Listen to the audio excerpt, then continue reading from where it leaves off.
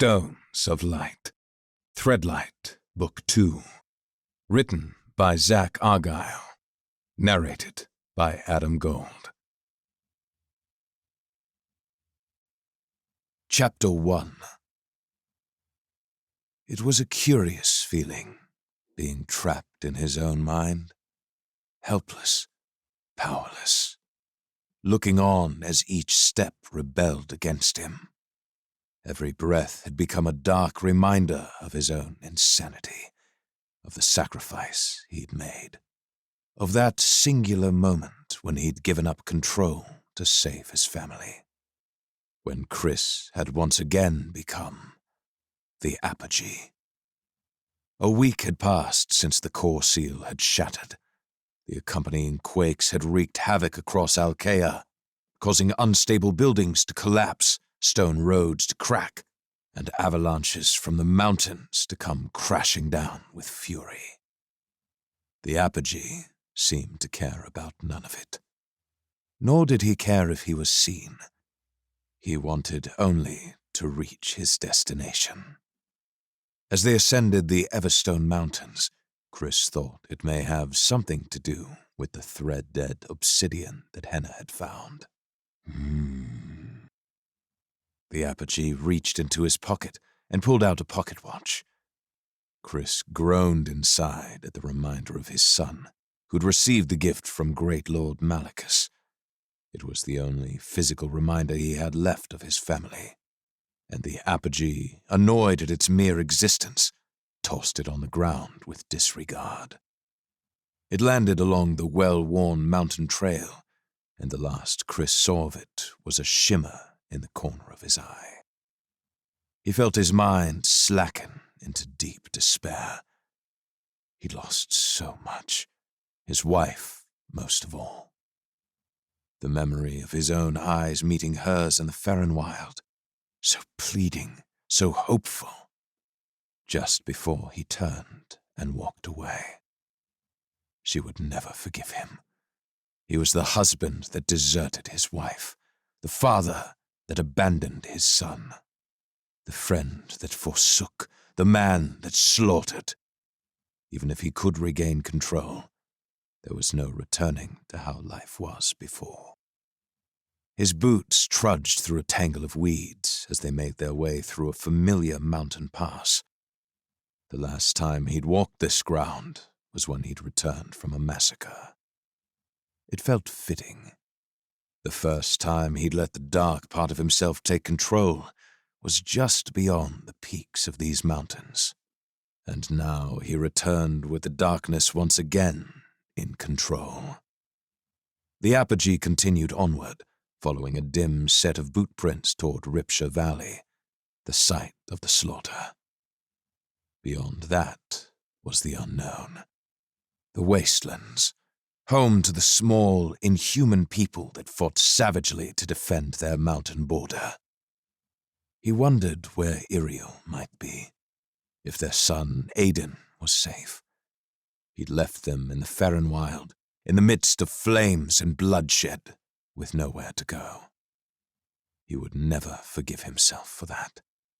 What is a man if he cannot protect those he loves? The sun had begun its descent, but at such an altitude, it seemed to drag on for an eternity. Fresh footprints appeared. They passed a soiled patch of dirt. Chris had a guess at who they may find ahead. For their sake, he hoped that he was wrong, that it was a lone hiker or even a small group of climbers. However unlikely, he hoped, because he knew the grim alternative. The apogee whispered as he inspected the footprints. His feet trampled forward, following tracks of pressed grass until they rounded a small peak. Alcaean soldiers huddled around a fire in the entrance of a large cave. The same cave from which the obsidian had come. High General Henna's soldiers were still exploring its deep tunnels. One of the soldiers looked over and saw them. There did not seem to be any official lookout on duty, just those nearest the fire. Hello! He shouted through the wind. Chris felt his hand raise into the air, a spurious white flag. The apogee smiled in return as they approached the camp.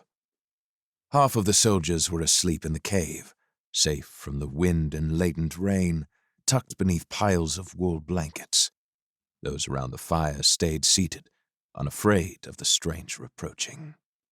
Blankets pulled tight around their shoulders as they shared sips from a warm broth. Finally! We've been waiting to hear from the general for a week! The soldiers all stared at him as he drew near. One gestured next to himself on the log they were using as a bench.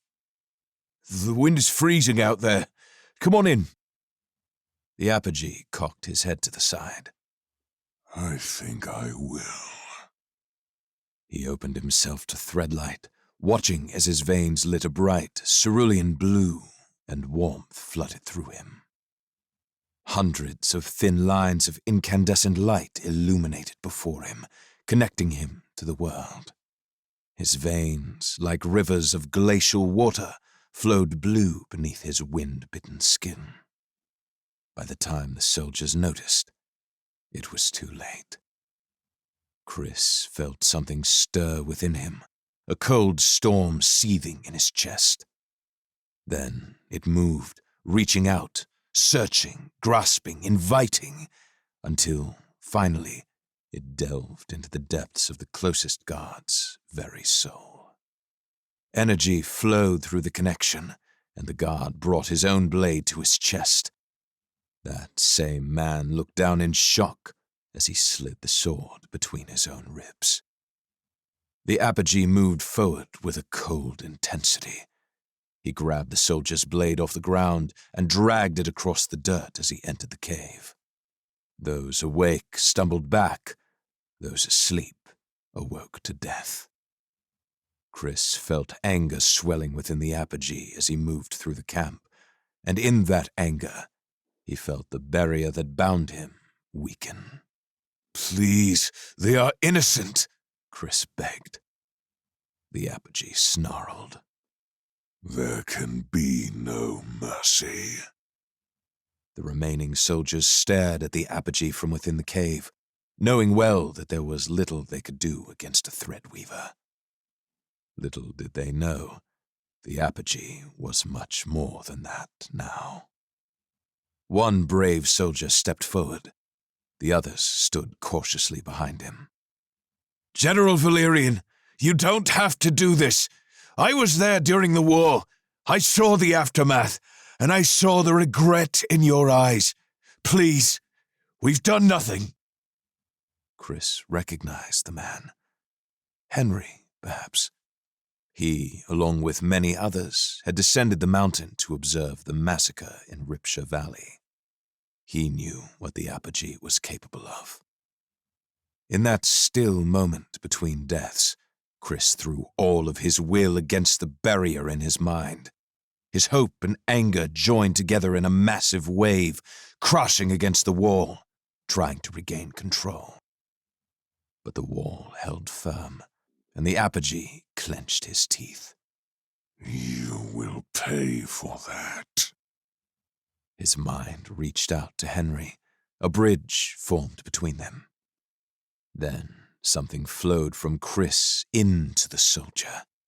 Henry screamed, clutching his skull with both hands as he fell to his knees. Somewhere, even deeper in the recesses of his own mind, Chris felt something odd, the vibration of a plucked string. Kill yourself, the apogee demanded. Henry brought a blade to his neck and pulled. Curses erupted throughout the line of soldiers as his body fell to the dirt. I need 2 of you, the apogee said. He pointed to the only female soldier, a sharp-faced woman with shoulder-length dark hair pulled back in a tail. You will be one. Come here. Of the rest of you, I will take the strongest. Choose amongst yourselves, or I will choose for you. He tossed the sword forward at their feet, and, for a moment, the soldiers stood in silence, staring. Chris needed to help. With every ounce of his bound soul, he wanted to protect them, to save them from himself, from the dark part of his soul that had taken control. The dark-haired woman ran forward, just as a man with red hair turned to his neighbor and rammed a knife through his gut. The others gasped in shock, not knowing what they should do. The same red-haired man attacked another, and, with surprising speed, the soldiers turned on each other. One man tried to grab the sword off the ground, but was brought down with a savage strike to his spine.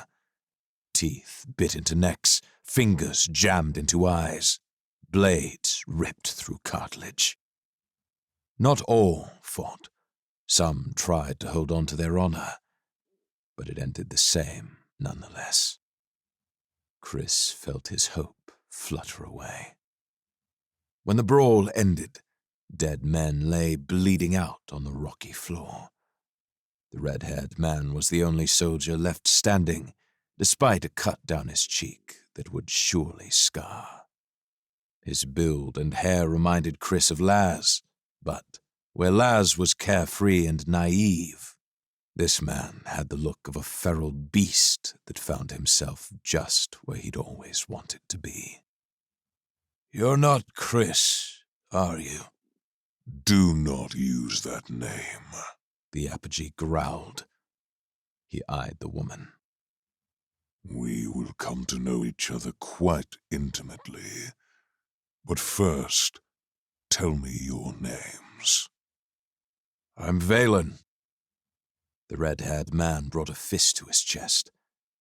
The woman held back tears, but Chris could see the fear in her eyes. Still, bravely, she replied, "Ortel." "Good. You may call me Relic. You cannot yet understand, but you have been chosen. You will be gods among men." He gestured to the corpses littering the cave. "Burn the bodies. We do not want an army coming over the pass before we are ready for them." Valen nodded and got to work. Ortel joined in with tears in her eyes. Together, they stacked the bodies into a pyre, stuffed it with moss and mushrooms, and let it burn. The Apogee said, watching. "Let us go. She will be waiting." Chapter 2. Laurel's dream of living in the Grounder city was not what she'd imagined. All of the wonder and splendor lay overshadowed by a new reality. She was thread dead. She could still feel the knife piercing her skin, splitting between her ribs and driving deep into her heart. Pain, surprise, shock. Pressure building, surging, crescendoing until something broke inside of her. Shattered glass. She should have been happy that she was alive, but it hardly felt like living. The world had lost its color. The wind had ceased to blow.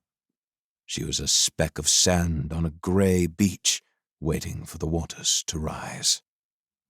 And yet, in the aftermath of the storm that broke her, there was still one sliver of hope. Alabella. The amber-eyed woman who led the blood thieves claimed that she could make Laurel a thread weaver again. Laurel knew there had to be a catch, some stipulation within the generosity. But did it matter? Could the cost possibly outweigh the reward? She wasn't stupid. She knew who she was dealing with. These were the same people that had kidnapped her and tried to have Chris murdered. The same people that Jurius had worked for. To their defense, they hadn't harmed her, and Chris's baby was strange. If there was anyone that understood what it meant to have amber eyes, it was Alabella. The truth was that as soon as she had her thread-weaving back, she'd head straight for Zedulum. Her grandfather was probably fighting the elders to let him leave the Farrenwild to search for her. Her biggest hope was that Chris's mother, Willow, had explained everything to them. They would have to understand. She missed the Farrenwild, the scents, the hypnotic flight of the skyflies overhead, and Asher. She wanted nothing more than to tackle him and squeeze him with all her might. But those all could wait. They weren't going anywhere. When she was fixed, Zedulum and Asher and her family would all be waiting there for her. Carefully, Laurel lifted herself from the bed. She moved to the large mirror beside the armoire. In its reflection, she inspected the stitches over her left breast.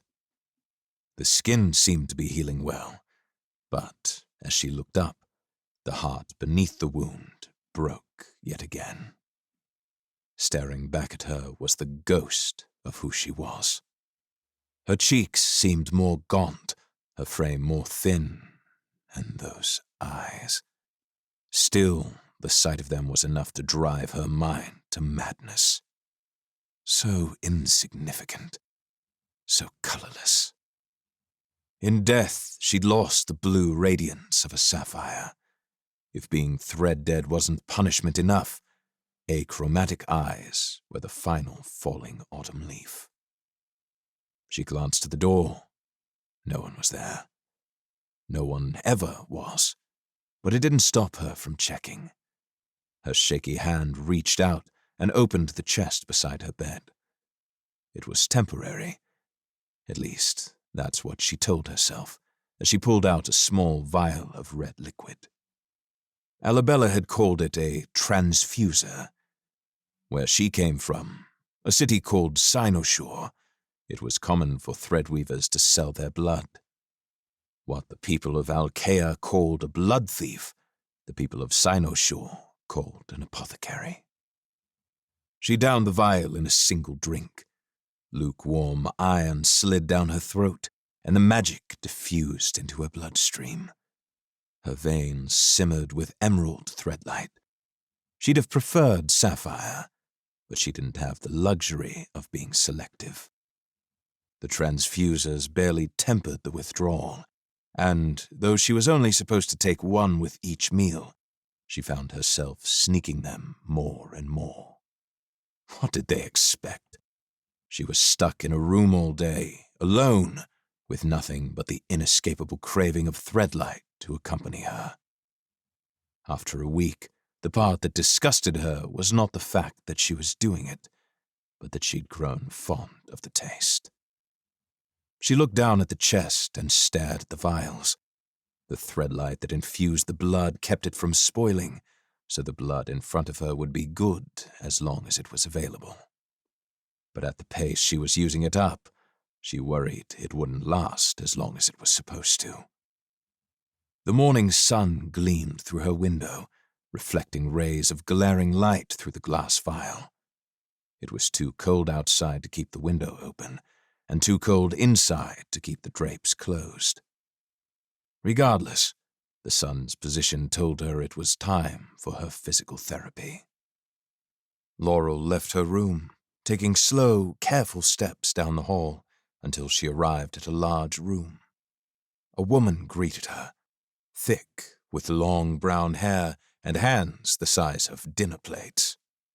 "Laurel," she said with an energetic smile. "Gelda?" Laurel mumbled. She hated therapy, but the tightness in her chest had already begun to fade, despite the stitches holding strong. As she approached the chair to sit, she recalled being chastised for wanting to lay down. Gelda claimed that being in a constant upright position would stimulate blood flow and aid in her recovery. So not only was she sleeping in a cold stone building, but she was forced to sleep upright. Gelda unlaced Laurel's shirt and inspected the wound. "Stitches look well. Nothing's torn? Thank you for being careful. I know it's hard with limited mobility. The next part was Laurel's least favorite. She'd even tried to convince them to let her do it herself. Gelda's wide hands compressed across Laurel's breast, firm and slow. She then rotated her hands and pushed down again, and again, and again. Each compression was agonizing, but necessary in order to promote clearing of internal secretions. She could have lived her whole life without learning the word secretion. Do you have any plans for the day? Gelda asked. Laurel winced as Gelda's hands pressed against her chest. It's not like I'm allowed to go anywhere. Oh, don't be so dramatic, the large woman said. You'll be out and about in no time. You're recovering incredibly well. For an achromat, that is. Thanks for the reminder. Laurel finished the rest of her physical therapy in silence. They took a walk, climbed some stairs, and did breathing exercises that included an absurd task that Gelda called guided huffing. Breathing in for 3, huff once, huff twice, huff a third time. Carefully, of course. Huffing too hard could tear a stitch. Gale, take her in her stupid exercises. Laurel turned to the doorway and left, making her way back through the hallways to her room. As she approached, she found a strange-looking woman waiting for her. The woman's two-toned hair draped over each of her shoulders, one half a dark maroon and the other a pitch black. The glasses she wore must have been custom-made, because the oversized lenses curved along the edges of her brows. Laurel had never seen the style, and wondered if the woman had come from somewhere else entirely. The woman waved and smiled with bright silver teeth on her upper canines. With the smallest sliver of hope, Laurel looked over her shoulder. There was no one there. She looked back at the strange woman and smiled cautiously in return. The woman approached with remarkable swiftness. Achromic eyes, the woman said with a clear voice while staring at Laurel. Disproves my theory of a secondary mineral source. Laurel raised an eyebrow and took a step back. My apologies. I only just arrived and had the most curious conversation with Lady Alabella concerning your recent traumatic event. She believes we could be of use to one another. She gestured to Laurel's door. May we sit? The last thing Laurel wanted to do right now was talk to a stranger. Her chest still hurt from Gelda's compressions, and her feet were so cold on the stone floor that all she wanted was to crawl into her bed. Unfortunately, if Alabella sent her, Laurel had no choice. She needed to play along if she was going to get what she wanted. Any friend of Alabella is a friend of mine, Laurel said, before stepping forward and opening the door. They entered the room, and the woman took a seat in a chair in the corner. Laurel sat on her bed. So, who are you? The woman laughed. Forthright, I can appreciate that. My name is Sala Maltes. I am a scientist, a physicist, an engineer, and most recently, a surgeon. I am whatever is needed for the question at hand, and you are an exceptionally unusual question. There's nothing exceptional about me anymore. Laurel laid back against the wall. You were a thread weaver, no? I was, Laurel replied. According to the debrief, you were a thread weaver. Your chest was punctured by a blade which, theoretically, shattered your theolith. The Illyrian general carried you to the hospital where you were stabilized by the attending physician, only possible due to the high volume of threadlight in your veins, and, when you awoke, your novel achromacy manifested.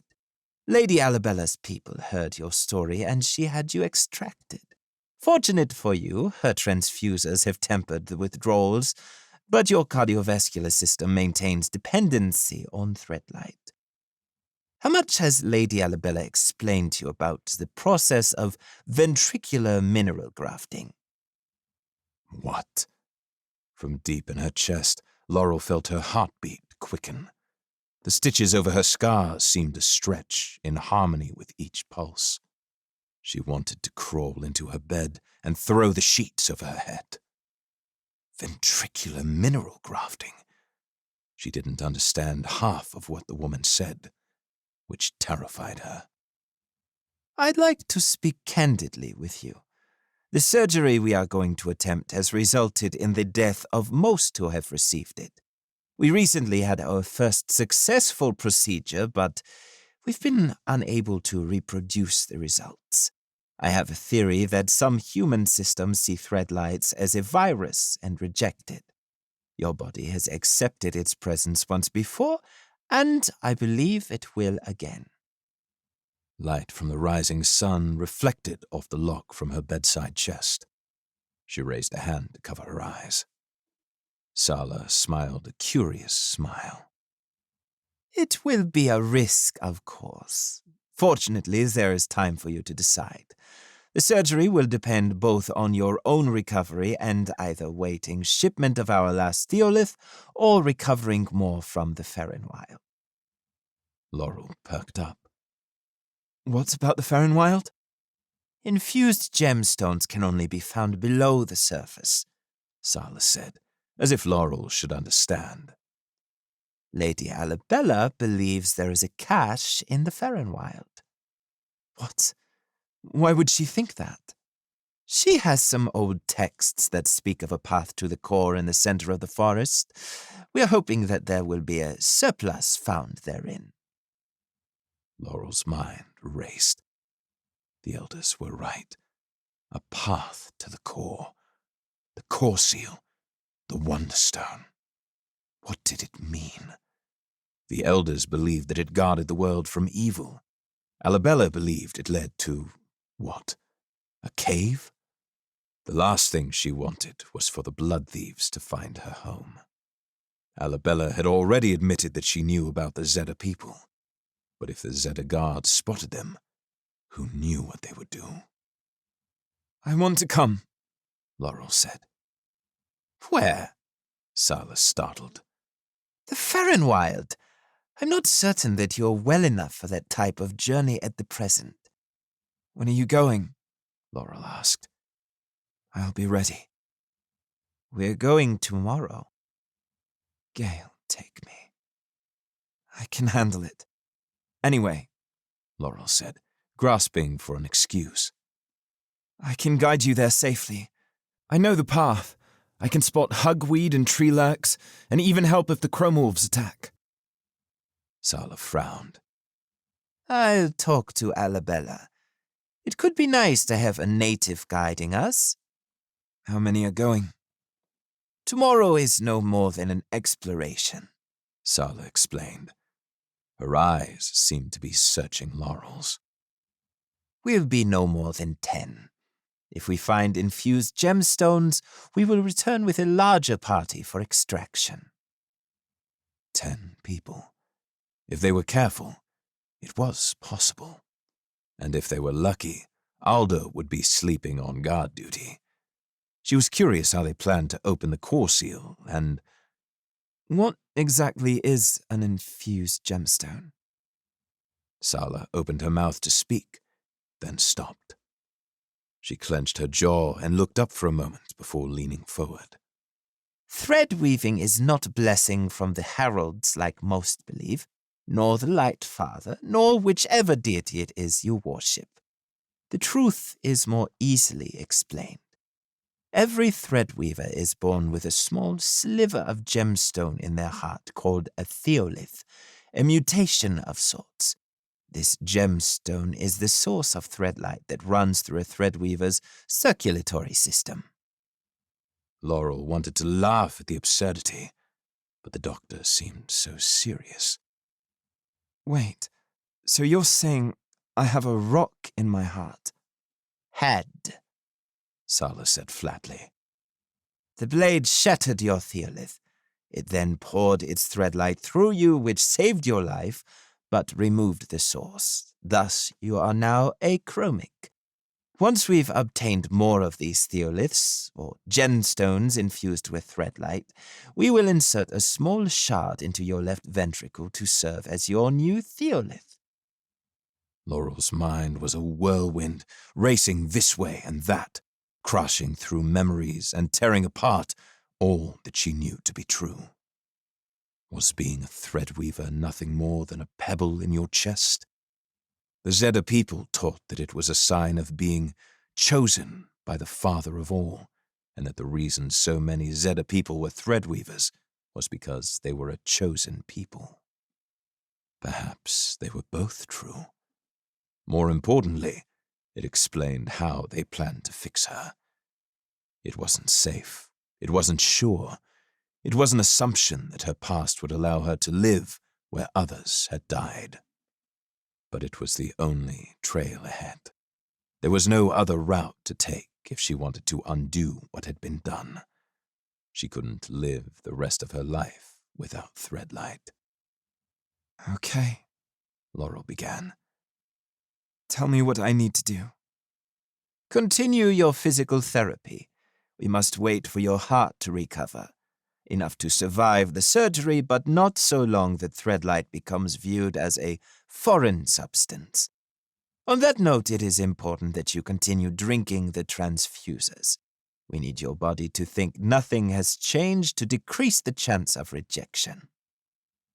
Sala adjusted her glasses and nodded as she stepped out of the room, leaving Laurel once again in silence.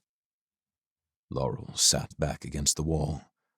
She had a lot to think about, but more than anything, she needed to prepare. Tomorrow, she was headed to the Ferren Wild. Chapter 3. Harold, save me. Empress Chailani of Phalia sat atop a rose-colored throne, flanked by an immaculate collection of white drapes that flowed down from the ceiling like rays of threadlight.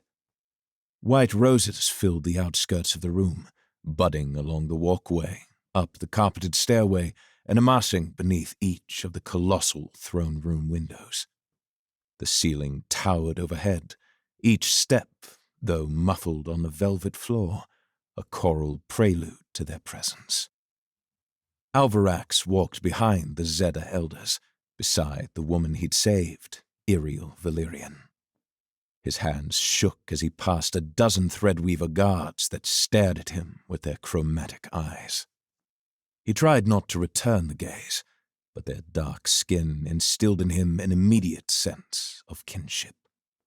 Of the dozens of Phalians in the throne room, only one was not dark-skinned, an Illyrian man with hair like white marble. Being in Phalia felt good, and not just because he'd spent the last weeks trudging through the countryside and smelling like a Terractus turd. As they reached the bottom of the stairs leading to the throne, the Empress rose to her feet. Her hair danced as thick dreads fell gracefully past her cheek. The gold in her crown matched the gold of her dress, and the clasps adorning her hair harmonized flawlessly. White sleeves faded to the same shimmering gold along the curves of her waist. Against her umber skin, each golden accent shone like the sun. And her eyes, blue as the sea itself, froze the room with the simplest gaze. Two others stood beside her.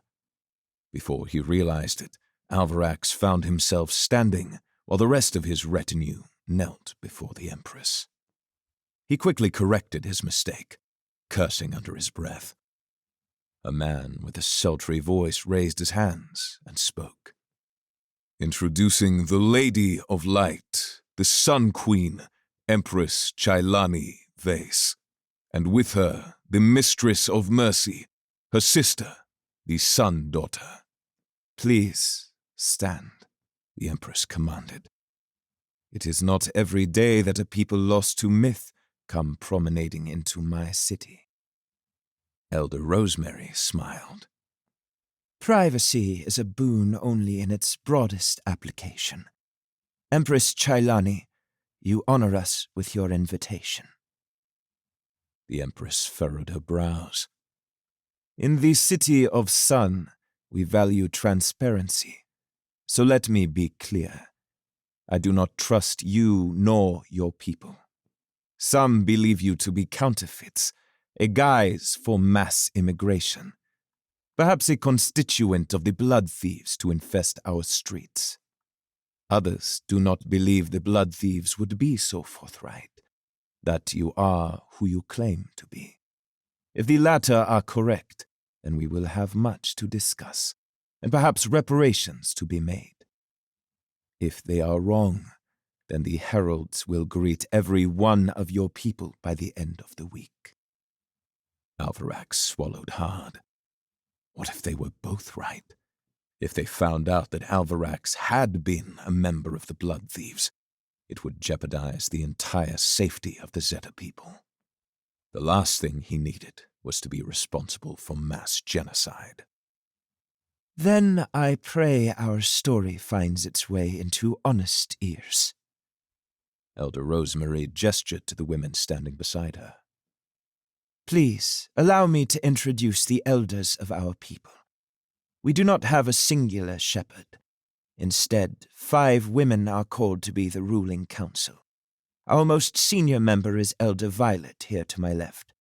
Beside her is Elder Ashwa and Elder Ivy. To my right is Elder Rowan, and I am Elder Rosemary. As I presume you've heard, our home was destroyed by the very blood thieves you fear. We have come seeking sanctuary. Empress Chailani nodded as she observed each of the women. She turned to the older man at her left and whispered something Alvarax could not hear. While he responded, the young woman to Chailani's right spoke up. And who are the others? She asked. The Empress turned to the young woman and scowled. Excuse my sister. She has forgotten her place. However, the question stands. Who are the others you have brought with you? If Alvarax had felt uncomfortable before, the feeling blossomed as the elders turned to look at him and the others. He had not wanted to come in the first place, but the elders insisted that keeping the presence of an obsidian threadweaver a secret would endanger their people. The Phalians valued truth and transparency.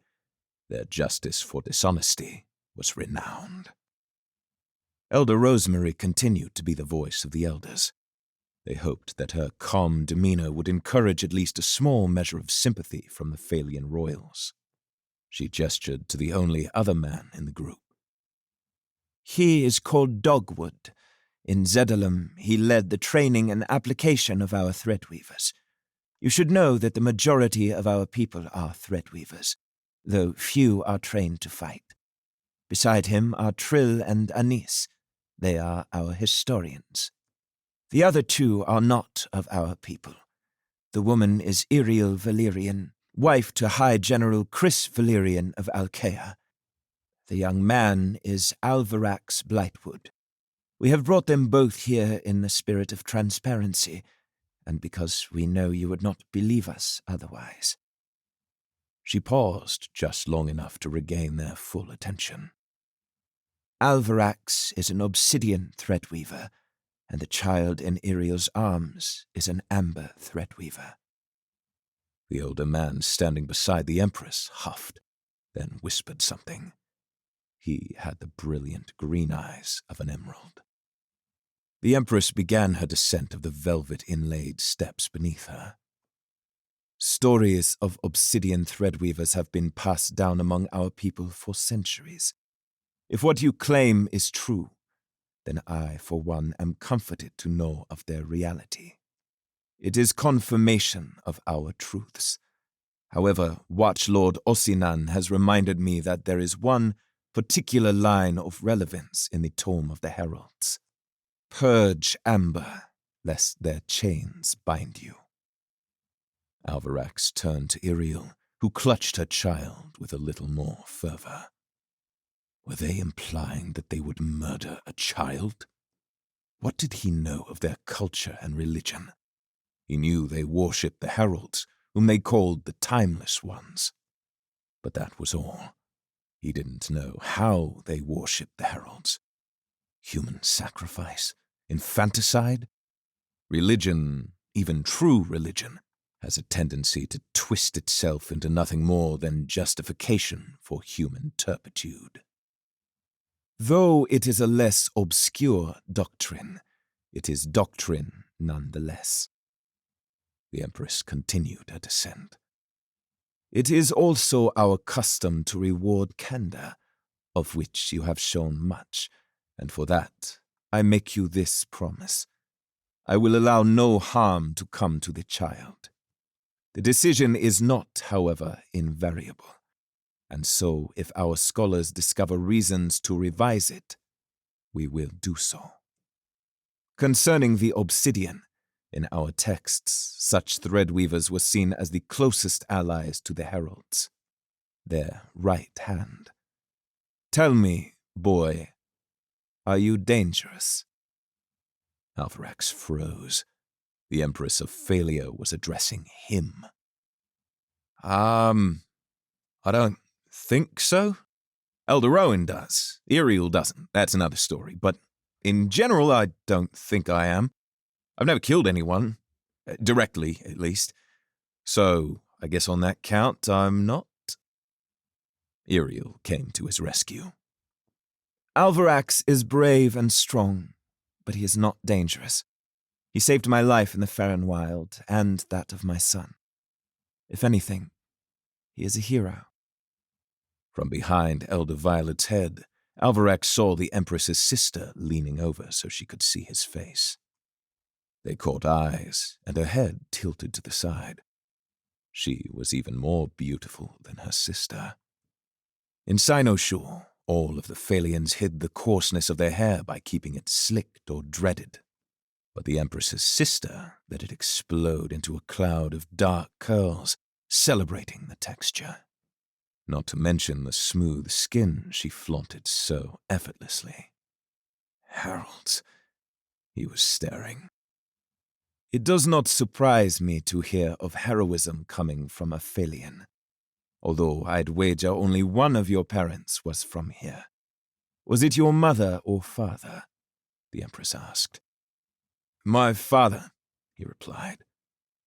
I never knew my mother.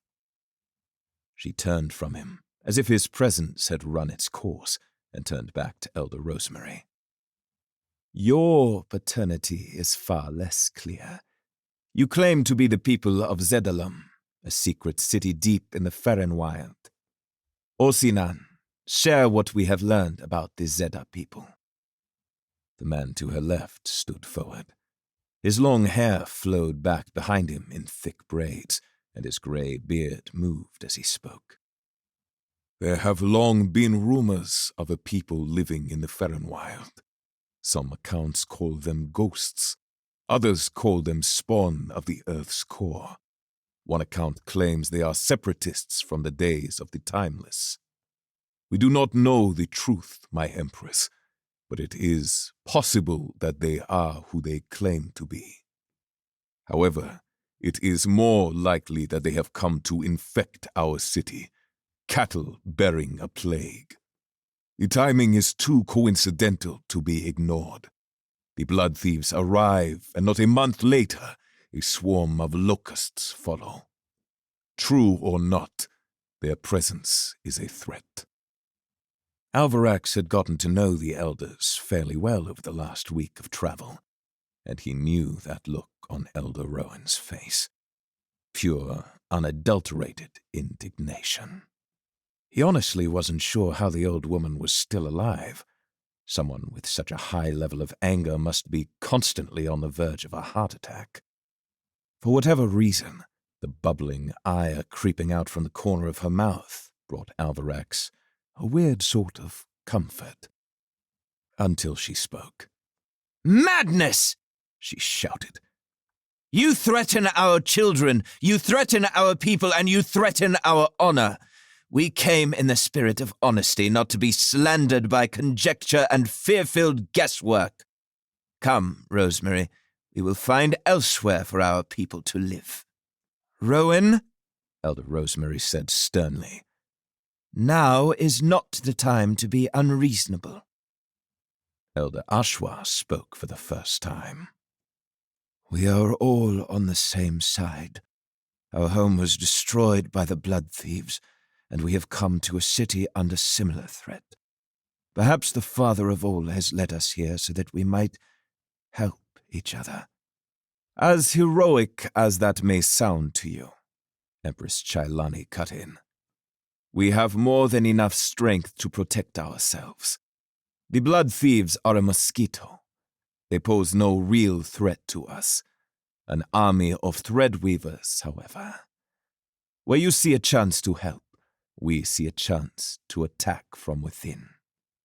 If we could prove our pedigree, would you let us stay?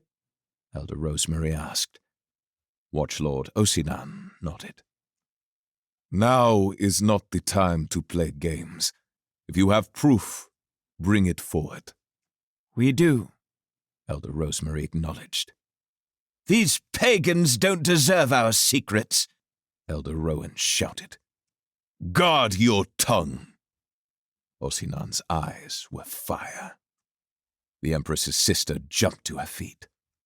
Osinan, stand down!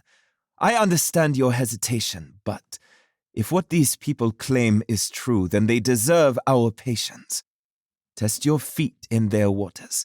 Uprooted from their homes, run out by wicked men, forced to find shelter in a foreign world with foreign customs. They have every right to be tired and angry and impatient. Let us be patient. Careful, yes, thorough without a doubt, but let patience be our guiding light. Bright sunlight filtered down through towering window panes.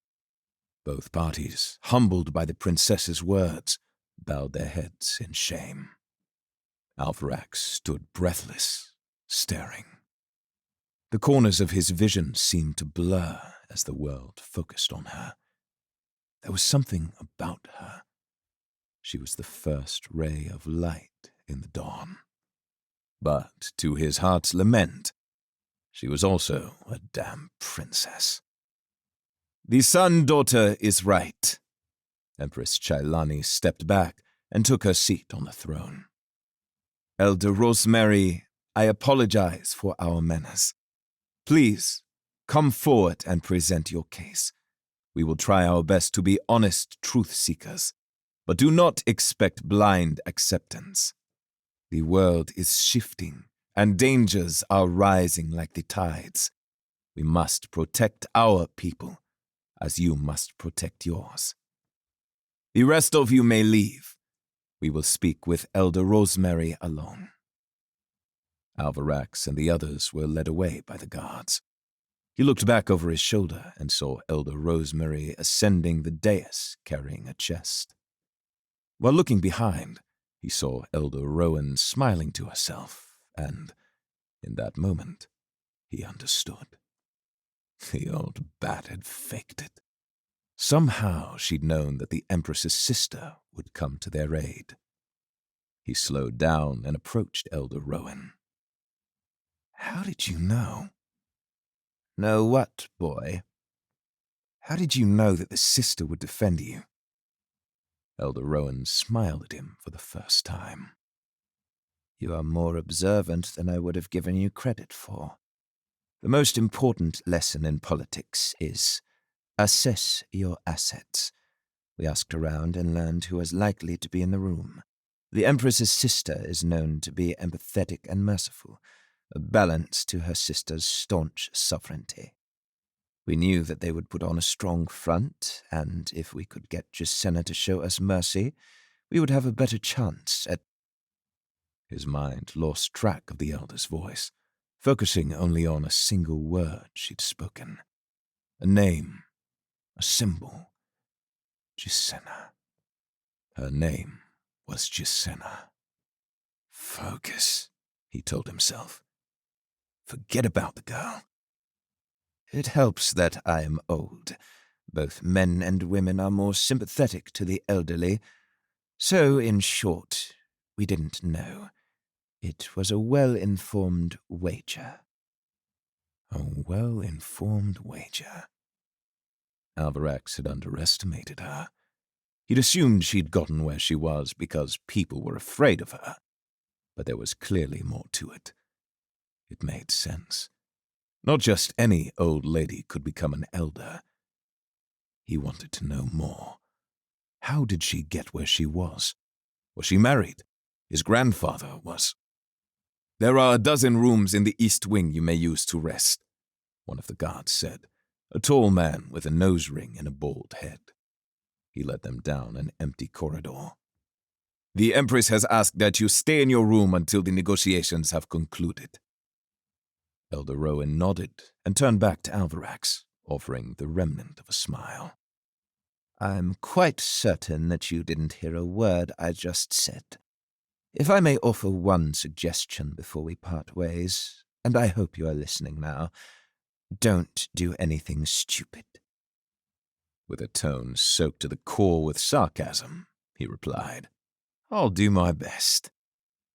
They parted ways, and Alvarax ended up in a large room with an unbelievable view. Out of his window, the Terracean Sea, as far as the eye could see, dotted with a large archipelago that formed the start of the Illyrian Islands.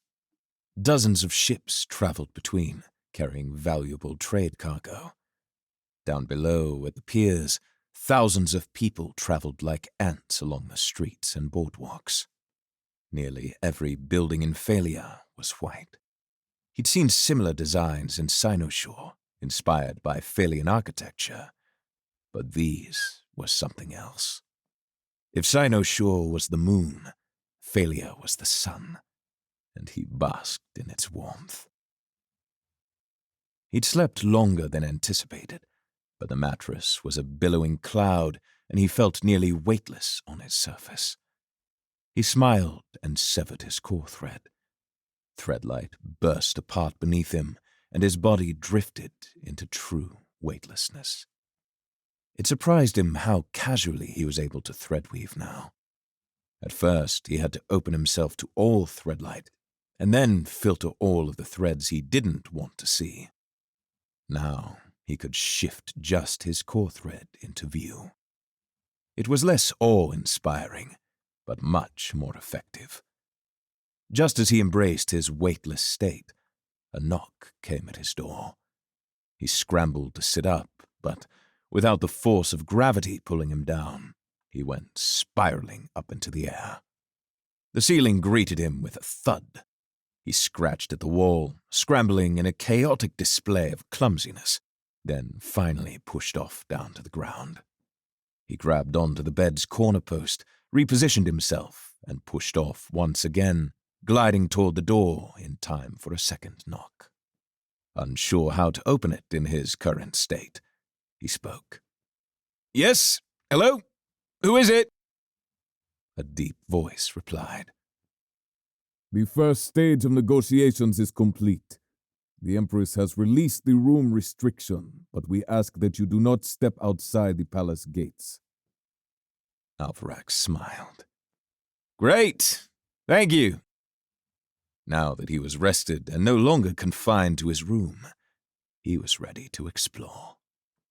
But first he had to awkwardly float in the air for another minute. When his core thread finally reappeared, he fell to his feet, with more grace than he deserved, and opened the door, stepping out into the broad hallway where he dodged a stream of busy workers. The decor in the Palace of the Sun was unlike anything Alvarax had ever seen. Flowers everywhere, lining stairwells and windows, and tied together into immaculate bouquets everywhere he looked.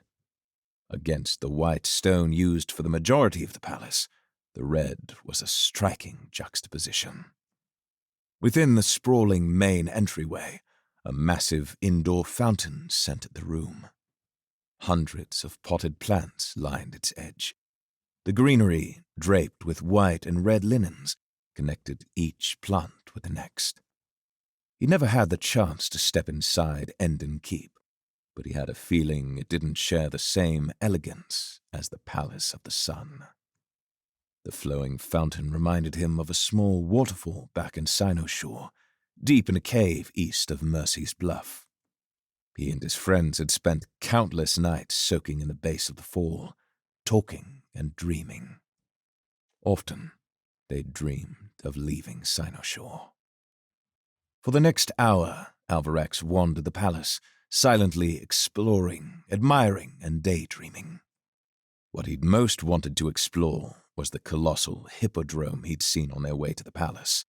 It was like an elegant, regal version of the pit in Sinosure, and he imagined himself seated in the stands, cheering on whatever games they played within. It felt so good. These were his people. His grandparents were Phalian, born and raised, but had left to Sinosure for reasons he'd never cared to ask about. Alabella had as well, but he hated thinking about her. He'd never had a mother, and he knew that deep down there was some weird psychological need he'd let her fill, despite her ill intent. What worried him more was what she was planning to do now that the core seal had been broken. Was the rest of her plan a lie, or did she really want everyone to become a Threadweaver? He turned a corner and felt a surge of warm air billowing out from an open doorway. A small sign marked the room as the sun bath. He appreciated the pun, but was more excited about soaking in the warm waters. Steps inside led down to a vast, open space with 2 separate pools of water, lit only by a few wall lamps. Steam rose up from the farther pool.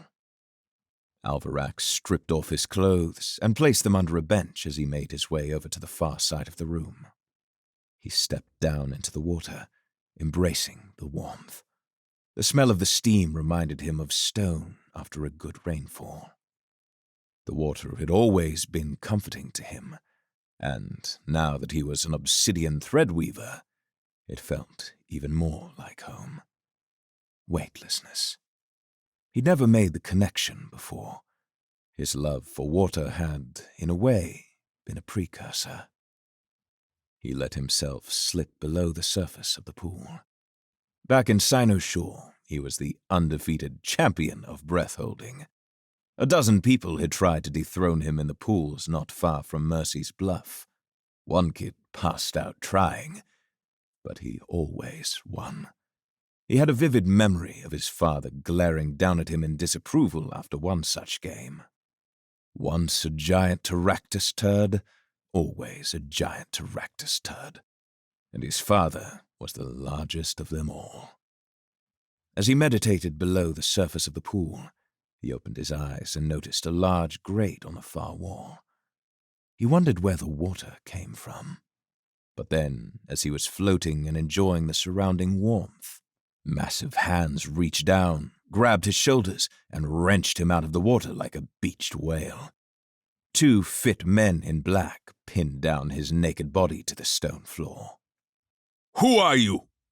The first shouted with a deep voice. Alvarax struggled to respond as his face pressed harder to the floor. Answer him! The other demanded. I'm nobody! Alvarax whimpered. I was just relaxing! A woman's voice cut the tension. Wait! I recognize him. Her bare feet pressed against the floor as she came closer. Cheth, give him a towel. Inix, release him, but stay close. His cheek throbbed from the stone, and his back still ached from the guard's sharp knee. He wanted to stand up and yell at someone for mistreatment of fine assets, but instead he stayed sprawled out on the floor until Cheth returned with a towel. He wrapped himself and turned around. Harold's now. It can't be.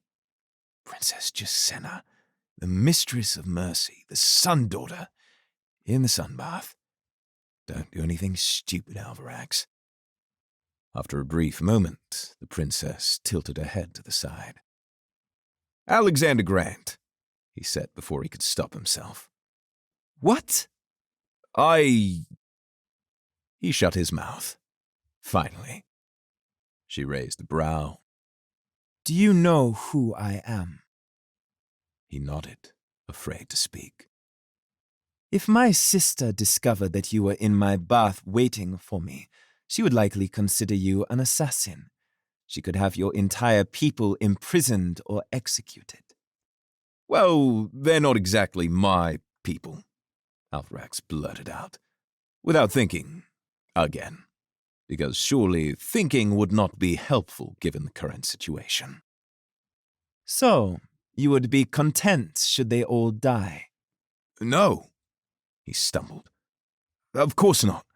I was just in here relaxing. I swear, I didn't know it was your bath. I should go. He shuffled away from the pool toward his clothes beneath the bench. Is it true? She asked. He turned to her. Is it true that you are an obsidian threadweaver? Her eyes danced from each of his black eyes, looking for a deeper truth. She stepped closer. Truth be told, I never believed such a thing was possible. Alvarax let out a laugh. Neither did I. How do you mean? She said, looking puzzled. Harold saved me. The elders definitely did not want him to share his connection to the blood thieves. If the Empress found out, who knew what they'd do? And as much as he liked to pretend that he was a good liar, he knew it wasn't true. It was the one useful trait he could have inherited from his father. Instead, he got the man's smile. Jacena pursed her lips.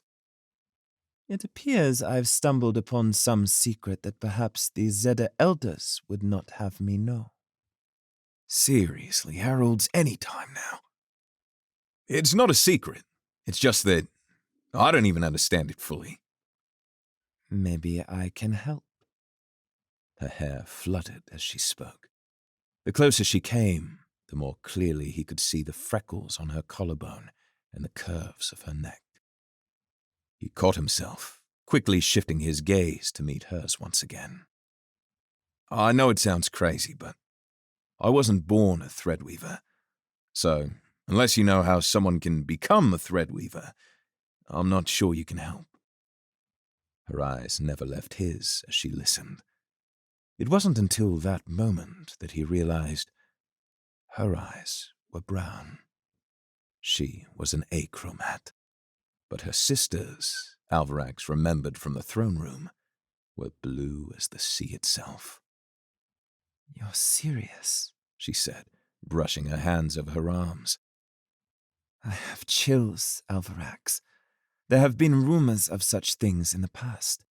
They say the heralds gifted powerful Threadlight to their most trusted. Those are stories, but you are real. She paused, eyes narrowing. I must ask you, and I will know if you lie to me. Are you here to kill me? No, he said defensively. Her eyes narrowed. You are not a blood thief. Harold, any question but that.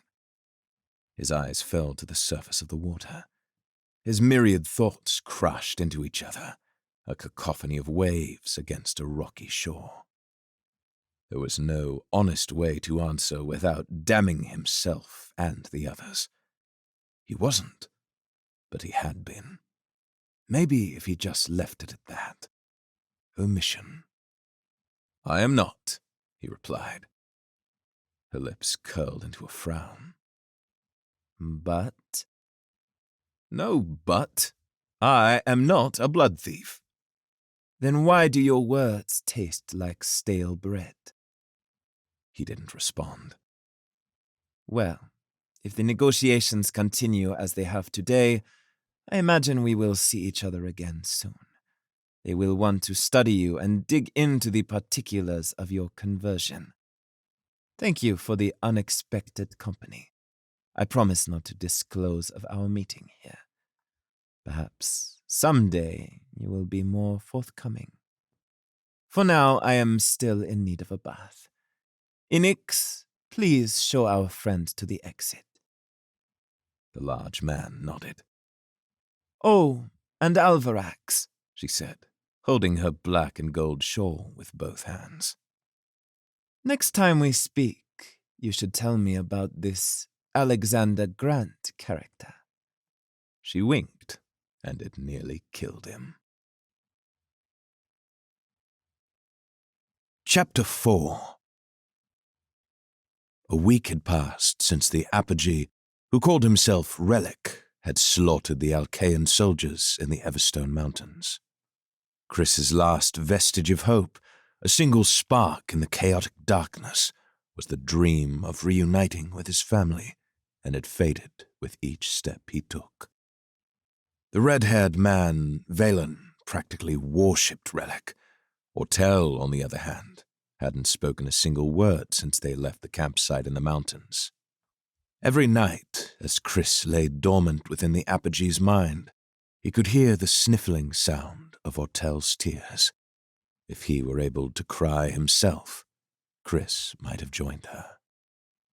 As they continued their trek, they entered a swampy forest east of the mountains. Thick vines hung between trees, and most of the ground was submerged by varying levels of water. Strange creatures swung from tree to tree on arms that seemed too long for their bodies. Others hung from branches by their tails, making noises that sounded dangerously close to laughter. The first night in the swamp, Relic killed one of the creatures and cooked it on an open fire. Skinned and roasting on a flame, the animal had the rough appearance of a small child. Velen ate his worth, but Ortel refused. Chris thought he heard her whisper the word cannibal under her breath at least once. Chris didn't know what to think of Relic. He'd assumed that it was some broken piece of his own subconscious, but with each passing day trapped in his mind, Chris began to doubt. Relic was something more. He had to be. If he wasn't, none of it made sense. The worst part was that it had now been weeks since he left Iriel and Aiden in the Ferren Wild. The truth, though he still refused to accept it, was that he would likely never see them again. Even if he regained control, he was lost in the wastelands. What hurt the most was knowing that Iriel would forever see him as the man who'd left her when she needed him most. Part of him wondered if Relic was only in control because Chris allowed him to be, because he was too weak to fight, too defeated to contest. A failure. Nothing but an empty voice in another man's head. They kept pace for another 2 days, Relic guiding them past hidden traps and unseen dangers. At one point, a hairy grey creature, like the great apes of Western Alir, twice the size of a man with yellow spikes down its back, sat at the base of a tree, peeling a bright red fruit.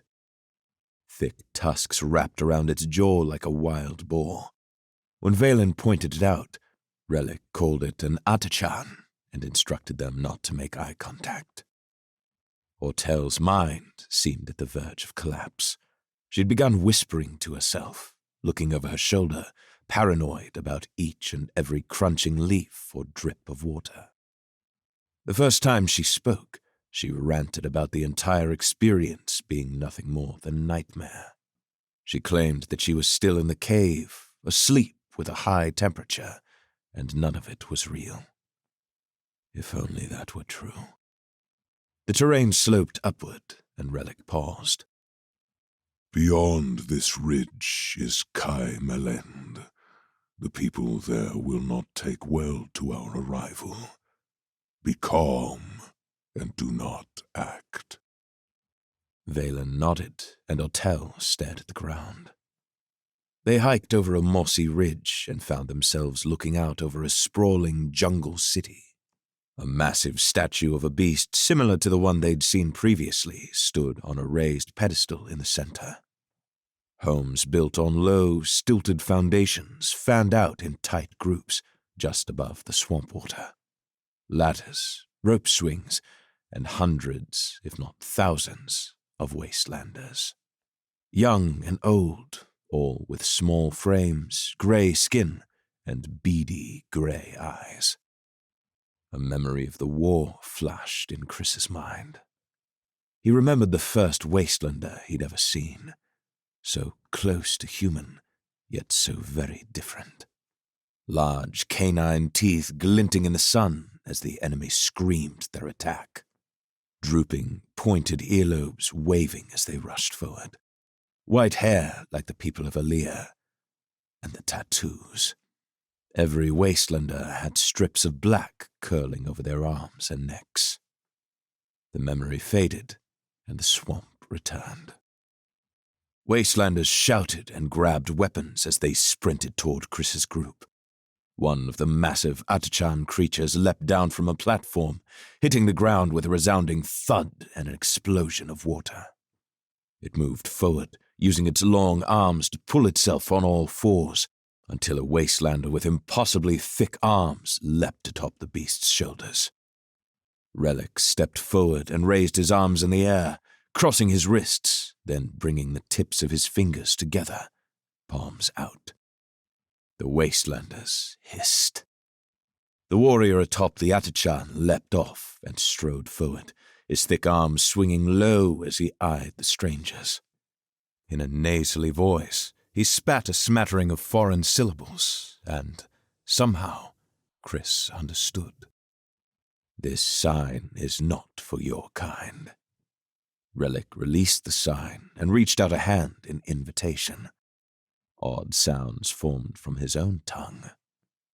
I have returned to the hive. The Atachan beat its chest and released a series of deep grunts. The wastelander stepped back, scowling with its wide, thin lips. If it is true, say it. Speak his name.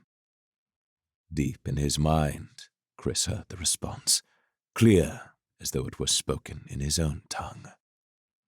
I am Relic, the great anchor, god of the Antara, king of the hive. Every wastelander who could hear his voice dropped to their knees, crossing their arms and connecting the tips of their fingers in the same way, prostrating themselves before him.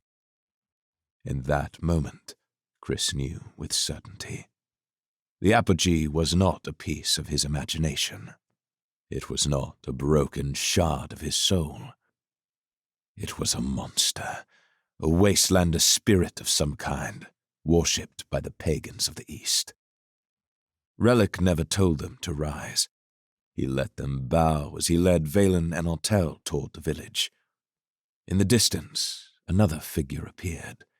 She wore more clothing than the rest of the wastelanders, covering almost the entirety of her limbs and torso. Neither she nor Relic spoke until they were close. "Brother," the woman said with a gravelly voice. "Lilacs," He replied. "You look well." She coughed. "Now is not the time for humor. How you managed to live in one of these frail corpses for so long, I will never understand." "It was no easy feat." "It is crippling." "It is, but do not worry. I anticipated your distaste." Relic smiled. "This woman is human. I brought her for you." Lilacs raised her brow. "She is not gifted." "My options were few." "It will do." "It is good to see you," Relic said. "Though I am surprised that after so many years you have not returned with an army in tow. I hope you have not grown soft. There is no room for mercy this time." "Do not worry, brother. I've given instructions to the smartest of the beasts. They will prepare the way for us. Like most wastelanders, Lilacs was a full head shorter than Chris. She looked up, inspecting Ortel, then pulled out a knife. Tears streaked down the Archaean woman's cheeks as Lilacs drew close. The Wastelander woman cut into her own palm, followed by a clean slice into Ortel's, then placed both palms together. As soon as the hands touched, both women screamed out in pain. Their backs arched, their heads threw back with force. The Wastelander body convulsed wildly, her head shaking back and forth in an unnatural blur of speed. Then, finally, she fell to the ground, swamp water splashing beneath her lifeless corpse. For a brief moment, Chris felt a sliver of hope that something had gone wrong and that Lilacs had died. But then Ortel smiled, and the curve of her lip was wrong. She was no longer Ortel. Like Relic had done to Chris, Lilacs had done to Ortel. Another memory from the war flashed in Chris's mind. A Wastelander, strong, taller than the others, his entire cheek covered with dozens of perfectly circular tattooed dots. There was a certain greed in his smile as he eyed Chris's sapphire veins. That smile. Relic. She is stronger than she looks, Ortel said, the words ripping Chris away from the memory. She waved her hands back and forth, inspecting them. My God, Valen said with excitement in his eyes. Am I to be a vessel as well? Relic turned to face him. Yes. Is there another? He asked. You will be my vessel. This man, Chris, killed many of the Wastelanders. I will give him to them as a gift. Valen's eyes grew wide. He dropped to his knees and tried, poorly, to mimic the sign of worship that the Wastelanders had made, but his hands were trembling. I am ready.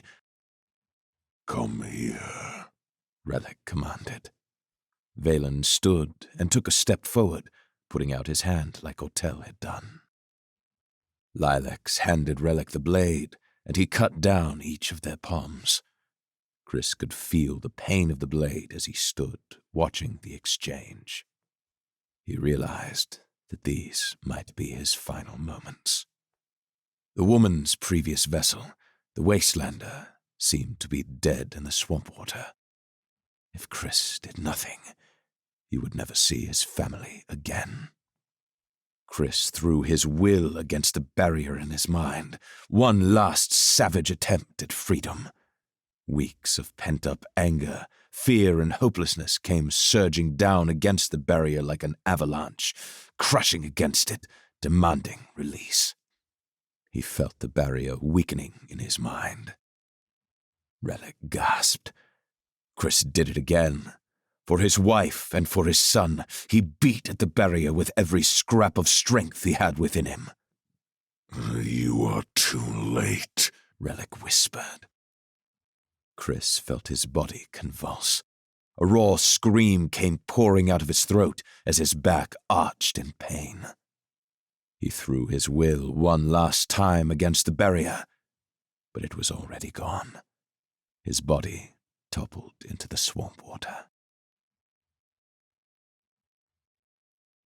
Chapter 5.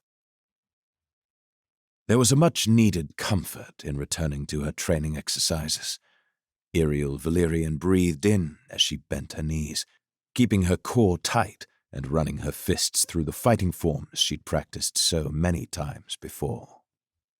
Performing them again felt like coming home, and the quiet of the Phalian courtyard gave her life. It wasn't that she didn't like being a mother. It was beautiful, and she already felt herself growing in ways she never would have otherwise. but she just wasn't convinced she was good at it. She'd barely been able to keep Aiden alive, and that was the bare minimum for the job. The worst part was that he knew. Somehow, the little newborn knew that she was failing and refused to latch for his feedings. The truth of it nearly crushed her, settling in her stomach, in her heart, her mind. Anxiety for her child's well-being, anxiety that she wasn't capable, anxiety that she was failing, and resentment every time Aiden cried when she just needed 1 minute alone, then guilt for her own resentment. Iriel shook her head and cleared her mind of her child. She cleared her mind of Chris and where he might be, and she embraced the kata. She brought her foot up into the air and stumbled as her muscles reminded themselves of months-long deprivation. But soon enough, she felt the quivering muscles in her stomach steady themselves, and her stance solidified. She couldn't imagine women giving birth without Threadlight to speed up the recovery. She moved on to the next and the next. Her hands moved like blades through the air, cutting forward, then pausing while her shoulders and forearms tightened. Her father had paid for her first lessons when she was young. The confidence that came from being an emerald threadweaver often came at the expense of injury or harm. While sapphires could push weapons and change the flow of a fight without much thought, an emerald had to be smarter. Since she was young, she trained with palm guards, a technique first developed on the islands of Kulai, a special glove that was worn with metal only on the insides of the hand. When a blade struck toward an emerald, they could pull the weapon to their hand, grasp hold of it with a shielded palm, and disarm or reverse the attack. She missed the feel of the steel against her hand. Running through the forms gave her the sense of control she needed. Since fleeing Alkea, it felt like she hadn't made a choice for herself. Every decision came down to what Aiden needed. It didn't upset her. Frustrated, perhaps, but there was still an overarching sense of pressure that seemed to cloud her. She just needed to be alone. And stones, no one ever told her how difficult it would be to find alone time as a mother. She finished up her kata, brow glistening with sweat, and nodded to the Phalian guards posted along the wall walk, a habit she'd picked up from Chris. As she walked slowly through the hallway, she thought of her missing husband. She wished Chris were there with her. Stones. She just wished she knew that he was okay. She'd seen the look in his eyes, the coldness, that foreign gaze, and she feared what it meant for him. Would he ever return? His mother, Willow, had also yet to return, and though she knew it was stupidly selfish, Iriel wished Willow were there to help with Aiden. It seemed silly to feel so lonely. She was surrounded by people, and there were many among the Zeta that she'd grown close to. Like Kara, the burly Chroma Wolf trainer who'd been unable to have children of her own, who had offered to help with Aiden whenever Iriel needed a break, or at least whenever Iriel's guilt of unloading her child on another was less than her need for solitude. At times, it felt like Kara was mothering Iriel as much as she was Aiden. Then there was Alvarax, the biggest surprise. Throughout their time traveling from the Farinwild to Phalia, she'd become unexpectedly protective of him, almost like a younger brother. Sure, he'd saved her life and the life of her child, but even more than the debt she owed him, she saw in him a young man trying to do what was right. When she finally arrived back at her room, she pushed open the large oak door and found Kara seated in the rocking chair, with Aiden quietly asleep on her shoulder. She gave Kara a silent wave as she entered. The broad Zeta woman smiled in return. "Never woke up," she said. "He's a hard sleeper, this one. Doesn't seem to have much of a preference for position either. I'm glad he slept for you, Iriel said, taking a seat on the bed. He's had some rough nights since we arrived in the city. I swear he liked it better out on the road. A boy after my own heart, Kara said. All this stone, it's too stuffy. I don't like it. Nothing quite like the smell of tree bark and a chill breeze to give you life. Looking out the window, Iriel remembered the cold nights she'd spent traveling from the Ferrenwild, fearing for the health of her newborn. It gets easier, Kara said. Iriel turned to her. How are you feeling? She continued. It's more common than you'd think. What do you mean? Kara smiled. People focus so much on the physical pain of childbirth that they forget the mental burden is often worse and longer lasting. I saw the smartest woman I know barricade herself in a room for 2 days, a few weeks after she gave birth. People thought she'd gone mad. When she finally came out, she was perfectly fine, apologized, and now she's the best mother I know. Point is, you have to give your roots room to grow and accept that you're bound to run into a few rocks along the way. Is it that obvious? Iriel asked. Kara didn't need to respond. Iriel put her head in her hands. I just feel so restless. My husband is missing, and I'm stuck here. I want to be out there searching for him, fighting for him, helping, doing something, anything. I was worried about it before, but I thought it would just go away. If anything, it's gotten worse. I'm starting to think that maybe I'm just not made for motherhood. Iriel, Kara said with a soft voice. It's like comparing granite to clay. The clay may take shape more easily, but the granite, once you've chiseled it into place, is so much stronger. For some people, motherhood comes more easily. For others, it takes a hammer and chisel. No one is made for motherhood. Motherhood is made for you. Some of us aren't so lucky. Her words cut Iriel to the core. She felt so ungrateful. Here she was complaining to someone about something they'd spent decades craving. Given the circumstances, Iriel had plenty to be grateful for. I'm sorry. I shouldn't complain.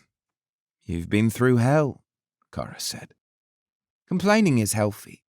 I just don't want you to be so hard on yourself. A few dark clouds don't make a storm. Just give it a bit of time. Iriel smiled and moved to lift Aiden from Kara's shoulder.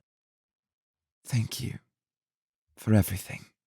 You know I love doing this. Kara helped lift the child so he wouldn't wake. Reminds me a bit of taking care of my little Cromer wolf pups, but I never had them this young. Carefully, Iriel laid the child's head back onto her own shoulder. He seemed to fit perfectly in the crook of her neck. Kara stood and walked to the door. I'll chat with the elders and see if they have anything you can help out with.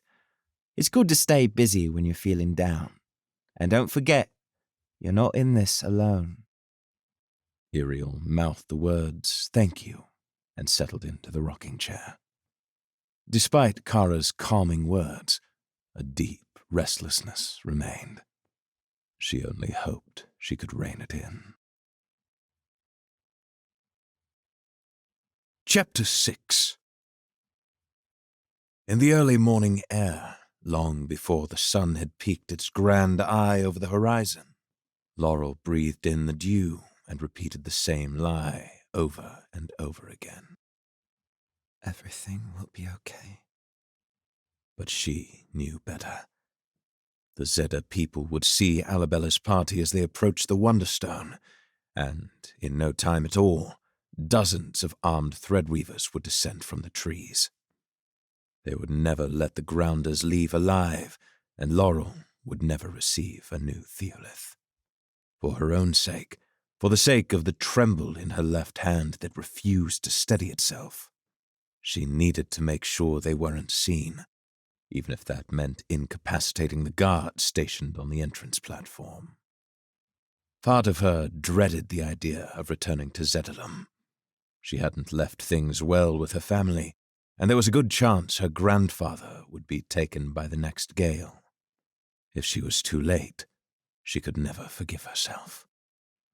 While she waited, she felt at the stitches over her breast and was surprised to find very little pain. It still held soreness deep below the surface, but the skin and muscle had recovered well. Sala had explained to her that drinking the transfusers would accelerate the healing of her chest, but it had its own side effects. Laurel had to drink extra water to account for the vomiting. When the others arrived, Laurel was sitting under an apple tree hiding from the moon and a growing mob of storm clouds. Her eyes, heavy with bags and the whites stained red from lack of sleep, opened at the sound of footsteps. Alabella walked along the path, accompanied by a thick Alcaean man with arms too large for his shirt, carrying a sack over his shoulder.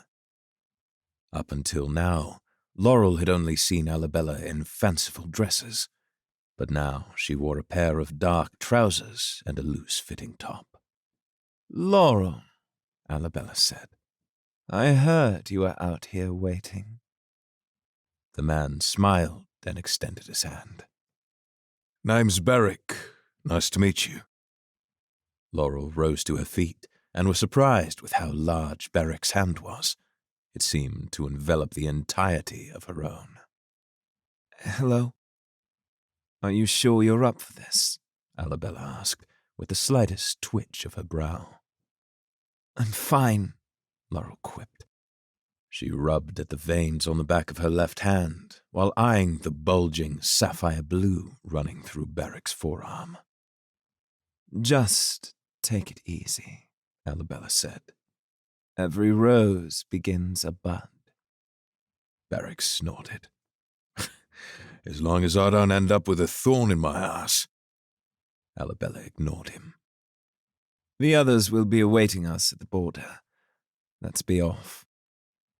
They traveled many hours before reaching the edge of the Fernwild. There, dwarfed by the great fay trees, 5 people sat in shadow with a large wooden pushcart and a few bags of supplies. It felt odd to be approaching the forest with others. All of her messenger runs had been done alone.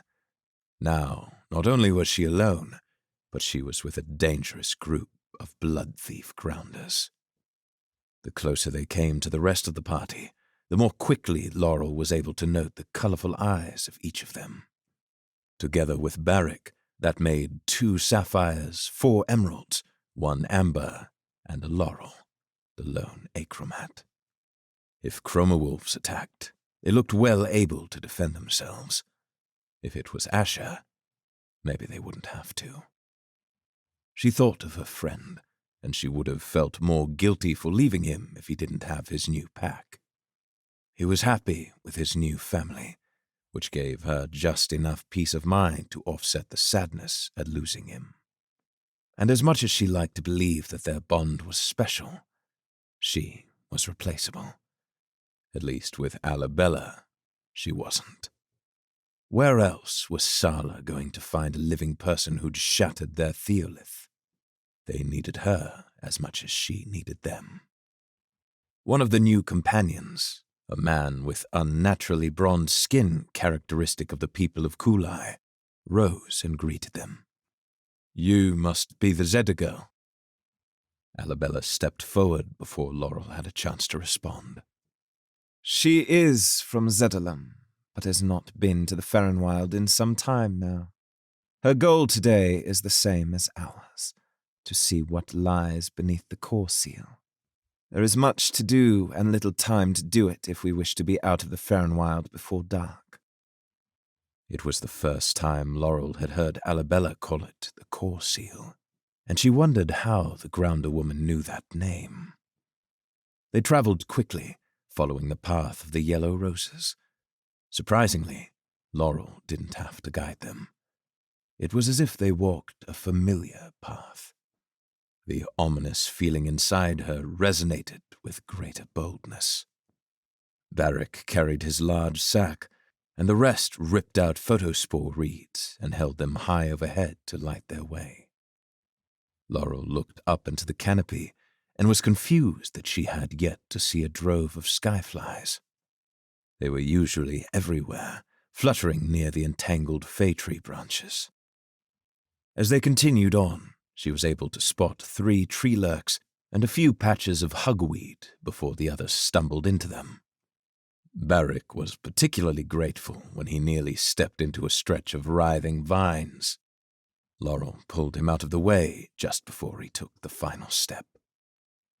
Hours had passed, and Laurel knew that they would soon approach the entrance to Zetalum. In the distance where the Wonderstone would be, it looked as if they were about to come out the other end of the Ferrenwild. Daylight poured through the darkness.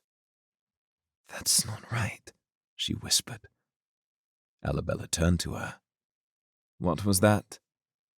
"That light ahead," Laurel said. "It shouldn't be there. Rumors in Alkea said that there was a great fire in the Ferrenwild the night you were hurt. Perhaps it is related. A little extra light could be useful to us if that is our destination." Barrick, who had been eavesdropping, stepped closer. "Heard the same thing. Your people live anywhere near here?" "Oh no." Laurel sprinted forward without answering.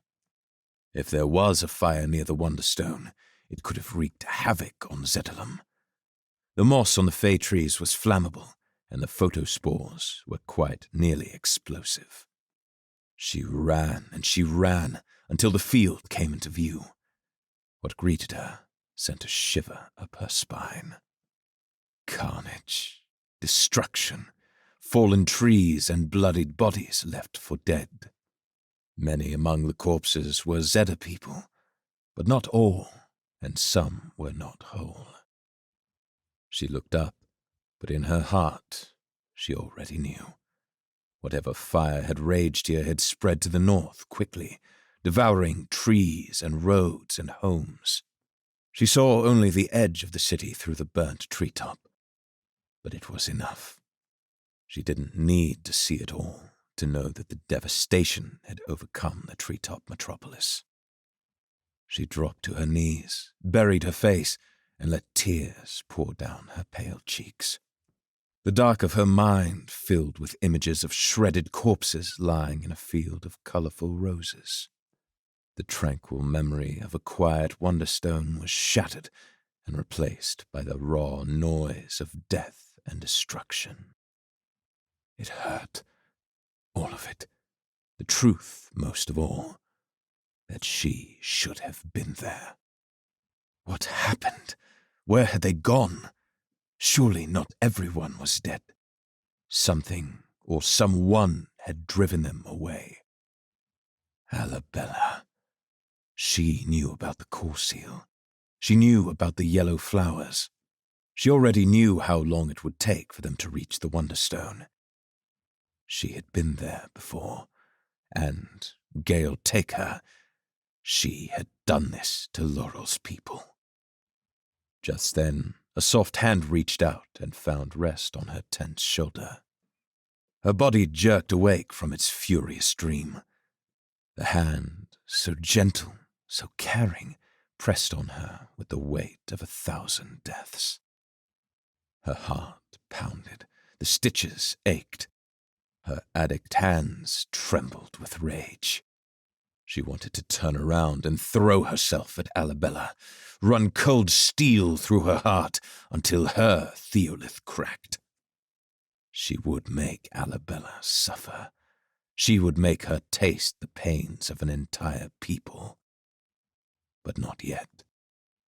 She needed to be smart. If Alabella was responsible, this could be a test, and Laurel wasn't strong enough to fight back. She couldn't let Alabella know that she knew. She had to play along like the young, ignorant, sheltered girl they believed her to be. lie. She had to lie. And if there is anything Laurel knew how to do, it was that. The rage and fury coursing through her thread-dead veins bubbled up until her eyes filled with tears. It didn't all have to be a lie. Laurel turned to face her demon. They're gone, she cried. Arabella's eyes were ice as she brushed the back of her hand against Laurel's cheek, wiping away the tears. Laurel, these are your people. What darkness has fallen upon this place? It took all of Laurel's self-restraint not to charge the lying old hag. Arabella continued. I bet it was great Lord Malachus, retribution for the priest and your friends invading his home. It is terrible, Laurel. I'm so sorry you had to see this. If I'd known... Laurel's jaw clenched, and she spoke through grinding teeth. My brother and my grandfather were there. Take that anger, Arabella said, her voice growing stronger. Do not forget it. Anger is the great fuel of life. Take it and let it burn inside your veins until we can replace it with Threadlight once again. These Alcaeans believe they can kill without consequence. They think they are more righteous than you, stronger than you. But we will heal you, Laurel, and then we will make them pay. Laurel's heart was a skyfly's wings, fluttering with terrible speed. What ripped deepest into her heart was the ease with which Arabella weaved her lies. Her reality was malleable. Her truth was clothing donned for the occasion. She was a tree lurk, shifting its hues to snare its prey, and Laurel was the passerby. When she didn't respond, Arabella removed her hand. Take your time. We will be at the core seal when you are ready. A minute later, after Arabella's footsteps faded to silence, Laurel took in a deep breath. The scent of roses laced with death danced in the swirling breeze, but none of that mattered. On top of it all, the Wonderstone had broken in two, and the emerald threadweavers were pulling the pieces apart. How had she not seen it? The Wonderstone was the core seal. The warnings of the elders echoed in Laurel's mind. Something was down there, something dangerous enough to compel an entire people for hundreds of years to protect it.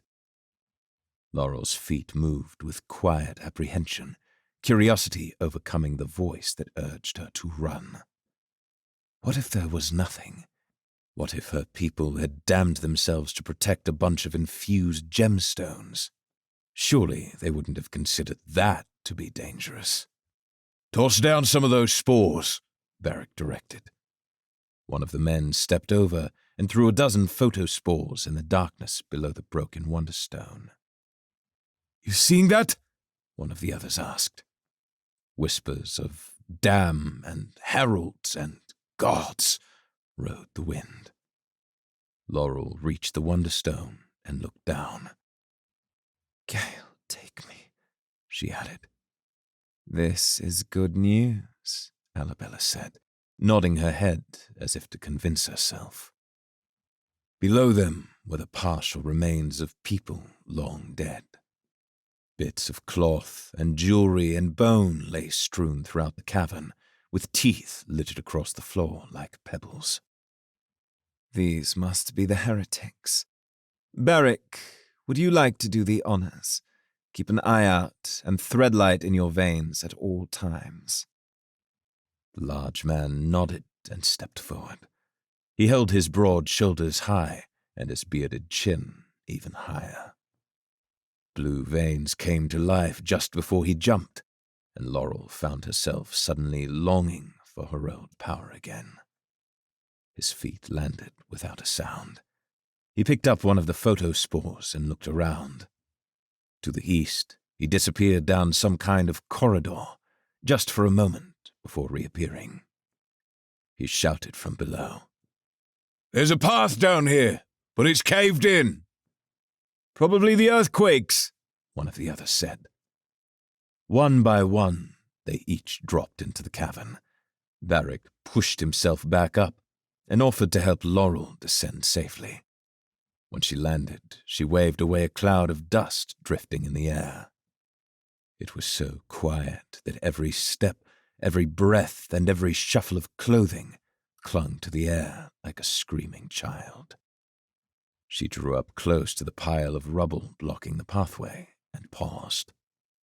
"Do you hear that?" she asked. Barrick, who'd stayed close beside her, leaned closer to the rocks. "I don't hear anything." "I thought I heard something," Laurel said. He shrugged his shoulders. Alabella rose from inspecting a bracelet on the ground and smiled. "We're close. Let's pull these stones out of the way. Everyone, keep Threadlight in your veins. Who knows what lies on the other?" A pale Alcaean man with short brown hair and eyes the color of spring leaves stepped forward. Laurel and the others moved out of the way. He dug his boots into the ground, veins coming to life with emerald threadlight, and pulled. Stones and rocks and pebbles exploded away from the path. The pile tumbled down as higher rocks replaced lower rocks.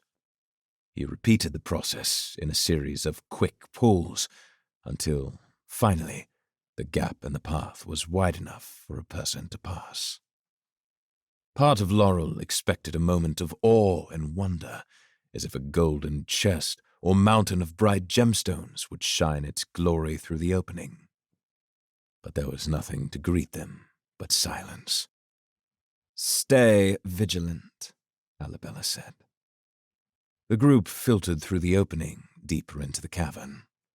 Laurel stayed in the back with Barrick. She cringed as they passed a pile of teeth. Photospores held high overhead continued to light their path forward. As they rounded a bend, Laurel felt the hairs on her arms stand. There was an energy there, something that pulsed with power. Even as an achromat, she could feel it. Not far away, the tunnel opened up to a large cavern, but the photospore light was too dim to see beyond the opening. "Do you smell that?" Barrick asked. The others all paused, lifting their noses high and taking in deep breaths. "The hell?" One of the others responded. "Smells like a rose garden." He was right. It did smell like roses, but that didn't make any sense. Suddenly, a soft patting sound echoed from the end of the tunnel. They all looked at each other until Barrick, eyes shining with sapphire threadlight, shouted, "Good gods!" Laurel followed his gaze, but saw nothing until she noticed the slight compression of dirt ahead of them. Footsteps, but no feet. "Threadlight!" Barrick shouted. Those who had ignored Alabella's instructions let threadlight pour through their veins. They cursed as it flooded into their vision. Laurel knew they could see something she could not, something invisible to weak, useless acromats like herself. Then, as if to answer the many questions budding in her mind, the creature screeched and attacked. The pale emerald man fell first, grabbing at his ankle and hacking down with a dagger. 3 of the others surrounded him, attacking a creature Laurel could only imagine. But their efforts failed, and one by one they cried out in agony as the creature ripped them apart. "Run!" Barrick screamed, grabbing Laurel's arm and pulling her up the tunnel. Chaos erupted with the remaining group as they cursed and scrambled and fought their way back toward the entrance. Laurel's heart raced as she ran. Another scream, then another. Alabella, Barrick, and Laurel made it to the cavern beneath the Wonderstone. Barrick prepared to push off the ground toward the surface, His arm wrapped Alabella. Laurel met the woman's eyes. Not the amber eyes of an altruistic leader, but the cruel, piss-colored eyes of a woman who would sacrifice Laurel with no remorse. The two blood thieves stood in the pillar of light descending from the opening, and just before Beric kicked off the ground, Alabella's veins blazed to life. "Wait!" Alabella shouted at Beric while she stared into the tunnel. "I got you." Her eyes were twin suns glowing in the shadows. "Are you alone?" Alabella asked the invisible creature. "Quick, Laurel, come with me!" Beric shouted. "Laurel!" Alabella commanded. "I assume you brought a transfuser." She had, even though the transfusers were never supposed to leave her room. She reached into her pocket, removed the lid on the vial, and drank Threadweaver blood. It took only a moment. She closed her eyes, and the thick fluid drained down her throat, energy diffusing through her body. When she opened her eyes, Threadlight burst into view all around her, brilliant hues of pulsing light connecting her to the world. And there, in front of her, thrashing against dozens of brilliant amber threads, stood the creature. It stood on 4 limbs that cut out like blades into the ground. Every inch of its body, where skin or fur should have been, swirled with radiant threadlight, both captivating and terrifying as she stared. Its mouth, open wide as it screeched its defiance, was nothing more than a black hole in the center of a blazing fire. Alabella walked forward, withdrawing the obsidian dagger that once belonged to Chris Valerian, and stabbed the blade through the creature's skull. As soon as the blade struck, the creature exploded in a violent surge of threadlight. Then it faded away as though it had never existed. "Stones!" Beric cursed, his blue eyes nervously watching the tunnel. "What was that?" "We should leave," Alabella responded. "It'll be dark soon, and your mother may have warned you about being out at night when the core spawn are near." Chapter 7. The idea of a woman summoning Alvarax to her room had always seemed exciting, but when the woman turned out to be a staunch-faced Zedda elder, his excitement shriveled like an old grape. He had an ominous feeling about the request. Elder Rowan wasn't the friendliest of callers. His mind assumed the worst, that the Phalians had discovered his connection to the blood thieves, or that Princess Jacenna had told her sister about the sunbath.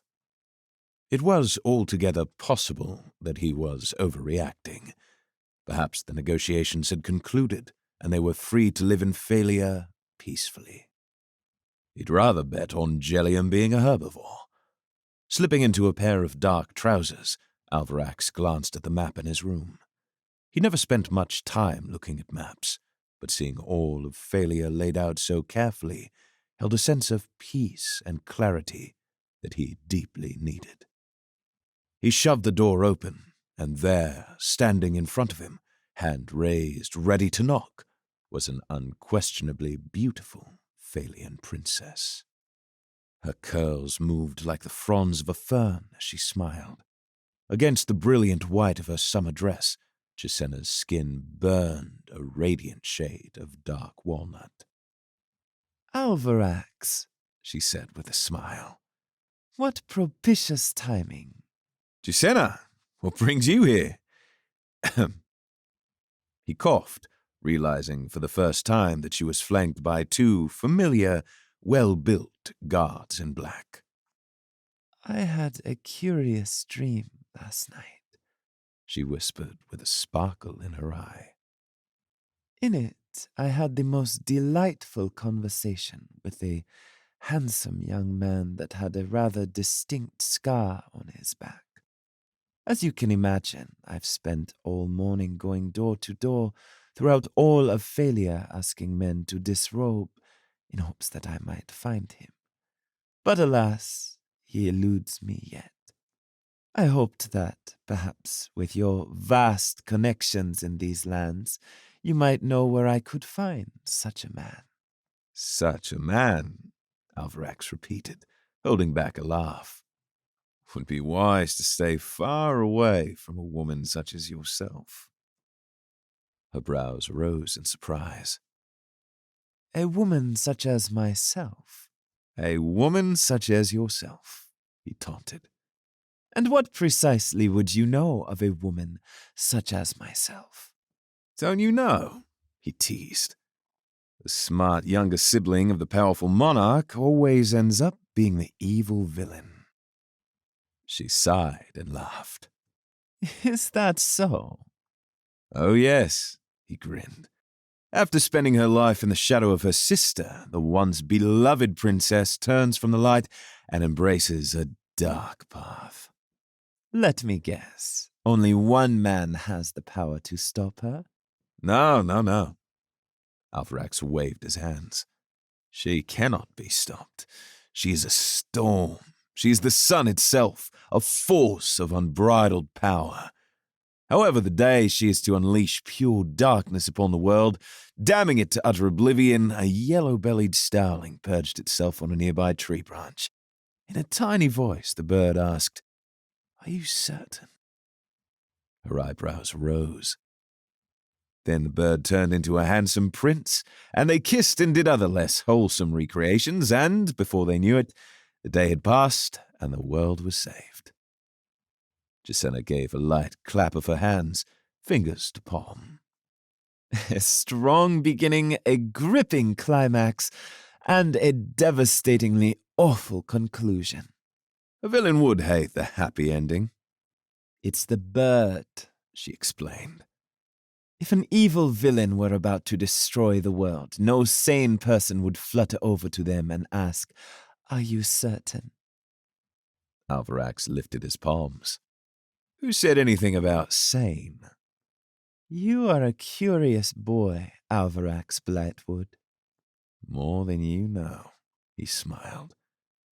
You really shouldn't be seen with someone like me. I suppose that's true, she agreed.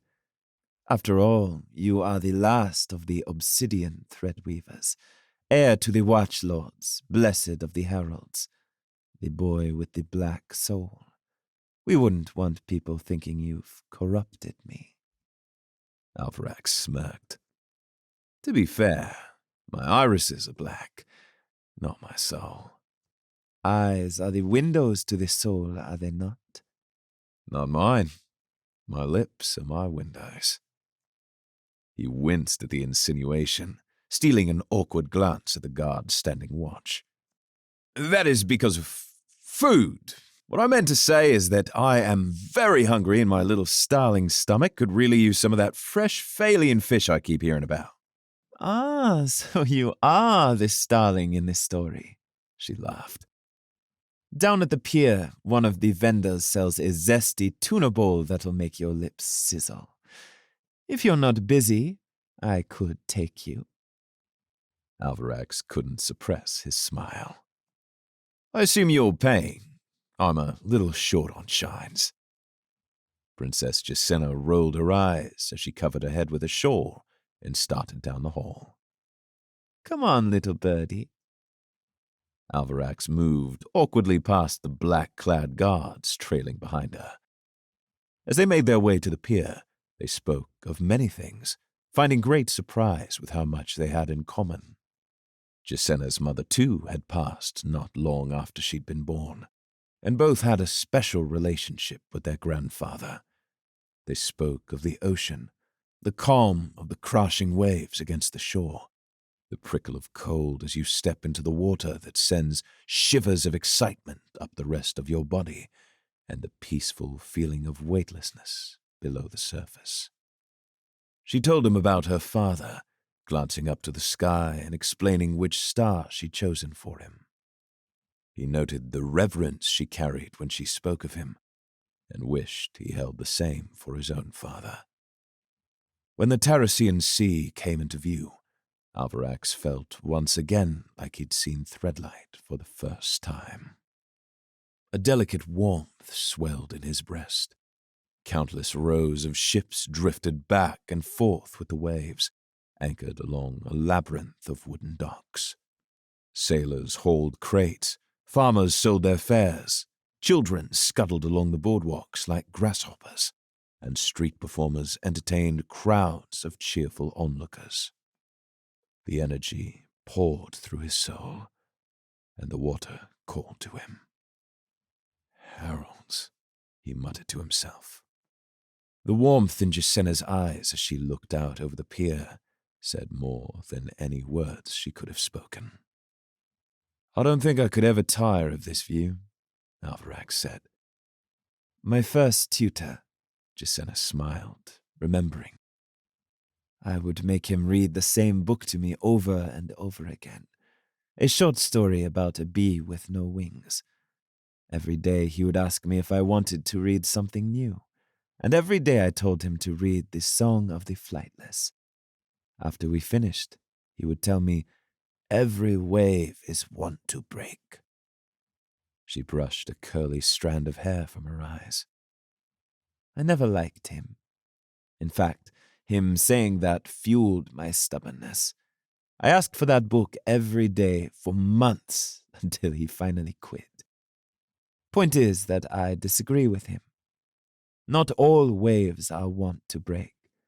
Some waves, like the awe that fills me when I look out over the Terrasian Sea, those waves forever remain at their crest.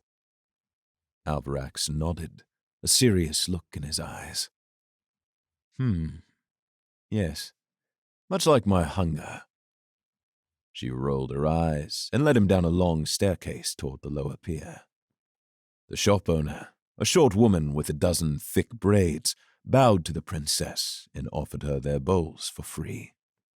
Gisenna kissed her fingertips and placed them on the woman's forehead. They sat at the base of a grassy hill and ate while they watched street performers. Alvarax took a large bite filled with rice, tuna, and a savory green fruit, all topped with the slightest drizzle of a zesty cream that sizzled on his tongue. After finishing every last grain of rice, he laid back and enjoyed the performances. He was surprised to find that nearly all of the performers were threadweavers. Their acrobatics seemed an unconventional use of Threadlight, but it made for the most amazing stunts. Flips that soared high into the air, levitating human pyramids, sapphires juggling with no hands, emeralds juggling upside down. One of the threadweavers asked for a volunteer, and Alvarax quickly raised his hand. The performers applauded him as he approached. "What's your name, friend?" the lead asked. One of the threadweaver acrobats, a small woman with dreadlocks and a pierced nose, spoke something indiscernible as she dropped to a knee. Within moments, the crowd was whispering, and dozens more were pointing and dropping to a knee. There were many who looked genuinely confused at what was happening, but some followed their peers' response. Alvarax looked behind him, searching for Gisenna, but as he turned, he found himself face to face with an empty green hill. Behind him, he finally heard the words being whispered. Heralds, Watchlord, Obsidian. Fear became panic, and panic became paralysis as Alvarax faced the reverent throng of Phalians. Gisenna stood quietly near the wide stairs, with her head still wrapped in her shawl. She watched on, waiting to see how Alvarax would handle the situation. An elderly woman with cracked skin and hair down to her hips stepped forward. As she approached, she lifted her hand forward and pressed it to Alvarax's cheek. Harold, save me. It is true. A single tear rolled down her cheek and fell across her lips. I'm sorry, Alvarax whispered. I'm not who you think I am. My cousin told me there was an obsidian in the palace, another shouted. Impossible. A sign of the restoration, The heralds are returning, cheered another. Alvarax stood in awe as nearly 100 fishermen, farmers, sailors, and others gathered around him. They spoke in hushed tones, questioning, debating, some giving looks of disapproval and scorn. Part of him wanted to stand tall and spin a beautiful lie and become what they believed him to be. But that was something his father would have done. He had to be better. He had to be honest. He had to be good. A hand touched his arm. He turned in time to see Jacenna pulling the shawl off to reveal her face to the crowd. Those who were not already prostrate fell to their knees. The older woman's soft eyes smiled as she bowed her head. Blessed son-daughter. All of you, please rise, she commanded. Her shoulders seemed to pull back. Her chin rose a little higher. Since we were children, we were taught of the great prosperity during the time of the heralds, and the watchlords have since taught that one day the heralds would return.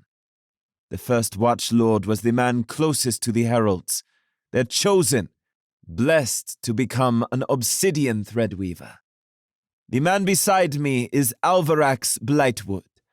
It is true that he is an obsidian threadweaver, but there has been no sign that the heralds have returned. If his arrival is a sign, if the heralds are to return, the best way we can prepare is to humble ourselves and to work hard so that, should they come, we can welcome them with great abundance. The two of us are needed back at the palace. Please, friends, return to your work, and may the heralds bless you all. She leaned in to Alvarax and whispered, Time to go. Alvarax followed Princess Jacenna back up the long staircase, stealing glances back toward the pier. While most of the crowd had dispersed, returning to their work, there was still a small crowd huddled together, watching Alvarax climb the steps toward the Palace of the Sun. He wasn't sure how he was supposed to react to what had happened. Was it a good thing? Or would they think he was trying to amass some kind of cult following? The elders would probably hate that he'd drawn any attention to himself. Heralds. The elders. He was supposed to meet Rowan ages ago. Jacenna, he called to her. She paused on the stairs and looked down at him. I'm so sorry. I didn't know that would happen. She cocked her head to the side and stared at him for a moment. Were it not my idea to go to the pier in the first place, I might have thought you staged the whole event. I swear that's not the case. I believe you, she replied. Unfortunately, apologies do not absolve the impact. Word of your arrival will spread. Stories will emerge. My sister needs to know about this so we can control this spread. He ran a hand through his short hair. I have to go meet with one of the elders, but thank you. The food was amazing, and the company was tolerable. She sighed and shook her head with a smile. Take care of yourself, little birdie, and you might want to avoid the pier for a while. He nodded, and she took off in another direction with the two guards following closely behind. His feet moved with surprising speed in hopes of keeping his mind occupied. He re-entered the palace, then wandered through a series of corridors, looking for Elder Rowan's room. He'd gained a decent mental map of the palace, but the rooms themselves all looked the same. What he couldn't decide was whether or not he should tell Elder Rowan what had happened. On the one hand, she'd be furious if he told her, and on the other hand, she'd be furious if she found out he hadn't. Eventually, he found the room and gave a knock. As the thick door slid open, Elder Rowan offered him the only look she knew how to give. In the diffused morning light, her green eyes seemed even more bothered.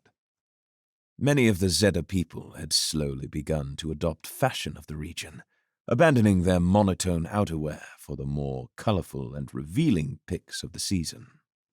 Unsurprisingly, Elder Rowan clung to her Zeta browns. "You've taken your time." Alvarax stepped into the room. It was smaller than his. There was something oddly satisfying about that. He took a seat on a wooden chair that was less comfortable than it looked, which seemed to match many of the Phalian styles. Beauty over utility. Even some of the dresses were so tight and awkwardly cut that the women had a hard time walking. Not that he was complaining. "We've important business to discuss," she said curtly. "It appears there are fundamental differences between our histories and those of the Phalian people. Their texts claim that amber threadweavers are the enemies of the heralds. Our people are descendants of amber threadweavers. You see the predicament?" Elder Rowan remained standing as she spoke, her arms now crossed over her chest.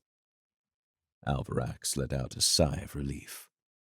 That doesn't sound good. "How astute," she said. "Additionally, our texts speak of the dangers of obsidian threadweavers, while their texts celebrate obsidian threadweavers as the herald's greatest allies. Apparently, the first Watchlord was an obsidian threadweaver." Alvarax paled. That would have been nice to know before he'd gone to the pier. But that's a good thing, right? "Perhaps, perhaps not." She took a seat across from him. "I know that I have been harsh in my judgments of you, and I hope that you understand my reasons were not insubstantial. However, it is time for me to put aside my bias. The livelihood of the entire Zeta people is at risk, and you may be the key to it all. Rosemary has kept the Empress away from you during the negotiations, to protect you, but also to protect us. It is time for that to change. We need you to immerse yourself in their society. You already look like them. We'd like you to become one of them, a neighbor, a friend.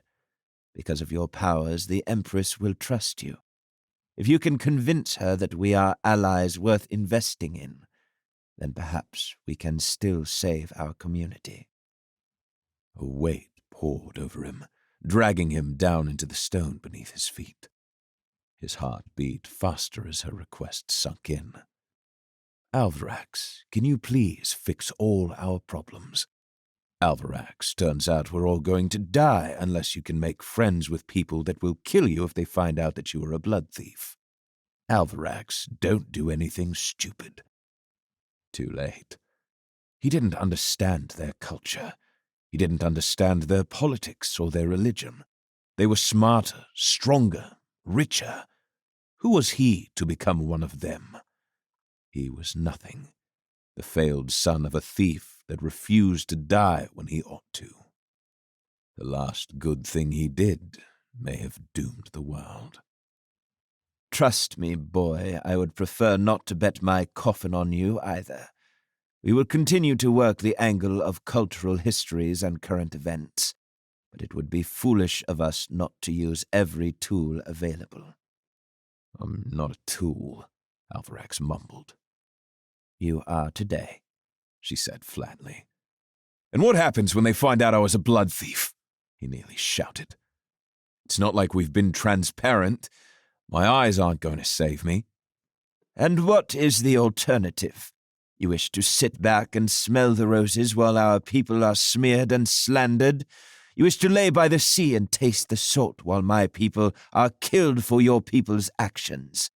That is unacceptable. Iriel thinks you are a good man, but I've seen plenty of good men turn sour when the sun sets. Tell me, Alvarax Blightwood, what manner of man will you be?" She was infuriating. Obviously, he didn't want to sit back and watch them be killed. Frankly, he'd be killed with them, so the point was moot. But the question, That damned question burned inside him. What kind of man was he? He'd spent his whole life answering the opposite question. He knew he didn't want to be like his father, but that was an evasion of the more important question. Who did he hope to be? He thought of his grandfather, strong, resolute, merciful, good to the core. That's what he wanted to be. A light, a giver. He wanted to be who Argyle saw, a man willing to sacrifice himself to save people in danger. The Zedda were fighting an ever-growing onslaught of dangers. Like Argyle and Aiden on the Core Seal, more and more dangers were enveloping the Zedda each day, and they too needed him. "I don't know," he said softly. "I want to bring hope to people." She huffed. If nothing else, this day in this city, you have the chance to do just that. He sat up a little taller, the weight beginning to dissipate as his resolve grew stronger. "Okay then, what do you need me to do?" The old woman stood up and walked over to an enormous armoire. She opened the double doors halfway and paused. Tell me, boy, do you know how to dance? Chapter 8. Much to his surprise, Chris Valerian awoke on a bed of leaves, feeling much like the death he thought he had embraced. But he was alive, despite the throbbing in his skull and the pain in his... pain. He could feel, which meant he was in control. Chris pushed himself to a sitting position and waited for his burning eyes to adjust to the sunlight. He rubbed his neck and smiled at how good it felt for his hands to do what he asked. When Relic was in control, it had felt like he was paralyzed, but worse because he could watch as his body obeyed another. When he looked around, he found himself in a small hut. He stood carefully and took the few steps required to reach the opening. It was clear that he was still in the wastelands, which made what he saw even more curious. Humans. 4 of them. Beside them, a thriving population of purple and yellow flowers sprouted from long stems growing out of the swamp water. Thousands of red and white bees darted back and forth between the flowers and a collection of buzzing hives in the trees. Surrounding the scene was a wall built of tall spikes bound together with green ropes. In the trees above the wall, Chris counted 8 Wastelander guards perched on platforms, their inhuman faces keeping careful watch. He was in a prison. Chris let Threadlight pour through his veins. At least, he tried. When he did, he felt his chest expand as though he were taking a breath, but no Threadlight came through. Instead, a sharp pain surged from his heart. He clutched at his breast and groaned, fighting off his instinct to release more of the healing Threadlight. One of the humans spotted Chris, a woman with ratty blonde hair and a hooked nose. Oi, Roshaw! Bad news, buddy! "What?" The dark-skinned man, Roshaw, turned and saw Chris sitting up and frowned beneath a shaggy beard. Did we settle on 5 shifts or 6? "Everyone gets lucky," Roshaw said. "And you know it was 3. He turned to the other female prisoner. "I swear if I get stung on one of Esme's shifts, I'm going to throw her down the well." Esme burst into laughter. The other woman, thin as a reed with a jagged cut to her auburn hair, rose to her feet and looked to Chris. Ignore them. Just a friendly wager. We thought you were dead. Chris raised a brow. "You wagered on whether or not I was alive. As long as you're not an ass, it was a win-win." Roshaw said. Either you wake up and we have a new member of the crew, or you don't, and I get to skip out on harvesting for a few weeks. Harvesting what? Chris asked. We'll get to that, The thin woman said. I'm Agatha. That's Roshaw and Esme. And the last one is Seven. The latter waved, and Chris caught a glimpse of his hand. It was clear where he'd acquired the name. Real question is, who are you? Roshaw said. Esme rose to her knees. And what the hell was a threadweaver doing east of Everstone? Stones, Seven whispered, rising to his feet as the others turned to him. Lightfather be damned. Chris! Chris looked again at Seven. Past his thick beard and gnarled hair, there was something familiar about the man. Something in his eyes, not the achromic brown, but the shape and intelligence. Stones. Chris recognized him. He'd been one of his soldiers during the War of the Wastelands. Peter, Chris whispered. Aye, he replied. But Seven has grown on me. It's good to see you, sir. Wait a minute, Esme said, waving her arms. You two know each other? Seven nodded. That's Chris Valerian. He led my battalion. Damn fine soldier. How did you end up here? Chris asked. Captured during the war. No, Chris said in disbelief. Everyone but him, Esme added, pointing to Roshaw. He doesn't get to be an official member of the crew until he hits 5 years. 5 years. Captured during the war and caged like cattle ever since. The reality of it loomed over Chris like a storm cloud, threatening a deluge and darkening the moment of lightheartedness.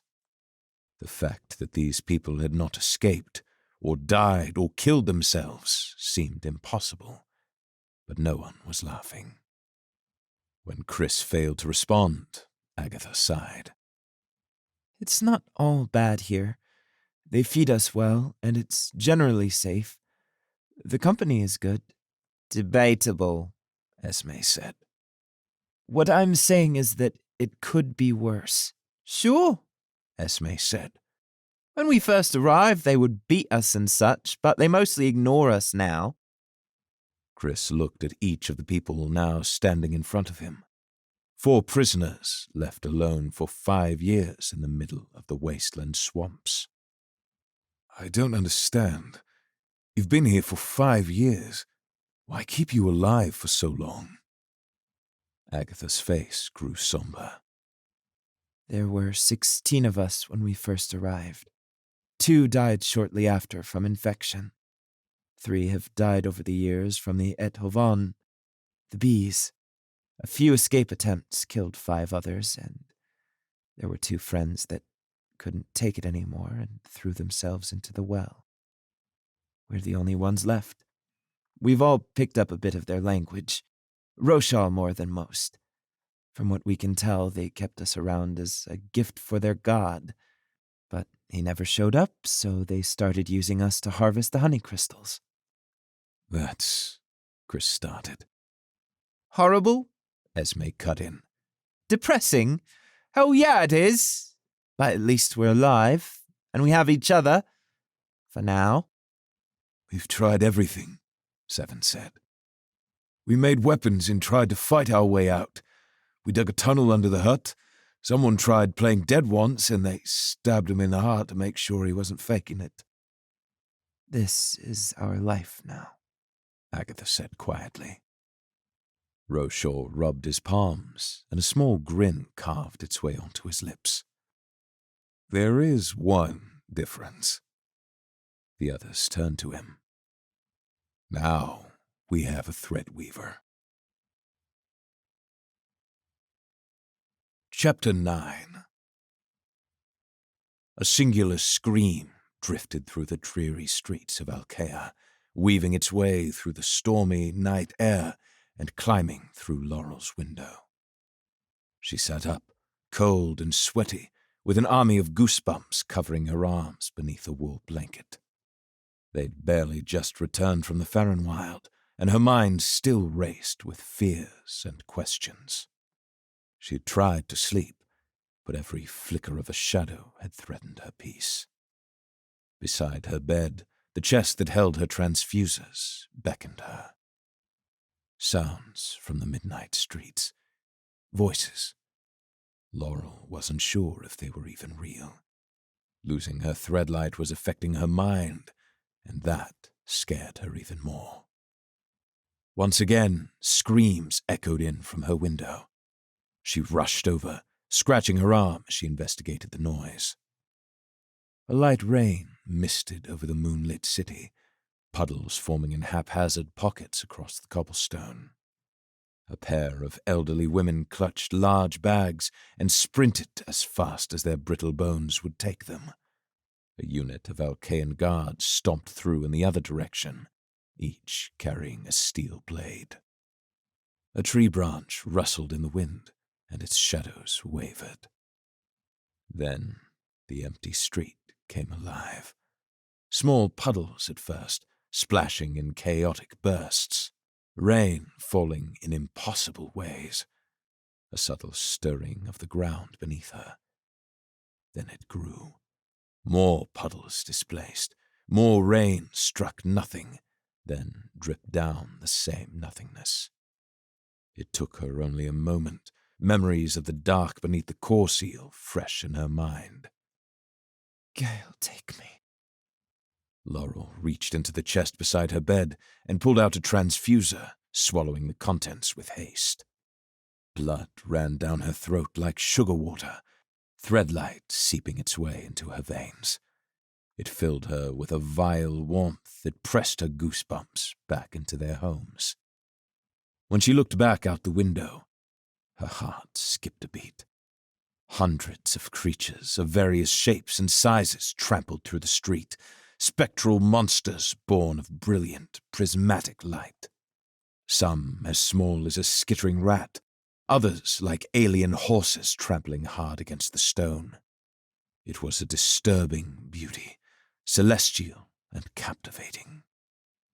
Slamming her curtains shut, Laurel moved to the hallway. If there was one thing she knew about the core spawn, it was that Alabella could kill them.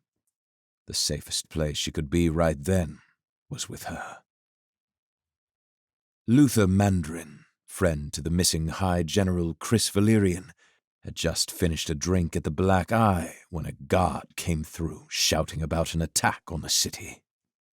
Luther tossed some shines on the table near Laz and was out the door before the guard could finish his words. After losing his youngest son to the Order of Alcaeus and watching a false priest die at the hands of a traitor, Luther had taken to drinking more than he knew he ought to. He stayed out later and later and spoke harsher and harsher to those he loved, but it was all he could do to ignore the building pressure that threatened to consume him. None of that mattered now. If there was danger, he had to get to his family. Screams in the distance passed through his ears with disregard. He had one purpose, and nothing would distract.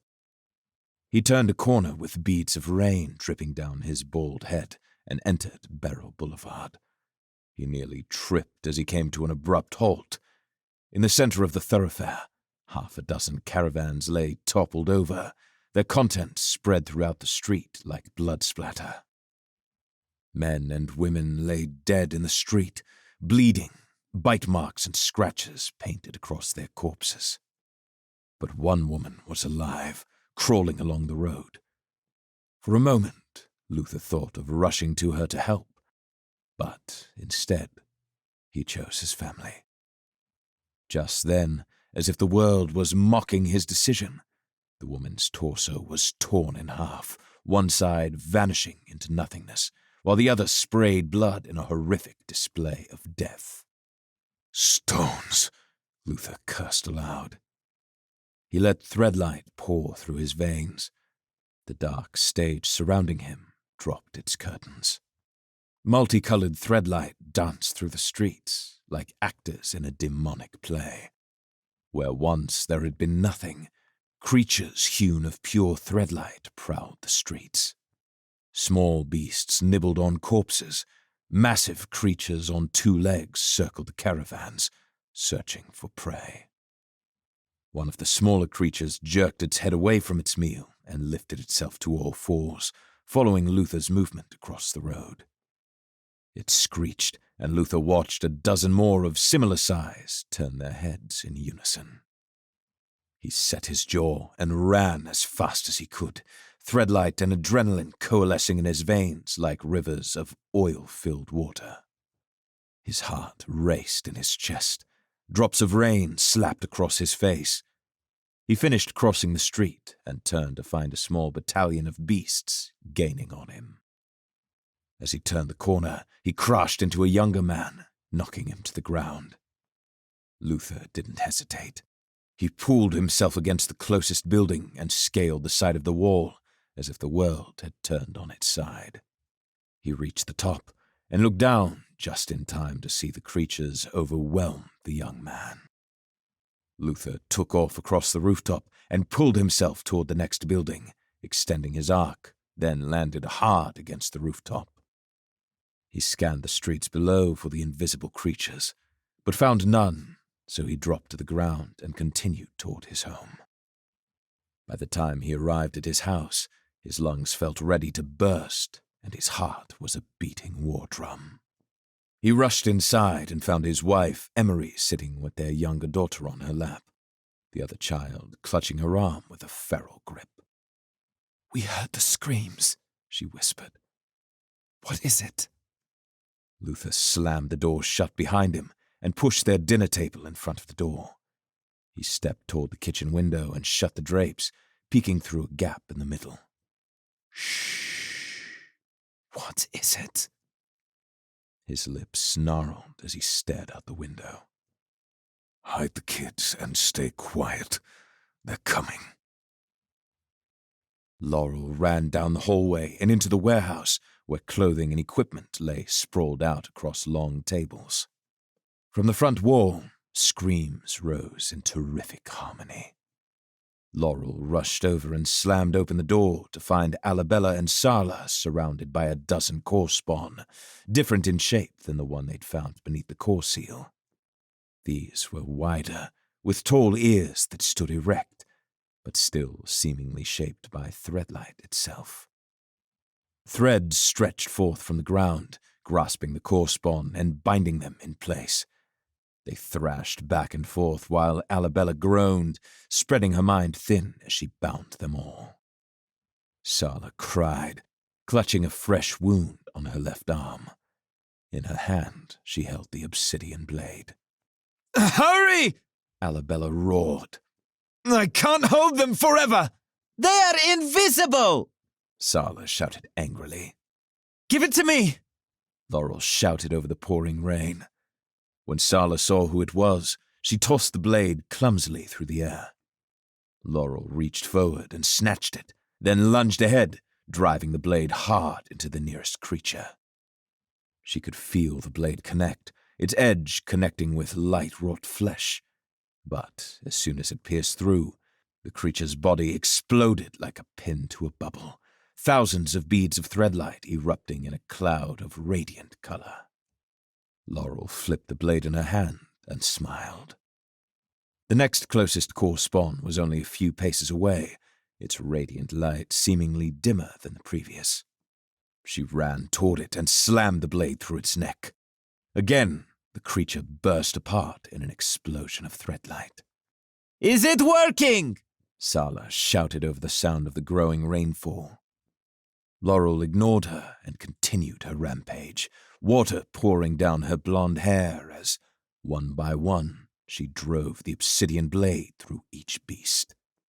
Every time one of the core spawn burst apart, there was a certain feeling of catharsis that accompanied it, a similar pride she'd felt flicking spiders off of their webs in the Ferren Wild. Suddenly, all signs of threadlight vanished. She swept her eyes in a full circle, searching for the remaining core spawn. But in her rage, she thought that perhaps she'd already killed them. Arabella looked troubled as she glanced to the other side of Sala. What are you doing, Laurel? Finish them off! I don't know how much longer I can hold this! Laurel looked again and saw nothing, then realized the truth. The blood from the transfuser had worn off. She cursed under her breath and moved to where Arabella was looking. She urged Threadlight to pour through her veins, as she had done so many times before, but none came. Only the cold emptiness she'd learned to live with. As she approached the location, she swung the blade wildly out in front of her like a machete sifting through undergrowth. She breathed in deep, glancing toward Sala, who watched her with curious eyes. Then, quite suddenly, the dagger struck true, and she felt the familiar feeling of connection and release as a core spawn burst apart beneath the blade. Point me to the last one, she said. But when she turned, she saw Arabella collapsing to the rain-soaked stone. Gale, take me, Laurel cursed. There was still one core spawn left. She had no more Threadlight, and it was no longer bound. Luther's family huddled into a closet in their younger daughter's room, while Luther kept a lookout in the kitchen. A creature the size of a large horse circled the building, walking on two legs as it sniffed at the doors and scratched at the walls. Luther hoped the beast would become bored or disheartened and leave their home alone, but it seemed content to wait out its quarry. As it disappeared around the back side of the house once again, Luther rushed into his room and lifted a long bundle out from beneath a floorboard. Swords were uncommon among threadweavers in Alkea, seeing as how dangerous they were to use against another threadweaver. But many in Phalia maintained the warrior art, including Luther's grandfather, who had gifted him this sword when he was young. Luther slid the long blade out of its sheath. It was heavier than he remembered, but with such a large creature outside his home, he needed a heavier weapon. A roar, like the rumble of a quaking mountain, filled their home, and Luther heard his children cry from the other room. He ran out of his room and was nearly blasted off his feet as the front door shot from its hinges in an explosion of splintered wood. Luther dove out of the way of the table he'd propped up behind the door that came hurtling through the air like a stick. Threadlight poured through the doorway as the creature stepped in. Luther snarled and set his feet, gripping the blade as he'd been taught, like holding a woman's hand, tight enough for conviction, loose enough for trust. It launched toward him, but Luther rolled out of the way before its long arm struck. The creature was fast for its size, but Luther pulled against the wall behind it, doubling his speed, and came crashing down atop its head with fury. He drove the blade down into its skull. It was an odd feeling as it entered, as if the blade were digging through molasses.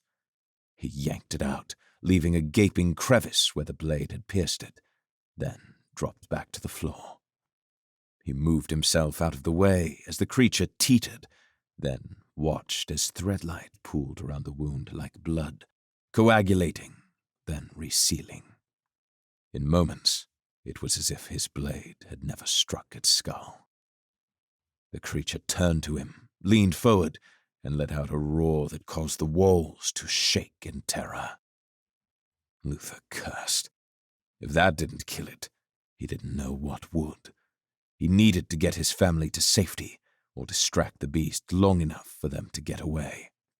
He had to do something, because it was only a matter of time before the building and everyone inside would be crushed by its fury. As his mind raced, calculating his next move, Luther saw movement in the shattered doorway. Just outside, eyes and veins blazing brightly with Threadlight, stood Lazarus Barlow and the Illyrian spider, Rayna Talfar. "Is too much light," Laz said, smiling his toothy grin. Time to put out. Laurel turned in a panicked circle, searching for the final core spawn. With Alabella unconscious, there was no one to stop it from attacking. In the shadow of a moment, she'd gone from predator to prey. From the corner of her vision, she saw invisible footsteps in the puddles between the cobblestone, and they came right for her. She set her feet and waited for her moment. As the footsteps approached, Laurel dove out of the way, slashing the dagger down as she moved. But she missed, and the creature bit down on her forearm. Laurel screamed out in pain, dropping the obsidian blade. The weight of the invisible foe came over her, knocking her to her back. She closed her eyes and felt the air shift.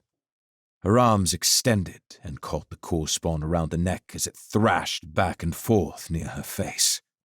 She kept her eyes closed, knowing that sight would only confuse her senses. Her arms burned as they struggled to keep the creature at bay long enough to what? She needed the obsidian blade.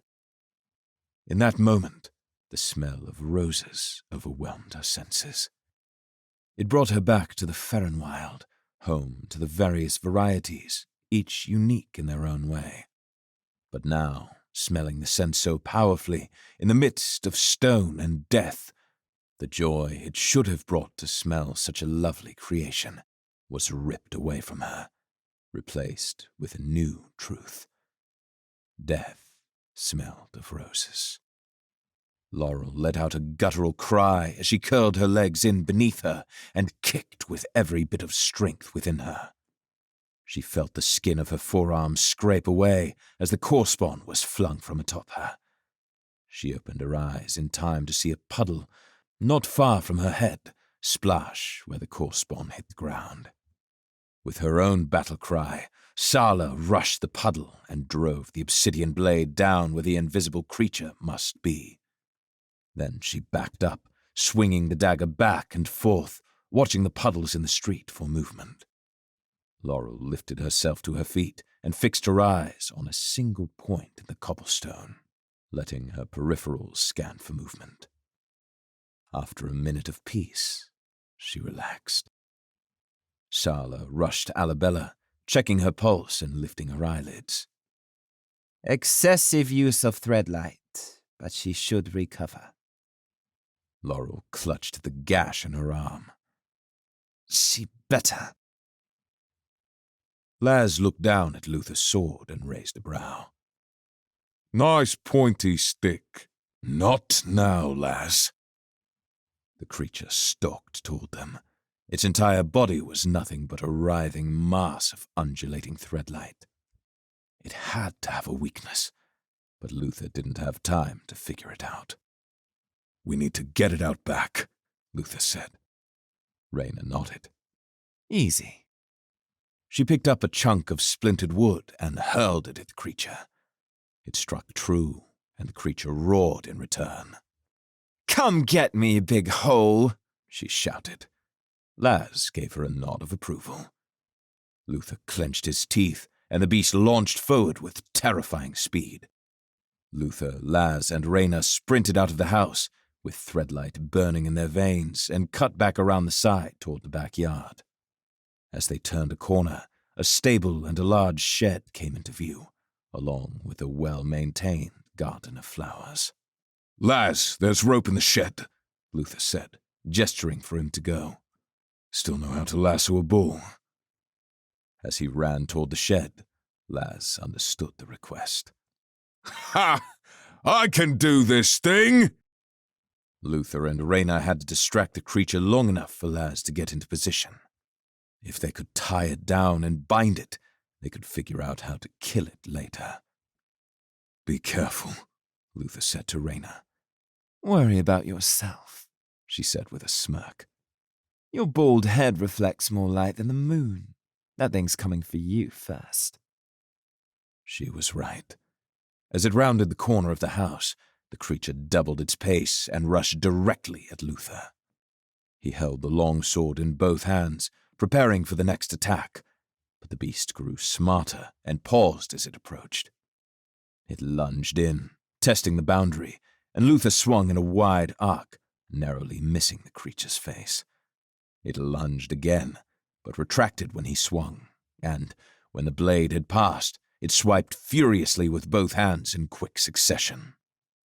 Luther heaved the hilt of the blade toward the creature's head, but it was too fast.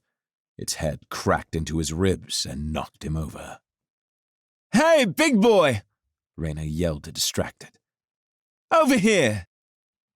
It gave no heed to her, and, instead, leapt toward Luther on the ground. But as it soared through the air toward him, its entire body was yanked back. Luther lifted himself up and saw Laz's rope wrapped around its neck. The hulking emerald reeled it in like a fisherman, then leapt atop its back, wrestling it to the ground as he gathered 3 of its legs. He looped the remaining rope around the legs and tied it off faster than Luther could have imagined possible. Ha! Laz bellowed as he jumped away from the writhing creature. It's easy. Will it hold? Luther asked. Yes, probably. Most likely. Rayna stepped forward. "What do we do with it?" Luther swung the blade around in his hand. Now we figure out how to kill it. Chapter 10. Alvarax felt simultaneously a great king and a greater fool. He wore a single-breasted black tuxedo with 12 golden buttons down each lapel and chains that ran from the back of each button up to the shoulder. It was slightly altered from the current Phalian fashion to emphasize his shoulders by pulling the seams under his arms up higher. It made it very difficult to move his arms, but, according to the seamstress, his shoulders were delectable, and she had no choice but to make the alteration. He'd have nightmares about that conversation for years.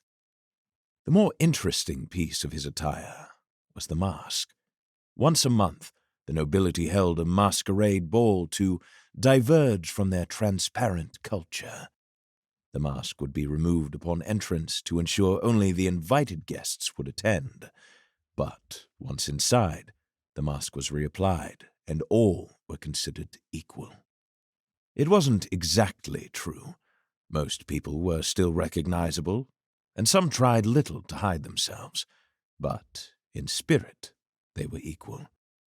Elder Rowan claimed it would be a good time to immerse himself in their culture and customs. Alvarax thought it was a terrible idea. Fortunately, he wasn't alone. Iriel Valyrian walked beside him.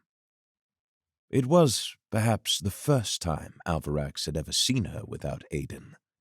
The fit of her dress accentuated her toned arms and slender waist. It seemed like every day since they'd met she'd grown more fit.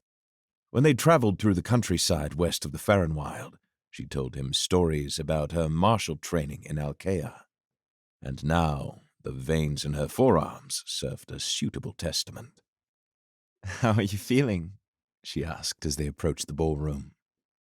Honestly? He grimaced as he adjusted the feathers on his mask. If I lift my arms, I lose feeling, and if I turn my head just right, it feels like a feather duster is giving my nose a very thorough cleaning. He could see her smile beneath her mask. "Oh, mine is dreadful. I'm pretty sure they glued it to my forehead. But it's honestly a welcome distraction." It was easy to forget that she'd lost her husband. Literally. No one knew where he was, or if he was alive, and her son was a short step from being labeled a demon by the Phalian aristocracy. The mask over her face hid much, but it failed to hide the hint of loneliness in her eyes. "I think we could all use a little distraction," he said, though he knew she could use it more than most. "Any news on your mother-in-law?" "If she'd come west, she would have arrived days ago," Ariel said with a sigh. "No one's heard anything." "Well," Alvarax said, lifting his head high, "tonight you and I are going to forget it all. I will be Alexander Grant, purveyor of fine wines from a vineyard just north of the Malachite Mountains, and you will be Jacqueline Joy, heiress to the largest collection of goats east of the Ferren Wild. Iriel let out a clipped laugh. Here, and I thought the purpose of us going was to make a good impression. You drive a hard bargain, Alvarax said with a straight face. I'll drop the name, but I'm keeping the vineyard. She shook her head. Finally, they entered the ballroom.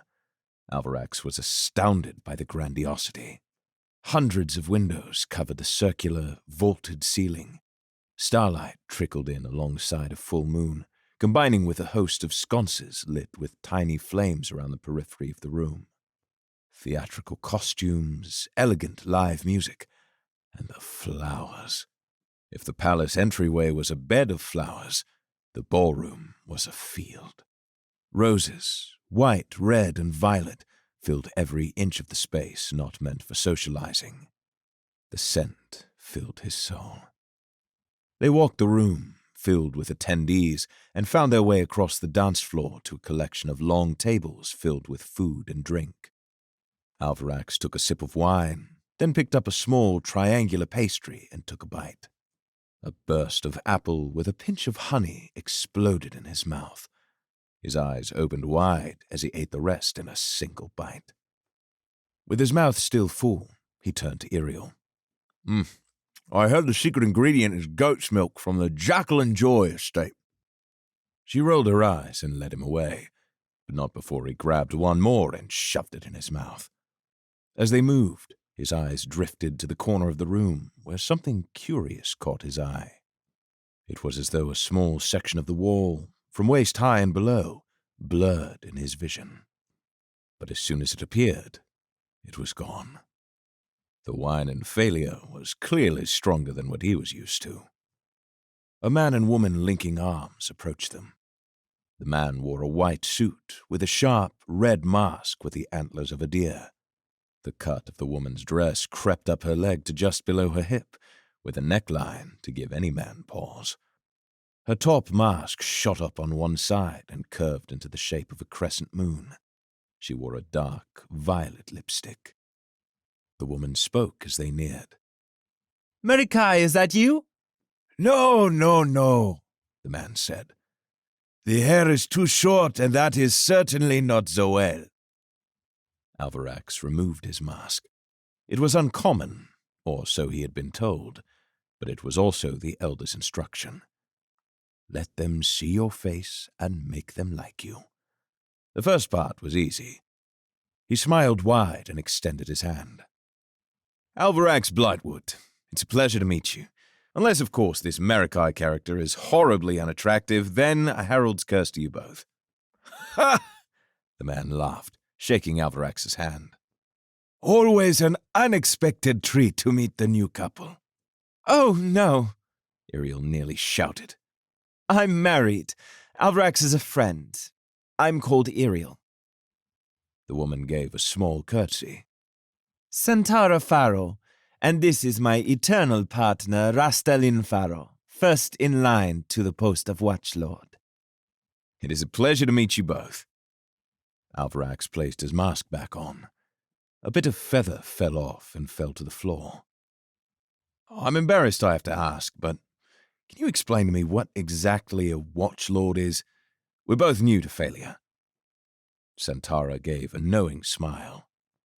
It is not often that those new to our city are invited to occasions such as these, but men like you are an occasion unto yourself. Rastalin laughed. A warning, my young friend. The women of failure are teasers. Trust what they say, but beware what they do not. The Watchlord is, as you asked, the guardian of truth and the chosen of the heralds. It is his duty, first and foremost, to prepare the people for the heraldic restoration. In the meantime, they serve as head of the Phalian army and counselor to Empress Chailani. Alvarax's grandfather had never taught him much of his religion, but he knew the basics. Once upon a time, the heralds walked the earth. After establishing peace, they disappeared to never be seen again. Someday they would return and heal the hearts of men. And you are first in line, meaning if the current Watchlord, Osinon, was to fall ill and pass away, you would take his place? Alvarax pursed his lips. That is a terrifying amount of responsibility. Rastelin's smile was egregious. Faith conquers fear, my young friend.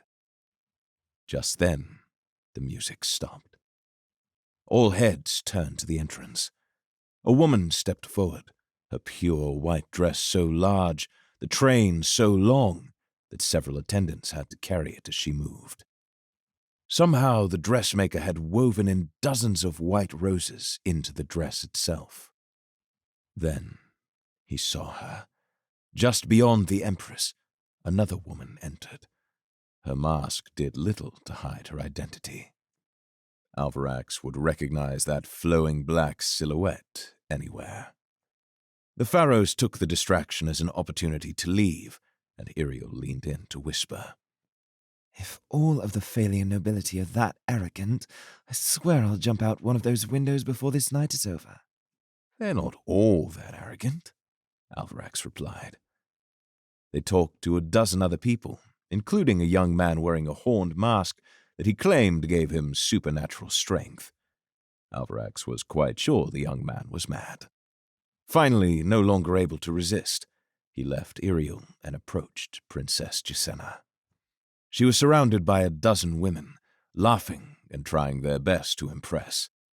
She looked genuinely happy, despite the social politicking. She looked up, and when their eyes met, his heart pounded. He steeled his nerves and advanced. Princess Gisena stared at him as he approached. The dozen women surrounding her turned and did the same. He immediately regretted his decision. What did he expect? That they would all leave so he could talk with her? A woman with a reddish tint to her long, dark hair spoke first. Who do we have here? I don't recognize him. Is he new? What is your name, my lord? He has a very strong jaw. Dark eyes, must be rich. Are you from out of town? The tuxedo is a quite fetching fit. It is certainly a flattering cut. Ladies, Gisena said, coming to his defense. Please do not scare him away. He is one of our special guests this evening. This is Alvarax Blightwood, the last obsidian threadweaver. Alvarax smiled awkwardly as the introduction settled. Two of the women gasped aloud.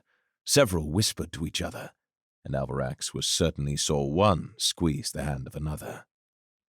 A woman with a thick strand of white in her long black hair took a step toward him just as a new song began. An honor, my lord. Please pardon our manners. These masquerades are so often filled with the same people that a little novelty is quite exciting, especially when the novelty is, if I may be so bold, a singularly handsome man. It was just a bit of fun, no harm done, Alvarax replied, trying to hide his discomfort. If you're not spoken for, the woman continued, I would be honored if you would join me for the next dance. Harold, save me. Actually, Princess Gisena cut in, Alvarax promised me the first dance of the evening. He turned to her. She gave not the slightest hint of deception. It would be a shame to break a promise, he said with a smirk. Perhaps another time. He held out his hand, and Gisena took it. Together they left the group behind and walked to the dance floor. He looked at the dozens of others already dancing, and was relieved to find them moving in a style similar to what he had practiced. He stretched out his hands, palm up, and she placed hers with the palms up atop his own. Couples who had promised themselves would dance with their palms together, and, even though theirs were not, the brush of the back of her hand on his lit a flame inside of him. For the briefest moment, despite all rationale, he let himself believe that she liked him more than she surely did. The princess and the obsidian, the sun-daughter and the blood thief. Who was he fooling?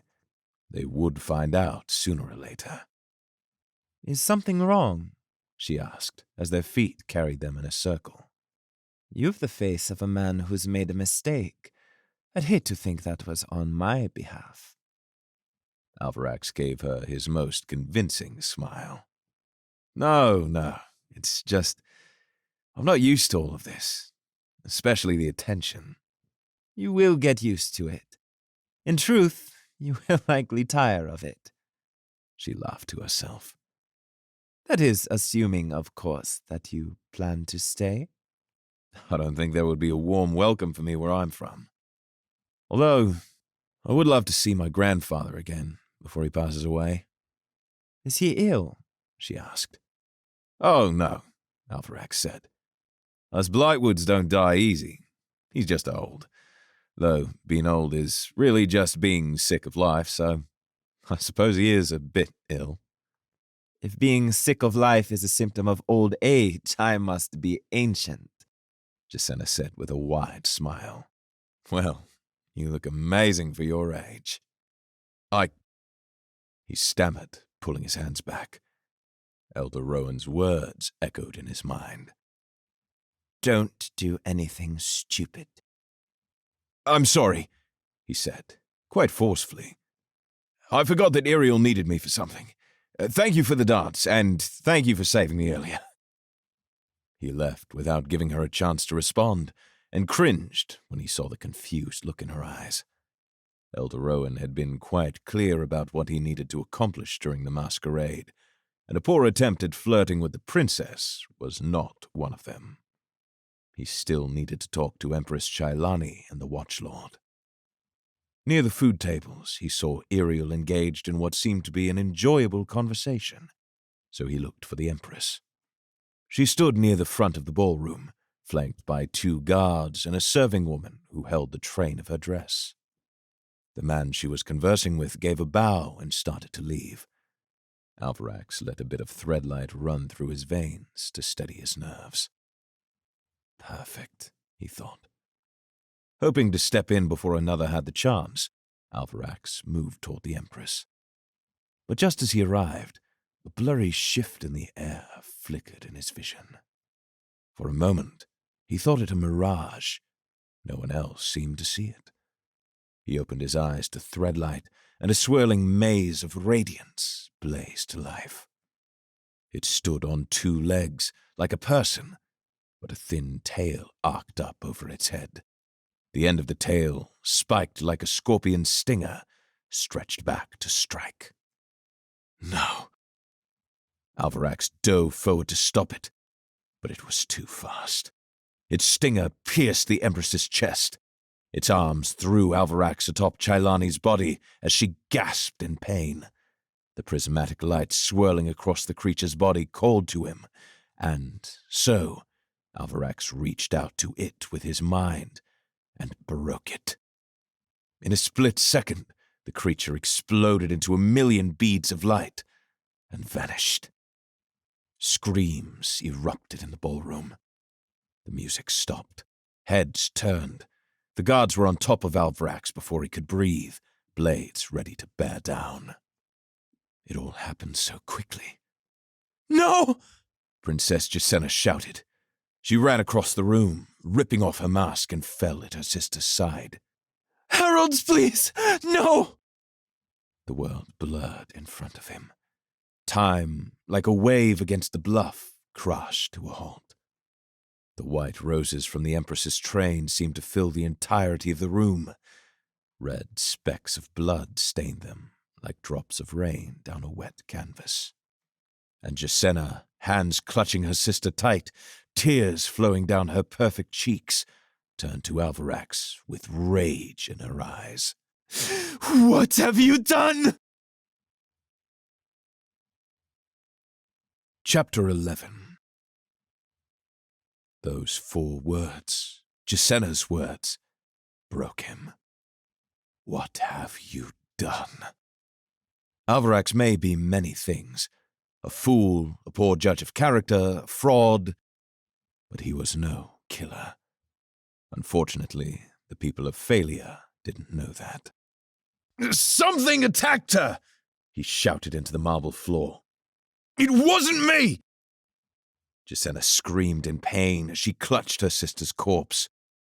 The entire ballroom seemed to pause in time. The dancing ceased. The blaring shock faded to a silent fright, leaving only the sound of Gisenna.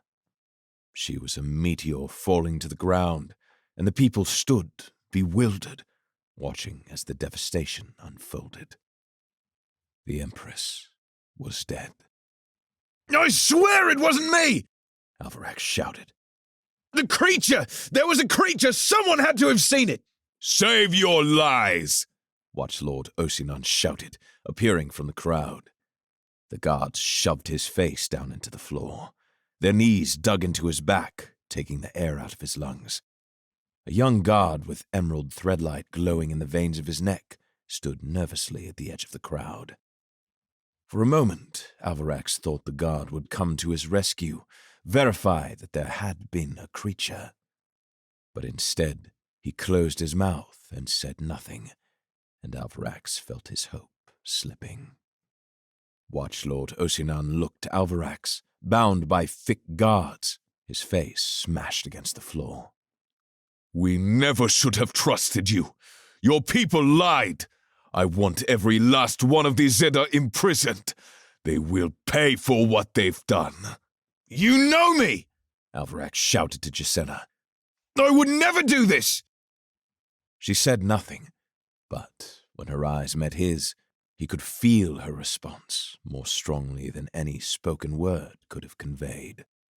The quiver in her lip, the twitch of her eye, all of it said, I don't believe you. The guards lifted Alvarax to his feet and tied his wrists behind his back. But then, just as they were about to take him away, he saw her in the corner of his eye. Iriel Valerian stalked through the crowd like a viper, slithering between masked onlookers, fists clenched, ready to strike. With deadly speed, she leapt forward, pulling against the far wall and ripping her way through the air toward the guards. She crashed into both, knocking them over, then grabbed Alvarax's shoulders. Break your core thread! She shouted, shoving him toward the window. Now! His core thread broke with urgency, and he felt gravity dissipate. In the same moment, Iriel pulled again on the wall, and, together, they shot through the air toward the window. The glass shattered as metal ripped out of the sill, shards drifting through the air like beads of rain, cutting at his cheeks and hands. And then, freedom. He broke Iriel's core thread as they burst out of the window into the night sky. High above the palace grounds, drifting horizontally like carefree gulls toward the Terracean Sea, he looked back behind them and nearly screamed as a spear shot past his head. Several guards stood at the shattered window, shouting words that Alvarax couldn't hear. He wasn't sure he needed to. "We shouldn't have run," he said to himself. "Heralds, we shouldn't have run!" There was no other choice, Iriel said confidently. Someone set you up. No one set me up. There was some kind of invisible creature. Iriel scowled, but said nothing. The Zeta, Alvarax remembered. The Zeta! We have to do something. We have to warn them. We need to get Aiden, Iriel said. Stones, we need to get down. As soon as their core threads reappeared, they began to fall back toward the ground, and as soon as they did, Alvarax broke their core threads once more, sending them down at a comfortable speed for landing. Fortunately, they were far enough from the palace that there was no way the guards could follow them. That meant that they had a little time before the Phalian armies would surround the Zeta encampment. On the other hand, the elders staying in the palace were trapped already. Their feet hit the ground on a field of jade, thin grass swaying in the coastal breeze.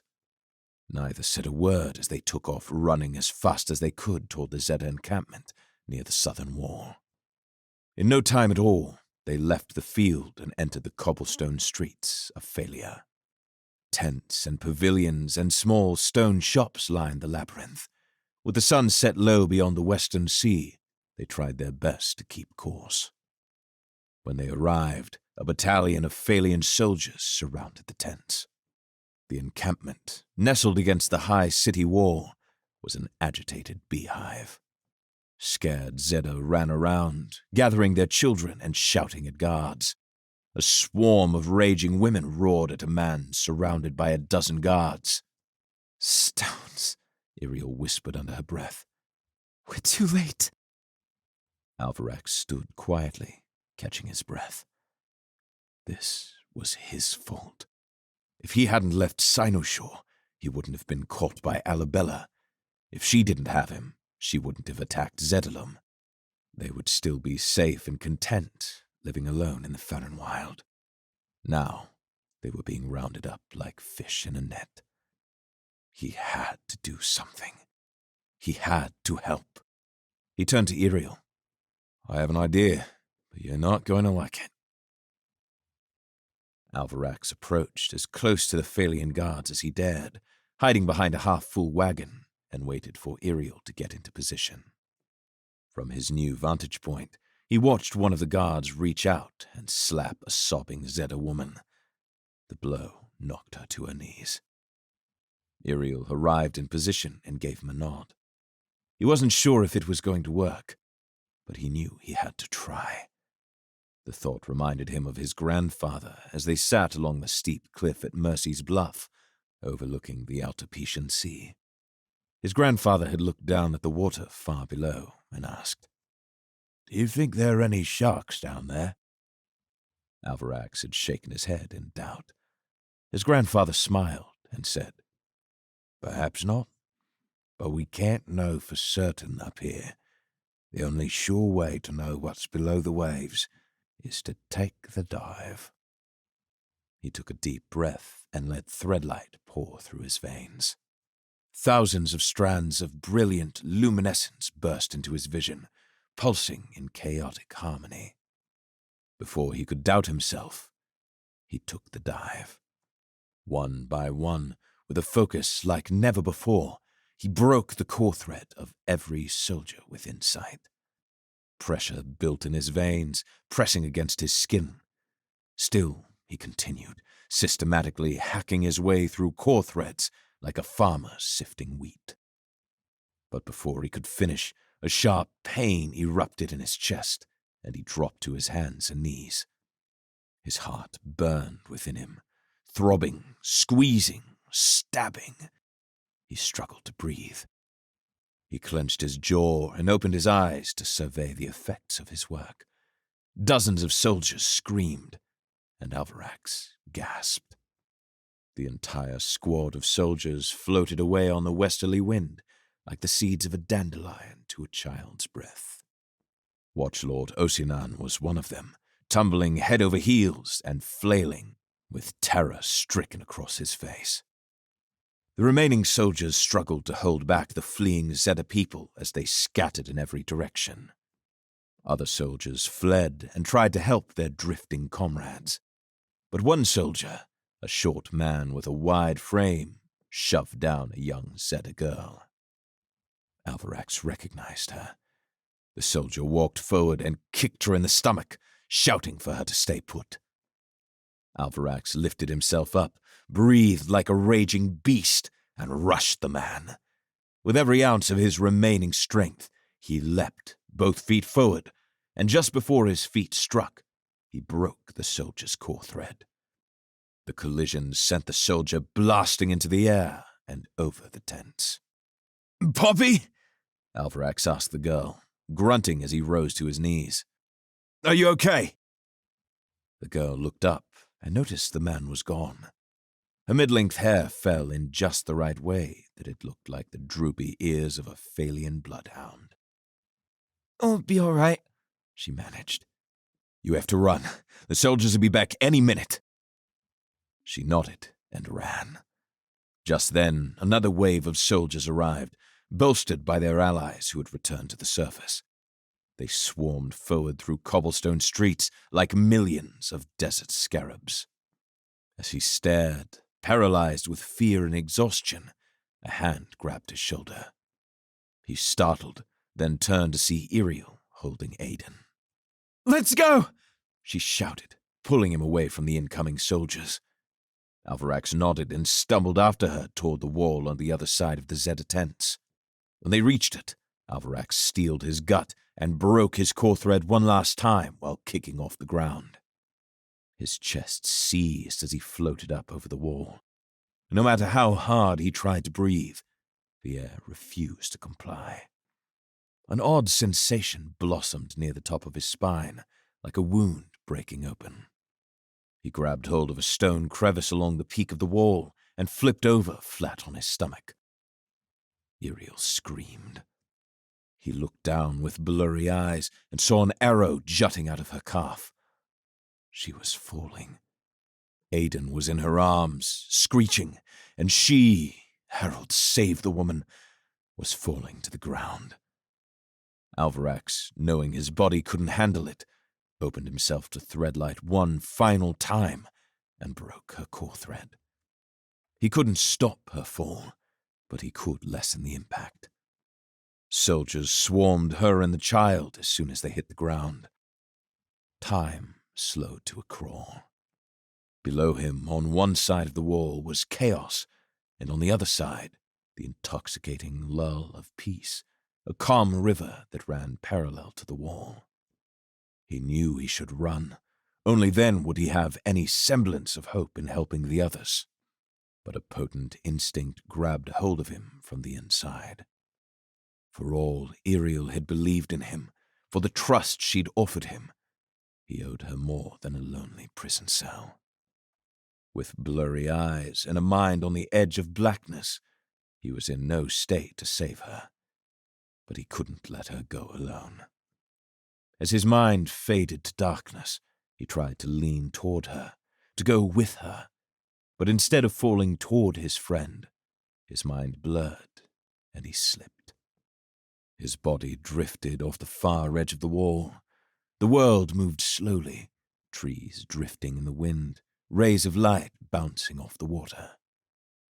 It all seemed to slow more and more the further he fell, and then, just before he hit the surface of the river, his vision grew black. Chapter 12. Chris felt a wave of fear as he approached the multi-layered hive of the wasteland bees. Thousands of red and white insects, each nearly as large as a man's thumb, buzzed around the central trees of the prison enclosure, moving in and out of a conglomerate of nests. Tunnels, like man-made corridors, linked each nest together in a catacomb of terrifying proportions.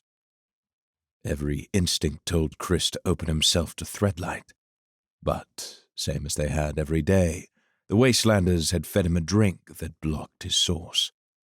For now, he would have to go without. Roshaw led him forward, carefully watching each step so as not to accidentally step on one of the insects. The buzzing sound intensified as they approached the center, and dozens of bees brushed up against their bare arms. One sting, the crew said, was enough to kill a man, though it would also kill the bee. The crew claimed that no one had been stung without previously disturbing the bees, like stepping on one of their family. "Almost there," Roshaw whispered, careful to keep his mouth mostly closed. Then Chris saw it. In the center of the closest nest, protruding from the bottom like a dripping stalactite, was the solidified purple material they called honey crystal. Esme called it bee snot. Once a week, one of them would enter the hive and extract however many honey crystals had grown. The result was then brought to the chief of the Atachan. Roshaw reached his hand up toward the crystallized material. Bees landed on his slow-moving hand and darted away when they decided he was no threat. Chris watched in awe, terrified that at any moment One of the bees would fly into his eye or sting his hand. He wanted to fight back. If he was going to die, it wouldn't be while he was standing still in a tornado of wasteland bees. Finally, Rochor's hand reached the base of the honey crystal and grabbed hold. He twisted, and the shard broke free of the nest. Slowly, he pulled down. 100 bees, like bats exiting a cave, rushed out of the newly formed hole at the base of the nest. Rochor stood frozen while bees swarmed around him, prodding, testing, measuring the danger. Chris hated watching and feeling so helpless. The memory of Iriel and Aiden on the Wonderstone flashed in his mind as they were overwhelmed by dozens of tentacles of Threadlight. In that moment, he'd been completely powerless. Rochor's hand began to lower, still holding the honey crystal. Back up. Chris obliged, and after an eternity of slow movements, they were finally free from the spread of the hive. A great relief washed over him. "Not so bad, right?" Rochor said with a triumphant grin. "Stones," Chris cursed. "If the bees don't kill me, the stress will. The stress is more likely to kill you than the bees. Apparently they don't care about humans. Now, if you were a wastelander, the whole hive would come down on you. Agatha is convinced it's their smell." "Their smell," Chris repeated. "The wastelanders have a very distinct smell. Somewhere between the sweet smell of magnolia and a man's sweaty ass." Rochor smiled at his own joke. "You can wait here or go join the others. I need to go check for more honey crystals." Chris eyed the hive with reservation. "I'll be fine," Rochor said, pulling on his earlobes. 100% human.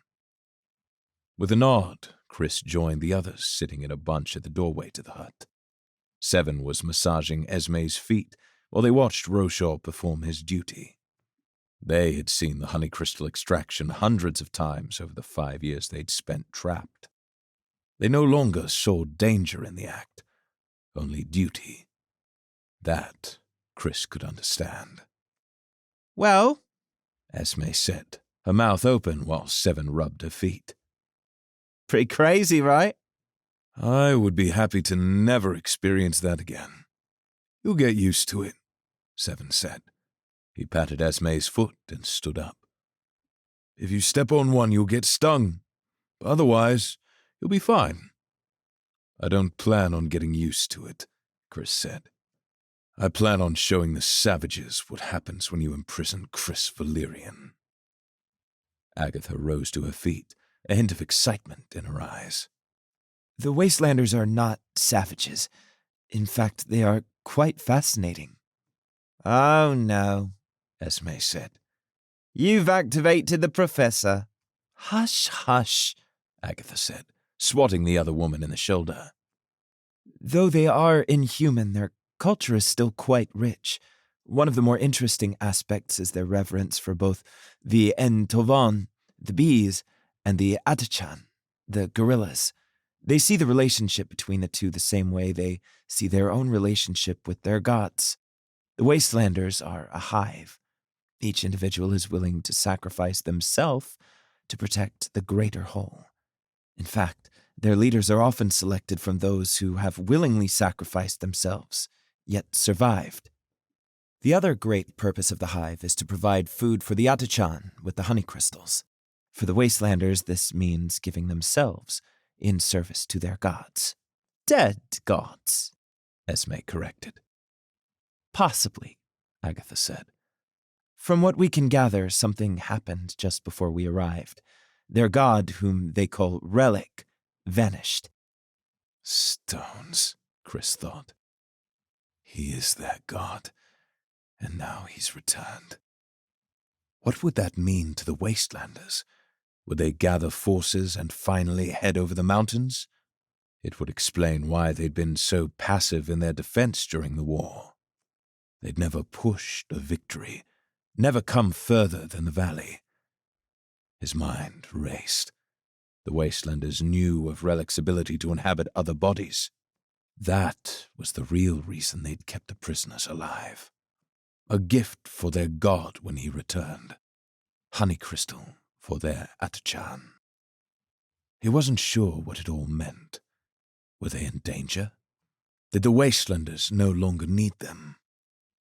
Before he could respond, Roshaw returned holding a third honeycrystal, each shard a varying shade of violet, but all shaped like a thick icicle. "Hey, you ready to make a delivery?" Chris had so many questions for Agatha and the others, but there would be time for that. He was just as interested in the next step of the harvest, when they would deliver the honeycrystals to the chief of the Atachan, whom they called Tsuchan. The two of them left the others and walked to the large gate. Roshaw showed Chris how to present himself so that 4 Wastelander guards could bind their wrists together with a rope at the end that they held like a leash. The guards accompanied them out of the enclosure, and they began their journey to the Endless Well. When he'd asked about the location, the crew had all laughed and said that he just had to see it for himself. Chris hated that he couldn't understand the Wastelanders as they spoke to each other, especially given all of the smirking and laughing they did on Chris and Roshaw's behalf. It felt very much like they were being led to a trap, and the guards couldn't help but revel in the inevitability. But Roshaw knew the path and made no comment, so Chris disregarded his instinct. On their way, he spotted the edge of the village, which appeared much larger than Chris had originally thought. Small wooden buildings hung suspended between trees, with shaky wooden bridges between them, ladders dangling haphazardly amongst the chaos. Young Wastelanders leapt from one platform to another, while others swung from vines between buildings. What surprised him most was the mass of Wastelanders lying on their backs in the swamp water, seemingly asleep. They continued on, and the edge of Kai Melend faded behind mossy trees. They passed a small body of water where dozens of Wastelanders knelt quietly. The still water shimmered a pale, golden color, as if reflecting a hidden sunset. The Wastelanders approached one by one and drank from it reverently. "What is that?" Chris asked. "They call it Oka Thal, which means life water." Roshaw rubbed at his beard. "It's sacred. From what I understand, every Wastelander comes here each week and drinks from it. So they worship the bees, the apes, and the water." "Yeah, and our people revere shiny rocks," Roshaw said with a laugh. "You have to get out of that mindset. Their world is different. That doesn't make ours better. In some ways, they're more evolved than we are. Did you know their eyes see better in the dark, or that they're partially amphibious?" Chris started. Roshaw cut in. "I'm not trying to make you feel guilty. I'm just saying that there is good among them, and we're not all that different. As for the Atachan, the Wastelanders don't worship Tsuchan. They fear him." Chris turned and looked at the 4 guards and felt a new sense of respect for them. They were soldiers just as much as he was, serving their commander to the best of their ability. Could he fault them for taking prisoners? Alkea had done the same. The only difference was that Alkean prisoners would never have survived for 5 years. Eventually, they crested a small hill, following a well-worn path through thick vines. When they stepped out of the jungle, Chris's heart skipped a beat. Before him lay a sprawling panorama lit by a cloudless sky, a large lake feeding a collection of majestic waterfalls that sent their water cascading down into the Endless Well. Chris had expected it to be small. How large could a well be? but the opening in the earth was so wide that an entire battalion could step off the ledge at once without breaking rank. To his left, atop a sheer cliff overlooking the lake, a troop of Atachans stretched out over the rocks. Sitting on the highest boulder, like an emperor overlooking his kingdom, sat an Atachan nearly twice the size as the others, with 4 thick arms. Even at such a distance, Chris felt the power and pride of the chief of the Atachan. "I assume you don't need me to tell you which one is Tsuchan?" Roshaw slapped Chris on the back and smiled. "The trick to the next part is to not make eye contact." "Has he killed anyone?" "None of the crew, but a few years back he ripped a wastelander in half that tried to bond him." Chris paused, not at the brutality, but at the penultimate word. "Tried to bond him." "Ah," Roshaw said. "The bond is fascinating. Some few of the Atachan choose a companion amongst the Wastelanders, and a bond is formed. Honestly, I don't know much about it, except that the Wastelander becomes a little more like the Atachan, and the Atachan a little more like the Wastelander. There are only a handful of Wastelanders bonded, and it is an instant elevation in status. Kind of like if your kid became a Threadweaver suddenly. Good for the kid, but also good for the family." The wartime reality of having an Atachan on your side was terrifying. As far as Chris knew, no Atachan had shown up in the battles in the mountains. But if the Alcaeans ever came further east, thinking the Wastelanders would be easy to conquer, a single Atachan would kill dozens, if not more. Roshaw continued. "Lots of young Wastelanders attempt the bond. Even if they fail, it's a well-regarded sacrifice for their family. Generally, the Atachan kill them. Since I've been here, only one Wastelander has formed a bond, and it was a young one. Tsuchan exiled the Atachan who formed the bond. Supposedly, he's hundreds of years old and has never accepted one himself. Not even from their god relic." Roshaw said thoughtfully. "I guess not." They both grew quiet as the terrain grew steeper. Their guards slowed, slackening the leash and giving more space between them. The urge to run, to escape, to fight now that they had the advantage of the high ground and a little space to work with, wiggled its way into Chris's mind. But he pushed it away. Maybe if he had access to Threadlight. The time would come, and it wouldn't be when they were sandwiched between warriors and Atachan. As they grew closer, Chris got a better look at the beasts, and at their leader, Tsuchan.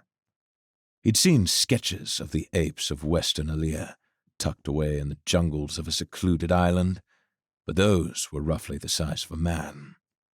The Atachan were twice that size, mostly gray with varying shades of blue. Short yellow spikes ran down the length of their spine, and tusks cut out from their jaws, curling upward. Their arms were so thick that Chris had no doubt about the stories of ripping a Wastelander in half. If the Atachan were a beating rain, Tsuchan was a thunderstorm. Larger than the rest, he was the only Atachan with 4 arms, each as thick as the last. One of his tusks was broken midway, with the jagged edges even more threatening than the whole. He sat upon a flat boulder with brows set so deep his eyes were bathed in shadow. Tsuchan and the others noted their arrival and fixed their gaze upon Chris and Roshaw. The Wastelander guards dropped the leash and stayed behind, keeping their eyes fixed to the ground. As they approached, Roshaw lifted the lavender-colored honey crystals, following the example of the guards and keeping his eyes down. When he was close enough, he dropped down to a knee. Never in his life would Chris have expected to see a man bowing before a beast, bringing him a gift as though he were the true emperor of the land. The closest of the Atachan, a large beast with a blue streak across its face, beat at its chest with massive fists, each hit resounding like a war drum. Chris clenched his teeth and met its gaze. It let out a series of deep-throated grunts and slammed its fists against the ground. Then Tsuchan roared. The sound seemed to come from every direction, bellowing in Chris's ears, threatening to break his mind. Chris turned his gaze to the Atachan chief. A voice like thunder echoed in Chris's mind. You disrespect us. A cold shiver traveled up his spine. The beat of his heart quickened. Somehow, the words echoing in his mind belonged to Tsuchan. A sense of preservation urged Chris to fall to his knees like Roshaw beside him, to express his respect to the Atachan. But he refused. He would not bow to Relic, he would not bow to Alabella, and he would never bow to an oversized wasteland gorilla. The great chief stepped down from his perch, passing the other Atachan as he knuckle-walked down the sloping cliffside. Chris watched in silence, never averting his gaze from the powerful, deep-set eyes of the chief. "Herald, save us," Roshaw said under his breath. His eyes bore into the ground, his arms shaking as he held up the honey crystals. Tsuchan stepped in front of Chris, his face impassive, save for the constant downward curl of his lips. "Tell me, he who does not cower, who are you?" The words, simple as they were, seeped into Chris's soul. A creature like Tsuchan was not asking for his name, nor his history. He was asking who he was at his core. What truths lay at his foundation? Chris was a husband, a father, a threadweaver, a warrior, but in each of these things he had fallen short. He was a failure, and his legacy was a trail of broken glass.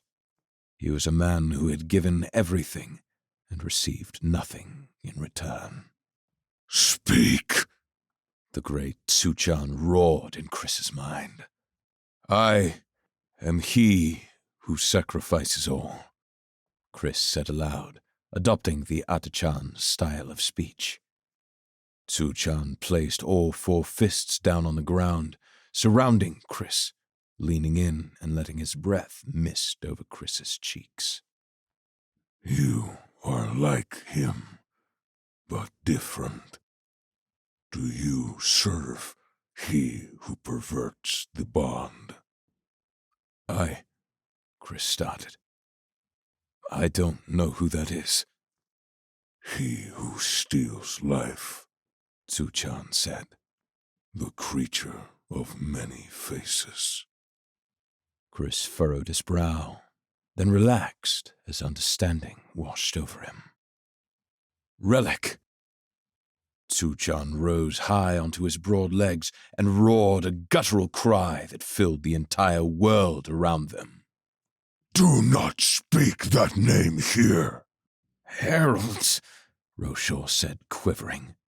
He peeked to the side, still prostrated, but confused at the one-sided conversation. "You're gonna get us killed!" Chris ignored him. "He who steals life has taken everything from me." Tsuchan settled down, his breath still heavy. "That name is forbidden here. He who perverts the bond is forbidden here. You will leave now." Chris nodded and gave a small bow. "Thank you." He grabbed Roshaw's arm and instructed him to drop the honey crystals at Tsuchan's feet before dragging him to safety. "What the hell just happened?" Roshaw asked, glancing back over his shoulder toward the massive Atachan chief. "I'm not sure," Chris said. but it gave me an idea. Chapter 13.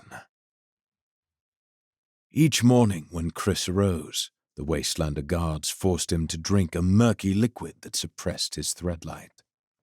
After a few days, he'd realized that it was an inherent flaw in their stewardship. Any plan of escape was far from complete, but being able to identify an area of weakness could give them a leg up when the day arrived. Several days passed, and Chris was surprised that the Wastelanders did, in fact, leave them alone almost entirely.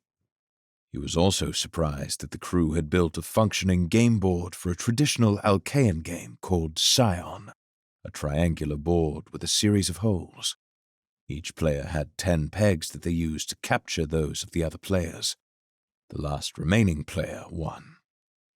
They used the time around the board to badger him with questions, and Chris told them everything.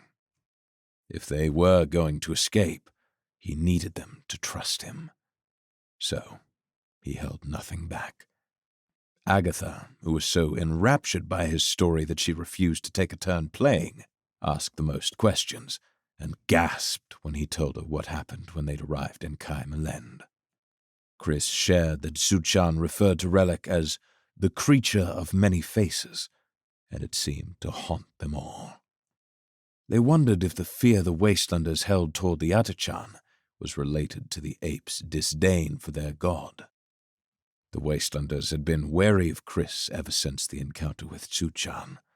None of the other members of the crew had ever spoken to the Atachan, and the occurrence seemed to affect them as much as it did the Wastelanders who'd seen it from a distance. When the guards looked at him, instead of looking on with disregard as they had before, they now showed him open hostility. One slammed his spear into Chris's stomach when he had failed to swallow the murky drink fast enough, which ended with them having to leave and come back with more. But beyond all of the questions and answers, one vital conversation occurred. How to escape. The crew had come together and created a plan for how they could all escape the enclosure and, more importantly, get back over the mountains. Rather than traveling west as they'd done before and as the Wastelanders would expect, their plan took them south. Roshaw knew of a path around the southern border of the Everstone Mountains that would take them safely to the west. But their plan hinged on two key, unresolved contributions. First, they would need Zuchan to let them pass over the ridge without allowing the Atachan to murder them all. Chris felt confident that with one more conversation, he could arrange that. The other piece required a test. Chris fell to his knees and clutched his stomach, doubling over and groaning in pain. Oi! Esme shouted much too loudly. Are you okay? He groaned dramatically, falling to his back and writhing against the muddy ground. All 4 members of the crew ran to him, surrounding him in a circle. Help! Seven shouted, turning to the Wastelander guards. He needs help! Roshaw called out for help in the Wastelander tongue, but the guards watched on impassively. They were happy to let Chris die, especially given the conversation with Zuchan, which was exactly what they were counting on. Chris rolled over onto his stomach and reached his finger down his throat, shoving it as far as he could before the heaving began. His stomach seized up and his throat tightened. Again, he inserted his fingers, triggering a series of painful heaves until, finally, he vomited into the swamp water. He smiled and did it again, unloading all of his food and water onto the floor of the enclosure. Then he rolled over and let the others lift him up, carrying him to the hut in the center and laying him down. They waited for the Wastelanders to realize what they'd done, but the guards stayed put in their perches above the wall and happily remained wrapped in the warmth of their apathy. After a few minutes of quiet, Chris signaled for the others to surround him. Chris relaxed his mind and let Threadlight pour through his veins. His body braced itself for pain, knowing that the murky liquid they fed him could very well still be in his system. Instead, the warmth of Threadlight flowed from his chest down to the ends of his toes, sizzling beneath his skin. The heat engrossed him like the warm embrace of an old friend, squeezing and promising that, no matter what, he would always be there. The others looked at his glowing veins and tried not to smile, but Roshaw's smile was wider than them all. "This is really gonna work. I'm gonna see my kid again." He probably doesn't even love you anymore, Esme said. Roshaw's smile faded. Psst. Esme rolled her eyes. Don't be a baby. Seven stared at the radiant, sapphire hue running along Chris's arms. "Either this is going to work, or we're all going to die." Chris flicked a rock across, giving it an extra push. "This is going to work." Chapter 14.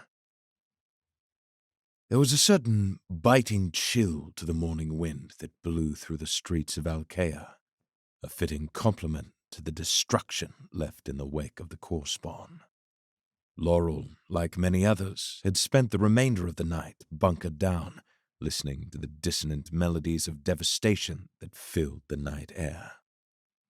Runners from Enden Keep had announced throughout the city that the attacks had ended with the rising sun, and Great Lord Malachus called for all citizens to assemble in the sprawling courtyards outside the keep. Laurel had traveled with a company of the blood thieves that included Alabella, Sala, and Barrick, the large man who'd accompanied them to the Ferrenwild.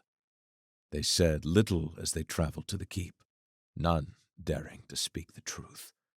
In the Ferrenwild, beneath the core seal, it was them that had released the core spawn. When Alabella removed her Phalian light shades to wipe off the lens, Laurel caught a glimpse of her eyes. The woman had always seemed so confident, so strong. But something had changed. A shadow of fear. What they had done cracked the facade, and now a pinch of doubt spread its roots within the woman. When they arrived at the gates of Enden Keep, Laurel winced at the reunion. She'd only been there once, and the result had been devastating. She feared what conclusion this day would bring. Already, thousands began to form in the courtyard of the keep, huddled below a raised platform on the far side of the great central fountain. Laurel looked at the faces of the grounders that surrounded her, eyes sunken with fatigue, shoulders slumped, heads bowed. In a single night, these people had been broken. And for those who were not Threadweavers, who could not even see the enemy, how could they not? Laurel and the others approached the platform. Hundreds of soldiers lined the periphery, creating a wall of protection between the people and the dais from which the Great Lord would address them. Atop the platform, dozens of Threadweavers, men and women, stood at attention, their eyes and veins still tinted from the extended use of Threadlight. Laurel had a transfuser in the inside breast pocket of her jacket, but she hated herself for needing it. She clasped her shaking hands and tried to calm her fluttering heart with steady breaths. A trumpet rang out, announcing the commencement of the assemblage. The Threadweavers on the platform stood at attention, and, from a ramp on the far side, a familiar woman stepped forward. High General Henna wiped the white hair from her eyes, then stood with her hands interlocked behind her back. She scanned the crowd for danger. Behind her, the Great Lord himself arose. There were no cheers, no chants of acclamation. The city stood on edge to hear how their leader would respond to the tragedy that had decimated their world. He approached the front of the platform, head held high, and the last remaining whispers of the crowd gave way to an eerie silence. "We are under attack," Great Lord Malachus exclaimed. I will not insult your intelligence by claiming it to be anything less than what it is. You have seen the devastation. You have walked the broken streets. You have mourned your fallen friends and family. It is the obligation of a responsible leader to acknowledge such reality. Only then can we move forward. A leader must, above all else, see to the safety of their stewardship. Today, we assemble because a new danger has arisen, something the likes of which this world has not seen in centuries. But we are Alkea. We are stone. We will stand united. We will fight. The streets of Alkea belong to us. Tonight, we will be prepared, and when the enemy comes, Alkea will prevail. The crowd let out a boisterous applause, a choir of cheers bellowing out over the sprawling courtyard. Laurel could feel their enthusiasm. She saw it in their eyes and in the curves of their lips. Great Lord Malachus wasn't just a ruler.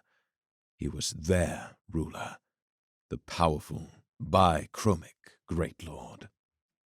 To prepare for the return of the beasts, we will hereby institute the following measures effective immediately. Listen close, as these 3 measures will affect all of us. First, a mandatory curfew from sundown to sunrise.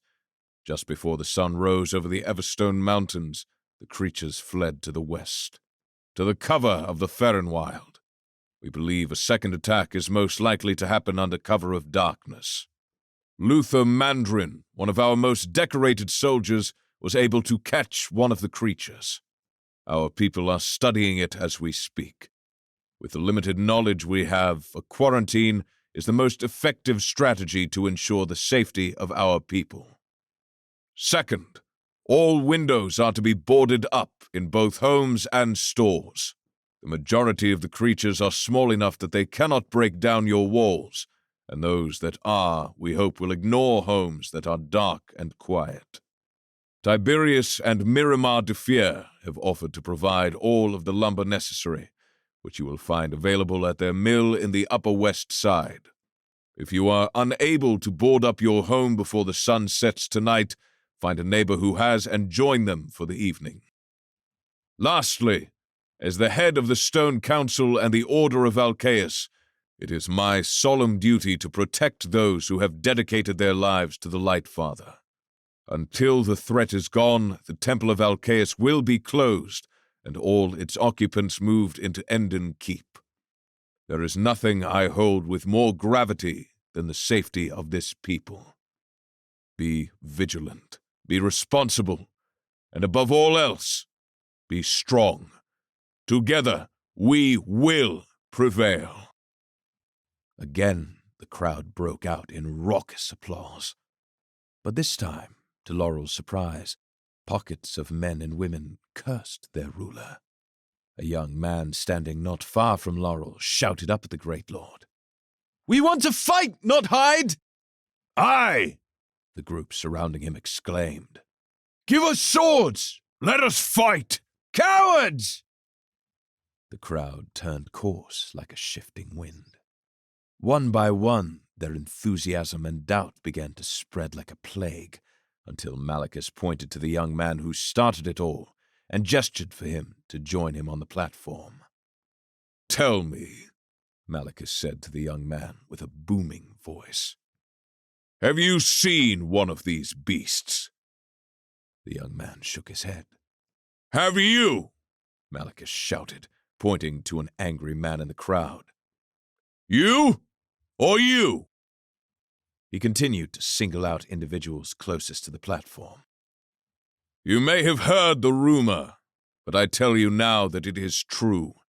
These creatures cannot be seen by achromats. If I handed you a blade, you would die to an enemy that you could not even see. We have a plan, but you must trust us. Stay in your homes, board up your doors and windows, keep your lanterns dark, and under no circumstance should you attempt to fight these creatures." Bravery and stupidity are ever at odds, and in this case, to fight is to prove your own ignorance. Now, gather your supplies and go home. Tonight, stay safe. The time to fight will come. A somber chill covered the crowd as they cowered beneath their chastisement. Laurel watched as parents clutched their children a little more tightly. Slowly, the courtyard emptied, and the guards atop the platform guided the Great Lord toward his keep. Laurel turned to Alabella and found the woman staring off into the distance. She nearly asked what was on her mind, but she knew. Their trip to the Ferrenwild, the shattered core seal, opening the tunnel. Alabella had caused this with her reckless goals and ambitions. She'd wanted equality for all, and she'd found it. All are equal in death. Alabella turned to Laurel and the others. I have an idea. Come with me. We need to have a conversation with the Great Lord. A group of Alcaean guards ushered them to the Great Lord's study high in the keep tower. Laurel felt a tightness in her chest as she walked the halls, the painful echo of a memory. She felt at her breast pocket to make sure her transfuser was still there. Her nerves urged her to take it and drink, but she refused. Sala had only given her enough for one in the morning and one in the evening. She needed to save it. Finally, the door opened, and the guards led them inside. Alabella, Sala, and Laurel were led in gracefully, and Beric was searched before they allowed him to enter.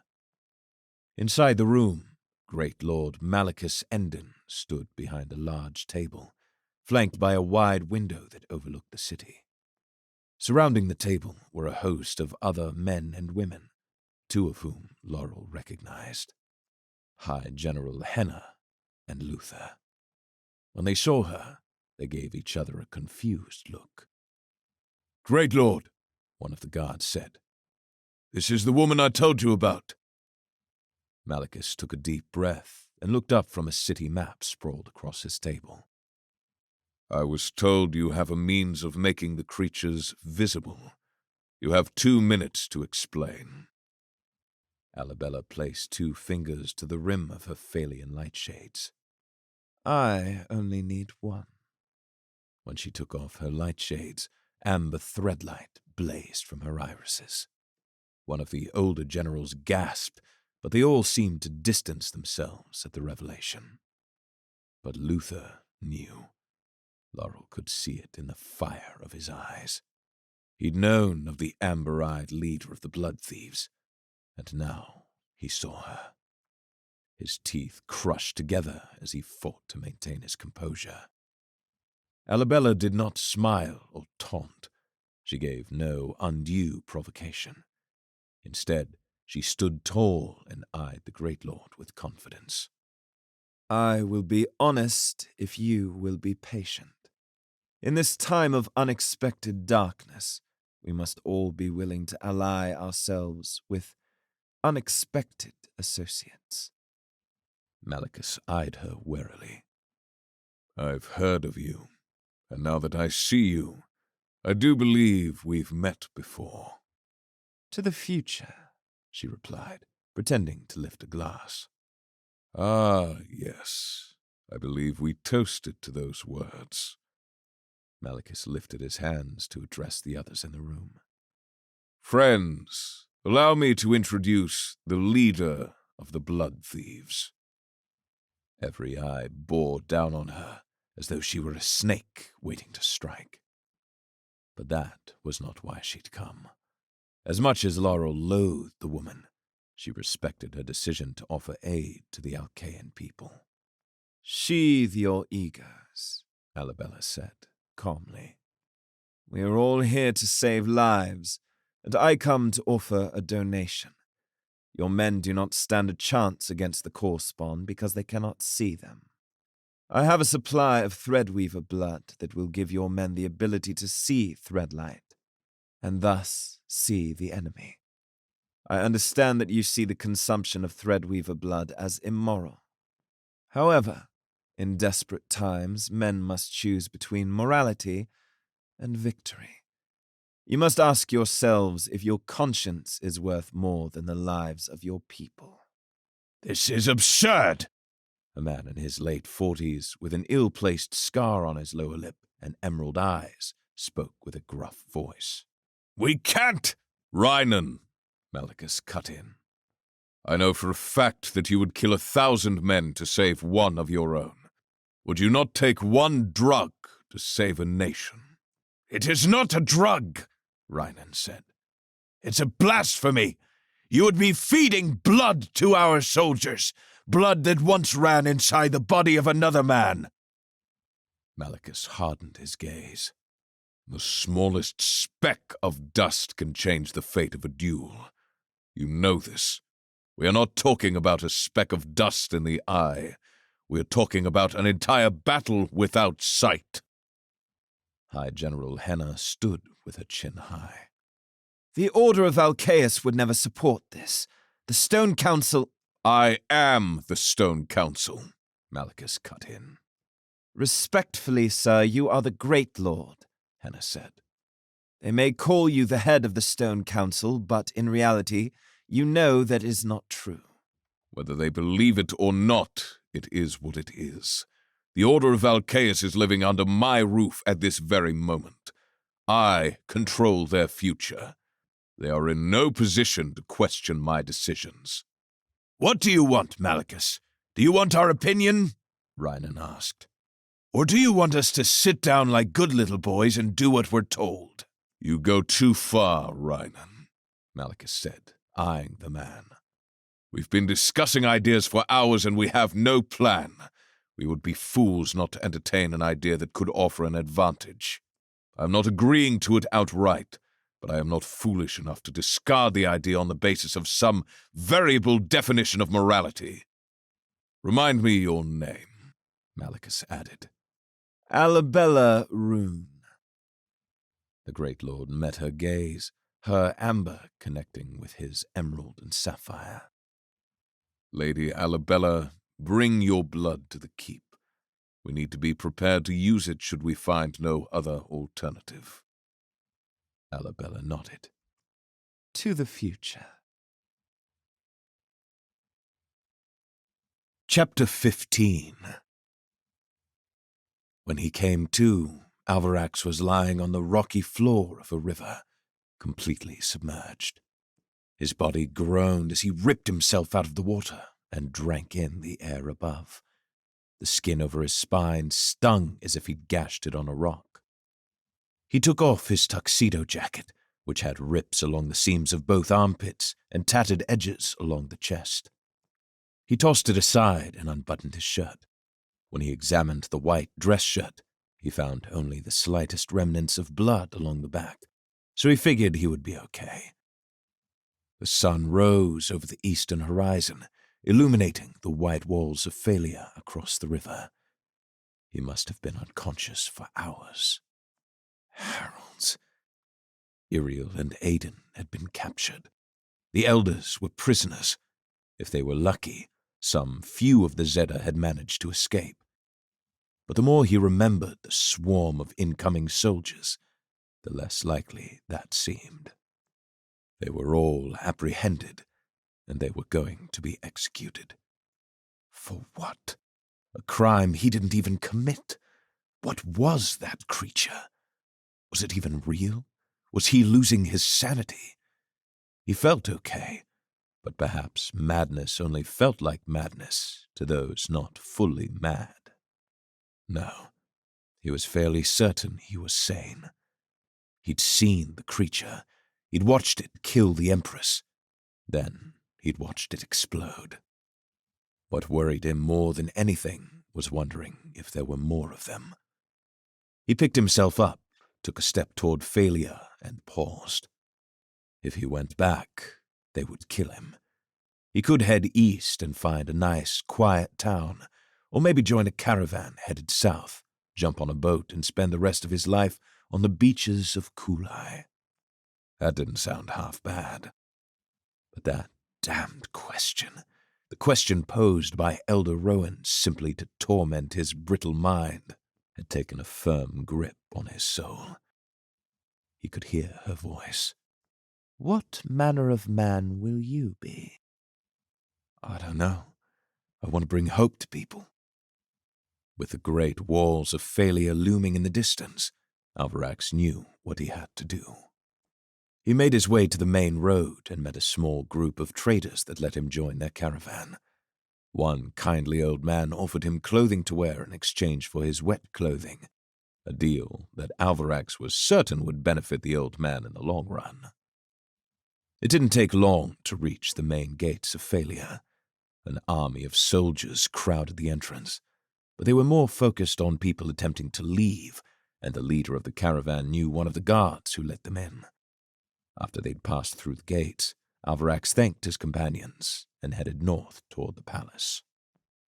He traveled down quiet paths, away from the main thoroughfare, and several times he nearly walked into patrolling guards.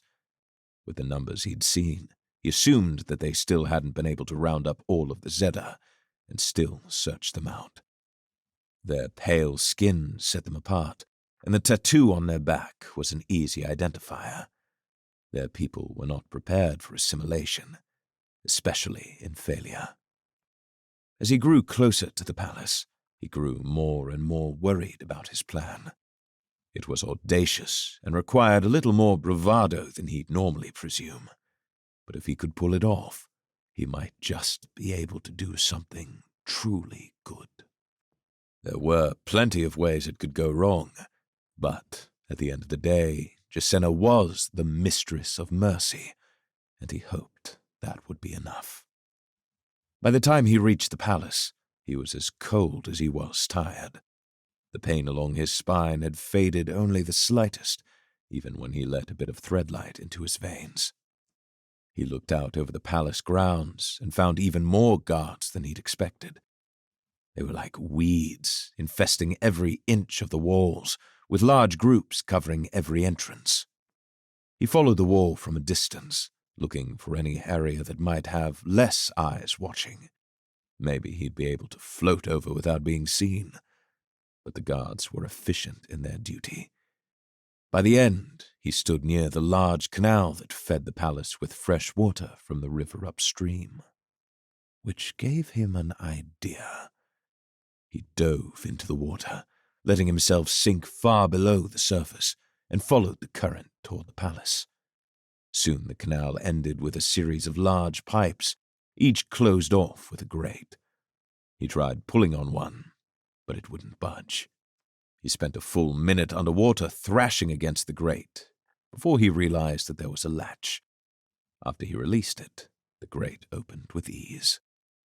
He carefully ascended for a gulp of air, then paused to prepare himself. If he went through the pipe, he'd end up somewhere in the palace.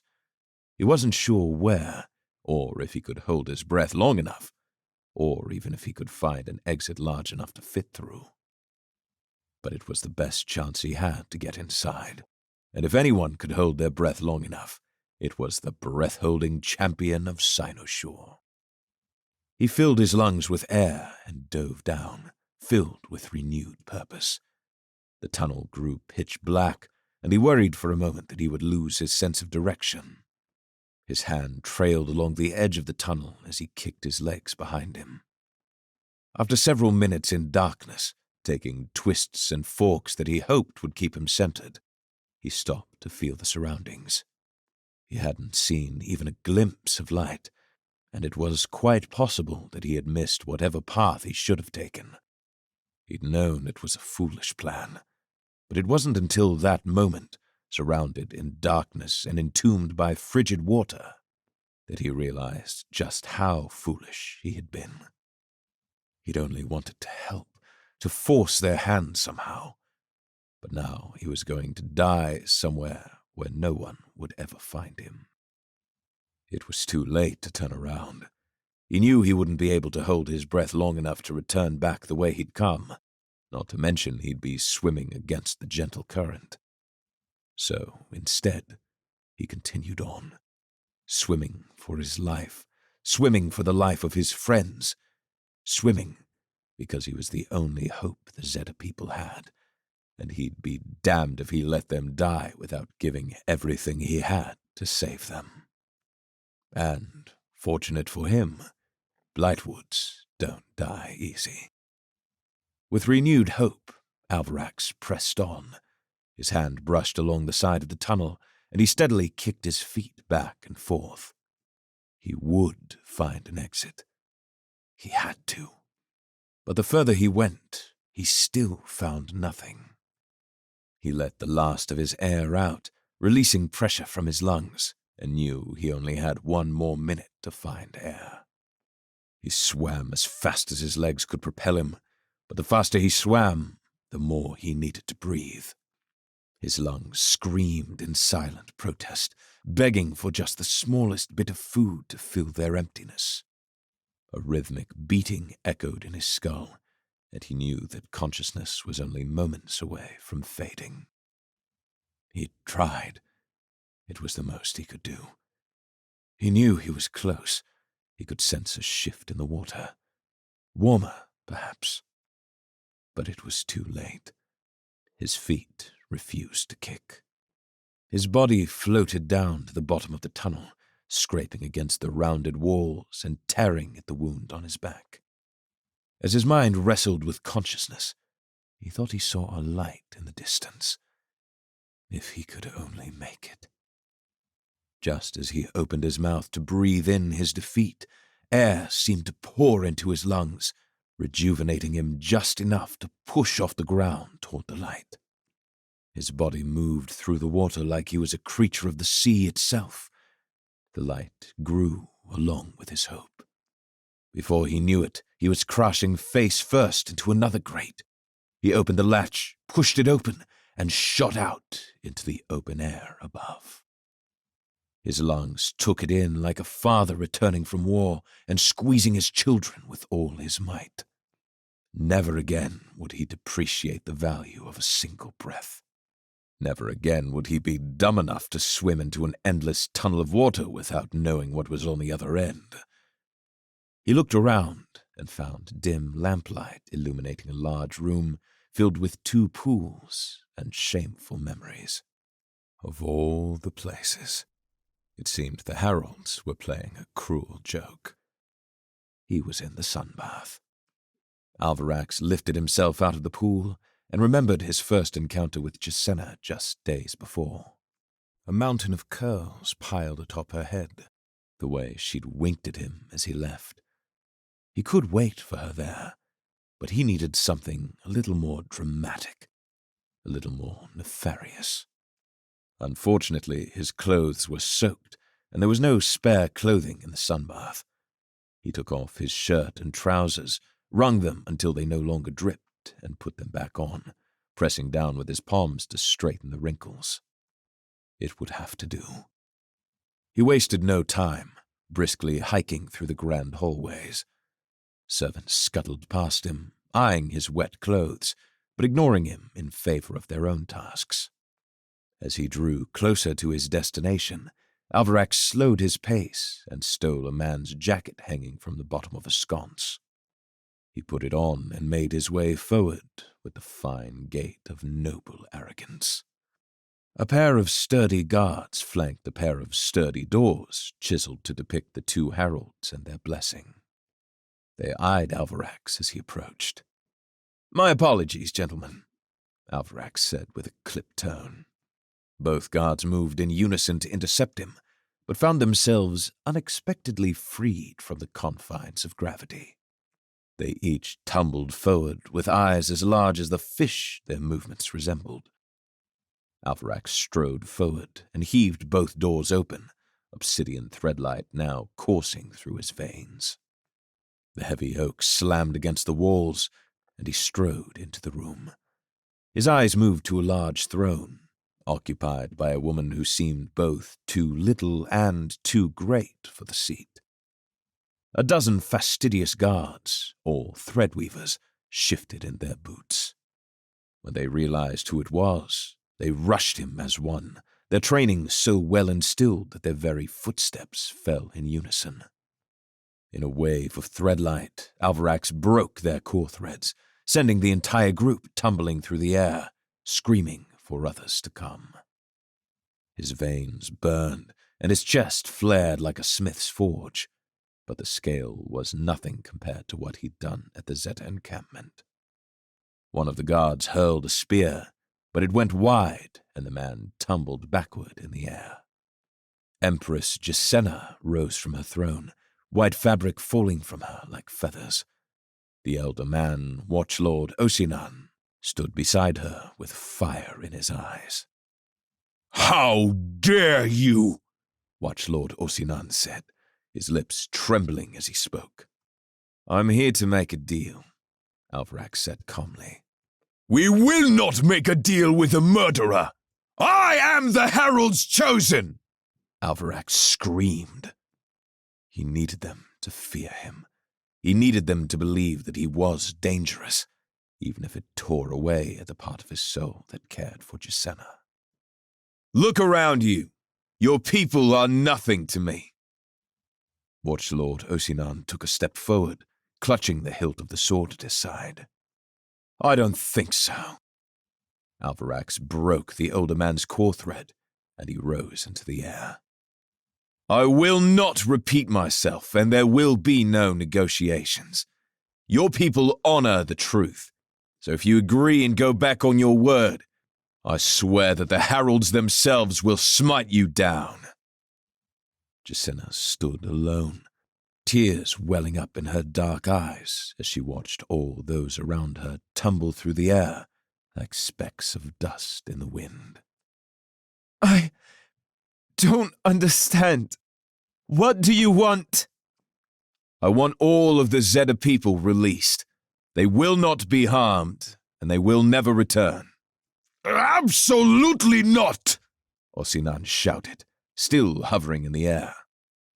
In return, Alvarax strode forward, ignoring the Watchlord and looking at Jacenna. "I will take their place. They are not to blame, however much you'd like to lay it at their feet. You have my word that I will make no attempt to escape. I will pay the price of your sister's death." Jacenna's chest rose up and down, and her bottom lip quivered, but his words had gripped her. He knew that they were grieving, Jacenna most of all. They were angry and confused, and if the Mistress of Mercy could save the lives of innocent people while still finding justice for the one responsible, he hoped she would take it. Alvarax stood in silence, waiting for her to respond. His own emotions welled up within him. He still cared for Jacenna and hated that he was deceiving her. But it was for the best. A man would be wise to stay far away from a woman such as yourself, he'd said to her. Oh, how right he'd been. Jacenna glanced up at the guards, still tumbling through the air, and over to Osinan, floating beside her. Her jaw clenched so hard Alvarax was sure she would shatter a tooth, but at last her muscles relaxed, and she closed her eyes. "I accept your offer." "I want everyone in this room to hear you say it." She opened her eyes and gazed into his own. "In exchange for Alvarax Blightwood, the Zeta people will be released and banished from failure. And none will be harmed," he added. "And none will be harmed." Alvarax dropped to his knees as the guards returned to the ground. Herald, save me. Chapter 16. Once again, Alvarax found himself in shackles. It was what the son of a thief deserved. He sat on cold stone with his eyes covered, thinking about his journey. Life had taught him brutal lessons, but one lesson most of all. Hope is a sham, a trick of the mind. Hope is opening your eyes at dusk and believing it is dawn. His life, he'd decided, was a setting sun. There was a phrase his grandfather used to use in prayers. my life for yours. In the days of the heralds, the people would speak the words when pledging themselves to a lifetime of service. His grandfather would speak them in prayer, offering his own form of commitment. Alvarax felt the words deep in his core, and he knew that, despite the impending reality, he was giving his life for a righteous cause. The hardest truth was knowing just how much his death would simplify the world for everyone. The Zeta would be released. Jacenna would feel justice for the death of her sister. The blood thieves would have one less loose end, and Gellium would have one less fly to swat. Watchlord Osinan had arranged his execution for the following day. The Zeta people remained in captivity, awaiting the execution before they would be released. They allowed no visitors. There was no one who would have visited anyway. So instead, he stared at the stone, imagining the ocean, knowing that a great wave would soon take him away. He had one good idea while sitting there.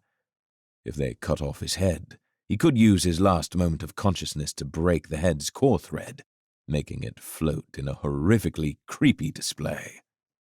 He probably couldn't actually do it, but the thought was stupid enough to bring him some semblance of joy. He had to give it to the Phalians. They had treated him well despite his imprisonment. No one had beaten him. No one had spat at him. Most curiously, no one had even talked to him. They had simply thrown him in a prison cell and left him. The only food they brought was a single apple. He laughed out loud to himself about that one. He'd always wanted to try an apple. He never expected it to taste like execution. That night, as he lay hungry and sore, guards approached his cell, a few by the sound of it. They stopped outside the door. It should have been intimidating, but Alvarax didn't care. He was an exotic animal, and they had come to study him. Part of him wanted to growl at them, but in the end, he stayed quiet. If he looked down just right, he could catch glimpses from beneath his blindfold. There was a small crack on the ground that looked like a scar. Apparently, Phalia had also felt the earthquakes. He wondered if the crack had already been there, or if it had surfaced the night the core seal was broken. Maybe the whole prison would just collapse on him and save him the embarrassment of a public execution. "Aye, Rip," one of the guards said. "On your feet." Alvarax dismissed the command. What were they going to do? Kill him? "I said on your feet." A wave of freezing cold water poured over him. The cold was bad, but the worst part was knowing that his clothes would stay wet for some time, and the cold would continue. But then he remembered that he was an idiot, and he let Threadlight run through his veins. He couldn't threadweave anything unless he could see it, but he could still let Threadlight warm his veins. "Hands behind your back," the same guard demanded. "I see your veins. Threadweave and you'll regret it." They turned him around, bound his hands behind his back, and adjusted the blindfold over his eyes. Once his hands were tied, they sat him on his cot and tied him to the frame. The thoroughness gave Alvarax a pinch of pride, knowing that they truly believed he was dangerous. Apparently, he was a better liar than he'd thought. He sat quietly as their footsteps left him alone once again. It was better this way, being alone. Would anyone even miss him when he was dead? His grandfather would, but not any more than he already did. None of the Zeta would, none of the Phalians would, none of the blood thieves would. Was there any point in living if no one cared if he was alive? He heard the slightest stirring near the entrance to his cell and looked up as if he could see through his blindfold. The cold of his wet clothes was beginning to awaken again, so he let a little more Threadlight into his veins. A woman's voice broke the silence. Why did you not kill me in this sunbath? He knew that soft, delicate voice, though it was now stained with a pinch of malice. Princess Jacenna. No, Empress Jacenna. You were obviously waiting for me, and you could have incapacitated my guards easily enough. So what was it? Were you waiting for my sister? Was I simply the wrong visitor? She wanted something from him. Another confession? She never trusted you, she said, her voice quivering. She sent me to keep an eye on you. Did you know that? I just want to be left alone, he said. She never replied. As much as he was already hurting, her words wounded him. He thought even now that their friendship had been real, something genuine in the field of lies. He felt a slight breeze near his face and flinched. He hadn't even heard her move. She lifted the blindfold off his eyes, and then he saw her. Dark eyes filled with tears, black smears dripping down her cheeks. She looked so angry, so tired, so desperate. Guilt flooded over him. I'm sorry, he said without thinking. She had just lost her sister. All she wanted was closure. She slapped him. Stop it! Don't you dare be kind to me! Don't you dare! I liked you, Alvarax, and you ripped out a piece of my soul. My sister was my everything. She was a light shining on the reefs, not just for me, but for this entire nation. Is that what you wanted? Ships crashing in shallow waters. You want this nation to fall? I will not let that happen. Her death will not be in vain. She stopped. His heart beat faster. He wanted to shout. He wanted to defend himself, to tell her the truth. He wanted to comfort her. His mind was a blur of emotions, and it took all of his willpower to hold himself back. He looked down. 1, 2, 3, 4. Heralds calm a troubled call. When he looked back up, Empress Jacenna was staring at him with confusion in her eyes. I don't understand you. Yesterday I was so frightened by you, but today you seem so different. Something is wrong with you. You are broken. I see now that the world will be truly safer without you in it. He wanted to scream out his innocence, to explain that one of those men wasn't real. But it wouldn't matter. They'd preconceived his guilt, and their justice would either be his singular death or the death of the entire Zeta people. He had to be strong. For them, for Iriel, for Aiden, for once in his herald's forsaken life.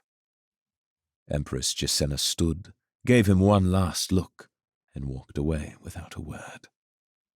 The guards came in, covered his eyes, and removed his bindings. Once again, he was alone in his cell, lying down on a cot staring at the darkness of a blindfold. For a moment, he wondered if his father could have escaped the cell. He pushed the thought aside. He wasn't like him. He wouldn't run from his promises. He would do what was right, simply because it was right. Chapter 17. The grassy fields within the walls of Enden Keep were filled with soldiers.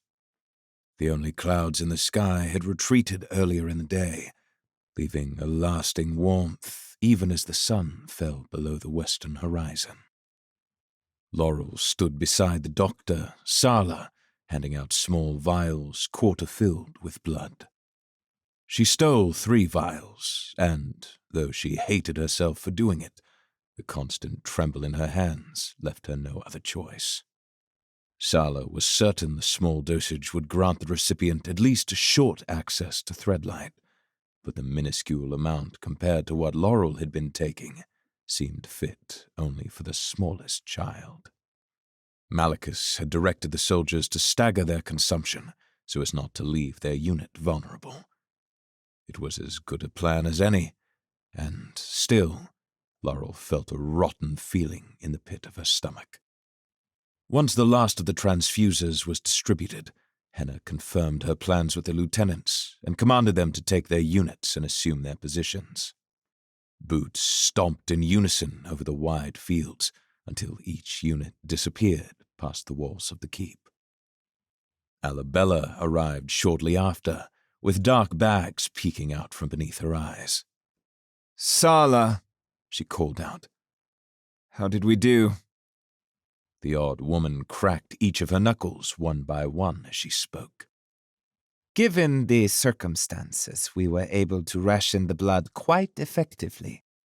Some units will have a little more than others, and some soldiers will never taste it, but there should be enough to last through the night." "Good. I should note that the Great Lord had me double the quantity for the units with the most direct path from the Ferrenwild. A wise move.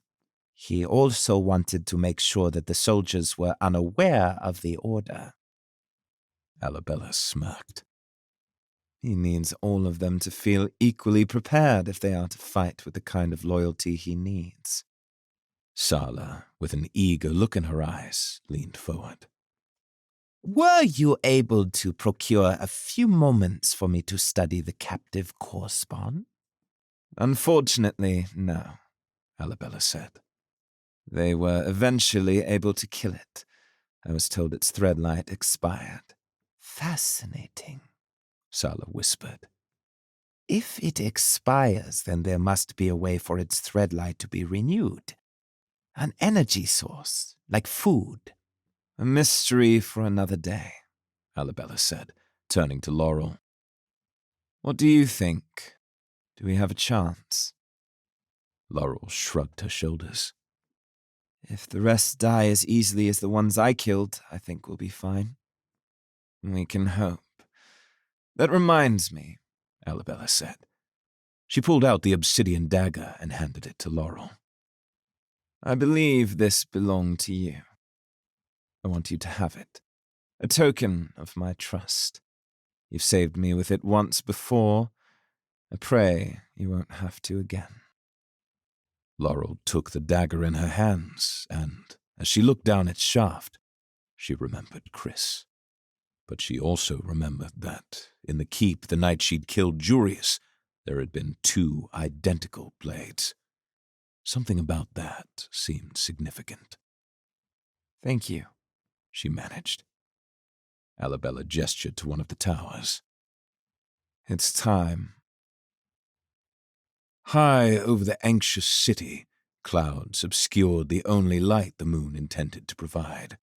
Quiet ruled the Alcaean streets like a tyrannical scourge, infecting the hearts of the people and instilling a profound dread in the minds of those who gathered to protect them. The wind itself seemed afraid to show itself. The entire Alcaean army was spread out along the western border, spanning from the north to the south, covering as much of the land between Alcaea and the Ferrenwild as possible without stretching their numbers. Laurel sat along the windowsill in one of the tower rooms overlooking the motionless city far below. A map lay sprawled out on the wide table, dozens of markers scattered in a wide arc around the Alcaean border, designating key locations of troops. Soldiers at each position would light a bonfire as soon as they were in position, and if the core spawn arrived, they would toss in a bag of borax salt to turn the flames green. No flames had yet to shift their hue. "So," Alabella said without shifting her gaze, "when do you plan to do it?"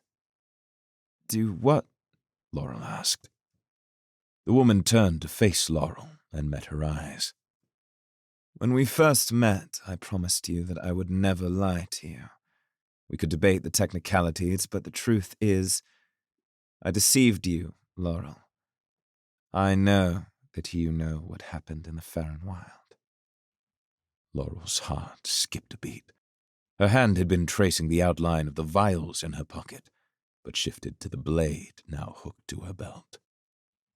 If you want to kill me, you would be justified. I've even given you the perfect weapon for the job. Alabella glanced down at the obsidian blade. This path we walk is not toward an unworthy destination. When we restore your Threadlight, you will be living proof to the world we could have. A world without achromacy.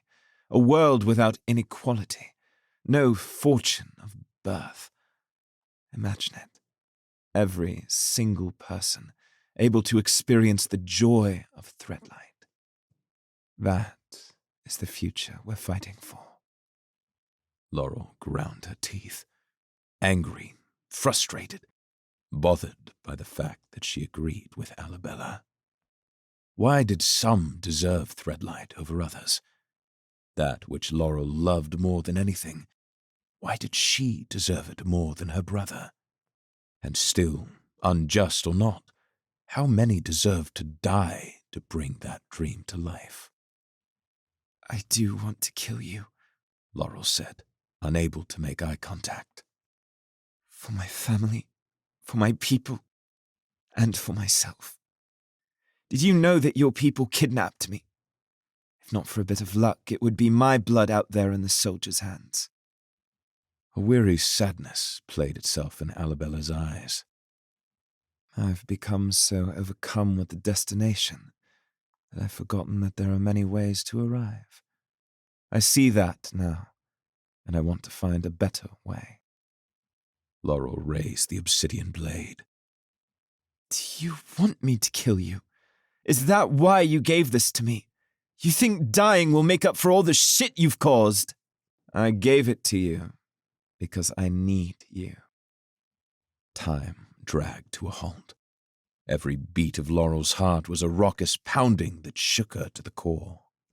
The obsidian blade reflected a bit of lamplight, glistening, taunting. Memory overlaid atop reality. Jurius's blood dripped from the edge of the blade. Revenge, like the sweet nuzzle of a chroma wolf, brushed against her mind. It would take only the simplest of movements to slide the dagger forward into Alabella's chest. A single choice to change everything. And you need me. I don't need you, Laurel snapped. but these people do. At least for now. Alabella nodded grimly and turned to look back over the city. The night is young. Let's pray the heralds are with us. The night passed in eerie silence, and the enemy never arrived. Chapter 18. Each morning, Chris awoke with a growing hollowness within himself. It wasn't about being a prisoner. It was about his family. Even if he and his friends were able to escape, he was afraid of what life would be like when he returned. It had been his own choice, made with clarity, that had given control to Relic and sent him trekking to the wastelands, abandoning his wife and son. The battle in the Farron Wild wasn't over when they'd left. If anything had happened to Iriel and Aiden while he was away, he would never forgive himself.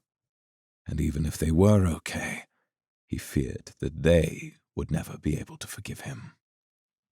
More than anything, he longed to hear Iriel's sweet voice tell him that she understood, that it was the right decision, like she had the night Aiden was born. If there was anyone capable of forgiving him, it was her. Yet still he feared. While Roshaw was paying his debt to Esme and harvesting that week's growth of honey crystals, Chris would be the one to deliver them to Tsuchan. Their plan hinged on that conversation. If the great Atachan refused to aid them, they would be forced to take a more dangerous path through the jungle, where the Wastelanders would have the advantage. But Chris hoped that their disdain for the creature of many faces would be enough to make them agree. After they ate the fruit and meat that the guards provided them for the day, and after Chris consumed the murky, threadlight-blocking substance, Rochor steeled himself to enter the Et Hovon hive. But before he did, the entrance to the enclosure swung open, revealing an entire host of Wastelanders. Chris counted more than 20. Agatha rose swiftly to her feet, and the others followed suit. "What's going on?" Chris asked. Rochor, who still stood beside him, looked to the Wastelanders with reservation. "No idea." The mob of guards split, and the god siblings stepped forward. Relic, the creature of many faces, and his sister Lilacs had transformed from the Alcaean guards Chris had last seen. True, they still wore the skin of Valen and Otel, but their hair and clothing had adopted an entirely new look. Lilacs wore a long, flowing gown that dragged carelessly behind her in the swamp water. Her hair was done up with pins, and Chris was surprised with how regal the once guard had become. And their eyes. No longer were their eyes the brown of an achromat. Instead, they sparkled with the entire spectrum of colors, like prisms refracting the sun's rays. Chris had never seen anything like it. Relic smiled with cleanly shaven cheeks and strode forward with his sister. Chris Valerian, the Apogee, it is good to see you, friend. Chris clenched his jaw and said nothing. Somehow Relic's voice still sounded the same as it had in his mind, and each word sent a shiver of bad memories crawling up his spine. I want to thank you, Relic continued, his prismatic eyes bearing down on Chris.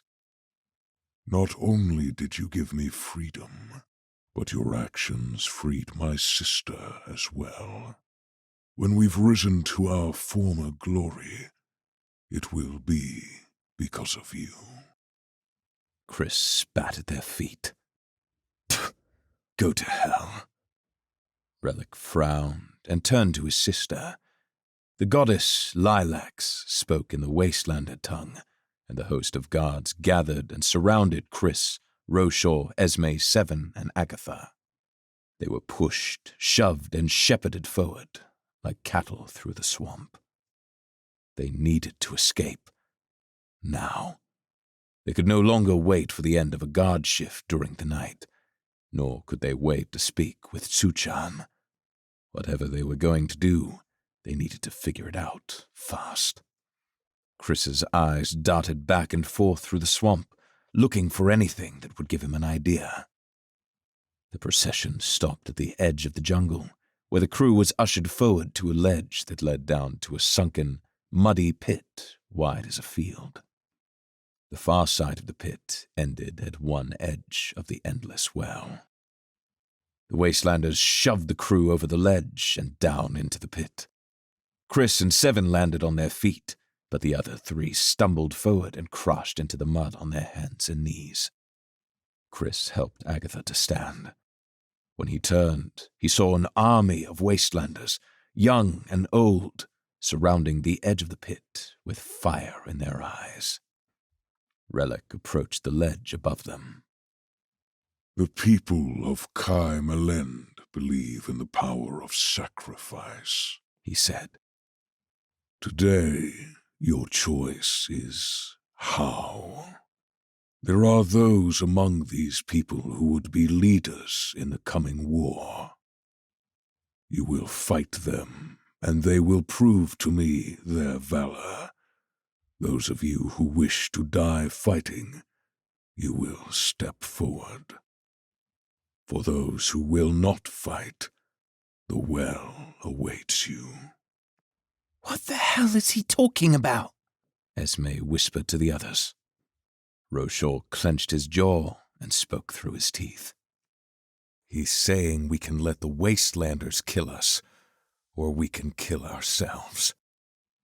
Suicide. The word crawled out from a dark cave beneath Chris's skin. He'd always been so focused on the next step, the next goal, that he'd never considered what he would do when there were no more steps to take.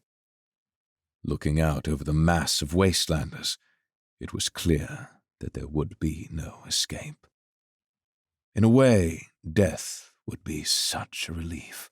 To forget about his failures, to forget about that look in Iriel's eyes as he walked away, to forget the child he'd abandoned. To them, he was already nothing more than a rotten ghost. A bad dream better left forgotten. The only person he had was his mother, but he would never see her again.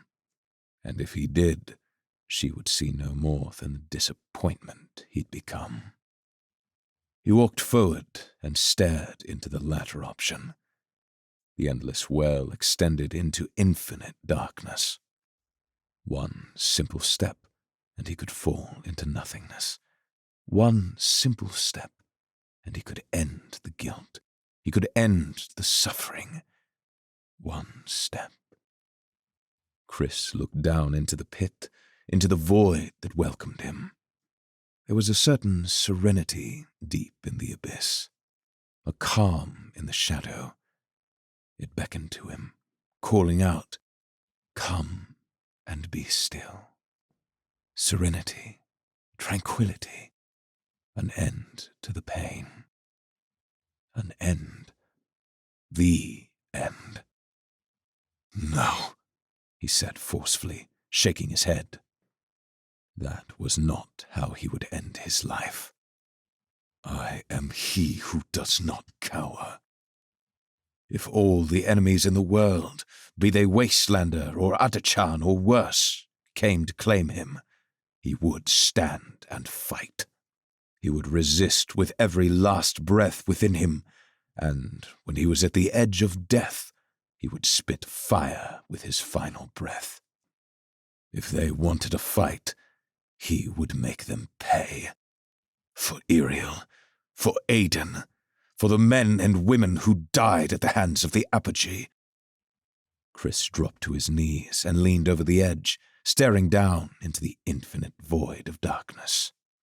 He reached his hand into his mouth, shoved his fingers down his throat, and vomited into the abyss. Chapter 19. A stream of liquid came flooding out of Chris's stomach, a waterfall crashing down into the infinite darkness below. He gripped the edge of the well, breathed in the putrid stench of swamp water, and vomited again. His throat burned and his stomach riled, but if he was going to fight the Wastelanders, he had to get the fluid out of his system. He needed Threadlight. The other members of the crew stared as he turned to face them. His eyes burned with purpose. When he looked at them, he felt a strong yearning to protect them. These people were in no state to fight. Even Seven, who had once been a strong soldier, was little more than skin and bone. If they fought, they would last no longer than a few seconds. Chris turned around, trudged back toward the wall of the pit, and looked up at the throng of Wastelanders. He stepped as near as he dared and met Relic's gaze. "If you want to prove you're champions, then give them a challenge. Killing these prisoners will prove nothing. If you really want to test them, let them fight me. Alone." Relic grumbled, weighing the challenge. "You think I would extend mercy to these people?" "To hell with mercy," Chris said, choosing his words carefully. "I want your warriors all to myself. When I fall, you have your champion. But until then, for every one of your warriors that I kill, you will release one of the prisoners." The tall god looked down on him, seeing the remains of vomit in Chris's beard. He turned his eyes to the rest of the human prisoners. You are a fool, Chris Valerian. Have you forgotten that I spent years inside your mind? I know you better than you know yourself. You think you can win, but you will die. And I will watch with glee as each Wastelander warrior cuts away at your life until you are nothing but a rotten stump of flesh. He paused, leaving enough of a break for a bead of sweat to slide down Chris's forehead. It is agreed. Chris nodded and turned to the others. Find my wife, he said, and tell her that I did everything I could. The four of them, with shock and sorrow twisted over their dirty faces, gathered together and moved away from Chris. Roshaw gave him a nod of gratitude. Lilac spoke in the Wastelander tongue, and the crowd consumed her every word, cheering with each throaty syllable. A thick, fierce-looking Wastelander stepped forward. He stood taller than the others, though still shorter than Chris, with the noon sun shadowing the curves of his arms and bare chest. He'd pierced his pointed lobes, and his face was covered with white paint and dark lines to mimic an empty skull. Blue and red feathers fanned out at his hairline down to his neck. When he jumped down, Chris saw that the warrior wore gloves with sharpened bones for nails. Chris took one final look at those he would be fighting for, then set his jaw and widened his stance. The Wastelander champion stepped forward, and the horde of onlookers rose up in chants, screaming and shouting into the open air. In a burst of speed, the champion dove toward Chris. His bone claws lashed out, swiping again and again as Chris barely managed to dodge each attack. He stepped into the champion's reach and drove a fist into his ribs. The Wastelander groaned and retreated, screeching something foul in his otherworldly tongue. Again, the Wastelander attacked, this time in horrific harmony with his bone claws. Each jab grew in ferocity, each growl rising in a barbaric crescendo. The warrior let loose a flurry of kicks to throw Chris off balance. But Chris was the apogee, even without a god in his mind. He leaned into the Wastelander, grasping his wrist and driving an elbow up into his neck. Sharp pain burst in his side as bone claws cut into him. But it didn't matter. Up close, the bone claws were mosquitoes nipping at his skin. Chris's fists were lead hammers slamming into the Wastelander's ribs. Planting his forearm into the warrior's neck, Chris tripped him and sent them both toppling over onto the murky floor. With rage fueling his every movement, Chris pummeled the Wastelander's face. Brittle bones shattered beneath his fists, while claws scratched at his back. Finally, Chris ripped out a handful of feathers from the champion's headdress and drove the sharp shafts deep into the Wastelander's neck. The bundle of feathers snapped in half, still embedded in the skin. Blood pulsed out of the hollow shafts, dripping into the water. Chris rolled the body over, face first in the mud, then pulled off the bone claws and lifted himself to his feet.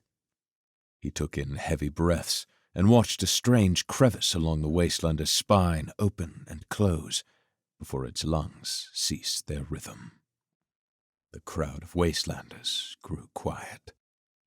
Chris placed the bone claws over his own hands and looked up to the crowd. "Who's next?" he shouted. The crew, as stunned as the Wastelanders, deliberated and sent Agatha up the steps of the ledge. The Wastelanders accepted her above, but did not let her pass. She turned, and Chris saw the worry and fear in her eyes. She was frail and surrounded by the enemy, with no belief that they would truly let her go. Relic raised his head up high. Ah, yes, the power of appearance. I remember how important you believed that to be. But I know you. I see you growing tired already. How much longer can you last, old friend? Lilacs shouted more words. Chris couldn't understand and pointed at the crowd. She stepped forward, her voice rising and falling with vigor. While the language seemed a fitting companion to Valen's harshness, it seemed unnatural coming from Ortel's body. Chris knew that somewhere, locked away in her mind, there was a scared woman still alive. 2 Wastelanders jumped down off the ledge into the pit. They matched in nearly every way. Long white hair, pale grey skin, each holding a weapon that looked like a bone-colored meat cleaver. The crowd burst out in raucous applause, screaming at the top of their lungs, their voices ringing out like wild beasts. Stones. The only deal they'd made was 1 kill for 1 release. They'd made no deal about the numbers of combatants at any given time. But he still had a trick up his sleeve, the Threadlight running in his veins. Chris sprinted forward with speckled blood trailing from his open wounds. He focused on the slightly smaller of the 2 and dove in fast to get out of range of the cleaver. Up close, he would have the advantage.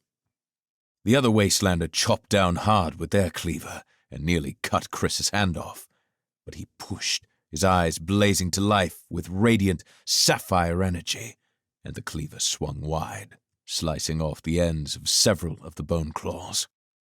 Chris jabbed forward with his other hand, and claws pierced through the Wastelander's shoulder. Both of his opponents backed away, muttering incomprehensible words to each other. Chris stepped back, panting.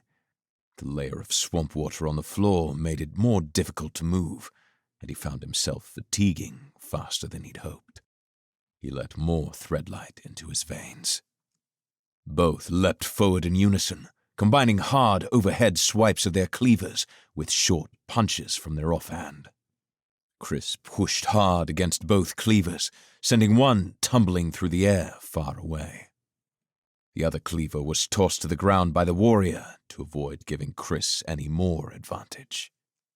With both hands free, the warriors grew more ferocious, quick and more daring.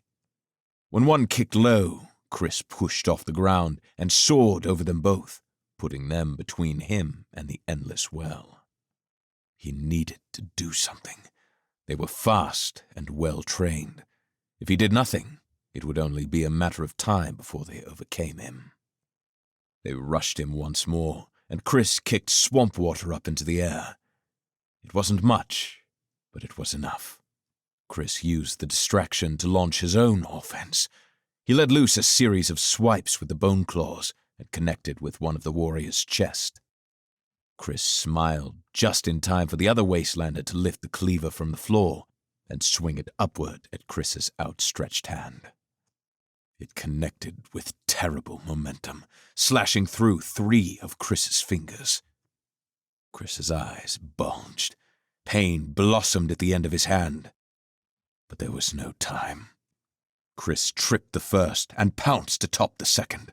His bone claws tore into the wounded Wastelander's chest like a swarm of bees, stinging and stinging again and again, until the Wastelander no longer could breathe, and he fell back, limp. Chris rolled to the side, narrowly dodging another strike from the other. He pushed on the cleaver, and it flew from the Wastelander's grip, launching into the endless well. Lifting himself up, Chris set his footing and eyed his final opponent. There was fear in the Wastelander's eyes, hidden behind a facade of rage. "Give up!" Chris spat. The Wastelander, unable to understand, rushed him. Chris brushed aside his blow, stabbing bone claws into the pit of his arm and spinning. His elbow cracked the side of the Wastelander's head. While his opponent was dazed, Chris stepped forward, spun, and kicked the Wastelander in the middle of his chest. The force lifted his small frame off the ground and sent him crashing over the edge of the chasm, screaming into the endless darkness. Chris looked down at his hands. The right hand was missing 3 fingers, and blood was drooling from the frayed edges of each appendage. With his other hand, he walked over and retrieved the fallen cleaver. When he looked up to the crowd and saw Relic snarling, he thought that, just for a moment, his plan might actually work. 2 more, he spat. Roshaw gestured to Esme and Seven. They gave him a sad look, but took the offering and ascended the stairs to join Agatha. Chris felt the thrill of victory. If he could only kill 1 more, then he could die knowing that he'd protected those who could not protect themselves. Relic and Lilac stepped to the ledge of the pit. The beating sun seemed to distort the air around them. Then, as if the world had decided to play a sadistic joke, a floral scent drifted in the wind. Chris's eyes darted about, searching for the source, but he found nothing. The Wastelander goddess spoke, and the mass of spectators gasped at her words. The crowd split in 2, and a distortion in the air darted through them. Chris opened his eyes to Threadlight and beheld a lithe creature, born of light itself, leaping from the ledge and into the pit, landing with a splash. It stood on 2 legs, with long arms that ended in sword-like points.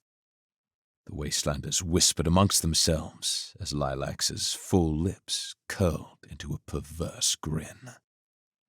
A memory, long forgotten, swept over him in a wave. "Tell me a story, Mother," little Chris asked. Willow shook her head and smiled. "It is late. Perhaps a short one. Do the scary one. Only because you are so brave, little flower." She tucked him in and began the story. There was once a girl who was not loved by her family. She was the only one in the whole town who could see Threadlight, and none of the others believed her. "That's silly," little Chris cut in. "Perhaps, but it is hard to believe what you cannot see."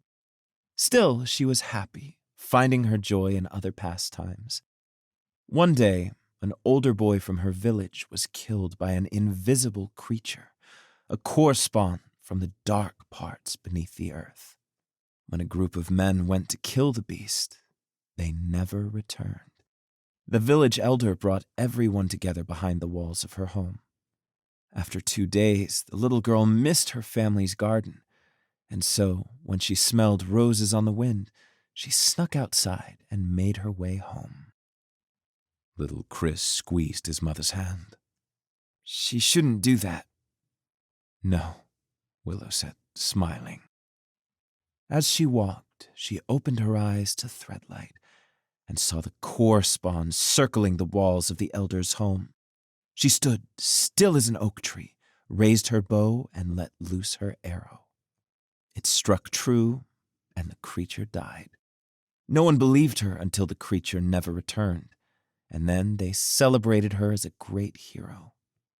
You see, Chris, sometimes our greatest gifts are those that others do not understand. He settled down onto his pillow and asked, "Are the core spawn real?" "Of course not, little flower."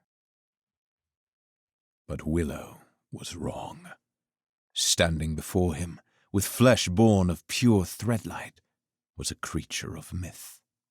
The light-shrouded silhouette of overgrown fangs jutted out from its maw. It prowled forward and snarled. Chris, who had already accepted his end, snarled back. It dashed toward him in a blur. Chris set his feet and sprinted forward in response. The beast leapt, and Chris dropped a shoulder, covering it with the flat end of the cleaver. They collided in an explosion of power. Chris was knocked back, the beast atop him, and it clamped down on his shoulder with its overgrown fangs. He screamed, hacking into the creature's torso with the cleaver until it rolled away from him. But as he scrambled again to his feet, Chris watched a swirling mist of light coagulate over the wounds in the creature's side. In moments, the core spawn was healed completely. His mother had forgotten to mention that part. Chris cringed as he watched the creature's wounds heal. His own had not. Chris's shoulder was torn apart, fingers left behind like fallen soldiers, and his lungs were near ready to collapse. Threadlight crawled beneath his skin, but it was a salve not meant for serious injury. As the creature dashed toward him once again, Chris raised the cleaver high overhead and extended his right arm. He had one more idea, and it took the bait, clamping down its massive fangs on his forearm. Pain shot up through his tendons, up through his shoulders, and blossomed in painful agony. With his other hand, he brought the cleaver down with every ounce of his strength, fueled by rage and the promise of redemption, and cut halfway through the core spawn's neck. He yanked it out and brought it back down again and again and again, until finally the cleaver passed through the brilliant, sinewy flesh of the core spawn. Its jaws released his shredded arm as the severed head fell to the murky floor with a splash. Alone, it looked like a massive photospore glowing haphazardly in the mud. Chris kicked the headless body away from himself and fell to his knees, clutching at his shoulder and hand. Despite the pain echoing throughout every inch of his bloody body, he grinned. One more freed, he thought to himself. He'd done it.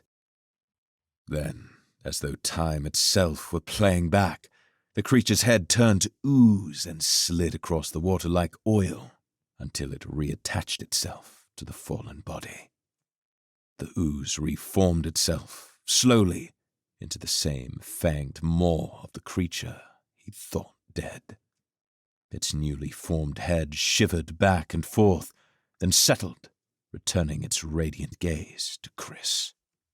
Stones. He was going to die. At least he'd saved 3 of them. Sorry, Roshaw. His eyes locked with the core spawn. It stood still, watching his movement, waiting for some unspoken command to finish him off. Pain crept into his vision. He shook his head, clearing his sight. He should stand. He should fight. He was the apogee. But his mind was growing hazy. The adrenaline was fading, and pain was slithering through his veins. Chris turned and saw Roshaw standing alone, trembling as his only chance at survival faded away. Screams echoed out in the open air. Chris looked to the west as a dozen spears slammed forward in unison, cutting down Agatha, Esme, and Seven. Time slowed as he watched his friends accept their fate, terror stricken across their faces. Slowly, with spears still embedded in their flesh, they sagged to the floor. No! He screamed, reaching out with his dismembered hand. He sprinted toward them, knowing well that there was nothing he could do. He heard the splash of footsteps behind him and turned just in time to push off the ground and avoid the leaping core spawn. It slid along the wet floor and spun back toward him as he fell back to the earth. He'd failed. He never should have trusted Relic, and their lives were the payment for his stupidity. Like every other person in his life, he had failed to protect them. As he stared back at the core spawn before him, he knew that he couldn't even protect himself. These were creatures and beings far beyond his own power. Gods and mythical creatures. Who was he to pretend that he could fight back? In that moment, he wondered if he should have leapt into the endless well. But then he heard it. a voice, a familiar pitch, a timbre that sent a shiver down his spine and awakened a powerful force within him. When he looked to the sound, he saw a woman soaring through the air, eyes and veins blazing with sapphire threadlight, wielding a blade as black as Relic's soul. An indomitable hero, a fearless protector, a herald of hope. It was his mother. Willow's feet hit the ground in an explosion, water erupting in a spray of droplets. "My son is mine!" All of the fear, the hate, the sorrow, and the pain came bursting out of Chris's lungs in a single breath, replaced by the only emotion capable of displacing such feelings. From his earliest memories, Chris thought he knew how much his mother loved him. She'd provided for him, mentored him, supported him. But it wasn't until his own son was born that he'd realized the true power of paternal love. Chris had given up everything to protect Aiden. He would do it all over again. And now, standing in front of him with ratty hair and clothes painted with dirt, Willow Valerian had done the same. Chris smiled so wide it nearly broke his jaw. The core spawn leapt at Willow, and she threw herself forward into it.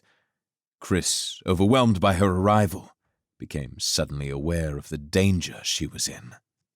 But as the creature opened wide its arms in a deathly embrace, launching toward Willow, she roared and slammed her dagger up into its gut.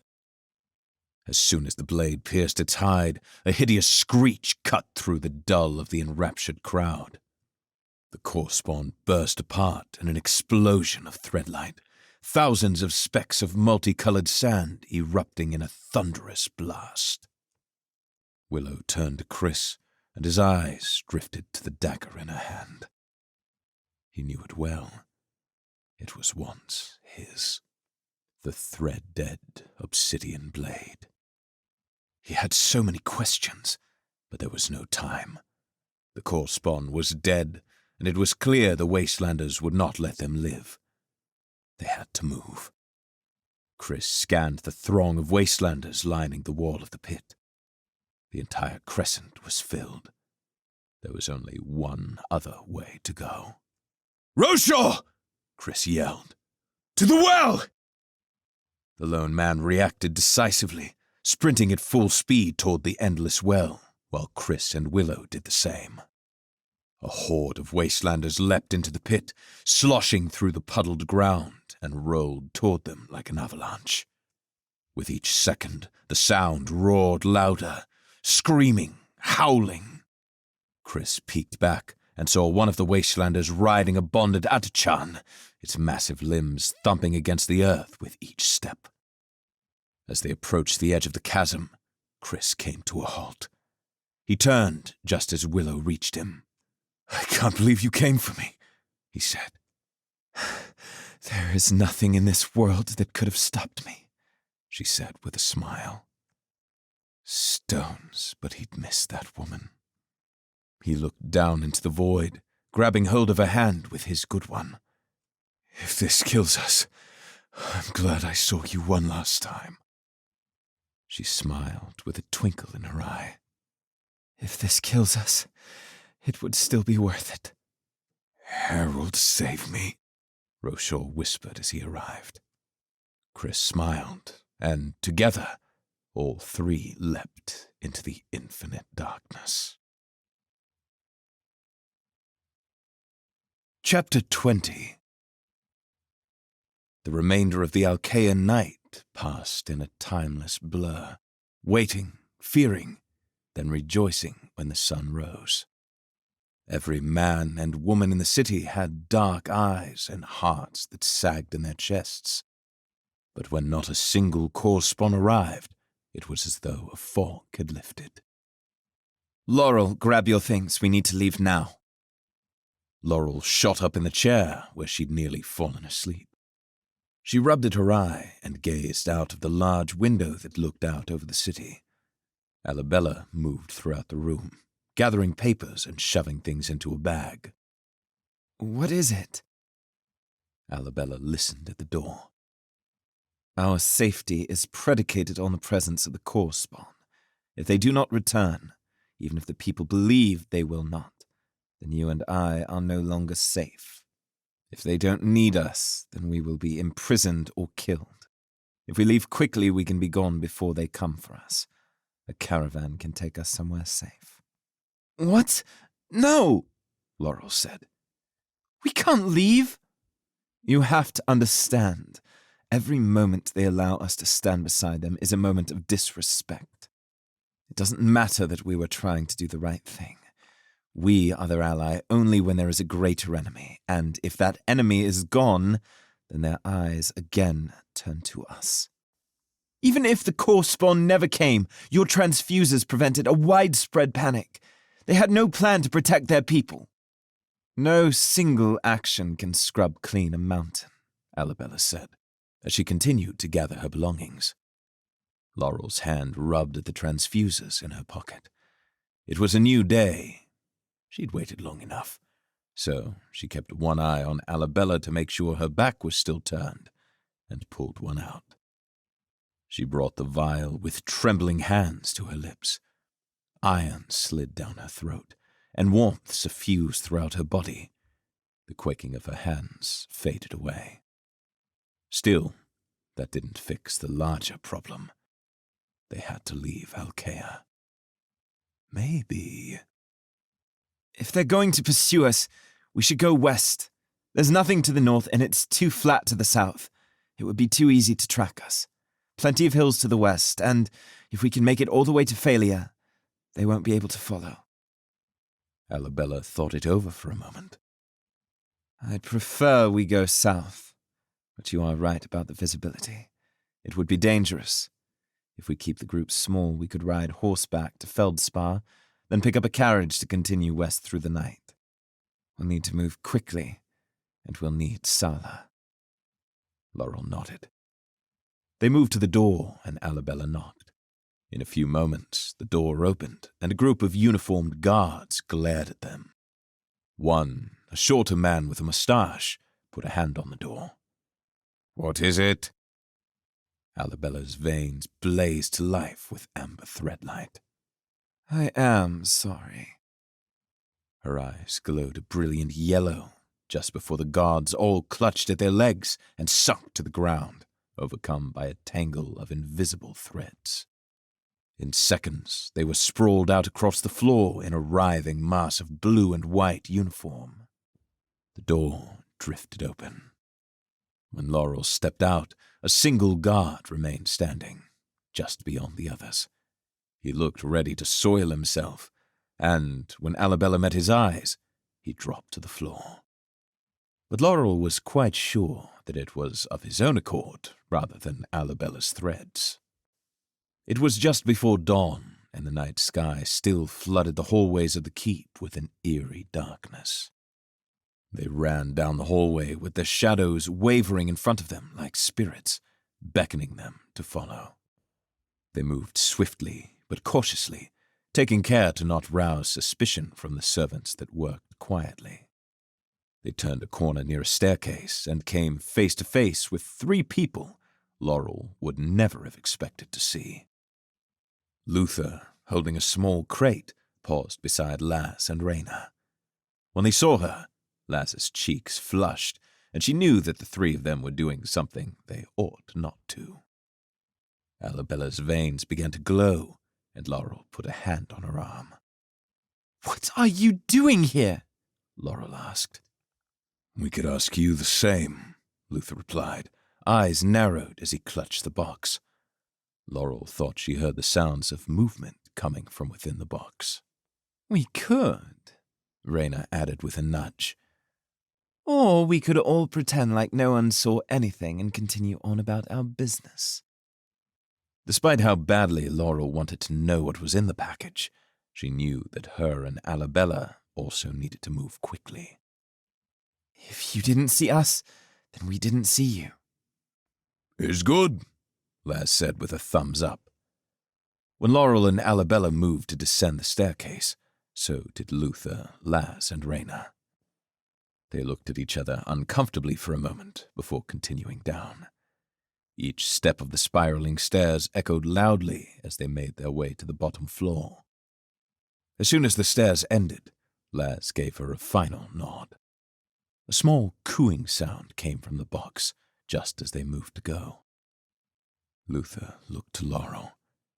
His cheekbones cut tightly against his skin as he clenched his teeth. Before she could ask, he nodded and took off. Laz and Rayna followed closely behind. Alabella had a curious look in her eyes, but let them go.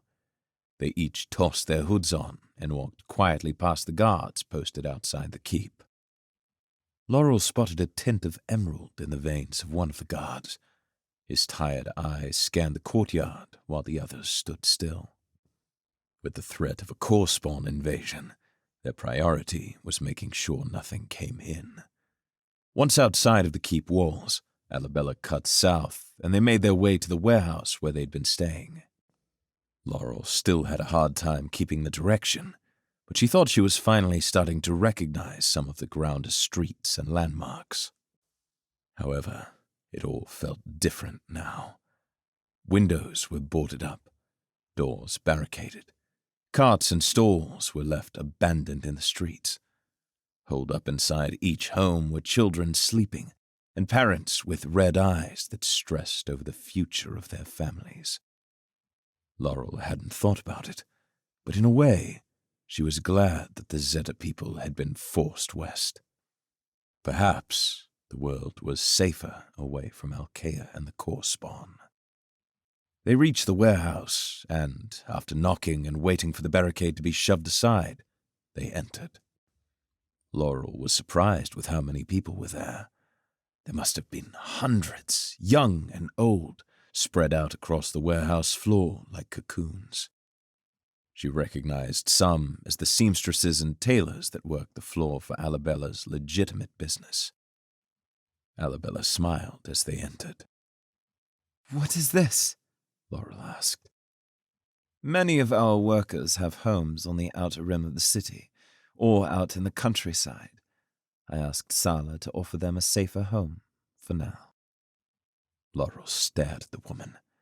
She couldn't understand her.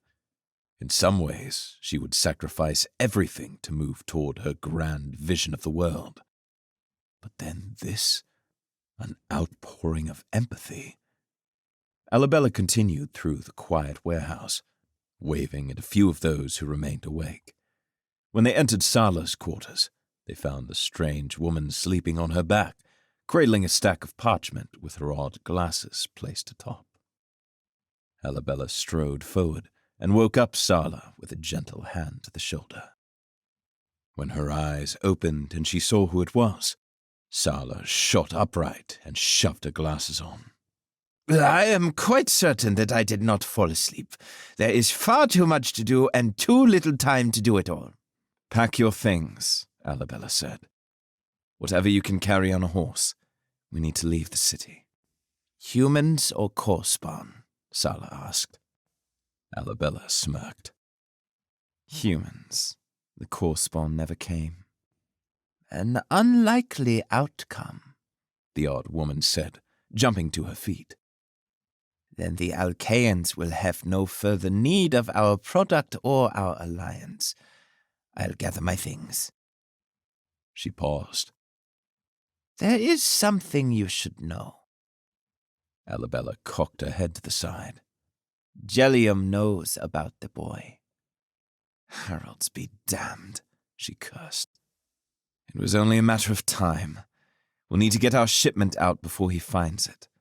I've no idea what he'd do with it, but he would destroy it for nothing more than to molest us. Send one of our people back.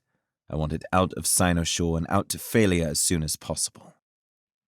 They found Beric awake in his room and asked him to fetch some horses. While they waited, Alabella gave instructions to a short, blonde woman on how to continue running the warehouse. When Beric returned, the four of them saddled up and never looked back. Chapter 21 when the hood lifted and his eyes adjusted to the bright sunlight, Alvarax nearly peed himself. Tens of thousands of Phalians solemnly assembled through the colossal hippodrome, staring with broken hearts at a broken young man while a choir of circling birds sang his death march. They gathered to witness the death of the last obsidian threadweaver and to watch their hopes of a heraldic return die with him. The strength he'd shown while trading his life for the Zeta people had all but vanished. Now he stood upon frail bones and hunched with the posture of a man resigned to his fate. He turned his eyes from the people. It was more than he could bear. He could weather the storm raging in his own mind, a story of failure and ill fate wrought by his father's curse. But each time he locked eyes with one of the Phalian people and saw the tragedy in their gaze, it broke another piece of him. He felt more alone than any man should in a sea of souls. Somewhere, the Zeta was still imprisoned, forced to wait until after his execution before they were exiled. He wished he could have seen even one of them again, a single nod of approval for the only selfless choice he'd ever made. As he stared at the circular stone floor beneath him in the center of the hippodrome, he was taken aback by the familiarity of the runes carved upon its surface. It reminded him of what the Zeta called the core seal. This platform was much larger, but its shape and style was certainly comparable. His eyes followed the chain wrapped around his ankles that ended at a fixed point to the ground. "It is typically our custom," Watchlord Osinan said quietly, his chin raised high as he inspected the chains, "to allow the condemned an opportunity to address the people.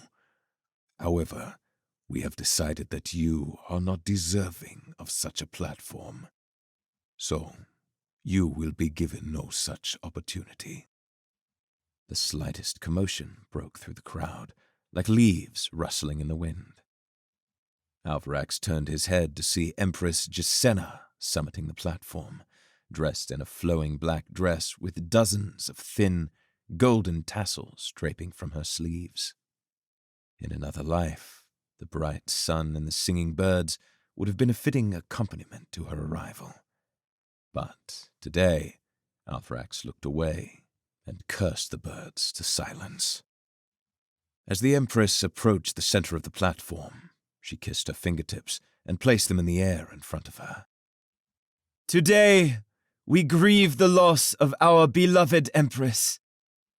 She spoke with power, letting her voice travel through the acoustics of the hippodrome. "While her ship may now sail the infinite sea, her spirit and her ideals remain with us. The truth is that we have been deceived. A ship flying a false flag entered our harbors and stole a piece of our soul." Stole. The word seared itself into Alvarax's mind. Was that how he would be remembered? The man who stole a life? For years he'd fought to distance himself from the tainted heritage his father had left, and now history would etch his name beside the very man. The thought broke what was left of his brittle pride. Tears swelled up in his obsidian eyes. His lungs quaked within his chest. His lips quivered. He'd sworn to never be like his father, and whether he was or not, the world believed he was. The world spun around him in a blurry mass of prismatic color. He closed his eyes and tried to hold back the tears from streaming down his cheeks, but the cracks in his heart were too wide, and his mind was too feeble. "I have been called the Mistress of Mercy," Gisena continued. "But there can be no mercy without justice. It is true that this man is an obsidian threadweaver. We welcomed him in the name of the heralds, and now we enact justice in their name. My sister's death will not be in vain if its redress serves to protect the world from further pain." Watchlord Osinan stepped beside the Empress. "It is our custom to allow the accused a chance to provide evidence of their innocence.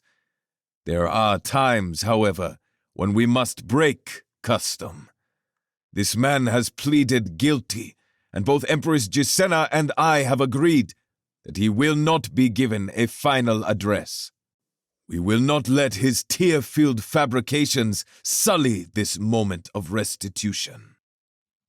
Alvarax had been holding out hope that Gisena still believed in him, but her words shattered that hope. It was inevitable now, and yet he felt a strange sense of relief. As odd as it was, he felt at peace knowing that he was sacrificing himself for others. He'd been worried that, given a platform to defend himself, he would break down and plead his own innocence. Now, with no platform to speak, he could continue in silence, following through with his decision with the smallest semblance of grace. Two dark men in bright white garb lifted the massive wooden beam and walked it over to Alvarax. In the center of the beam, a space had been carved out for a man's neck, and at the ends, metal rods arched upward like twin scythes. Together, the men heaved it high and placed it over Alvarax's shoulders, then clasped both sides together around his neck. The weight of the wood alone was staggering. No one had explained the process to him in the prison cell, but the metaphor seemed obvious to him now. He would bear the weight of their grief. A familiar face from the masquerade, the prideful man, Rastalin Faro, approached the platform first. 2 stones for the people of Philia. The men in white grabbed 2 circular slabs of stone with holes in their center, lifted them high, and placed them over the metal rods on the end of Alvarax's cross. The wood near the base of his neck dug hard into his skin, the weight of the stones compounding with the weight of the beam. As Rastalin returned to his position, Watchlord Osinan approached the front. 2 stones for the heralds who look down with disgrace. Again, the men lifted 2 slabs of stone and placed them over the metal rods. The pain seemed to multiply exponentially. His legs could barely carry the weight, but if he collapsed, the beam would crush him. He groaned in agony as he fought to remain standing. Then he realized that he could, at any moment, break the threads of the stones and lighten his load. The pain would stop. The suffering would cease, but he would taint his own sacrifice. Empress Gisena returned to the front of the stands and paused, raw eyes lifting to meet Alvarax's own. On her cheeks, he saw the remnants of a morning filled with tears and sorrow. The next stones would crush him. He could feel that truth in the grinding of his vertebra, and though she may be the mistress of mercy, she had accepted his fate as much as her own. 2 stones for the Lady of Light, the Sun Queen, the Empress of Philia, my sister and my dearest friend. The circling birds chirped louder, taunting him as he awaited the placement of the final stones. He wanted to scream, to fight, to survive, but this moment would define him. The men approached with the final circular stone slabs, larger than the rest. They lifted the stones with concerted effort. "My life for yours!" A desperate voice screamed from the crowd. Alvarax lifted his eyes, barely able to keep his knees from buckling, and looked to the source of the voice. An old woman with green eyes and a scowl shouted from the crowd. Alvarax knew her. Elder Rowan, red-faced and filled with passion, screamed once more. "My life for yours!" Alvarax choked on his breath. Beside the elder, he saw a group of the other Zeta people, piled together and bound in chains, forced to watch the death of their companion. The Phalians would execute her for what she'd just done. He wanted to scream at her to run, to take his sacrifice and go, but he could do nothing with the stones weighing him down. Enough!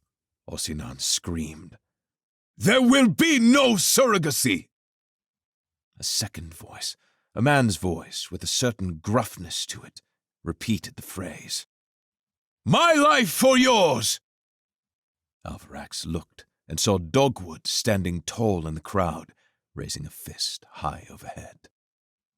Before Osinan could respond, yet another voice shouted, My life for yours! Elder Rosemary. The rest of the Zeta elders, speckled throughout the crowd, joined in the chorus, repeating the same words. Then a child's voice called out, My life for yours! When he looked, he saw the young girl, Poppy, whom he'd protected from the Phalian soldier. Something about the little girl's offering snapped the last remaining cord in his mind. He fell to his knees, the weight of the stone slabs bearing down on his body, while the words of his friends bore down on his soul. Tears flowed down his cheeks, and he heard one final voice. Ariel Valerian, her child nowhere to be seen, stood firm in a storm of uncertainty, and said the one phrase that Alvarax would never wish her to speak. My life for yours! Enough! Osinan shouted. His eyes alternated between Alvarax and the increasingly agitated crowd. Alvarax glanced at Jacenna and thought he saw a shimmer of doubt in her eyes. But then she turned to the men in white. 2 stones for my sister! Just then, one of the circling birds fluttered down to the platform and landed near Alvarax's head on the wooden beam. It stayed for only a brief moment, then took off into the sky. The world faded around him, and Alvarax fell into a story, a memory of his own construction. He saw Jacenna standing atop a green hill overlooking an endless sea.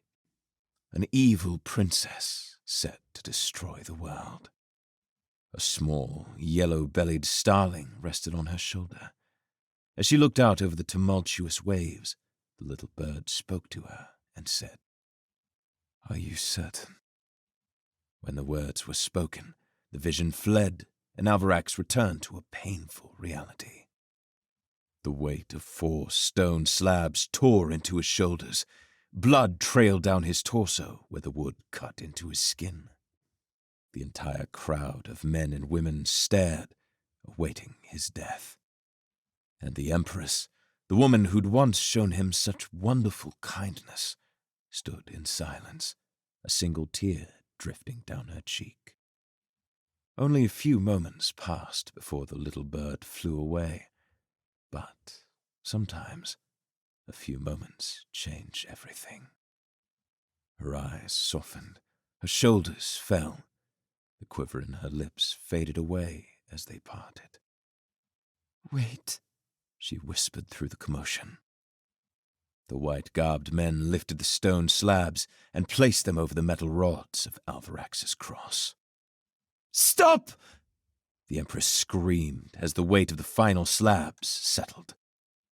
The addition of the final 2 slabs would have crushed Alvarax had he not heard Jacenna's plea. He opened himself to Threadlight and broke the threads of all 6 of the stone slabs. The overwhelming weight of the beam and stones lifted from his shoulders, and he rose once again to his feet. Do not touch him! Jacenna said as the men in white reached for the swords at their waist. Watchlord Osinan stepped forward, fire in his eyes. Sun daughter, what is the meaning of this? Sun Queen, Empress Jacenna corrected, with a powerful resolve in her gaze. This man did not kill my sister. Chapter 22. Falling to his death, Chris had never felt so alive. The light from above was fading fast, and he was beginning to fear that the endless well would live up to its name. In the split moment, he'd made the decision to jump. Based on the assumption that there would be a bottom, he'd never taken into account the real possibility that, by the time they reached the bottom, there would be no light. If they couldn't see, they couldn't threadweave, and if they couldn't threadweave, their landing would be much less graceful than he'd hoped. He looked to his mother, and his eyes swelled with pride. The dirt in her hair, the scum caked on her clothing. She was a mess. For him. The damn woman had crossed mountains. She'd trekked through uncharted jungles, and she'd found him. She was, to him, what he hoped to be to his family. Come what may, he would find them again. So long as they didn't die at the bottom of the endless well. They fell for what seemed an eternity with no end in sight, until, quite suddenly, hundreds of orbs of dim light faded into view below them, spread out in tightly coupled bunches. The orbs illuminated a lake of clear water with an island of barren stone at its center. Water, fed from the waterfall on the other side of the endless well, crashed in foamy bouts into the lake. "Now!" Chris shouted over the rush of the wind. Willow understood, and both of their veins blazed to life with sapphire threadlight. Chris grabbed hold of Roshaw and whooshed against the ground. The descent came to an abrupt halt as their feet landed hard atop mossy rock. Roshaw collapsed to his back, hands atop his head, and caught his breath. Despite the massive width of the opening, the light coming down from high overhead was nothing but a speck in the darkness, like a single star in the night sky. Chris spun in a circle, and dozens of patches of photospores shined their bioluminescence in the sprawling cavern. Below one patch, the broken body of a wastelander floated face up in the water. He saw other bones scattered throughout the cave, with bits of broken spear and shredded clothing. Well, Willow said, rubbing at her chest. I love what you've done with the place. A little dark and the size is a bit pretentious. But you know me, I've always liked cozy cottages more than subterranean chateaus. Chris let out a clipped laugh. On the other hand, she continued, I'm sure there was a discount for the gaping hole in the roof. Chris shook his head. Would you believe they charged me extra for it? The corpse cost me 80 shines. Unbelievable, Willow said, laughing. Then, without another word, she lunged forward and embraced him, squeezing him with a ferocity that only a mother could know, and held it until her arms were shaking. Chris shuddered at the pain in his shoulder where the corpspawn had left its mark. Despite his myriad wounds, Chris's heart filled with joy. I thought I would never see you again. How did you find me? When I saw what happened in the Fair and Wild, I turned around. Luther let me hide out at their home for a few days until a raving soldier from the mountains claimed that the Apogee had slaughtered his camp. No one believed him, but it was all I had to go on. Then I found this. She reached into a pocket and pulled out a pocket watch, the same one that Relic had discarded in the mountains. She handed it to him, and he held it carefully, surprised to still hear the ticking sound still played. Chris couldn't help but smile. Let's hope it wasn't for nothing. I found you, she said. That's enough for me. Now, let's get you back to your son. Roshaw had lifted himself to his feet with tears in his eyes. In the days Chris had known him, Roshaw had always been so light-hearted, the first to gamble and the first to laugh. But now, at the bottom of the endless well, his eyes burned with fury. And Chris understood him. The Wastelanders had lied, Relic had lied. They'd promised freedom, but instead they offered death. Chris could still see the spears piercing their skin. Agatha, so frail and delicate, crying out in agony, while Seven, eyes filled with betrayal, looked to the ever-smiling Esme. 5 years they'd searched for freedom, patiently biding their time, only to die to the whims of a god. Roshaw's lip twitched. He killed them. Don't focus on that right now, Chris said. Focus on getting out of here. It should have been me. Roshaw looked back up to the speck of light high above. They were good people. If anyone deserved to die, it should have been me. Chris nodded to Willow as he left her to stand beside Roshaw. You don't deserve to die. Neither did they! He shouted, his words echoing in the vast cavern. Agatha, Esme, Seven. They were good people. Better than me. I'm a piece of shit.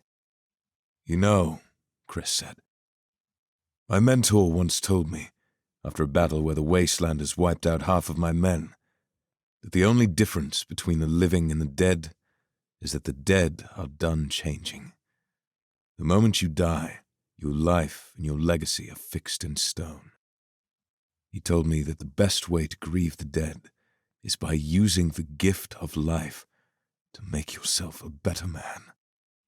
I don't care if you're a piece of shit or a piece of gold. Someone or something is out there waiting for you. If you want to grieve Agatha, if you want to grieve Esme and Seven, then let's get the hell out of this cave and make ourselves into something better. Roshaw was silent for a moment, clenching his jaw as he thought. The man's age seemed more pronounced amid the flickering lights of the photospores. There was a certain weariness in the expression of his eyes. When he finally spoke, he nodded and met Chris's gaze. I don't know. It's a nice thought, but it's just not that simple. The people I hurt will never forgive me for what I did. Who cares? Chris said. Whether or not someone forgives you doesn't change anything. This is about you and me and my mother. We received a gift today that, as sickening as the truth is, not everyone around us received. Now, I don't know about you, but I'm not going to waste it. I'm getting out of here. I'm going to find my wife and son, and I'm going to squeeze them so tight their eyes bulge out of their damn heads. And I'm going to do that with or without you. But I would much rather have you by my side. Roshaw met him eye for eye in a battle of resolve. Chris watched the older man's jaw flexing beneath his gaunt cheeks, his chest rising and falling beneath his tunic. I wish they could have made it out too. Me too, Chris said. When we get out of here, I'm going to name a star for each of them. And if I can, I'd like to find their families and share their story. I think that would be very nice. Yeah, Roshaw said, mostly to himself. His eyes wandered along with his mind, drifting off into the surrounding darkness of the cavern. Chris turned to Willow, and she gave him a warm smile. He gestured for her to follow. They stepped carefully over wet stones, wading through knee-deep water, and made their way toward the periphery of the cavern. The small lake in the middle of the well gave way to slick, slime-covered stone that Roshaw stumbled on, but managed to keep his footing. Eventually, they found their way to the outer edge of the cavern, each pulling off a few photospores to illuminate their path. Little shadows danced along the walls and over the rocks as they searched for a path. Willow was the first to see the tunnel, but Roshaw, filled with a new sense of determination, was the first to enter. The walls were smooth, as if the stone had been pounded flat. The smallest drips of water leaked from overhead along the edges, and stalactites grew from the ceiling.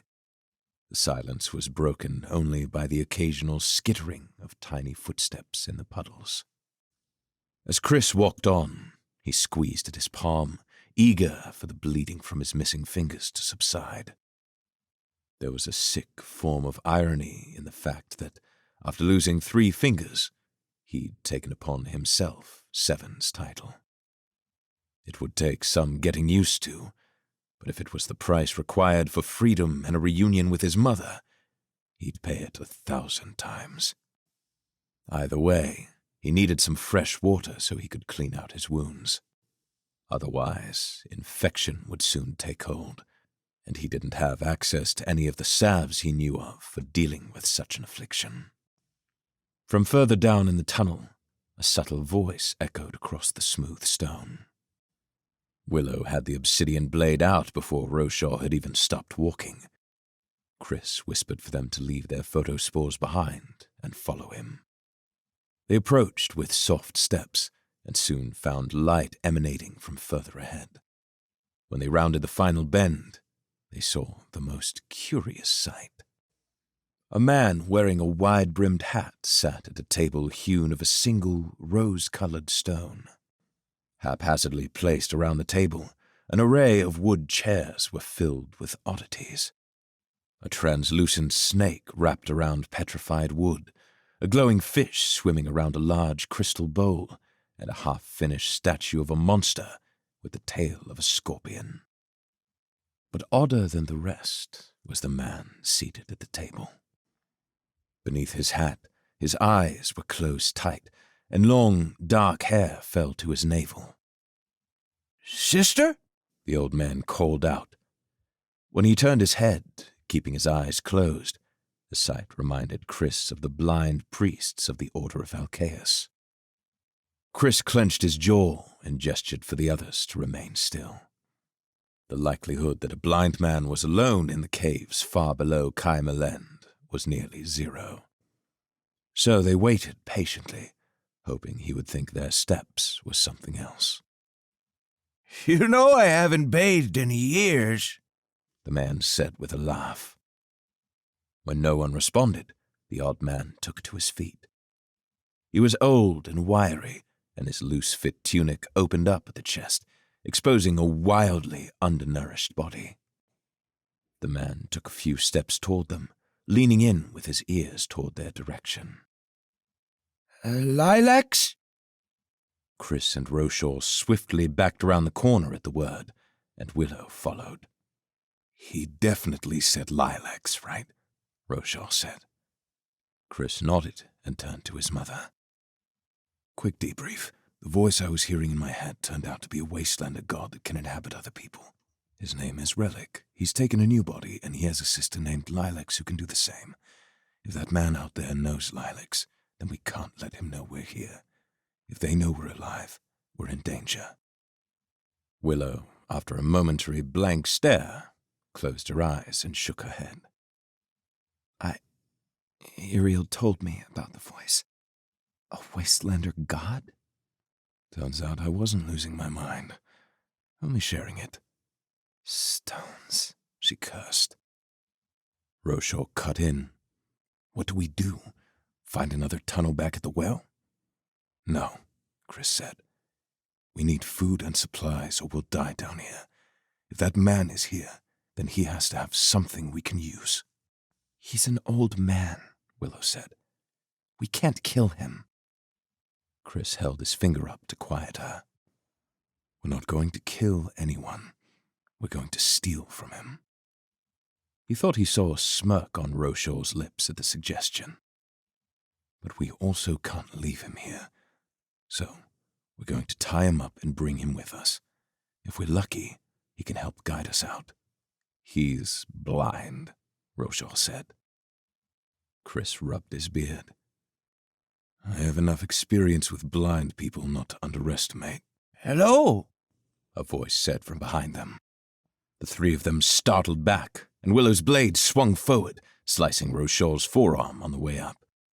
Chris pushed the others back and took a fighting stance between them and the bare-footed old man, then let a bit of threadlight course through his veins, lightening his stance. "Oh my," the odd man said, his eyes still shut tight. "I'm so sorry. I thought you were someone else. You see, I don't get many visitors. I've forgotten my manners. Please, please, do come in and take a seat. You've a fine story, I'm certain of it, and I mean to hear every last word. If you promise me no harm, I will happily return the gesture." The old man gestured for them to follow him, but Chris stood in complete astonishment.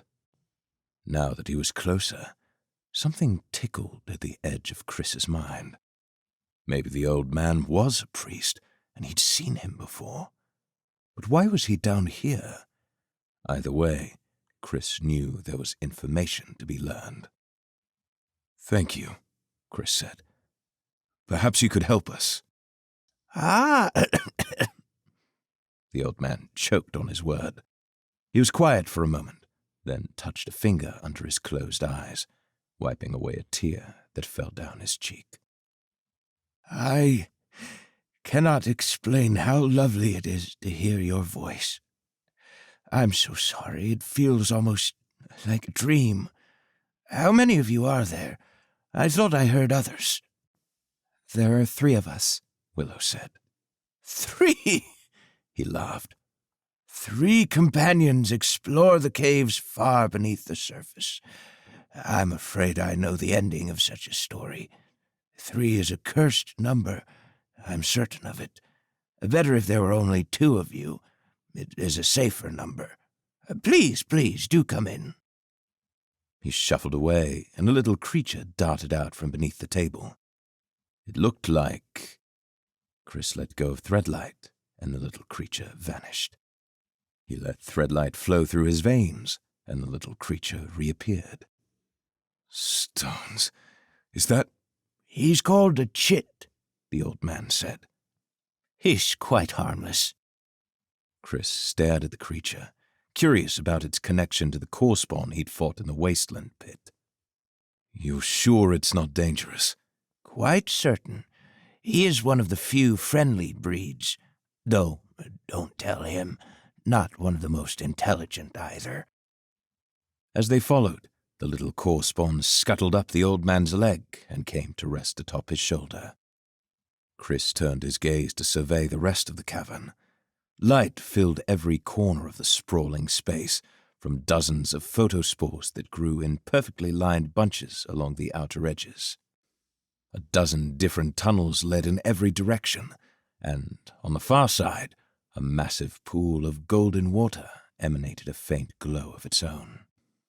A small waterfall fed the pool, leaving an ever-present glimmer as the water rippled at the surface. There were no other core spawn creatures. Out of the corner of his eye, Chris could see Willow squeezing the obsidian blade in her hand. Everything about this felt wrong. The place, the company, the glowing fish that Chris was certain was watching him. It almost felt like a dream, like he'd been drugged by the Wastelanders and now slept while his mind delved into a deep psychosis. He looked down at his hand and hoped that were true, but the pain he felt was real, which made it all the stranger. Down one of the corridors, a collection of instruments and gadgets was strewn about haphazardly across the floor and against the wall. Chris noted the room, assuming that it was where he'd find any useful supplies for their exit. "If I had known you were coming, I would have taken a bath," the man said. "My sister told me to jump in when she left, but I must sound mad. Of course, none of this would make sense to you.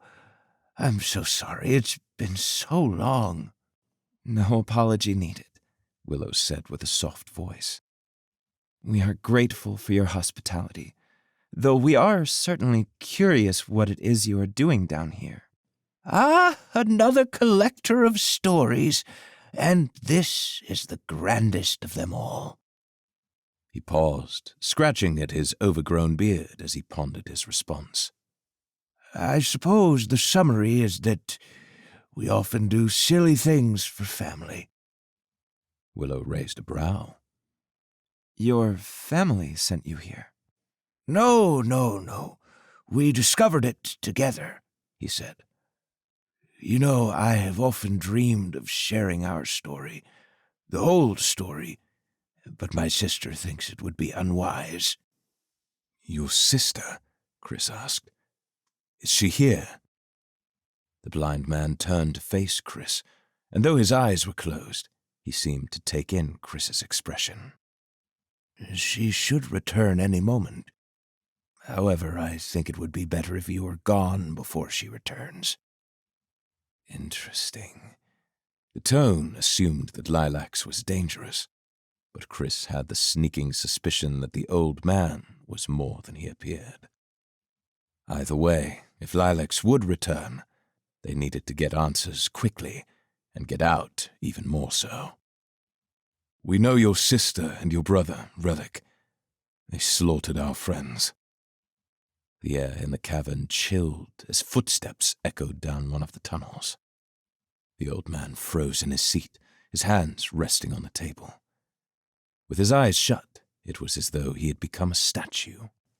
But the little core spawn on his shoulder reached its neck out toward the sound and made a chirping noise.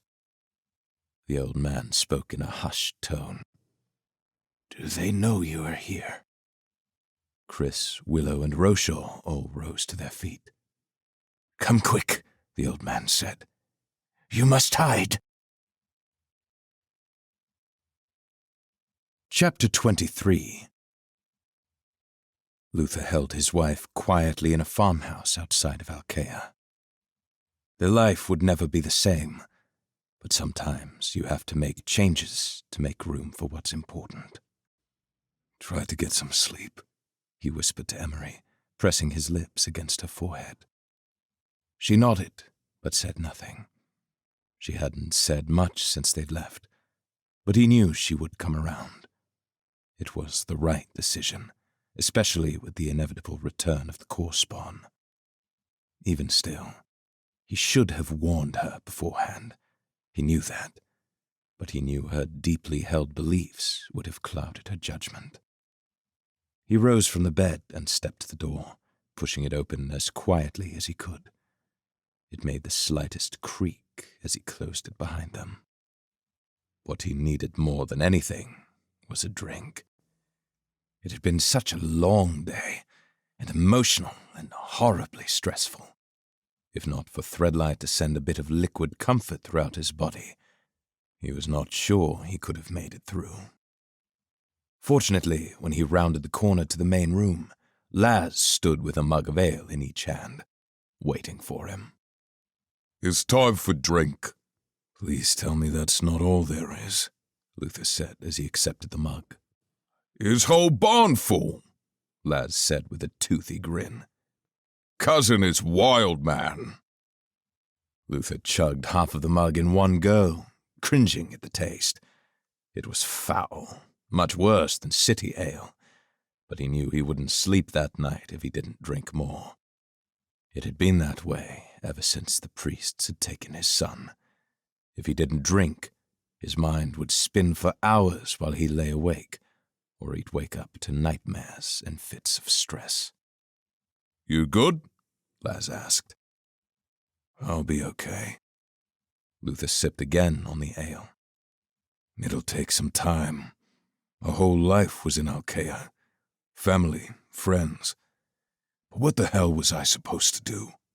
You did right thing. I hope so, Luther said. I think so. Stones, but I wish Chris were here. He always knew what to do. Chris would say, to be boss, must know how to count. Now you have right count. Ha ha ha ha.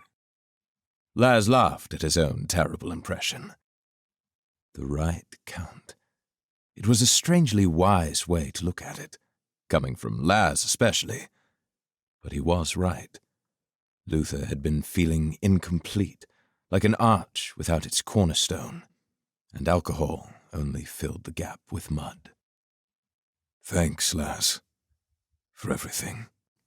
Is no problem, The thick, red-headed man said as he sipped his own mug. I'm not drunk yet, Luther said, so I hope you believe me.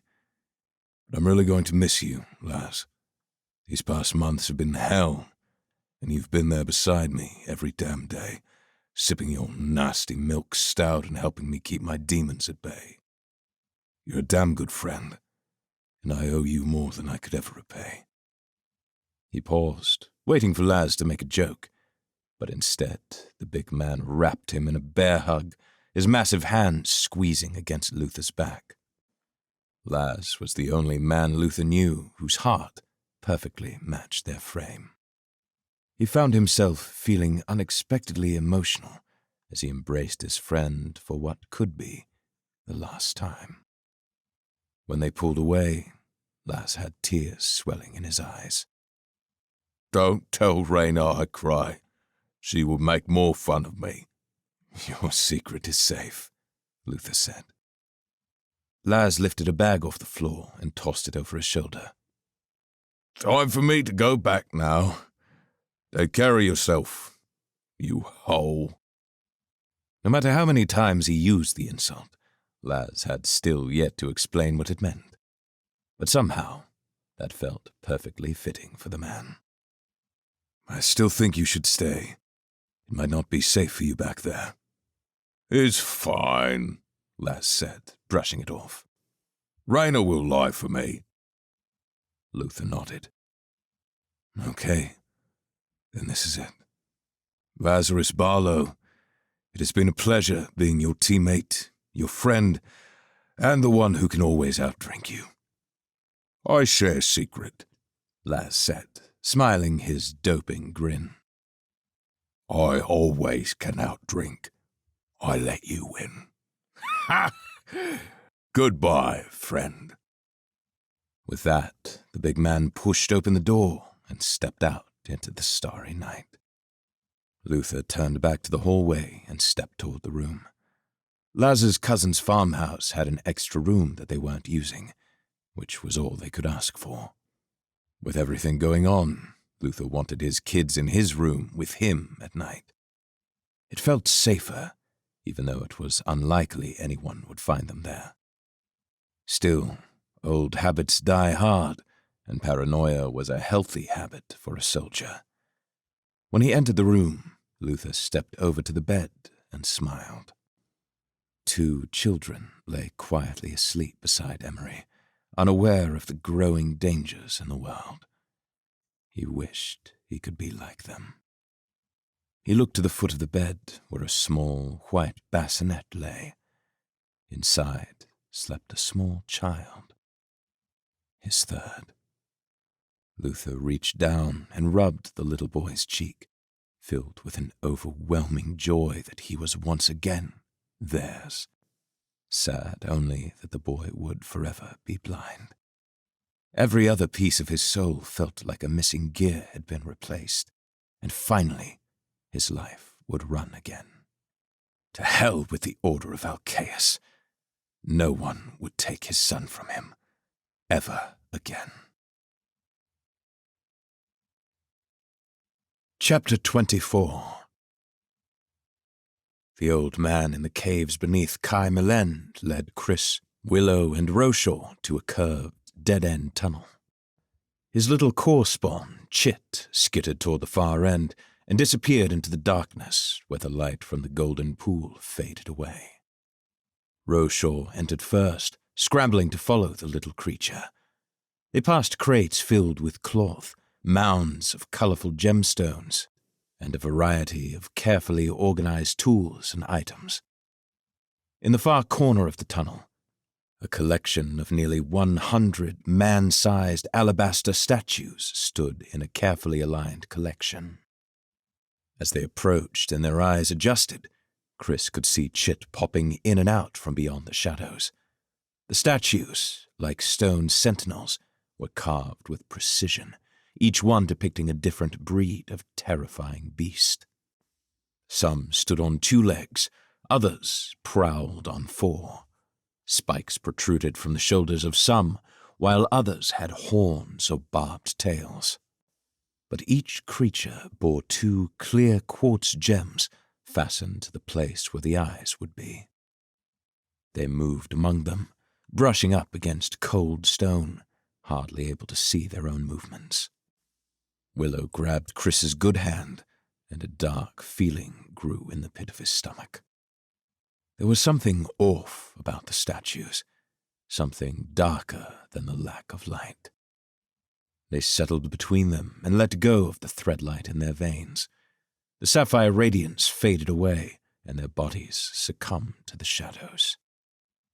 Muffled voices echoed from beyond the bend. Though he could not hear the words, the tone he would never forget.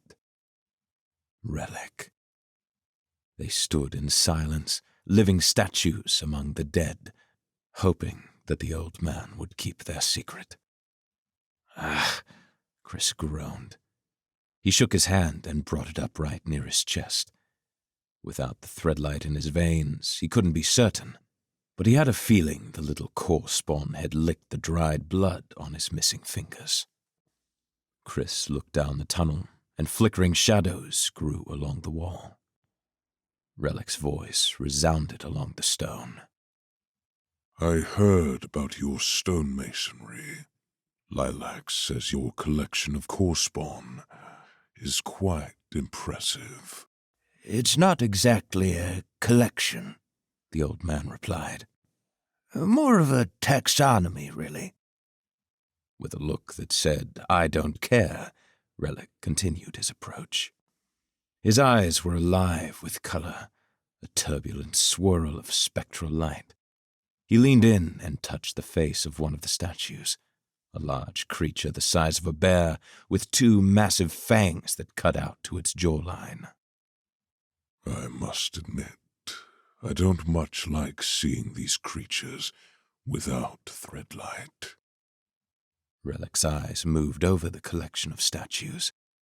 Chris, Willow, and Roshaw hid themselves behind the alabaster figures, breathing through their mouths only when they could no longer hold their breath. Relic moved to investigate further, but then the old man crouched and made a clicking noise with his tongue. Skittering feet, starting from within the collection of statues, scratched against the floor until the old man rose back to his feet, cradling an empty hand. Like I said, brother, it was only Chit. Don't be so paranoid. You are immortal, after all. It's not the ones who escaped that I am afraid of. There are at least 2 creators west of the mountains. A woman, powerful but limited in her knowledge, and a child. You are frightened of a child? Don't be a fool. It is simply that I refuse to be trapped again. I know a little about being trapped, the old man said, turning from the tunnel and stepping toward the larger cavern. Relic followed. But you could explore the endless caverns of the core. The wastelanders die if they do not drink the elixir regularly. What matters is that I will take whatever measure are necessary to never be trapped again. This time, there can be no mercy. His voice trailed off as they rounded the bend into the cavern. Chris, Willow, and Roshaw remained still for what seemed an eternity, not daring to assume that Relic had left. Without threadlight in his veins, Chris began to feel the effects of his fighting. His shoulder throbbed, and his hand pulsed with every beat of his heart. He closed his eyes, wincing at the pain. When he opened them, the quartz eyes of the core-spawn statues all seemed to turn and look at him. The bruised flesh over his ribs tightened, and his breathing increased. When Willow squeezed his good hand, he startled, nearly knocking over a statue in front of him. "Your hand is shaking," she whispered. "Are you okay?" No. His voice came out strained. "You need to lie down. You've lost a lot of blood." I'll be fine. Willow let go of his hand, and he saw her make her way out of the collection of statues. The closer she drew to the bend, the more her silhouette grew in the rippling gold light. She stood at the edge of the tunnel, pressed up against the stone wall, and waited. Chris found himself praying in the back of his mind, hoping that Relic would not find her. Failing to fight off his blurring vision, he grabbed hold of a large spike protruding from the back of a statue nearby, and its feet began to wobble against the stone floor. Roshaw reached over and steadied the statue before it made more noise. Grab my arm, he whispered. Chris took hold of Roshaw's upper arm with his good hand and tried to breathe, but the air amongst the statues was stale and cold, with hints of chalky dust that swirled in his lungs. He stifled a cough, but the pressure in his chest was worse. The little light remaining in the far recess of the tunnel warped into shifting shadows and blobs of taunting darkness that coalesced and split in nightmarish waves. Time passed, and Chris felt his entire world dissolving into a chaotic dream, filled with pain and confusion. And just as he closed his eyes to flee from it all, his legs collapsed beneath him. Willow felt a wave of relief as the Wastelander god Relic cupped the back of his brother's head, bringing their foreheads together, then left. As his footsteps faded away down a far tunnel, the blind old man waited patiently at his table, running his hand along the back of his invisible pet.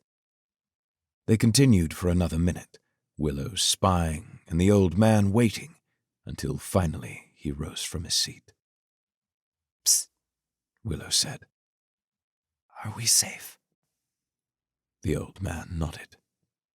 They will not return for quite some time now. Just as Willow felt a sense of relief, the sound of shattering stone exploded through the cavern. She whipped her head around and raced through the small tunnel to find the dim outline of Roshaw holding Chris. Beneath them, one of the Core-Spawn figures was strewn across the floor in 100 broken pieces. Chris! Willow rushed to her son. She hadn't come this far to let him die in a cave. As much as she wanted him alive for her own self, she knew, more importantly, that his wife and son needed him. No matter the cost, she would reunite them. Her grandson deserved to know how good a man his father was. She helped Roshaw lift him out of the assembly of Core-Spawn statues, feeling at Chris's forehead and panicking at the burning temperature. The old man was close now, and she turned to address him. Please, my son is dying. Do you have any herbs or medicines? A bed, at least, where we can lay him until his fever breaks. The wrinkles of his forehead creased out from his blindfold, and his lips puckered. He will die, you say? He's lost a lot of blood, she said. He collapsed out here, Roshaw added. Looked really dizzy before he did. The old man frowned and nodded. Life is more valuable than secrets, he said to himself. Come, there is a way. Your son will live.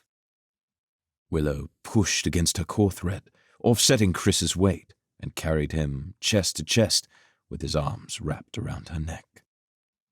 Despite his size, the position reminded her of the many years she'd spent carrying him this same way. Her little boy. She'd been so lonely during those years, refusing to grow too close to anyone lest they discover her secret. The intimacy she craved, she could not have, because the tattoo on her back would give too much away. And as much as she wanted her new life, she would not have it at the expense of revealing the Zeta people. So, instead, she'd only had Chris, her son, her little flower, the firm root in the storm. She needed him, and now He needed her. They entered into the large cavern space, and the old man walked carefully toward the sprawling golden pool. Chiseled steps led up to the surface of the water, where small ripples refracted the gold light emanating from within.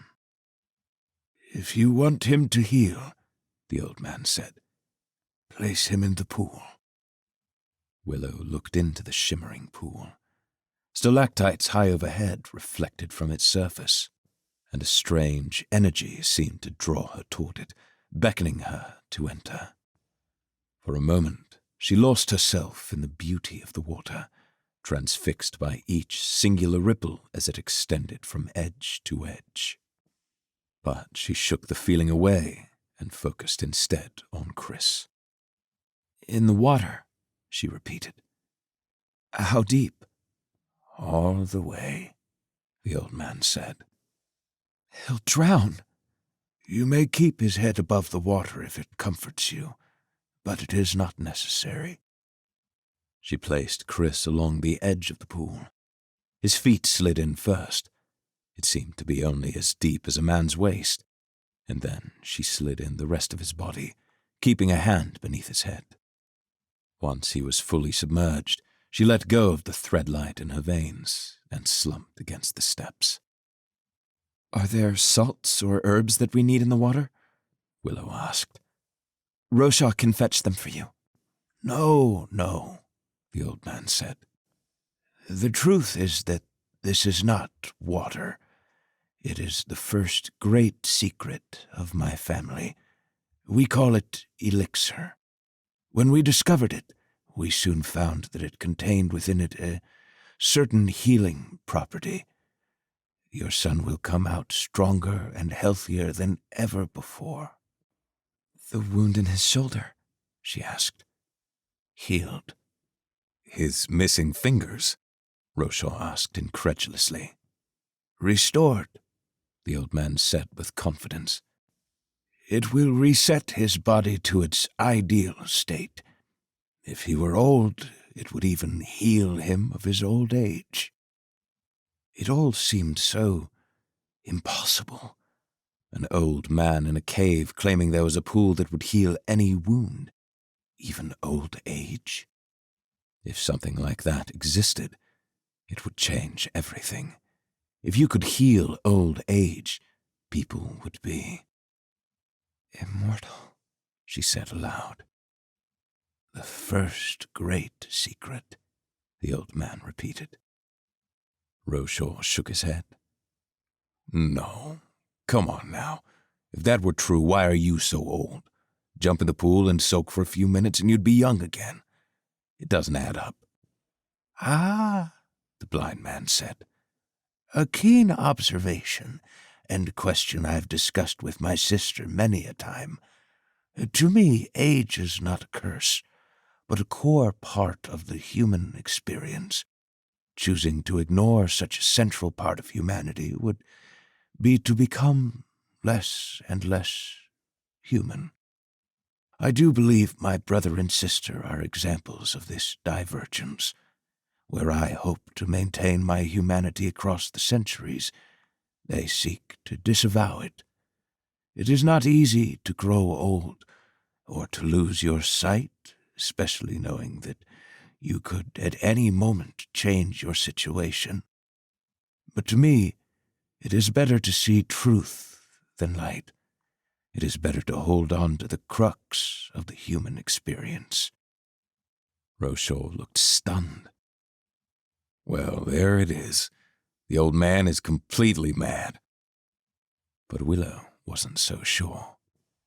If Relic and Lilacs were immortal, which they had reason to believe, then their brother would be as well, and the old man had protected them from Relic, so Willow had no reason to disbelieve him. "Will Chris be immortal now?" she asked. No, he said. "It does not prevent death. However, if he were to journey here every 20 years for the rest of his life, then yes, he would never die of old age." "So Relic can die?" Roshaw asked. suddenly interested once again. And if he doesn't come back here, he would grow older and eventually die. The old man clenched his teeth. My siblings have long moved on from needing the elixir. It is the reason we parted ways so long ago. But I conceded eventually, not because I agree with them, but because they need me at their side.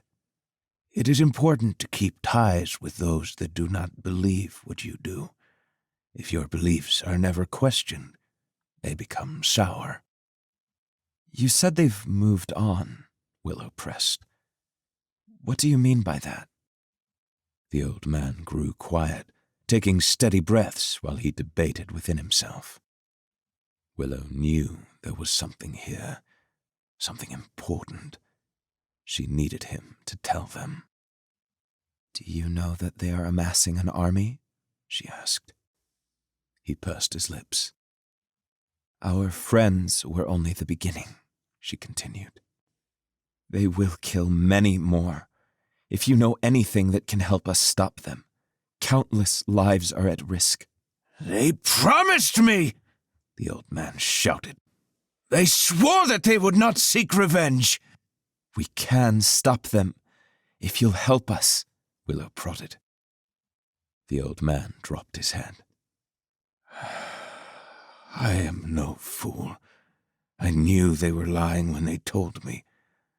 I just hoped that it would be different, that somehow time had changed them for the better. Willow wanted to press him again, but held back.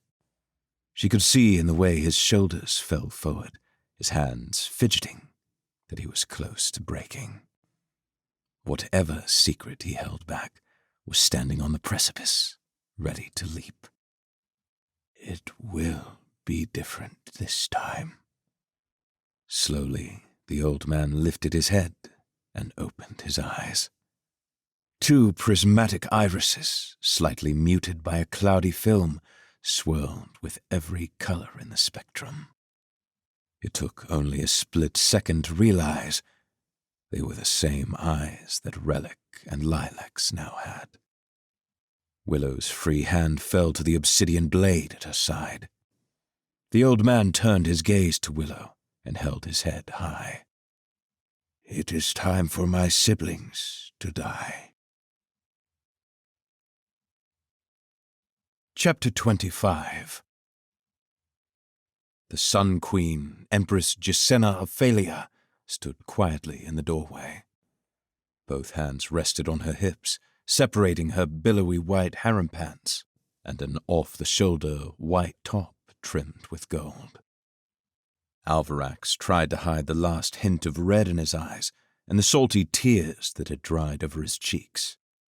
But as soon as their eyes met, something about the way she looked at him, his facade was torn asunder, and the tears he'd hoped to hide came pouring out of his sunken eyes. He didn't want her to see him like that, but tears have a mind of their own, and no man can impede their arrival once they've chosen to surface. Gisena approached him and sat, gesturing for her guards to stay outside the door. But she didn't speak. She simply sat, her shoulder brushing his own, and stared at the floor. They sat in silence for a time. Her presence brought with it a feeling of peace, despite everything they'd been through. Finally, after longer than he'd wished, his tears stopped and his breathing calmed. Gisena was all he managed, but it was enough. I was so angry, she said quietly. And you were right there. Such a convenient enemy. I knew Harold saved me, but I knew it was never you. But I was in shock from what had happened. And then you ran. Harold's Alvarax, if you didn't run... I don't know. I'd like to think that we would have believed you. I shouldn't have run, he said sheepishly. I know that, but you should have seen how the people were looking at me. Your sister already didn't trust us. Osinan had blood in his eyes the moment it happened. And when you blamed me, I don't know, I was terrified. She closed her eyes. I wish you would have come to me, even after you ran. Well, technically I did, he said with a fake smile. I hope you don't blame yourself. Harold, if I didn't look guilty enough at the masquerade, I admitted to doing it in front of a room full of your guards. Jacinna looked deep into his eyes. But you didn't do it, and deep down I knew that. And you knew that confessing would end in your death, and still you gave yourself to save them. You make it sound so heroic, but it was just guilt. I deserved it more than they did. She eyed him carefully. You think you deserved it? More than they did. Why? She asked. Alvarax ran his fingertips over his eyes. I don't know. Calm now, she prodded. Why do you think that you deserve to die? I said I don't know. She scowled. I cannot understand you. In one moment, you're full of wit and charm, and in the next, you believe yourself deserving of death. So, which is it? Who are you? And don't you dare say you don't know. He felt his pulse quicken, a rising tide of frustration and anger billowing beneath his skin. You want to know the truth? He asked, nearly shouting. I am nothing. I am the son of a thief. I hurt people. I break promises. I make stupid choices. I'm not a hero. I'm just a dumb kid that thought maybe, just once, he could finally do something good with his life. She moved to speak, but paused. Her eyes pierced deep into his soul. I don't know what you've done in the past, but I do know this. The choices we make when no one is watching bear more weight than the choices that are forced upon us. You alone made the choice to give up your life to save another. I wish I saw it sooner, but when I saw you fall to your knees on the verge of death, I finally understood what you'd done, and it had nothing to do with my sister. I'm not who you think I am, he said, looking down at the floor. Then tell me. Her quick words stunned him. He wanted to tell her everything. He wanted to unload the burden of his secrets. But he knew he couldn't. It was hard to remember that she was the Empress of all failure now. Here she was, speaking with him like they were friends. The truth was that one wrong word, and he'd go right back to prison. It's about the blood thieves, isn't it? Jacinna turned her shoulders to face him more fully. Alvarax, I swear to you as Empress of Failure, with my heart uncovered for the heralds to see, that anything you tell me now will bring no judgment upon you. We all make mistakes. Your past only defines a single trodden path, but who you are here and now, in this very moment, is another path filled with infinite possibility. I don't want to know who you were so that I can judge you. I want to know who you were so I can understand you. He wanted to. He wanted to so badly. Her lips parted and her eyes softened. Alvarax. The persistence that should have been infuriating was a warm invitation. I've trusted the wrong people too many times, and There's nothing to be... I know. I'm in my own head, he said. You're honestly one of the kindest, most good-hearted people I've ever known. When I look at you, it feels like Threadlight is burning through my veins. I know that I should trust you, but... Jacinna, you're the Empress. That terrifies me. She lifted the crown off her head and placed it beside her. Today, I am not the Empress. Today, I am just a girl, hoping that a boy will trust her as much as she trusts him. Her voice, calm yet absolute, felt like springtime to his wintered mind. This was the real her, free of her crown, free of her duties, one-on-one, overflowing with empathy for those she cared about. She may now be the Sun Queen, but she was still the mistress of mercy. They locked eyes, and he spoke. I do trust you. Then let's start from the beginning, she suggested. Alvarax nodded to himself and took a deep, steadying breath. I guess the first thing you should know is that I've never met my mother. Back then, my father used to leave home for months at a time and come back with stories that no one fully believed. But he always brought trinkets and treasures that lent some bit of credibility. Once, he left for a whole year, and when he returned with me. Met a woman in a small village, fell in love, and a short time later, I was born. But she died in childbirth, and he brought me home. That's horrible, she said. There have been times when I wish I'd known her. My grandfather helped raise me while my father continued on his trips. That's when he started working for Jellium. Who is Jellium? Alvarax pursed his lips. He's the ruler of Cynoshore. Hold on, she said, waving her hands. You are from Cynoshore? He nodded. Watch Lord Osinan will want to know all about that, she said with excitement.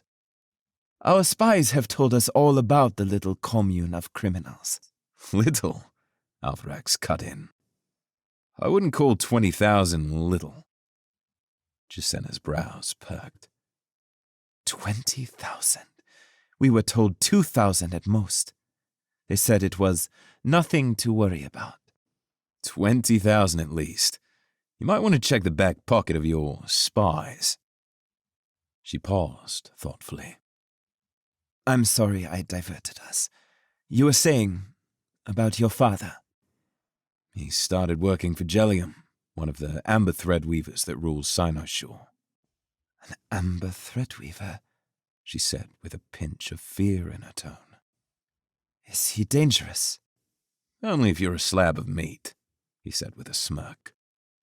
The man's a human sandhawk, mean, tough, and fat. She paused, opened her mouth as if to respond, then furrowed her brow. You're better than that. What? Mocking others' appearance is the lowest form of humor. If a man is cruel, speak of his cruelty. If a man is vain, speak of his vanity. Physicality plays no part in the morality of men. Oh, come on, he replied. He's a horrible person. Heralds, he killed my father. I'm not allowed to mock him? I've seen your wit, Alvarax Blightwood. If you're going to mock him, pay full price. You debase yourself with such discounted humor. Where I come from, people think it's funny.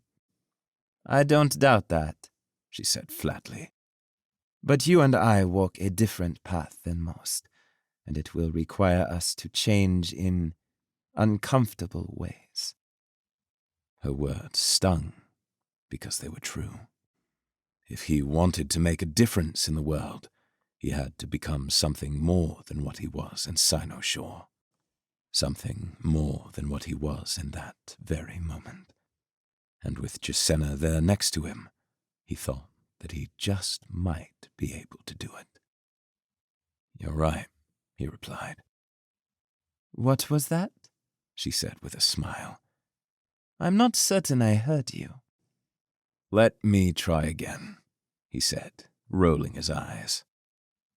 Oh, great Lady of Light, your words are brilliant rays illuminating the shadowed recesses of my soul. And now I, a humble sinner, humbly come before you to shower your feet with humble tears, the humblest of tears, so humble, humbleness of the like this world has never seen. Such humility that the ocean of my tears will cause your toes to wrinkle in their humble tide, a humility of such grandeur that— Okay, she said, laughing. Before he could continue, a knock came at the door, followed by the entry of one of her black-clothed guards. "Empress!" he said with urgency. She rose to her feet. "What is it?" "Smoke signals are rising from the watchtowers," he said, glancing at Alvarax. "Empress, we are under attack." Chapter 26. Alvarax followed Jacenna to a balcony overlooking the whole of Phalia. The sweeping landscape nearly filled the view from horizon to horizon, the high walls of the city proper looming over the tiny homes along the perimeter. To the east, smoke plumed up in billowy clouds from a signal fire in the guard tower. "What is happening?" Jacenna asked. Watchlord Osinan, hand on the hilt of his sword, scowled when he saw Alvarax. "There is an enemy at our walls." Jacenna lifted her chin. "Are we prepared for something like this? Surely they can't get past our defenses." "The walls are sturdy, Empress," Osinan said, "but they are not impenetrable. Our nation has not seen war for many years, and time is an erosive substance. For now, we must wait for messengers to bring us word. I've sent the generals to lead on the front lines." As they looked out over the city, 2 more towers lit their warning fires. The doors pushed open, and the first messenger arrived, panting and sweaty from his journey. "Watchlord," the messenger said gruffly. "Empress." "Quickly now," Osinan said. "What is happening?" "We are not sure, sir." "What the hell does that mean? You came all the way here to tell us that you're not sure?" Osinan's eyes were bright as the warning flames. "Sir, the enemy is invisible." "What?" "If I had not been there myself, I would not believe it. An entire army of invisible beasts. Well, not entirely invisible, sir. Our threadweavers can see them in Threadlight, and some are as large as a house." Osinan's lip quivered. "Herald, save us. It cannot be." Jacenna stepped forward. "What is it, Osinan?" "If it is true—" "Osinan!" Jacenna commanded. "Tell us what you know." The elderly watchlord looked worried. His thumb rubbed the hilt of his blade. "Within the hallowed library, the anathema contains our oldest texts. Many are deemed heretical, but it is a duty of the watchlords to know even the darkest parts of our religion. These texts speak of times long past, when the heralds still walked the earth. There are records from this time of a scourge covering the land, beasts that destroyed everything in their wake. But the heralds protected the people, casting the creatures back to their dark home. These beasts could only be seen in Threadlight, and some could not be killed by mortal blade. Were it not for the heralds, the creatures would have ended mankind. They were called core-spawn, and if the creatures at our walls are the same creatures from the texts, then we are in grave danger." The words bounced around in Alvarax's skull like razors, cutting away at his memories and butchering his understanding. Invisible creatures only able to be seen in Threadlight. It had to be. Jacenna shook her head. "How have I never heard of these core spawn?" "They are heretical texts locked away in our vaults," Osinan replied. "Most of them have little or no evidence to their truthfulness, or they contain information that we know to be false, but we keep them for the preservation of our people." "Jacenna," Alvarax cut in. "Your sister, I think it was a core spawn." She turned to Osinan, her eyes growing wide. Didn't one of your guards say they saw an anomaly of Threadlight? It is possible, Osinan said, his eyes growing thin. But none of the other Threadweavers saw the creature. Alvarax recalled the moment. Graceful dancers spun in unison through his mind, sweeping over the marble floor. Empress Chailani conversed with a group of Phalian nobles, and Alvarax watched as he approached. He'd been nervous to speak to her, but knew he needed to if he wanted to help the Zeta people settle into Phalia. He'd let Threadlight enter his veins to calm him. And that's when he'd seen the creature. A spindly monster of pure light, blazing in a dark room, reaching toward the Empress and thrusting its tail into her chest. Alvarax had run toward her. How could no one else see it? He reached out with his Threadlight toward the creature to break its core thread, anything to protect her. But as soon as he'd reached it and pressed against it with his obsidian power, the creature had burst apart. I killed it, Alvarax said in realization. I tried to break it like a thread, and it exploded. I thought it vanished somehow. Or maybe I was crazy and it was never there, but I remember. I reached out to it, like any other thread, and it broke. Watchlord Osinan eyed him suspiciously, his hand still resting on his blade. It is possible. It would explain why the heralds valued the obsidian so highly. The heralds are with us, Gisena said. She turned to Alvarax. Can't you see it? The only obsidian in the world shows up in our city just before an enemy arrives that only he can defeat. The heralds might as well be walking our streets for how closely they are watching over us.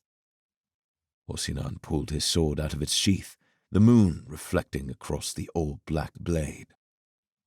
This sword is called the Midnight Watcher, he said. It has been passed down from watchlord to watchlord for centuries, ever since the departure of the heralds. It is no ordinary blade. From crossguard to point, it is hewn of a unique obsidian material that can pierce through threads. It was once used to slay Korspawn alongside the heralds. Alvarax, I still do not trust you completely, but even I cannot deny that the people of Phalia need you. If the Korspawn are here, it is my duty and your heritage to end their assault. He reached out a hand. Will you join me? Alvarax stared for a moment, incredulous. This was it. The heralds had saved him that day when he'd awoken in the pit of bones. They'd saved him from the death that every other failed experiment had suffered. For this, so that he could protect the people of Phalia. He had never been a religious person, but in that moment he was certain that the heralds had played their hand. I will, Alvarax replied, grasping the watchlord's hand. Osinan sheathed the Midnight Watcher and untangled one of the golden tassels dangling near his shoulder before allowing a hint of a smile to cross his lips. Then we fight. As they exited the Sun Palace, a retinue of guards and horses awaited them.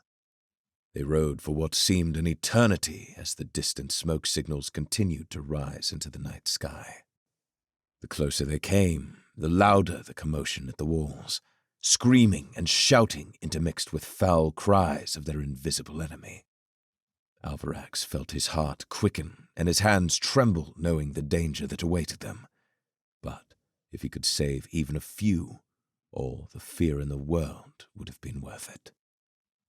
They rounded the edge of a large building with a geodesic dome roof and came into view of the carnage. A Phalian guard crawled along the dirt, half of his leg missing, the other half tattered and bloody. They rode past him without hesitation. High above on the wall walk, men and women flailed their blades in chaotic strokes, swatting at an enemy they could not see. Alvarax jumped down from his horse and let Threadlight pour through his veins.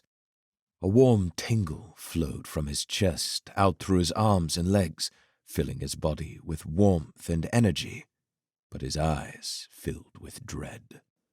As Threadlight blossomed in his vision, hundreds of creatures came into view, each a different shape and size, but all formed of a brilliant, pulsing light. His eyes grew in horror as he looked up and saw more and more of the core spawn lifting themselves over the top of the wall, overwhelming what was left of the guards. His fear faded to anger, and his anger swelled until his black eyes saw nothing but red. But he was too focused on the wall and didn't see the core spawn dashing at him until it was mid-flight, pouncing toward him. He pulled back, flinching at the sudden movement in his vision. Just before it reached him, the core spawn exploded into a cloud of Threadlight as the Midnight Watcher cut through its spindly body. "Careful, boy," Osinan warned, his eyes blazing with emerald Threadlight. "If you can truly kill them, it is time for you to go to work." Alvarax nodded, planted his feet firm into the dirt, and searched out the closest core spawn. A small, skittering creature darted back and forth across the field of grass, frantically searching out its next victim. Alvarax focused on it, gathered his energy, and directed it toward the creature just as he would to break its core thread. He felt a mild resistance, like a knife cutting through bread, and then gasped as the creature screeched and burst apart, as though it had exploded from within. Watchlord Osinan stopped in his tracks, whipping his head toward the explosion of light. He turned back to Alvarax. "Was that you?" Alvarax nodded incredulously. "If we survived this, I owe you an apology." The Elder Watchlord swung his blade in a circle. "You take the north, I'll take the south." With that, they split paths, and Alvarax ran forward, filling himself with wild amounts of Threadlight. One by one, he broke the creatures, and each time they burst asunder. One core spawn, larger than the others, with long arms that it used to stand upright as it walked, leapt down from the high wall, hitting the ground with a rumble. Alvarax grabbed hold of it with his mind and squeezed. The pressure built. He could feel it intensifying, like gripping an orange and knowing that if he just squeezed hard enough, the entire fruit would burst. He shouted into the battlefield, every muscle in his body tensing with the effort, until finally the core spawn exploded into misty beads of light. Alvarax dropped his hands to his knees, panting at the exertion. He knew it wasn't wise to threadweave too much. He'd made that mistake in the Farrenwild and nearly killed himself. But he also knew that he was one of the only people who could fight them. He had to. He was willing to give up his life for the Zedda people. Why would he not do the same for the people of Failure? Suddenly, the ground trembled, then stopped. Alvarax looked up just in time to watch the entire outer wall quiver as again the ground quaked. And again, and again. Men and women steadied themselves. Guards fell from the wall-walk, tumbling to their deaths far below, until finally, with a deafening groan, the outer wall shattered and collapsed. Stone crumbled in upon itself, tumbling down like an avalanche. Then, between the dust and smoke and debris, Alvarax saw a nightmare made manifest. A core spawn twice the height of a home, blazing like the sun itself. It stepped toward the shattered wall and threw its fist once again. Stone blasted through the night sky. A massive tail, like a scorpion's stinger, dragged over rocks and shrubbery. Herald, save us. Coming from the southern wall-walk, Watchlord Osinan dashed toward the monstrosity. He leapt up onto one of the crenellations and launched himself in a deathly arc toward the creature, with the midnight watcher held high overhead. The creature swung its massive head toward Osinan. Alvarax reached forward with all his strength and lashed out against the creature. Trying to break it felt like trying to move a mountain, but he had to try. If not, Osinan would die. The Korspawn roared in pain, thrashing its head back and forth as it fought the stranglehold of his obsidian Threadlight. Alvarax's body felt ready to burst, his veins swelling and his heart pounding against his ribs. Watchlord Osinan fell atop the monstrosity's head and slammed the Midnight Watcher through its light-wrought skull. Its tail whipped out with terrible speed, impaling Osinan in the blink of an eye. The old man screamed in pain as the Korspawn let out its deafening roar. Its body succumbed to the combined power of the obsidian blade and Alvarax's thread-weaving, bursting apart and sending Osinan falling to the ground. "No!" Alvarax screamed, sprinting forward. He was too slow. There was no way he would make it in time to catch him. But he didn't have to. Alvarax reached out as he ran, grabbing hold of Osinan's core thread. Then he broke it. Gravity let go of the man, but still his momentum carried him down until he crashed into the ground. Alvarax reached him shortly after and held him down until gravity took back hold. He was still breathing, but blood drooled out from his side where the Korspawn stinger had pierced him. "They're running away!" Someone shouted behind him. "Heralds be praised!"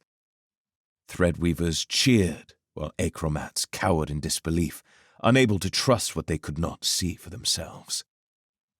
Alvarax looked up from Osinan and surveyed the battlefield, taking in the destruction to the wall and the hundreds dead along its perimeter. They were right. The enemy was retreating. Alvarax assumed it was because they'd killed the largest of the Korspawn, or perhaps they retreated to regather their numbers. But either way, he had a feeling they would be back. Chapter 27. The sun, barely over the Everstone Mountains, cast long shadows as Laurel travelled west. After sneaking out of Enden Keep, they'd rode in silence for the entirety of the day, looking over their shoulders, worried about who may be pursuing them. When they reached the small town of Feldspar, the only trouble they'd had was Laurel's ass burning like a bonfire. She decided, quite handily, that horses were less fun to ride than she'd been made to believe. In Feldspar, they purchased 2 carriages to take them on the journey west. The sun had long fallen, and they sat in silence, heads bobbing as the carriage raced away from the Grounder capital. Part of Laurel wanted to stay, to fight, but what could she do? And she hoped that their final destination was where her family would be. The second carriage was occupied by Sala and Barrick, whose snoring could be heard from the moon. Across from Laurel in their own, Alabella sat upright, her elbow leaning against a small armrest. She scratched at her forearm as she stared out of the open window. The lush Alcaean countryside, filled with sprawling Viridian plains and fruit trees in all their variety, seemed to roll by more slowly than it should have. Pity, though try as she might to deny it, crept its pearly tendrils into Laurel's heart. In no way was Alabella an innocent woman. Her crimes were as plentiful as the stars in the sky, but the weight of it burdened her. When she looked closely, she thought she saw a hint of amber in the veins on the back of Alabella's hand. Laurel imagined the soothing effects of Threadlight and yearned for it herself. But they'd given all their supply to the Alcaeans, except for a single remaining vial that Laurel kept hidden in her pocket. Alabella closed the window, then turned her head slowly until she was fully facing Laurel.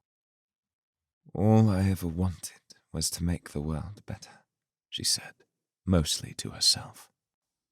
And we were so close. Just a few more days and we could have returned to the core seal. We'd have an endless supply of infused gemstones. We could have offered Threadlight to everyone. She paused. Did I ever tell you about how I became a threadweaver? Laurel shook her head, and, though she had hoped to keep quiet, she was curious. I was born in failure. My mother had too many men to name a father, so we lived alone. She beat me from the time I was very young. 4, maybe. She said our misfortune was my fault. If I had been born a threadweaver, we wouldn't have to suffer like we did. If I had been born a threadweaver, the Empress would provide for us. If only I had been a threadweaver. When I was 12, she died of an infection, and I was all alone.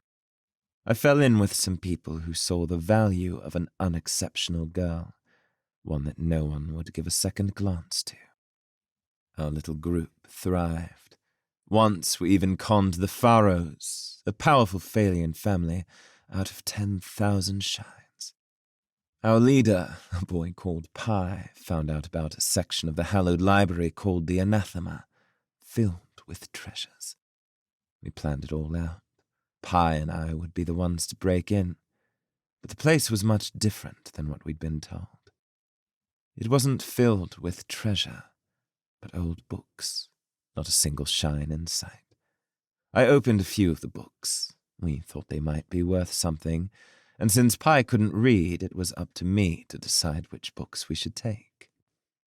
One of them had an image of a man lying on a table with one of the heralds standing over him, placing a stone near his heart. A girl walked in the room, blonde like yourself. After her shock at seeing us there, she pushed Pi aside and stabbed me in the chest. I woke up in a prison cell, surprised to be alive, and even more surprised to find threadlight in my veins. Somehow I'd become an amber threadweaver. It wasn't hard to break out from there, but I couldn't stop thinking about that image, especially with what happened to me. So eventually I made my way back to the Anathema and stole a few of the books. That's where I learned about theoliths and the core seal. And that's when I made it my mission to bring Threadlight to everyone. Laurel was completely entranced by the woman's words. How did you end up in Cynosure? Arabella laughed. My friends, well, that's a story for another time. The point is, my dream is dying, and watching a dream die is the cruelest form of torture. The carriage slammed to a halt, nearly knocking them out of their seats. Laurel grabbed onto the windowsill for balance. Once they'd settled, Arabella opened the door, but it slammed back shut. "Stay inside and keep quiet," the driver whispered with urgency. "Stones, but I thought they'd be gone by now. They killed a whole caravan just the other day." "We are in a hurry," Arabella said as she kicked the door open. "Come, Laurel, let's teach these thugs a lesson in civility." Laurel nodded and followed her out of the carriage. The bright sun warmed her skin as she surveyed her surroundings, but there were no bandits in sight. To the south, fields of endless grass. To the west, open road as far as the eye could see. And to the north, nothing but a field of pear trees. She thought if she caught the right angle between the trees, she could see the edge of the Farrenwild in the distant northern horizon. "I don't see anything," she said. "You shouldn't be out here," the driver said. Arabella ignored him. "Where are they?" The carriage driver pointed toward the pear trees. "I seen 'em hiding behind the trees up ahead. No idea how many. Blend into the grass, they do." Laurel rubbed at her arm with a shaky hand. She felt jittery, like a child who refused to stay still. It didn't help that there was a slight wind that chilled her arms. She looked back down the road from where they'd come. expecting an army to appear at any moment. They needed to keep moving, and if some thugs thought they could slow them down, then the gale could take them all. Alabella and the driver turned to her just as she pulled out the obsidian blade and took off at a sprint toward the field of trees. Behind her, the driver shouted something, but she ignored it. When she reached the orchard, she hid behind the closest pear tree, which was plenty wide to hide her thin frame. Adrenaline pumped through her veins, a weak substitute for Threadlight. Laurel crept forward, tree by tree, staying low in the overgrown grass. A light breeze danced between the leaves, causing branches to quiver and dandelions to take flight. She peeked around the thick trunk of a pear tree and thought she saw movement up ahead, hidden beneath the grass. She'd expected to find the bandits partially obscured behind the trees, but they were smarter, hiding on their stomachs in the underbrush. She mimicked their stealth and dropped to her hands and knees. Dirt slid beneath her fingernails. Long strands of green grass swept across her pale skin. She held the obsidian blade as she bear-crawled through the brush, the tips of her toes pressing deep into the soil. There was a rustling up ahead. Something deep inside her flared to life, and she rolled to the side just before a massive body came barreling through the grass, pouncing where she had just been. Her heart pounded and adrenaline raged. As she rolled back to a steady position, she turned to see a massive creature. Green fur blurred into the surrounding grass, white strands blew in the breeze, and, far behind it, two tails danced back and forth with fervor. Fear began to sink its teeth into her racing mind as the chroma wolf turned to bare its yellow fangs. Step by step, she moved back, keeping her eye on the chroma wolf's movement. Her offhand reached up toward the transfuser in her breast pocket. She was going to die, and she knew the drug wouldn't help. Behind the chroma wolf, green-furred heads rose through the grass as the rest of the pack joined their brother. Laurel's heart pounded against her ribs. There were so many, a dozen at least. She needed Alabella. From the back, a final head rose through the grass. Green fur with a strand of white running near its left ear. Twin tails danced up over its head. As it saw her, its eyes lit up like two crescent moons grown full. "Asher!" Laurel said with a smile as wide as a fay tree. Asher stepped forward, barking and howling as he passed the others, then launched himself toward her in a burst of joyous energy. They tumbled over dirt and grass, wrestling like children, growling at each other and swiping with playful paws. When they finally came to rest, Laurel on her back with Asher standing over her, the tone shifted. Asher whipped his head to the side and snarled. "Laurel," Alabella's calm voice spoke, dragging out each syllable. "There is at least a dozen more behind you. Roll to the side, I can yoke it, and you run. On my count." Laurel lifted her head to see Alabella standing a short distance away, with her palms outstretched. 1, Asher snarled. 2. "No!" Laurel shouted. "Asher's my friend!"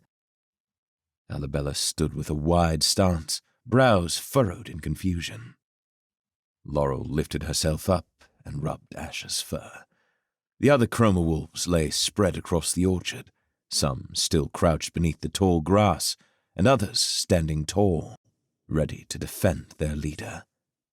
"Asher's my friend. He won't hurt us, will you?" Asher nuzzled her shoulder.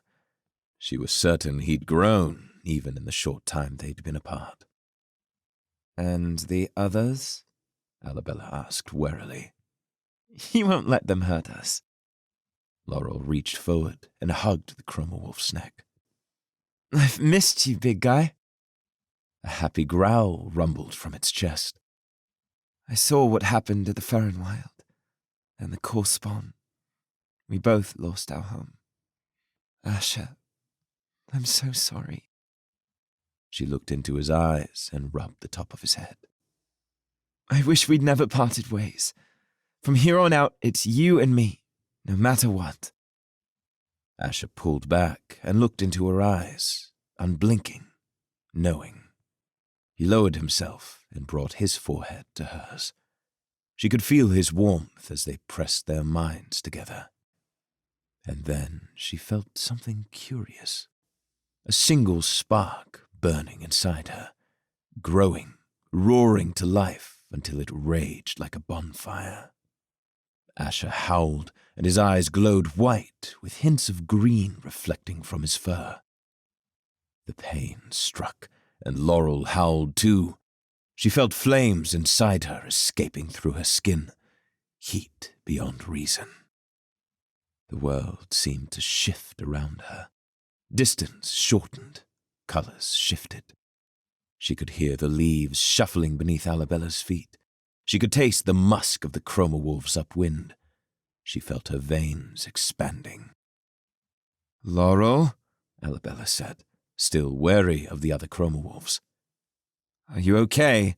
What's happening? Her mind swirled like a whirlwind, blurring and twirling in chaotic disarray.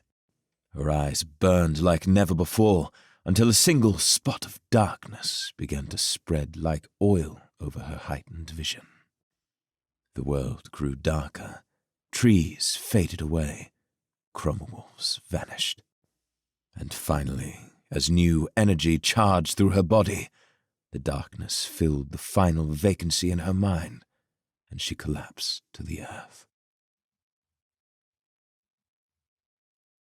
Chapter 28. When Chris awoke, he felt different. Where once a fog clouded his mind, now there was nothing but clarity. He felt more alert than he had in years. It was as though a veil had lifted, and the storm clouds had given way to a flawless sky. He put a hand down to push himself to a sitting position, and gasped as the realization hit him. It couldn't be. It was impossible. He was dreaming. Even still, tears formed. Where once there were only 7, again there were 10. He looked down at his hand to confirm, and swelled with emotion while his newly regrown fingers wriggled back and forth. Chris! He turned and found his mother rising from the rose-colored table where the old man and Roshaw sat. She gestured for him to join them. I'm sure you have questions, she said with a knowing smile. He paused, lifting his hand and inspecting it. This is a dream, right? It's not, she said, smiling and nodding to the old man. He healed you. The golden water has kept him alive for hundreds of years, and today it kept you alive, and some. Chris turned his eyes to the pool, golden light shimmering across the surface and emanating out into the cavern. It called to him, drawing him in, beckoning him to bathe in its warmth. When Chris turned his eyes back to the table, he saw the old man, or the man who had been old. His eyes swirled with colors, and his face, though still pale and wrinkled, seemed to have shaved off a dozen years. Why don't you have a seat, Chrysanthemum? The old man said with a grin. Willow, would you and Roshaw go see if you can find a box in the storage room containing a collection of talismans? Each should have an engraving of 4 circles knotted together within a gemstone. We'll need 3 of them. Willow nodded and led Roshaw away. He turned back to Chris. While you were recovering, your mother shared with me your story. It is a tragedy, I must admit, but the ending is yet to be written. And that is where we must focus. Relic and Lilacs have caused you to sacrifice so much already, and I worry that what comes next will bring even more. Though I tried to dissuade him, my siblings will take power once again. Chris, if you are to stop them, you must understand the dark power they possess. What do you know of the source of your power as a Threadweaver? Chris tried to breathe steadily, but every time the old man spoke of his siblings, Chris's heart raced within his chest. They say it is a gift from the Light Father. Perhaps, if there is a God, he does play a part in the selection, but the source is different. Chris, embedded within your chest, in the center of your heart, is a sliver of a gemstone. This stone absorbs energy from the realm of Threadlight, and when you release it, that energy flows through your veins and gives you power. We call this gemstone a Theolith, and it is the only thing that makes you a Threadweaver. Without it, your eyes would fade to brown, and you would be powerless. Over time, my siblings and I discovered this truth, and with the aid of the healing elixir, we embedded within our hearts each of the 4 gemstones, giving us the power of all of them. Open yourself to Threadlight and see for yourself. Chris let Threadlight pour through his veins, feeling the warmth in his chest and wondering at the truth of the words. The old man lifted his hand and pushed a cup across the table. It slid, scraping over the rose-colored stone, and just before it reached the edge, he pulled, and it slid back to his hand. Then he picked it up and held it in the air. In the blink of an eye, the cup's thread broke, shattering into 100 beads of light. He let go, and the cup floated gracefully in the air. He created 4 threads that latched onto the cup and sent it tumbling back to the table. Such a display is silly, surely, but I'm certain you can understand the implications. The old man tipped the cup over and let the water spill across the rosy surface. What happened next, we did not expect. Once all 4 gemstones enter a heart, they fuse together into a single structure, and a subtle change occurs. Not only could we see and manipulate Threadlight, but we could suddenly see something else, a flickering spark of red energy in the center of a man's heart. At first, we thought it was a Theolith, but we realized it was something else entirely, and so we called it Lifelight. Seeing Chris's confusion, the old man continued. My brother was the first to discover that we could both see and manipulate Lifelight, though I refused to participate in the latter. You see, my siblings and I held the secret of the pool to ourselves, but our immortality was bound to it. Relic discovered that he could create a connection between his own lifelight and the lifelight of another. His own mortality became tied to theirs. From then on, their life drained into him. He no longer aged. When he would be killed, one of the others would die in his place. And then he discovered that he could transfer his own lifelight into the body of another, which is what you experienced. And so his own immortality was no longer tied to the pool. I tried to stop them, but they would not listen. They left the cavern for good and became gods among men, with thousands of souls bound to each. They discovered that binding a threadweaver allowed them to siphon their powers, and so their threadweaving became unparalleled. They used the elixir from the pool to create more and more threadweavers, binding their lifelight and expanding their own strength. There was no end to their greed until their own followers saw the darkness. A group of amber threadweavers banded together, tricking Relic and Lilacs to return to this very place. They combined their powers, using knowledge my siblings had mercifully given them, and sacrificed their own lives to create a web of threads that sealed the core of the earth from the surface world. But Relic was not beneath the surface at the time as they'd thought. He was with the Wastelanders, wearing one of their own skin so that they would bind their lifelight to him. But when the seal was created, he was stuck in the Wastelander body with no way to return here. What you must understand is that the Wastelanders have a crippling mutation. They cannot survive without the elixir. A pool above ground contains trace amounts of it and allows the Wastelanders to survive so long as they drink from it often. If they do not, they die. And so, both of my siblings were trapped. One with me, the other with a people who cannot leave their home.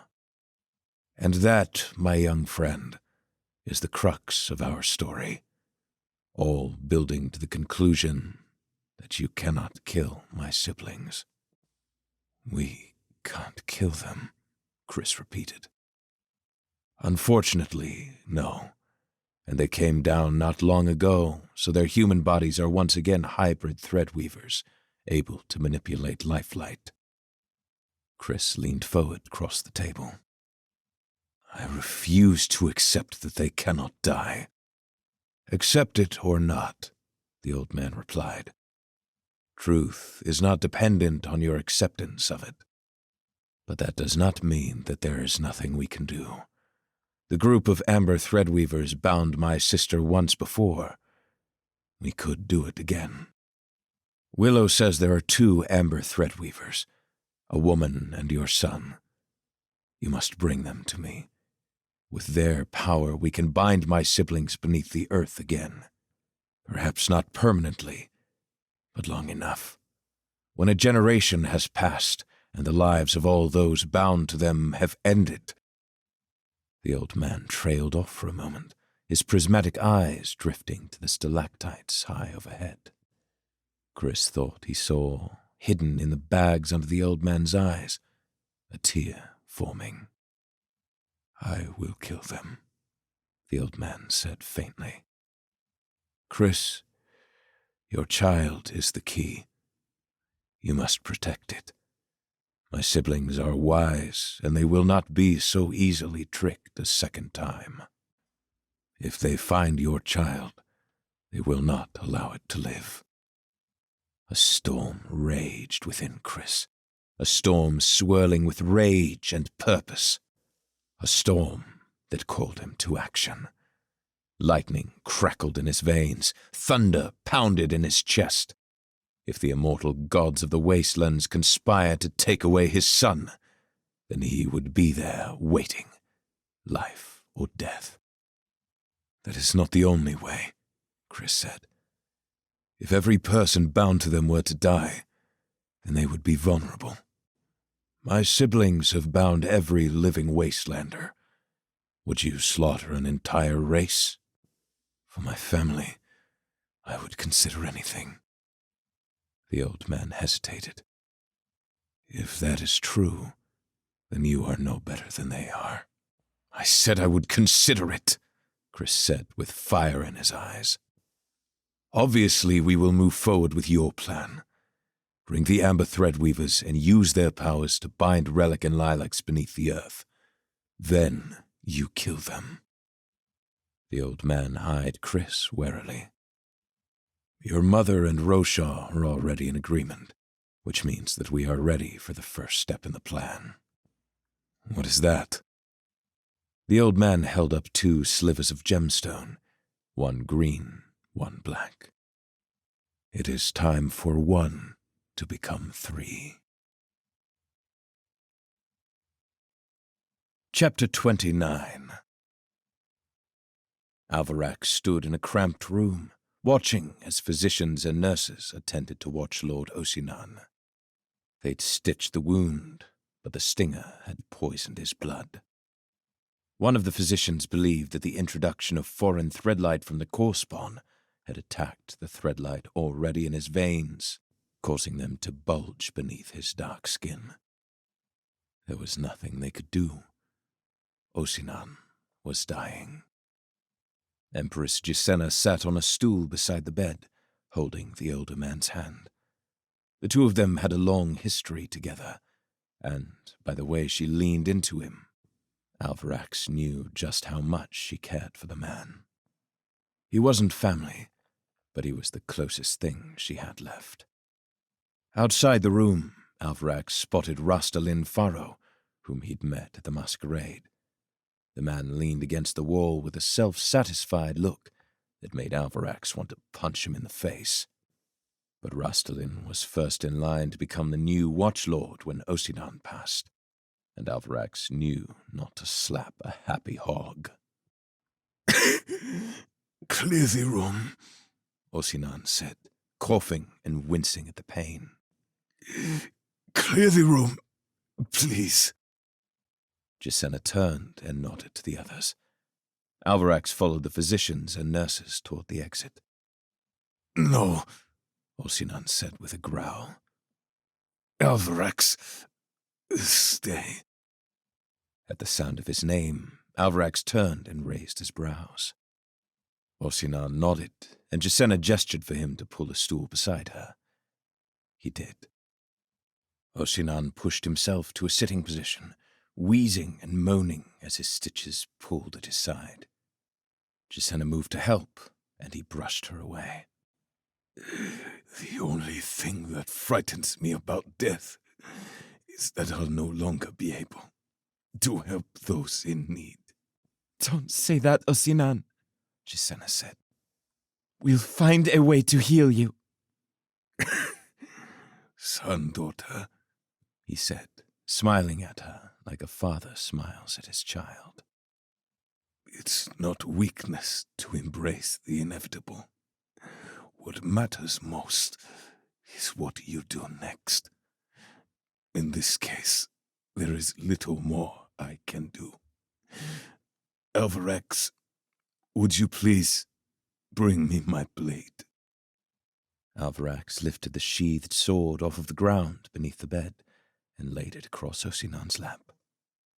The Watchlord placed his hands atop the sheath and moved his hand down its length. The image reminded Alvarax of stories he'd heard as a child of mighty warriors being buried with their blades.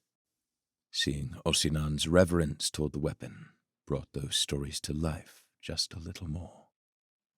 Do you know how long I have been Watchlord? Osinan asked. 28 years before either of you were born. The previous Watchlord passed away unexpectedly, leaving me a long letter detailing the true duties of the office. I wrote a similar letter many years ago. Publicly, we preached that a Watchlord is to prepare for the return of the heralds, guiding the people so that they might make of themselves a righteous offering to our gods.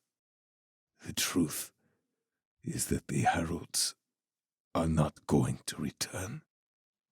We say they left to prepare the afterlife for the righteous, but we don't truly know why they left.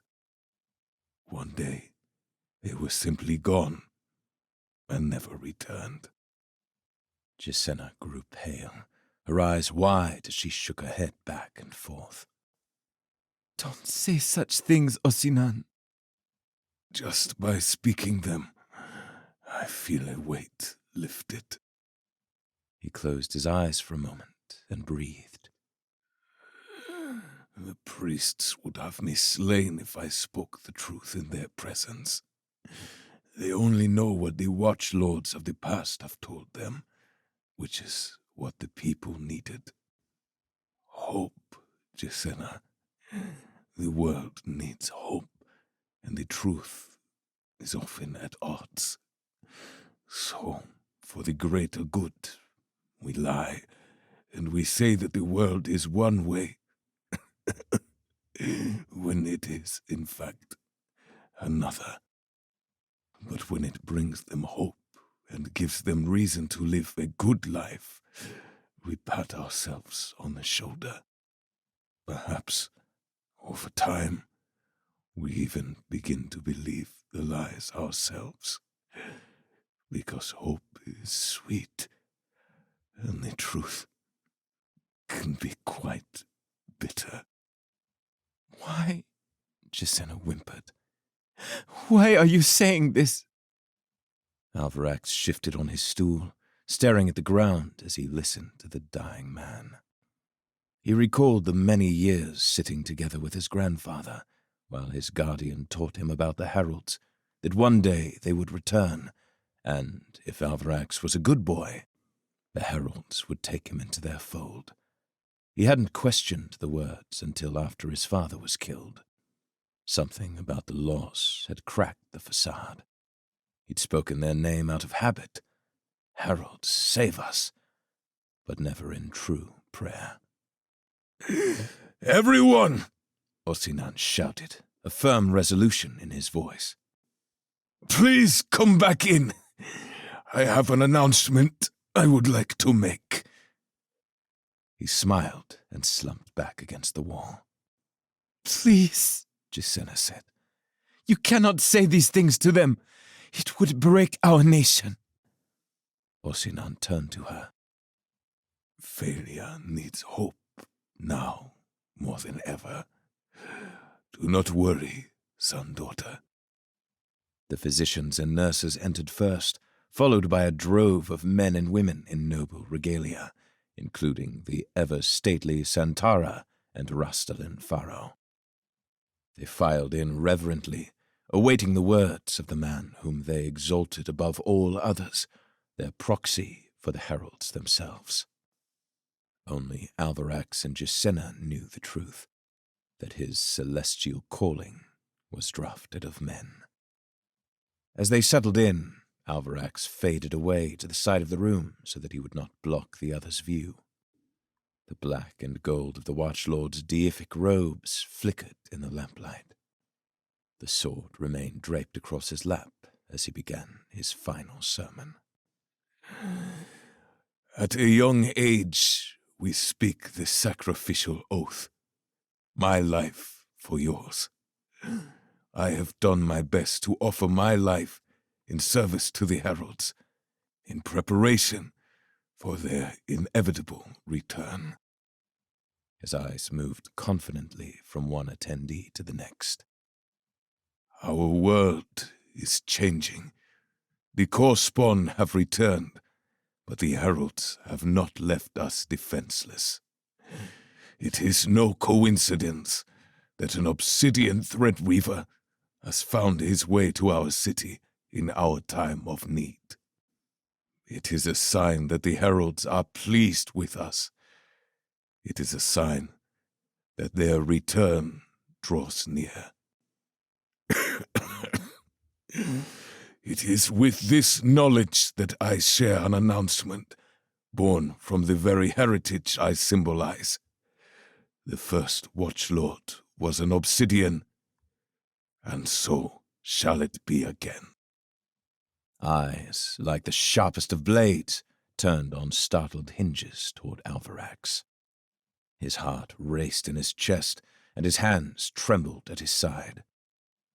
Alvarax Blightwood, son of Philia, I solemnly bestow upon you all of the rights and honors associated with the office of Watchlord, and declare you now the highest servant, he who watches the sky, the surrogate of the heralds themselves. His chest burned inside of him, constricting and coiling like a snake stuck in a furnace. It was a dream. It was a mistake. Alvarax was the son of a thief, not the surrogate of the heralds. Osinan gestured to the sword on his lap. Take it, son. The Midnight Watcher is yours. The protection of these people rests in your hands now. You have been preserved, and you have been repaired. One day, you will see this. Santara Pharaoh, filled with indignation, huffed at the words. This is absurd! Tradition is clear. The office must pass to the next in line, chosen by the council. It is rather unusual, another man said. Rostalin, unable to contain himself any longer, spat as he shouted. The boy was nearly executed days ago, and now he is to be watchlord? It reeks of conspiracy, and the people will see that. Such an accusation, true or not, would endanger our peace in a very delicate time. It does seem rather odd, another said. Rostalin continued, gaining confidence with each word he spoke. I suggest we delay the transference of power until after we have dealt with the invasion. For the safety of the people, his wife added. Osinan scowled and tried to push himself to a fully upright position, but he failed, groaning and gripping at his side. The people will trust my judgment. The people will see a dying man, Rostalin replied. A man whose mind is warped by a seditious poison from our enemy. How could they trust the judgment of one under the influence of our adversary? Under the influence? Osinan began, his voice rising. Enough, Gisena said. Rostalin, you have made your point. Could you, in good conscience, tell everyone in this room that Osinan is under the influence of our adversary? Rostalin's eyes darted back and forth across the room, teeth grinding between pursed lips. Then, as your Empress, I expect you to relay your confidence and endorsement to any people who may express doubt of the decision made this day.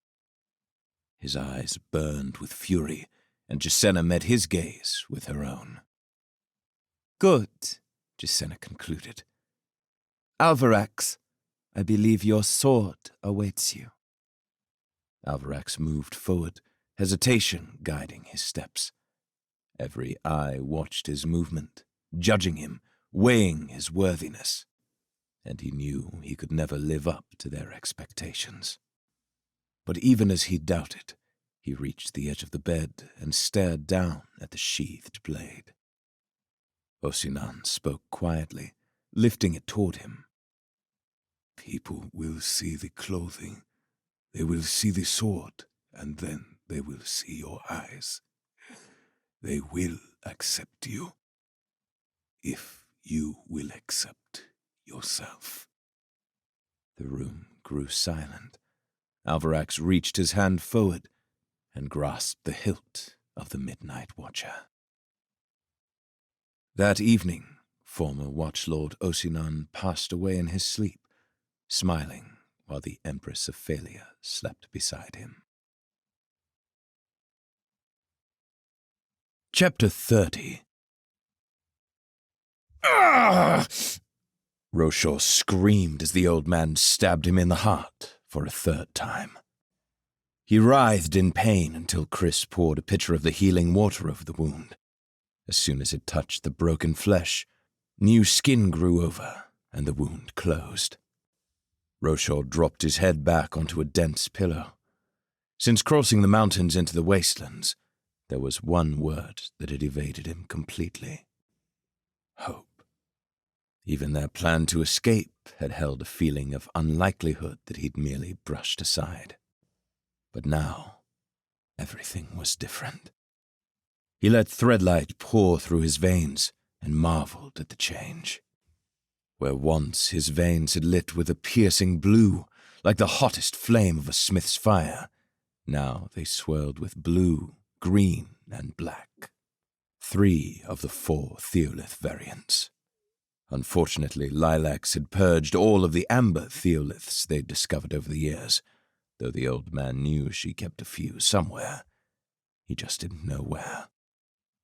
Another sleeveless arm came up beside his own, veins matching in their chaotic dance of multicolored threadlight. Hard to believe it's real, Willow said. Chris nodded, but his mind wandered to his son and the amber in his veins. Somewhere, he was with Iriel. He wondered where they were and what they were doing. Willow claimed that Zedulum had been destroyed, which meant that if Iriel and Aiden were alive, they would have headed west toward failure. It was on the other side of the continent, weeks' journey even were they above ground. But the old man claimed to have a way to expedite the journey. If it meant finding his wife and son sooner, he was open to anything. Chris turned to the old man, who inspected Roshaw lying on the ground. "Any concerns?" No, the man replied. "Without the elixir, he would have died. The two of you would likely have survived, since your Theolith provides a measure of healing in and of itself. With 3 Theoliths, the healing effects should be magnified now, as with the rest of your abilities." "How has no one discovered this before?" Willow asked. "Surely someone would have thought it odd when they saw a rock in someone's heart." "Ah," the old man said with a smirk. "The Theolith is no ordinary rock. When it enters a person's heart, it is bound to the lifelight of that person. If you detach it, or if the person dies, the connection is broken, and the Theolith crumbles to dust." "So you cannot remove a Theolith from one person and use it in another?" "Fortunately, no," said the old man. "If that were possible, I can't imagine the dark things men would do." Willow shook her head as she stared at the old man. "All these years, we believed Threadlight the gift of some unknowable god, when it was simply a stone in the heart." "It could be both," the old man said. "You believe in a god?" He shrugged his shoulders. "There is so much that it would explain, and many other questions that it would create. What I do know is that we know so very little. We are 9 parts ignorance and 1 part enlightenment, but we grab hold of that little knowledge we have and pretend that it is greater than it is. The man who is ignorant of his own ignorance holds most tightly to his perception of the truth.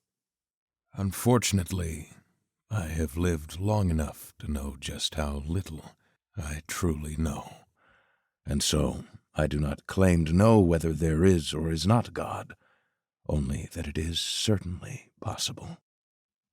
If the past weeks had taught Chris nothing else, they had taught him just how little he knew of the world, its inhabitants and its machinations.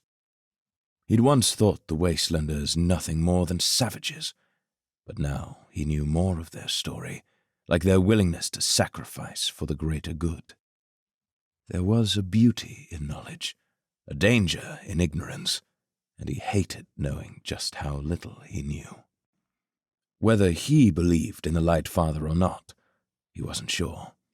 He remembered the Zeta elders speaking of divine providence, and he wanted to believe it true. But he feared that, even if there was a God, he couldn't trust a being willing to let creatures like Relic and Lilacs walk the earth. Roshaw awoke with a gasp, clutching at his chest and springing to an upright position. "I'm done," he shouted. "That was 3, right? No more. Heralds, please let that be the last one." "Heralds," the old man mumbled. "I feel," Roshaw continued, "incredible.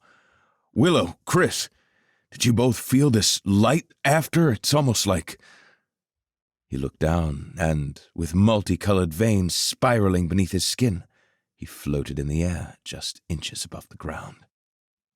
"I'm flying! My father, my son, they would never believe this." "Careful," Willow said. "If you threadweave too much, you'll get sick." The old man's eyes lit up.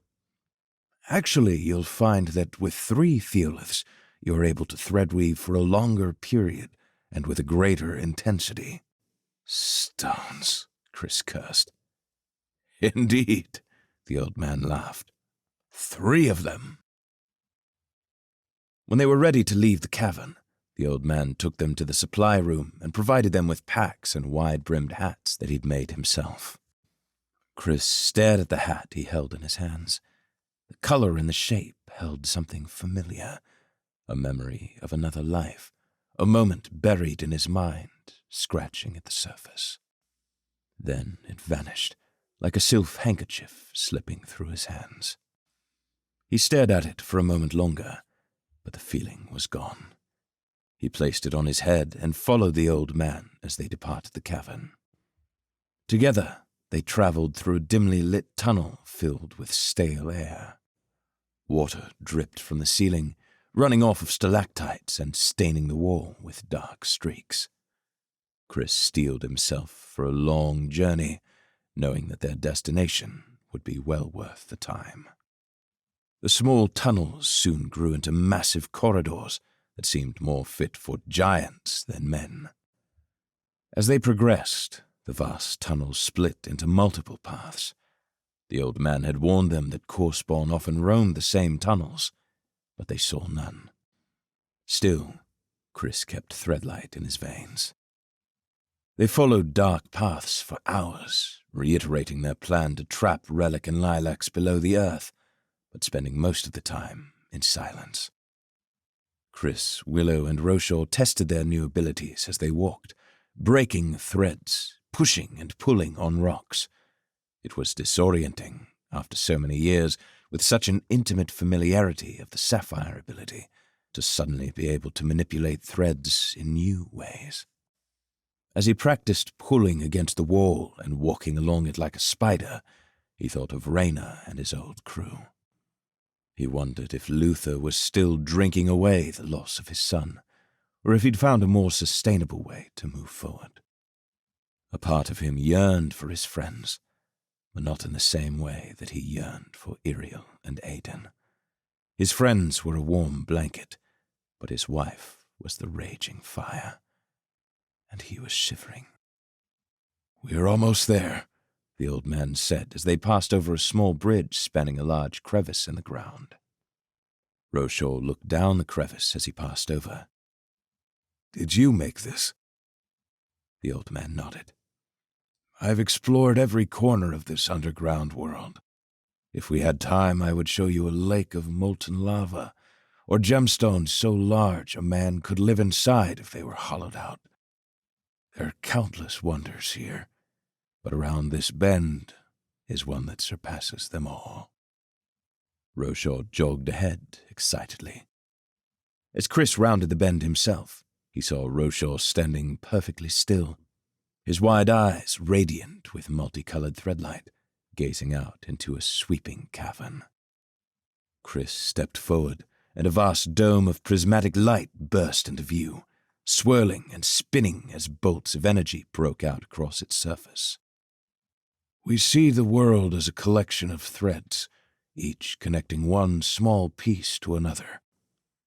The old man settled into position beside Chris and the others, who all stood in awe, their eyes radiant with threadlight as they took in the spectacular view. The space between one location and another is a thread of sorts, representing the distance between them. But, like your core thread, when you push against it, it is possible to manipulate that connection. This place, he gestured to the dome of energy, allows you to manipulate space itself. "Manipulate space," Roshaw repeated. The old man smiled, and the wrinkles of his eyes deepened. From his pocket, he pulled out a string and pinched both ends. "Pretend that this string is a road between here and your home. You could walk from here to there."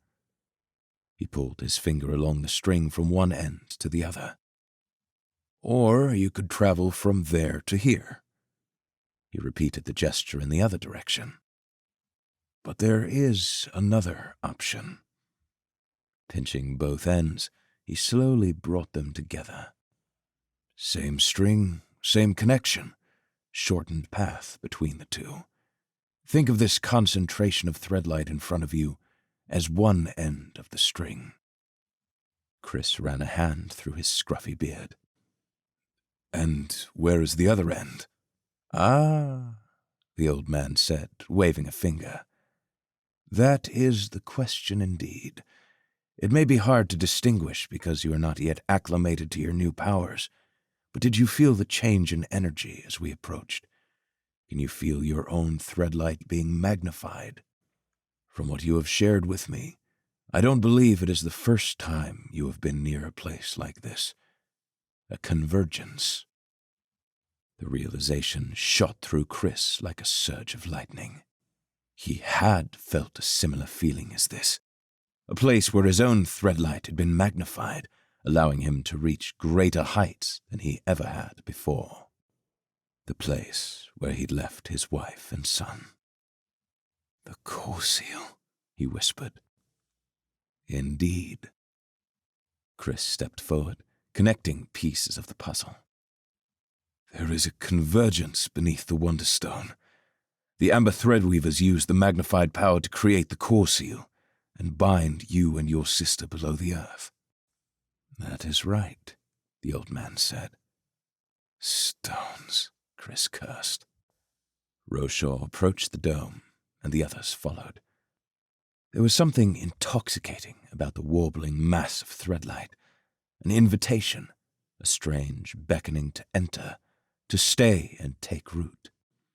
He remembered the feeling when he'd first stepped on the Wonderstone, the overwhelming desire to threadweave. "Thank you," Willow said as she gave the old man a slight bow. "For everything. You could have turned us over to your brother, but instead you chose to help. It is a hard thing to go against your own family." The old man's eyes seemed to grow more tired. "Yes, it is. But it's a harder thing to betray your own sense of morality." "Do you think it will work?" she asked. "If the Ambers can gather at a convergence, they should be able to combine their power to create a new binding. Just be sure Relic and Lilacs are below the earth before the seal is formed." All three nodded in unison, an unspoken acceptance of their path. Chris was filled with purpose. It permeated every piece of his soul. He had a destination. He had a goal. He had a plan. Slowly, he was regaining control of his life and his destiny. Chris lunged forward and wrapped the old man in an embrace. "Your sacrifice is going to save countless people. When this is over, the world will know your name." Roshaw turned to face the old man, a slight blush reddening his cheeks. I don't actually know what your name is." Chris opened his mouth to answer, but realized that he too did not know the man's name. They both turned to Willow, and she shrugged. "I'm sorry," the old man said. "My manners once again elude me. I am called Alcaeus." "Alcaeus," Chris repeated, emphasizing the word. "As in the Order of Alcaeus. I'm certain I don't know what you mean. The Order of Alcaeus. Stones, you even quoted scripture before. Better to see truth than light." The old man scratched his head. You must be mistaken. I have not left this place in many centuries." Willow placed a hand on Chris's shoulder. "He's not the only man ever to be named Alcaeus. It was common enough before Alcaea was established." "And the quote?" Chris said. "A coincidence?" The only coincidence, Chris thought, was the brother of the Eastern gods having the same name as the god of the West. "Perhaps," Alcaeus said thoughtfully. "Perhaps it is yet... No."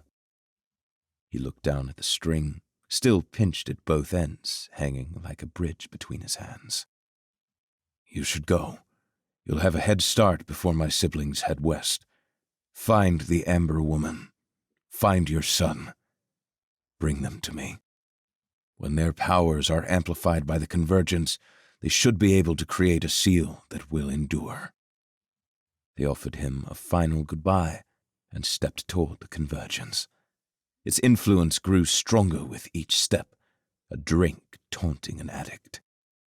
His mother took his left hand, squeezing with maternal ferocity. Together, they stepped into the light. Chapter 31.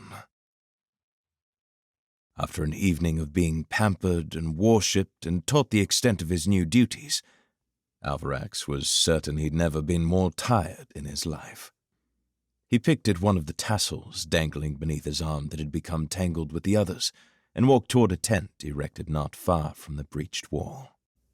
He urged the priests following him to remain outside and stepped through the opening. A group of veteran generals examined him as he entered. A younger general with a well-trimmed goatee stood. "Watchlord," he greeted with a nod of approval. "Generals," Alvarax said, cautiously. Before the Divine Council could whisk him away, Alvarax had spoken with Jacenna. She'd told him what to expect and described dozens of people he would meet, if only he could remember them now. More than anything, she'd explained how respected Osinan had been. The office of Watchlord is first and foremost a religious appointment, but he was also the head of the Phalian army. Each Watchlord down the line had balanced the two responsibilities in their own way, and Osinan was renowned for his contributions to both. Alvarax would be happy if he lived through the night. "Please, continue," Alvarax added. "I'd like to learn about the plans to protect the city. Maybe he can help answer the question we're debating," the same younger man added. An older man, hunched over his chair with a scowl, let out a loud harumph. Alvarax nodded. "I'd love to help however I can.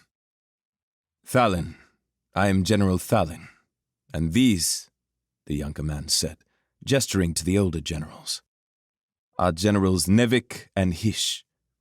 I'll speak for all of us when I say congratulations, and we are eager to learn more about you." Each of them was a threadweaver, with eyes as hard as they were bright. Alvarax wasn't sure if he should step forward and greet them, but based on their looks, he decided to stay put. "It is nice to meet you. The debate," Thalin continued, taking a seat, "is about the effectiveness of using tar to cover the core spawn. We are limited by the number of threadweavers we have, but if we can drench them in some kind of dark substance, they'll be visible to our achromat soldiers as well. General Nevik and I agree that it will work, but General Hish is not convinced that their invisibility is based on the laws of nature. You fought beside Osinan. You have seen them firsthand. What say you?" All three generals shifted in their seats, curious to hear his response. "It's a wonderful idea," Alvarax said. "The greatest advantage is their stealth. If we can take that away, then we have the numbers. The problem is that General Hish is right. It won't work." General Hish perked up. Alvarax continued. "I saw hundreds of core spawn last night, of every shape and size, and you know what I did not see? Dirty feet. If nothing else, their feet would have been covered with dirt and mud, not to mention the blood. I saw a core spawn bite into a man's chest, and not a drop of blood was in the air where its face would be. If dirt and blood don't stick, I wouldn't bet on tar either." General Nevik said, pursing his lips. "I will admit that his logic is difficult to dispute." General Hish nodded. The evidence is light, but we have no reason to believe otherwise. Besides, even without spending time planning out a way to mark them, we have more preparations than time. "What else do you have planned?" Alvarax asked. General Nevik stood. We plan to make them pay, with fire and with alchemy and with our most valuable weapon." "That sounds promising," Alvarax said with interest. "And what is that?" General Thalin smirked. "You." As the sun fell, Alvarax rose high to the top of a quickly constructed tower near the eastern wall. It overlooked the portion of the wall that had been breached, though they'd hastily rebuilt it as well as they could in a single day. The generals were expecting the Correspawn to re-enter from the same route and had built up a series of ambushes for the creatures, the last of which was their very own obsidian threadweaver. The young General Thalin accompanied Alvarax at the top of the tower as the armies below fell into position. With the sun falling, they expected the assault would come at any moment. They only hoped their preparations would be enough to fend them off while they learned more about the enemy. A westerly breeze was the only sound as soldiers stood their ground, wielding swords and preparing for what came next. Lines of sapphire archers stood atop the remaining wall walk, overlooking the surrounding countryside. Alvarax had always hated silence, but never more so than in that moment. It pricked at his skin like a mosquito, sucking away at his confidence. He knew they'd set him upon the tower as nothing more than an emblem for the soldiers, and no matter how hard he tried to explain that as an obsidian he could kill the creatures, they still wanted him away from the front line, a beacon of hope amidst the eerie silence. "Do you see something?" Thalin asked. "Huh?" Alvarax looked down and noticed that he'd begun to threadweave, his veins pulsing with a dark radiance. "Oh, no, just keeping warm. I'll have the men bring you a blanket. No, it's really okay." Thalin stared back at him. "I'm surprised you haven't soiled yourself yet." "What?" The young general smiled with one side of his lips. "I said that I'm surprised you haven't pee-peed down your fancy watchlord pants yet." Alvarax started to laugh, but was so taken aback that instead he simply stood with his mouth wide open. "Come now," Thalin said. "I remember the first day I became a general a few years ago. The weight of the responsibility, the fear of not being enough, and the damn looks everyone gave me. There were a dozen others who wanted the position. I lost a lot of friends that day. I remember a sinking feeling in the pit of my stomach, just certain that at any moment someone would realize I was a fraud." Alvarax nodded. "Is it that obvious?" "Of course, but that's not a bad thing.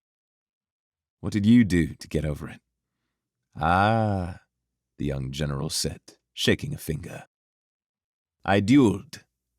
You dueled." General Thalin unsheathed his sword and brandished it in a wide arc. "It's the reason I was selected in the first place.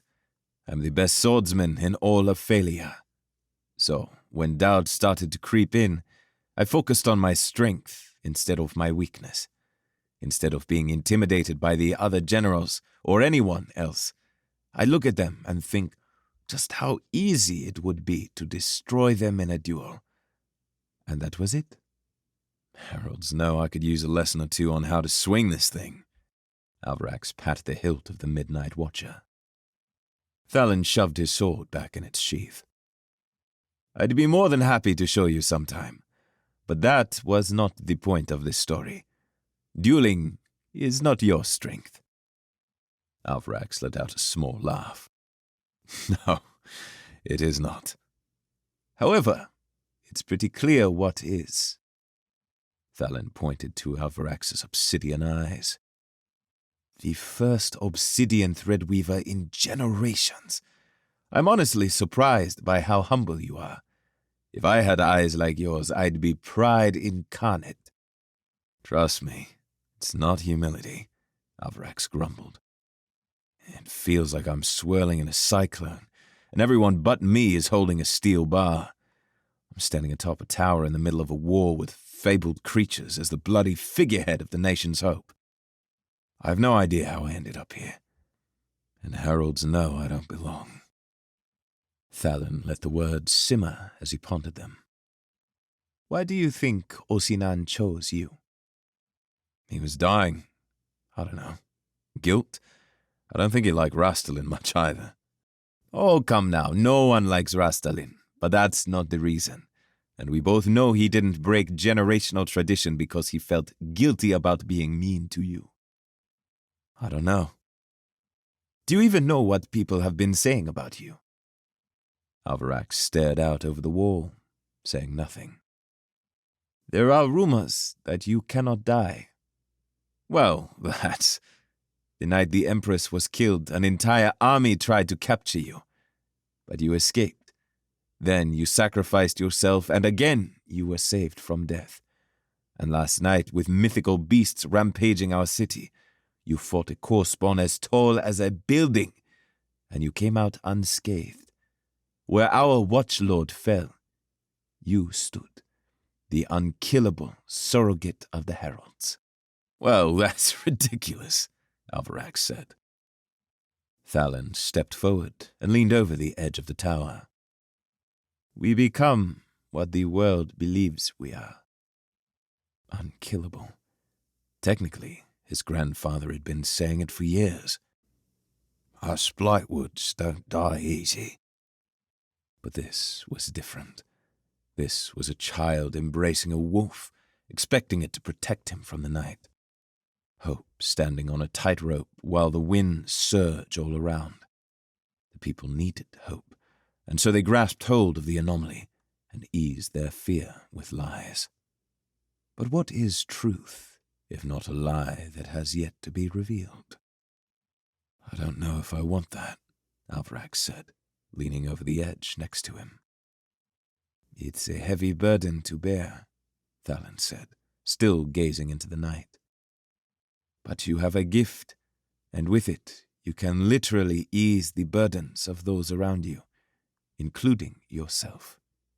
It's not the same. Perhaps not, but I've seen you give hope to an entire people without a drop of Threadlight. I don't think it's the obsidian in your eyes that is the gift, and that, Alvarax, is why Osinan chose you. He saw it, and one day I expect you will too. A spark flickered to life within him. Not much, just the smallest of flames, but even a small flame can warm an empty heart. His mind warped the world around him, and a memory swirled in the darkness. He was young, and he walked with his father along the steep path from Mercy's Bluff to the shore. They sat on the rocks they'd named the Lost Sisters, with their feet swimming beneath the surface of the ocean. Cool waves splashed at their knees, and the noonday sun beat overhead. The smell of the ocean filled his lungs. His father told him he was leaving. Can I come with you? Little Alvarax asked. Not this time. Someday I'll take you with me. I'll show you the mountains, the forests, the orchards. I'll even show you where I met your mother. But it's not safe for a boy your age. But I'm a Blightwood. You are, his father said, laughing. But you're much more than just a Blightwood, son. One day you will see that. He tried to shake the memory away, but his eyes filled with emotion. That wasn't his father. His father was a thief. He was all the parts of Alvarax that he refused to be. He would not lie, he would not steal, and most of all, he would not abandon his responsibilities to another. They spent the rest of the evening in silence, only broken on occasion when guards came to relay information to Thalon and Alvarax. Throughout the night, Alvarax forced himself to remain standing at the edge of the tower where the soldiers could see him. His legs shook and his eyes hung like a crescent moon, but he remained steadfast. A beacon of hope that was never needed because the core spawn never returned. Chapter 32. When Chris stepped into the convergence, a surge of energy washed over him. Pockets of colorful energy danced around like skyflies in the night, hovering for a moment, suspended, weightless, then streaking through the air back into the greater whole. His heart expanded in his chest, absorbing the raw power that radiated all around.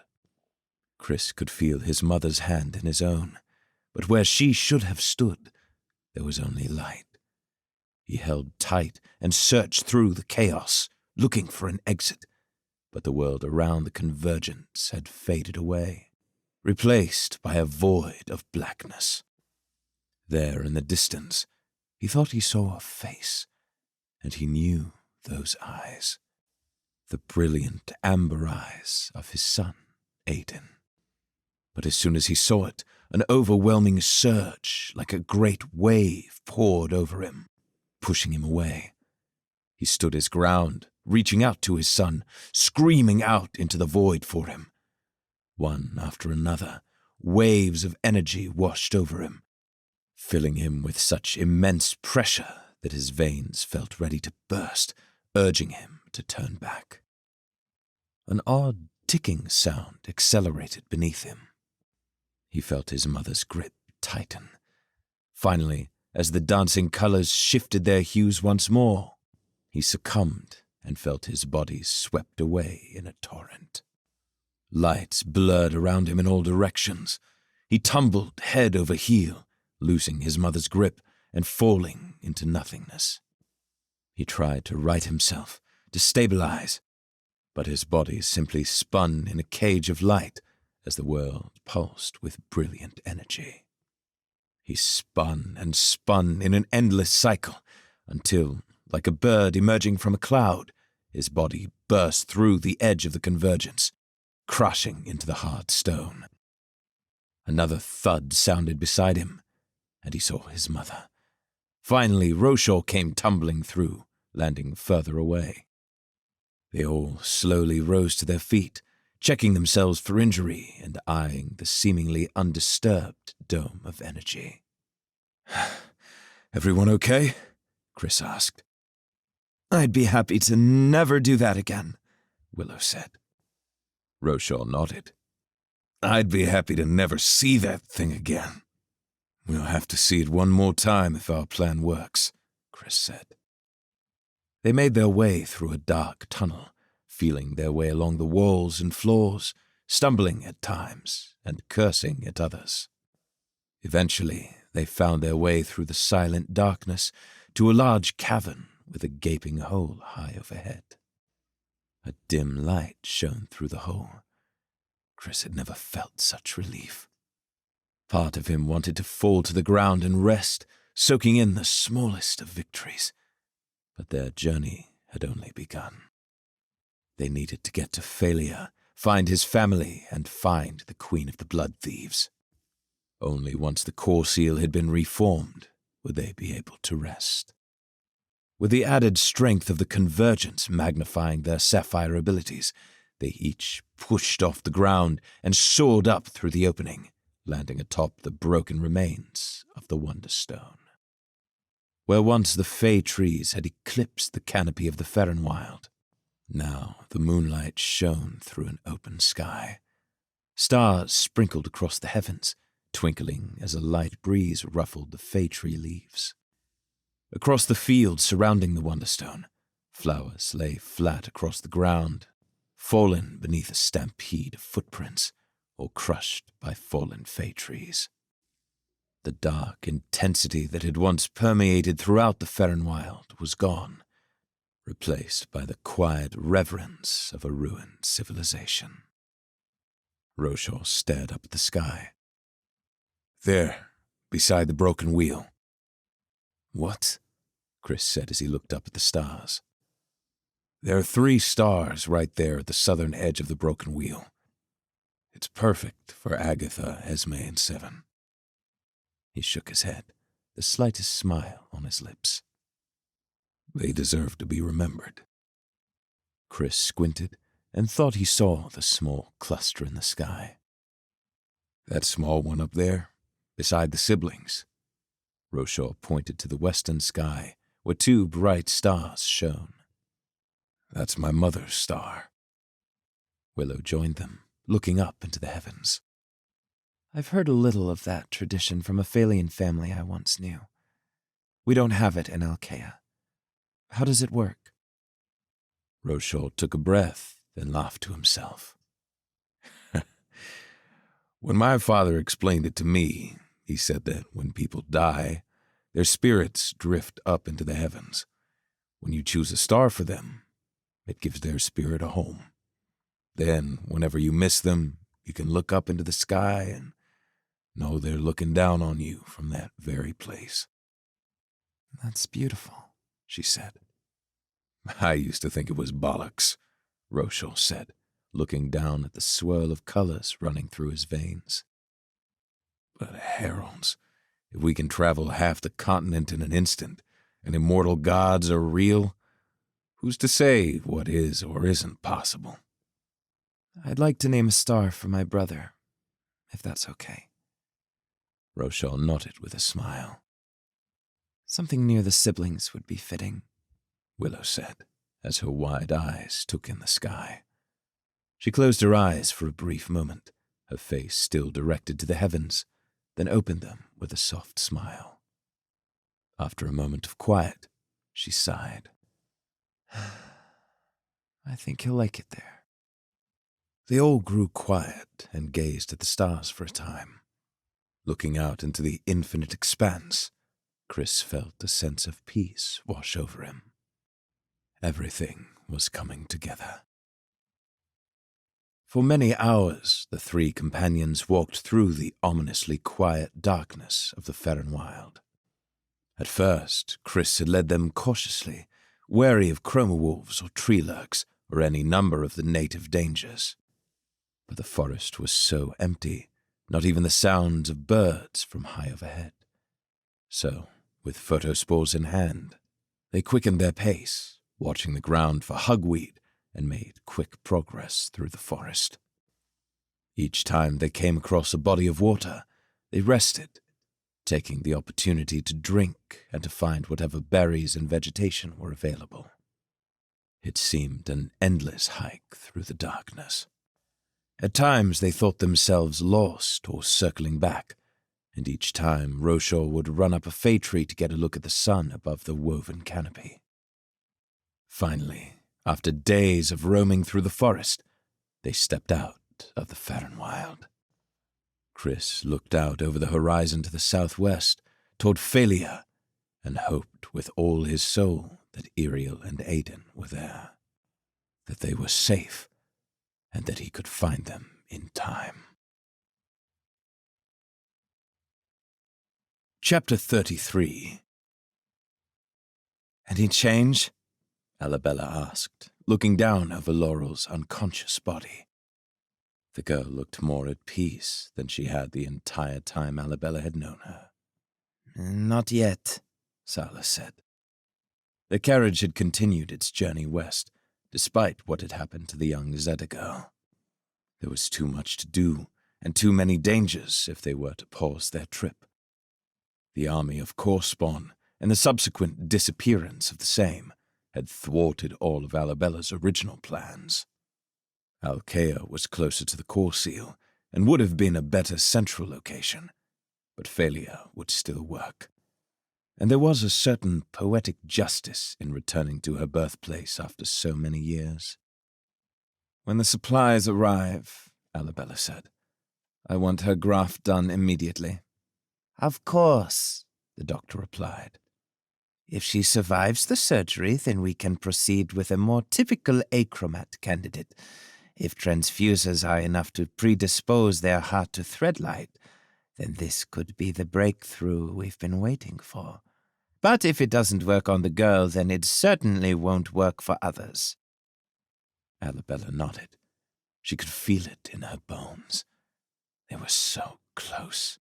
Her life mission so near to a reality. Have you had time to think about Alvarax?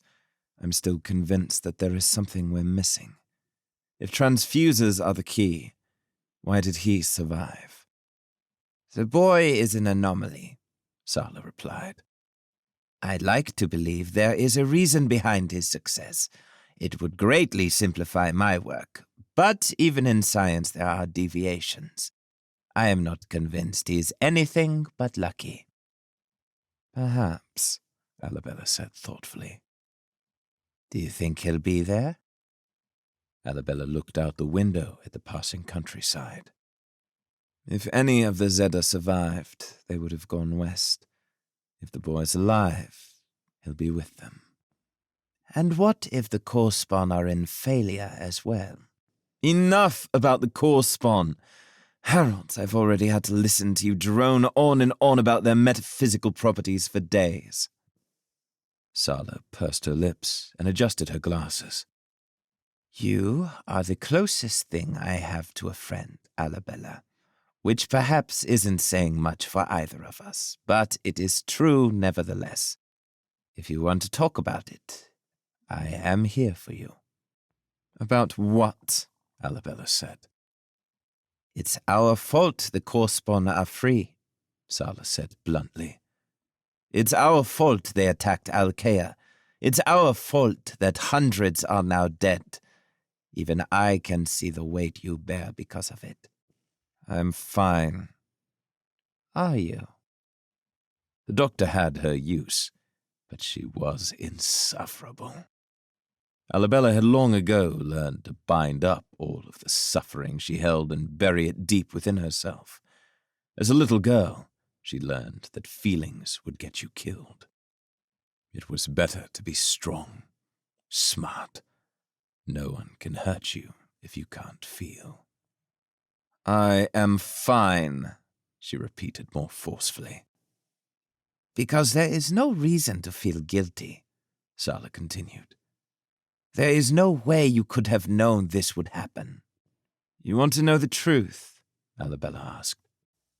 Since the beginning, she'd held on to one secret above all else, because she knew what it would mean if others knew. I knew the core spawn were there. I knew when we broke the seal that they would come. I knew when we traveled to find the infused gemstones that they were most likely trapped behind the collapsed tunnel. But they were a necessary part of the plan. When we show the world that we can create Threadweavers, just imagine how much more willing they will be to accept our cause, an enemy that only Threadweavers can fight. It is the simple economic law of demand. The only thing I feel guilty about is underestimating their numbers. There will always be casualties in the path that leads to greatness. I know this. I only hoped that there would be less.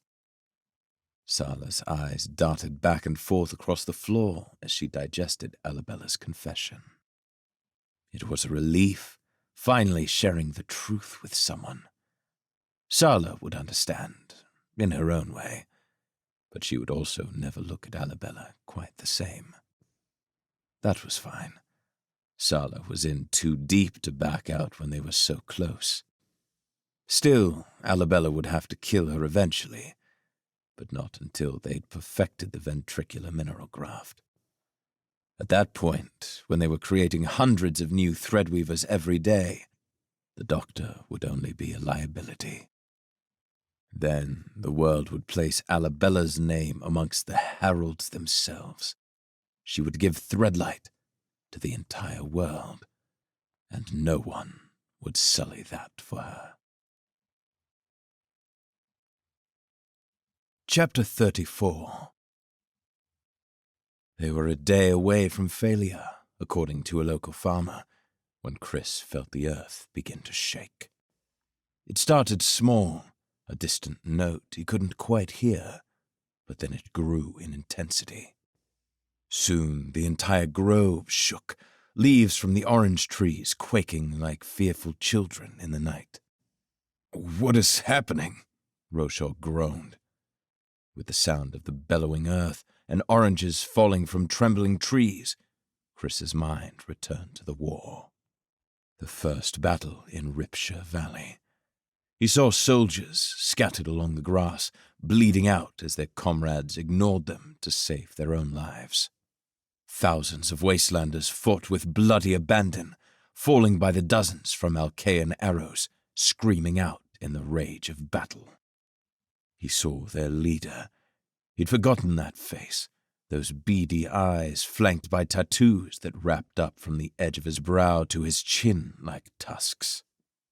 Chris had seen the man cut down Alcaean soldiers with ease, but when Chris had attacked, the Wastelander had thrown himself at Chris with a smile.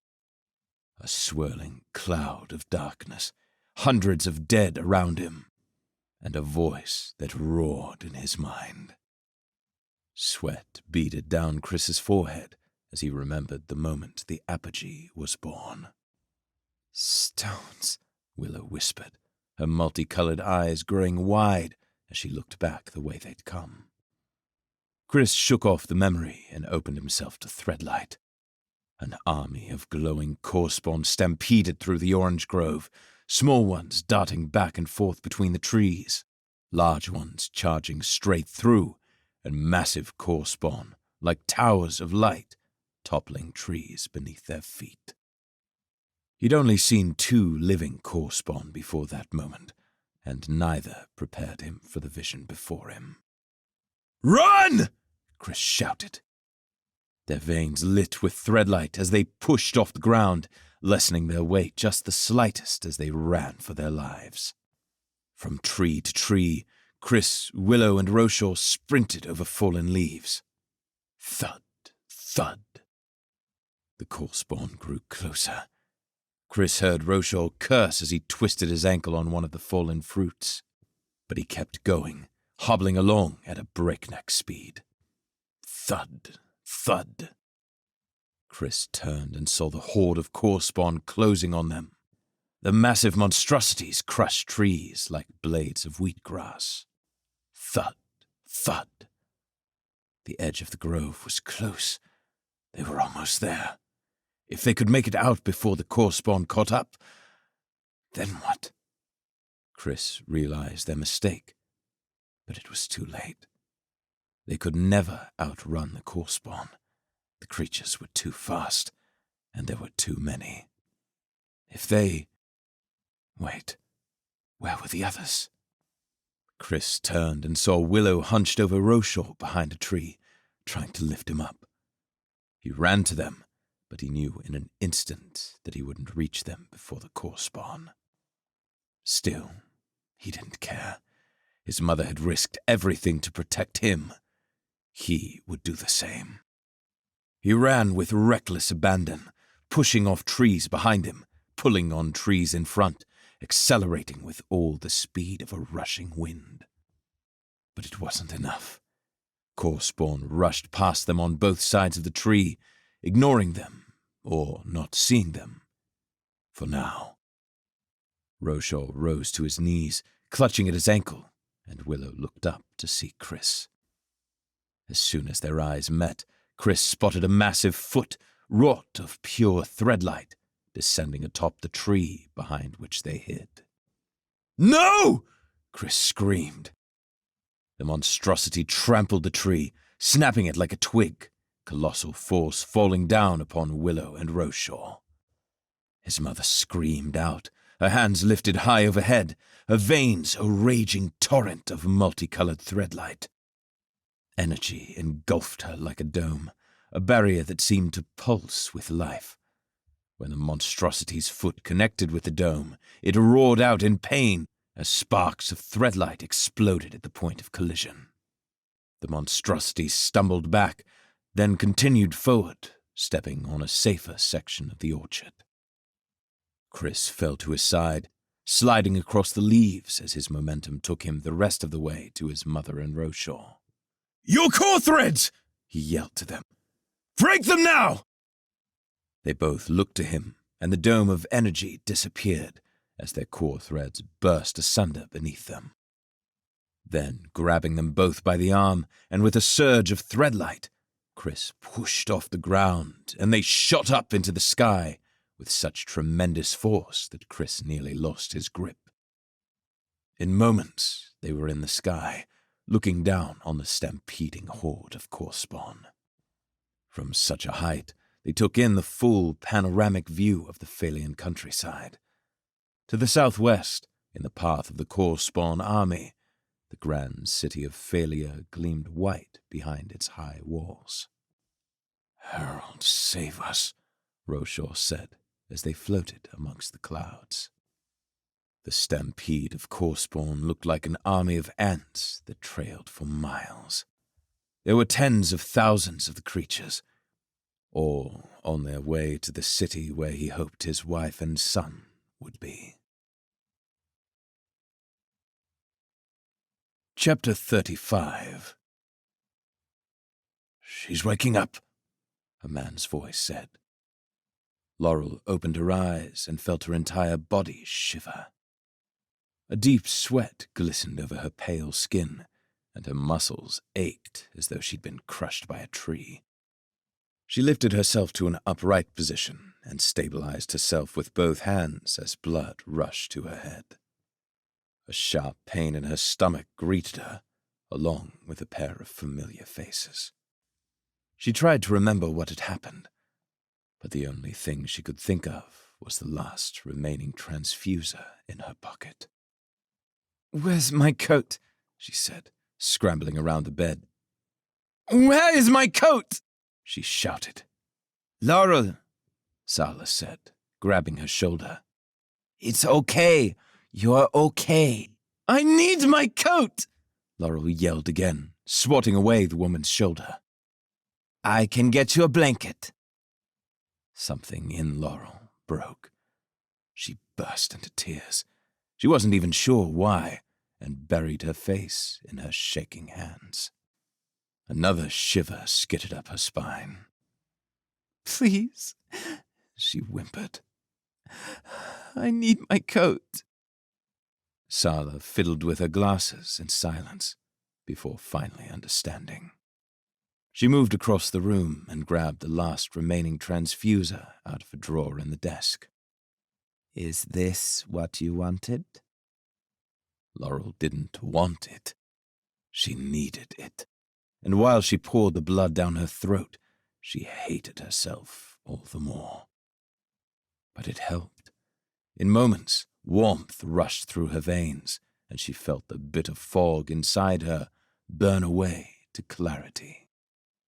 That's when she finally looked around the room. She certainly wasn't in a carriage anymore, and the style of the decor seemed odd. Sala turned to Barrick on the other side of the room. "It appears I am correct once again." "You said she would be better a week ago," Barrick replied. "I don't think that counts." "No one is counting anything, merely observing the realization of a hypothesis." "Whatever you say." After first flicking her hand out as if to shoo away Barrick's words, Sala reached toward Laurel's face. "What are you doing?" Laurel asked with a flinch. "I wanted to get a good look at your eyes. With the other physical changes, I was curious if your iris would have been affected as well. But it seems that is not the case, although your pupil does seem slightly dilated." Laurel pushed herself to the other side of her bed, distancing herself from Sala. "What are you talking about? What happened?" "You fell in the field next to the chroma wolf," Sala explained. "You appear to have some kind of episode. Do you have a history of blood issues? Any neurological problems run in your family? It could have been stress-induced. However, I am unfamiliar with any such conditions that would cause the change in your hair." Laurel reached up, feeling her hair, and grabbed a lock to inspect it. It was ratty and could use a good wash, but otherwise seemed normal. "What's wrong with my hair?" Sala leaned forward. "May I?" When Laurel nodded, Sala grabbed a chunk of hair toward the back of Laurel's head and brought it forward. It was green. "Gale, take me," Laurel cursed. "At first I believed it was stained from the grass, or perhaps an odd moss, but I gave it a thorough cleansing when we first arrived in Failure. The color is permanent, Laurel. It happened when you fell. Most curious symptom I've ever seen. If I can make it to the hallowed library, I'll see if I can find any information. It's possible your fainting spell was singular, but it is also possible that it is a symptom of an ongoing illness, in which case it would be wise for you to take it easy. Laurel rejected the comment and rose to her feet. Honestly, I feel better. Absolutely starving, but other than that, I feel okay. Hunger is expected. I had Beric fetch an assortment of breads and fish for you. They are in the other room. Eat slowly, your stomach will have shrunk considerably. The comment awoke a reality within her. How long have I been asleep? You said we're in failure already. You've been passed out for a week, Beric said flatly. Sala's been feeding you like a baby. It is not healthy to go so long without food, Sala said, defending herself. I only gave you a bit of grape juice, a little energy to keep your body going. And you should know that we expect your new Theolith to arrive any day now, along with the supplies I need to perform the ventricular mineral graft. Thank you, Laurel said abruptly. A flicker in her mind brought her back to the orchard. Asher! Where is Asher? Asher? Sala repeated. The Chroma Wolf. Ah! Sala said with a laugh. The entire pack followed us until we arrived at the walls of failure. A singularly strange experience at first, until we realized they weren't a threat. For a moment I thought they might try and enter the gates with us. Are they still out there? Laurel asked. I don't know, but the Alpha, I assume that's the one you call Asher, seemed particularly keen on staying near you. I expect they are still out there somewhere. Laurel turned to Beric. Don't look at me, the large man responded.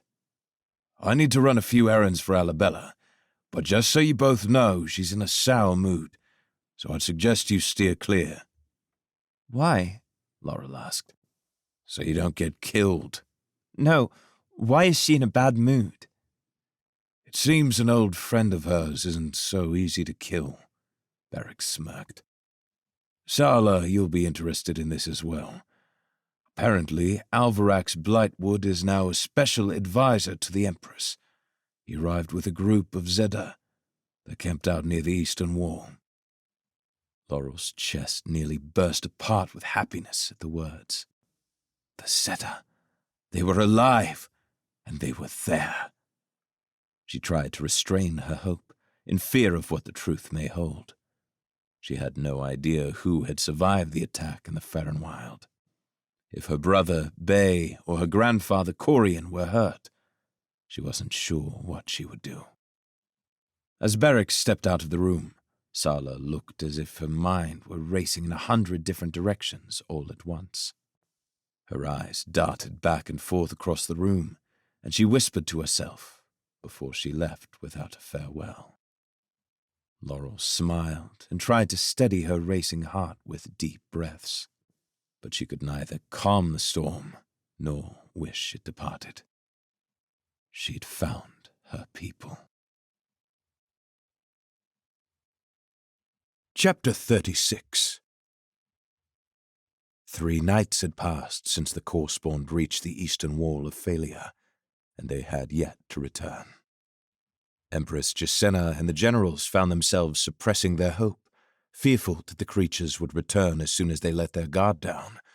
So instead, the army maintained a healthy detail along the walls, preparing smoke signals for the day the Corespawn would return. Alvarax, like many of those in Failure, had begun sleeping during the day and staying awake at night, as if the enemy would only attack when the sun had set. The Divine Council lectured him daily on theology and letters, claiming that a watchlord required a certain level of education, regardless of the present danger. All the while, Osinan's final words resonated in his mind. While the other generals had begun to tolerate his presence, General Thallon had become a true friend. They spent a bit of every evening together while Thallon taught Alvarax Phalian military history, tactics of famous Phalian victories, and Phalian swordsmanship. "Good!" Thalin shouted with a smile. A light sweat shimmered across his bare chest. "Again!" Alvarax lifted his practice blade. "Can I please take these off?" He still wore his watchlord robes, despite the sweat dripping from his forehead. "If you're expected to wear the robes at all times, then you'll be wearing them when you need to fight. Better to train your body to be used to it. Now, again!" Alvarax groaned, then set his feet and attacked. Dull steel clashed against dull steel. Alvarax swung to the side, and Thalin parried it with an inverted blade. Again and again, Alvarax attacked, faster and harder each time, until Thalin sidestepped a wild lunge and slapped Alvarax across the shoulder. "Be patient, and never lunge without the proper footing for a hasty retreat. Lunging is a dangerous commitment. Better to move in circles as you swing. I heard you once danced with the Empress. Think of it like that. I am Gisena, and you are the eligible bachelor dancing in circles around her." "Mm-hmm." Alvarax and Thalin both turned in unison. In the doorway of the practice room, Empress Gisena stood smirking. She wore a long, black dress under a gold-patterned shawl, her tight curls pulled back into a braid. Her guards stood looming behind her. "Empress!" General Thalin said, dropping to a knee with his practice sword held behind his back. He looked down at his own bare chest and reddened. "My apologies. I was not aware you would be coming." "Nothing to apologize for, General. I came because I had a feeling that our new watchlord may have forgotten about his responsibilities this evening at the sanctuary, and it appears I was correct." Responsibilities, Alvarax thought. Harold save me. He'd forgotten that it was the day of prayer, and he was to preside. At least Brother Hentham would be giving the sermon, and Alvarax had only to attend. "Thalin, we're going to have to finish this tomorrow. Thank you again." Thalin nodded, and Alvarax walked over to Gisena. She smiled as he approached, and he couldn't help but return the offering. "Watchlord?" "Empress." She gestured for him to follow, and they left the practice room. "It's nice to see you getting along so well with one of the generals." "Honestly, he's the closest thing I've had to a friend in a while.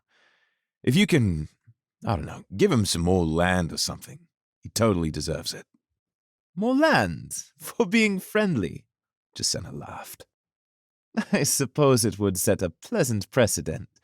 But, as my advisors would say, friendship itself is the reward." Alvarax shook his head. "Not in my experience. Friendship is just the appetizer before the burnt meal."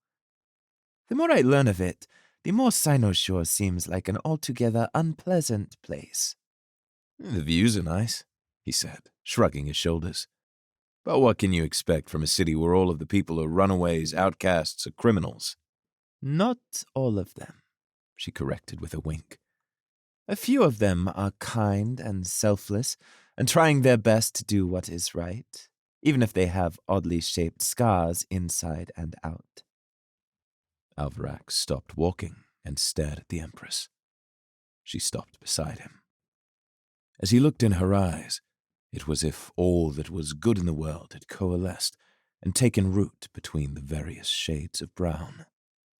She'd read his story, and, rather than toss them aside, she held the pages against her breast as if they were the most precious thing in the world.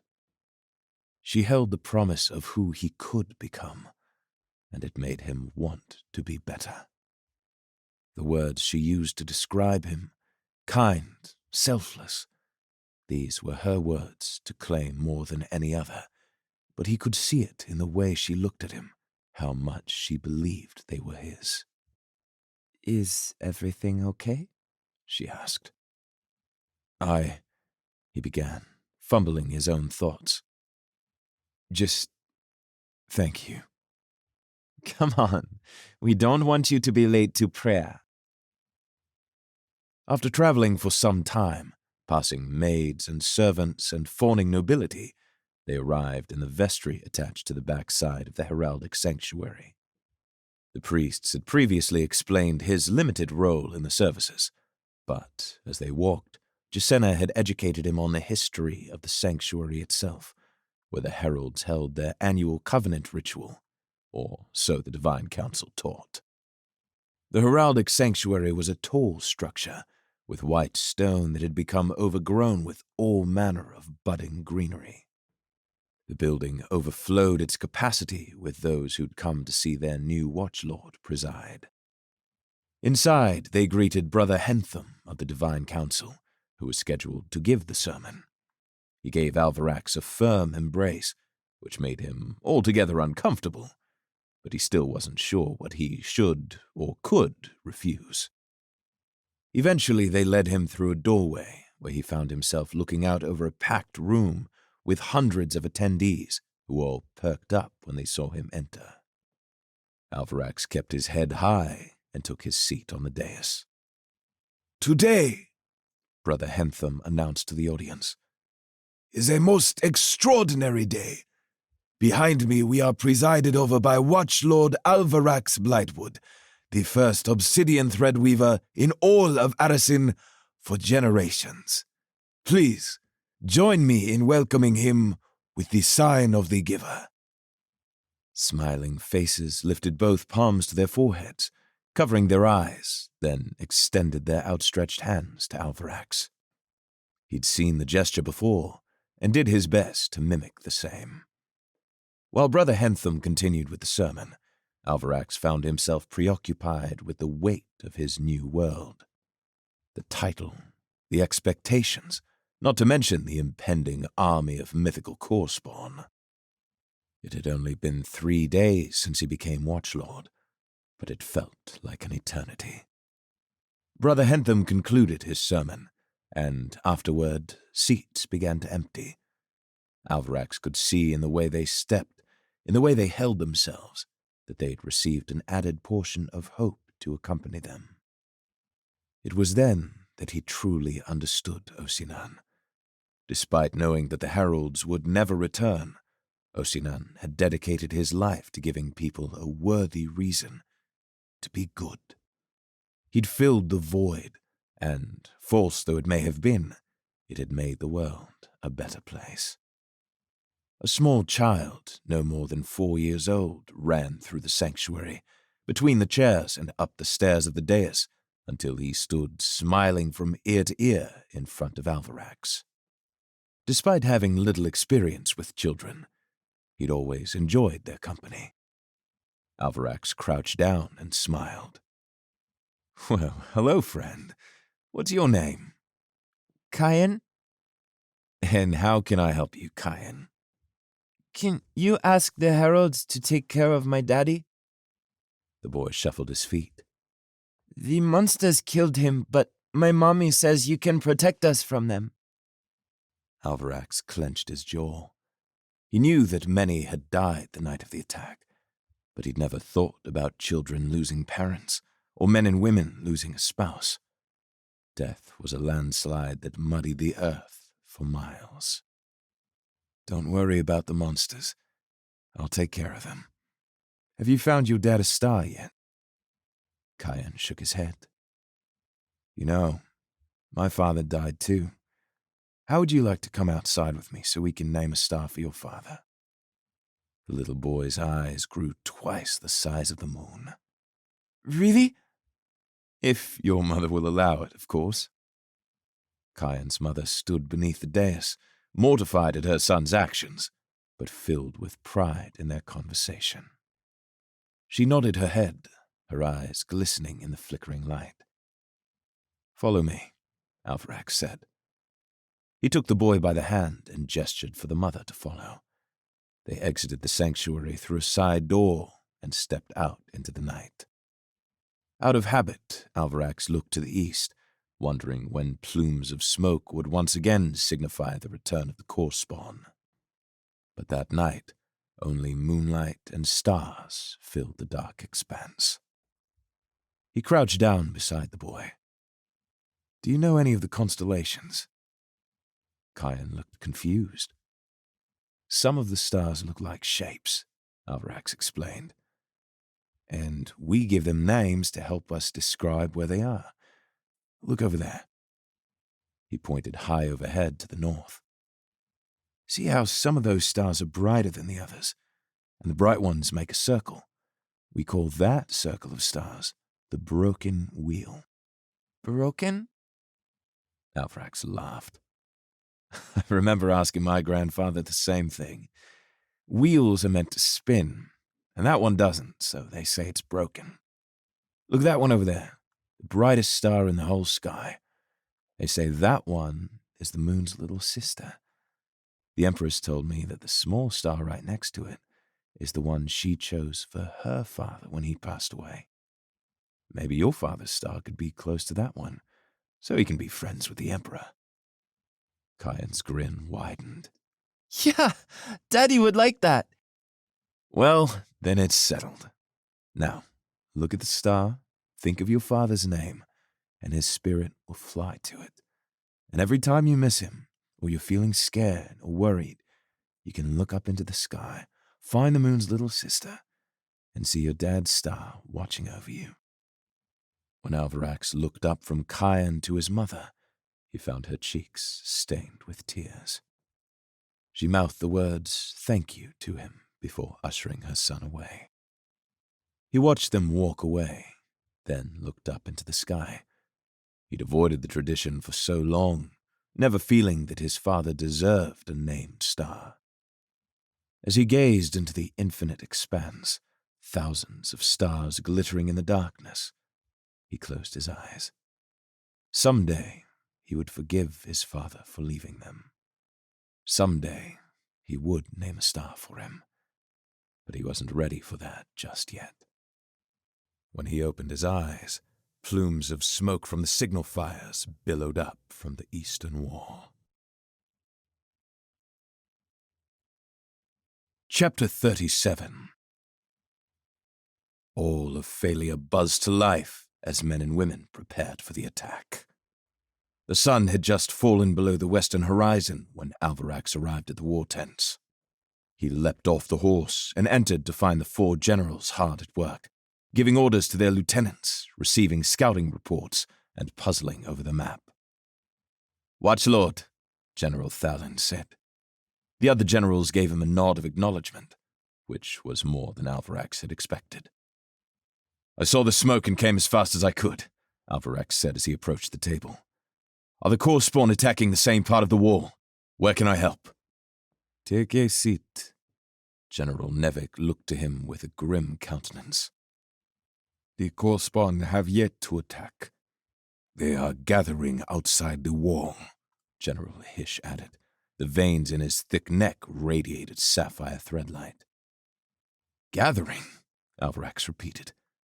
"That's terrifying," Thalin finished for him. "Bloody terrifying, because it means they are smarter than we thought, not to mention the numbers."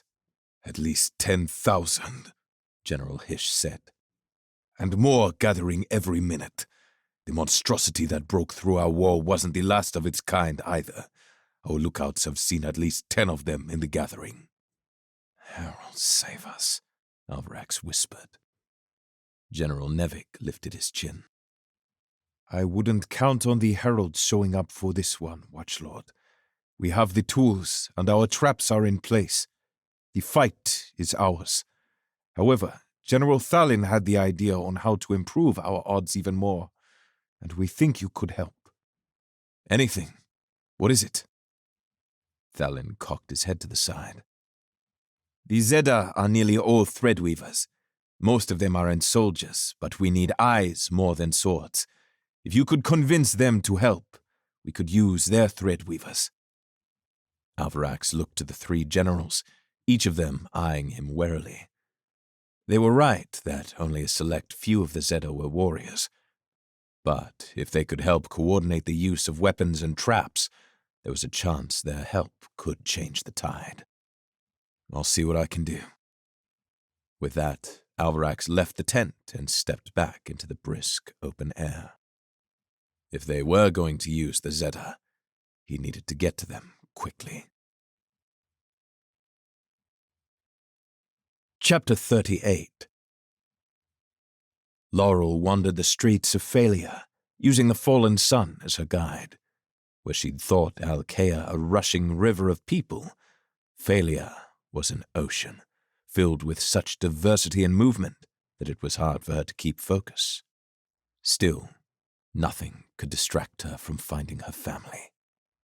She only hoped it wasn't too late. People rushed around the streets in a hurry, some with smiles, some with looks of terror. She heard people yelling, but she brushed them aside. She stopped a young boy who stood against a white building and asked him if he knew where the Zeta were, and he gave her directions. From there, it didn't take long to find the encampment. In what looked like a series of large fields, a sprawling metropolis of quickly constructed tents dotted the landscape. She recognized the clothing immediately, and the hair, and the manner in which the Zeta carried themselves. Familiar faces walked the grassy paths between tents. Laurel ignored their expressions as they greeted her. There were only 2 people she needed to see, and she found herself hoping with all her soul for their safety. If they'd been taken from her, she wasn't sure her thread-dead heart could handle it. She stepped forward like a widow wandering a graveyard, each tent a headstone marking her fallen family. The tremble in her hands crept up her arms and covered her with ghostly shivers. Her hand rubbed at her empty breast pocket. Then she saw Bay. Her sweet, sickly, do-gooder brother stepped slowly out of a tent holding a book, and Laurel felt a weight lift from her shoulders. When he saw her, he stopped in his tracks, leaned toward her, and blinked his eyes. "Caterpillar!" Laurel shouted as she sprinted toward him. As soon as he heard the word, his lips opened into a wide grin, and he tossed his book back in through the open tent door. He braced himself for impact, and Laurel leapt up onto him, wrapping him in a tight embrace. "Little wolf," he whimpered. "You're quite heavy." She released him and dropped to the ground. He panted and shook his head back and forth with a smile. "I saw what happened in the Fahrenwild. I thought you were dead. I swore if anything had happened to you—" "Me?" he asked incredulously. "When you and the others never returned, the elders were certain that you were dead, or at least that we would never see you again. How did you find us?" "It's a long story," she said. "Where's grandfather?" Bay's face grew grim. "In the tent, but he's sick, Laurel. The physicians think he'll pass in the next few days. He'll be glad he was able to see you one last time." Laurel's heart sunk in her chest.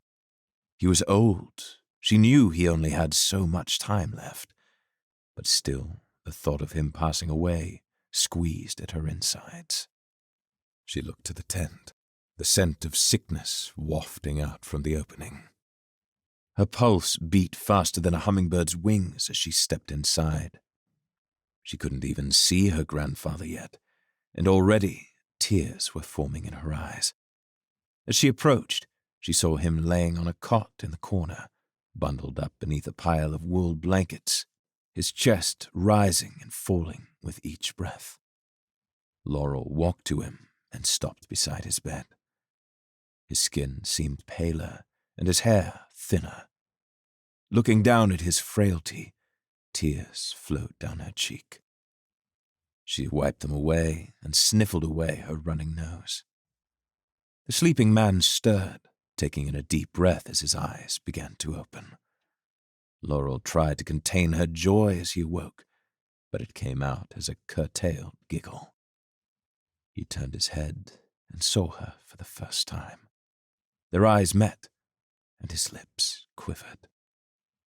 "Laurel," he whispered. Hearing her name from his lips broke her. She collapsed into his arms, squeezing him harder than she knew she ought to. but she loved this man so dearly that no logic could prevent her from expressing it. I thought I would never see you again. With her head on his chest, she could hear his lips part into a smile. I'm so sorry, she continued. For everything. I was reckless and stupid. I don't know what got into me. I should have stayed with you and Bay. I never should have gone with the Grounders. No, he said, with a deep weariness to his voice. It seemed scratchier and deeper than she remembered. You know, you remind me so much of your mother. How I've missed you both. I missed you too. He let out a series of coughs, each worse than the previous. She took his hand and squeezed it gently. Do you remember the night my parents died? He nodded. How could I forget? Do you remember what you told me? He shook his head. Laurel sat on the edge of his cot. You held Bay and I, one in each arm, and squeezed us like the wind would take us away as well. I still remember staining your shirt with my tears. And you just held us in silence. After a time you let go and it felt like I could finally breathe again. But I didn't want to. You sat us on the kitchen chairs and knelt in front of us. You took our hands and you finally spoke. When the dead look down on us, they don't want us to mourn. They want us to live. She watched as a single tear traced down his cheek. Your mother would be so proud of you. Would she? If she knew the truth, that Laurel was working with the blood thieves, that she'd killed a man and was addicted to drinking Threadweaver blood. There was little to be proud of. But there was still time. She could still make them proud. Somehow. Curiously, the slightest scent of citrus entered the tent. A fallen leaf ne'er travels far from the tree. Laurel startled at the voice, turning to see a pair of elderly women standing in the doorway of the tent, each a stark contrast to the other. Elder Rosemary's lips curled up, and Elder Rowan's curled down, but their eyes both held a similar sense of relief. Laurel wasn't sure how to respond to the old adage. A thorn in the hand will tomorrow be a thorn in the foot, Elder Rowan added. Oh, come now, Rowan, Elder Rosemary said, slapping at the older woman's shoulder. Laurel, we are both so delighted to see you. I can't imagine your journey has been altogether pleasant. I want to apologize, Laurel replied. Elder Rosemary rose a brow. Whatever for? For everything. You were right to take away my position as a messenger. I see that now, and I understand if you're still frustrated with me. You've every right to be. But I'm going to be better. I want to make sure my brother and my grandfather are safe. That's more important than whatever it was I was trying to prove to myself. Elder Rowan eyed her grandfather. She sounds more and more like Tara every day. Looks like her too, Elder Rosemary added. Except, is that a streak of green in your hair?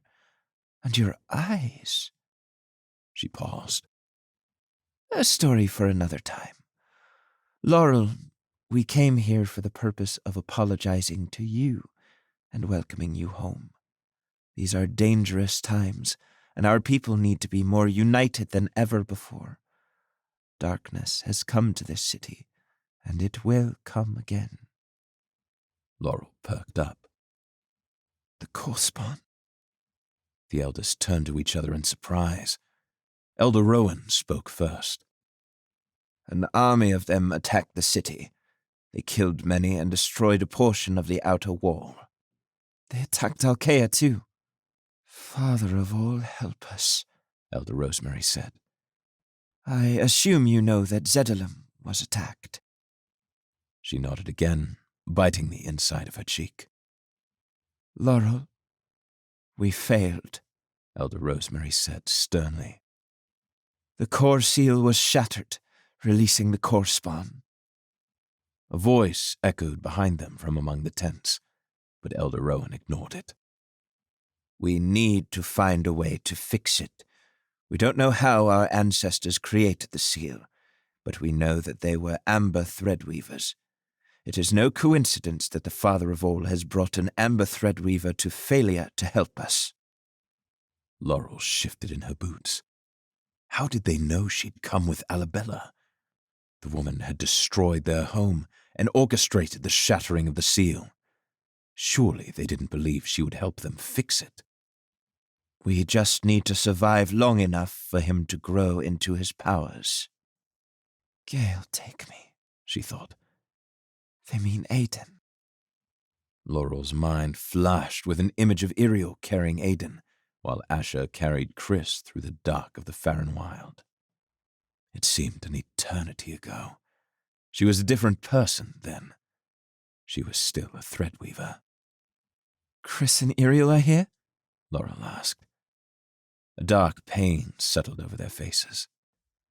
Elder Rosemary clenched her jaw before she spoke. Iriel and the baby are here, and they are safe. We have not seen Chris since the night we left the Farron Wild. Suddenly, a figure approached in the doorway behind the elders. A boy, not much older than Laurel, standing tall in clothing that seemed fit for both fighting and priestly duties. "Elders," he said, addressing the older women. Alvarax, Elder Rowan said with a hint of bitterness in her tone. His eyes slimmed. "The core spawn are here. We need your help." Chapter 39. Laurel stared at the boy standing in the doorway of the tent. His eyes were black as the Farron Wild at midnight, and his veins pulsed with darkness. And that name, Alvarax. It took only a moment to make the connection. He was the obsidian threadweaver Alabella had created. He was the proof that she wasn't lying, that Laurel could have her Threadlight back. But there was no time for that now. If he was right, they were all in danger. Laurel had hoped to never hear the word core spawn again, but it was like a fly that followed her from room to room, buzzing in her ear wherever she went. She felt at her side, and the presence of the obsidian dagger gave her a sense of relief. With it, she could protect her family. She could protect her people after failing to be there for them before. The core spawn have returned? Elder Rosemary asked with a grimace. "Gathering outside the walls," Alvarax said. "They're not attacking, but they're amassing an army 10 times larger than before. But I'm not here just to warn you. We need the Zeta people. Most of the Phalian soldiers are achromats. They can't even see the core spawn. We've done everything we can to prepare, but we need more threadweavers so that soldiers know when to spring traps and when to cast arrows. If any Zeta will fight, heralds know we could use them. But if they're not, we need lookouts even more.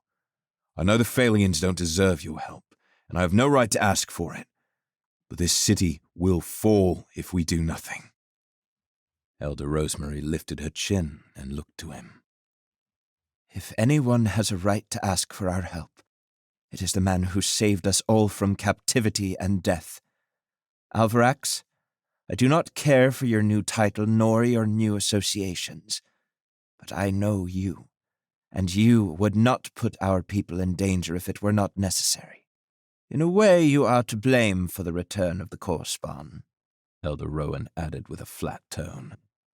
It is fitting that you be the one to lead the charge to destroy them. Laurel saw the boy redden. He was a curiosity. On the one hand, he wore immaculate robes and stood tall and strong, speaking with confidence. But on the other hand, he seemed so young. "I'm trying," he said. "I know it's my fault. Heralds, I can hardly sleep some nights. But what's done is done. I can blame myself every day for the rest of my life, but it wouldn't make a difference. Fighting will. You both know I'm not a warrior, but if it means I can save some lives, then I'm damn well going to fight with everything I have. I'll fight, Laurel said. Corian coughed from his bed and tried to rise.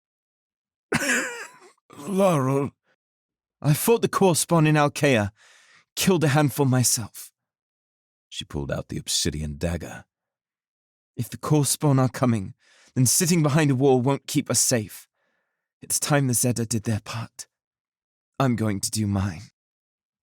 The two elders looked to each other in silence for just a moment before they nodded. Elder Rosemary turned to Alvarax.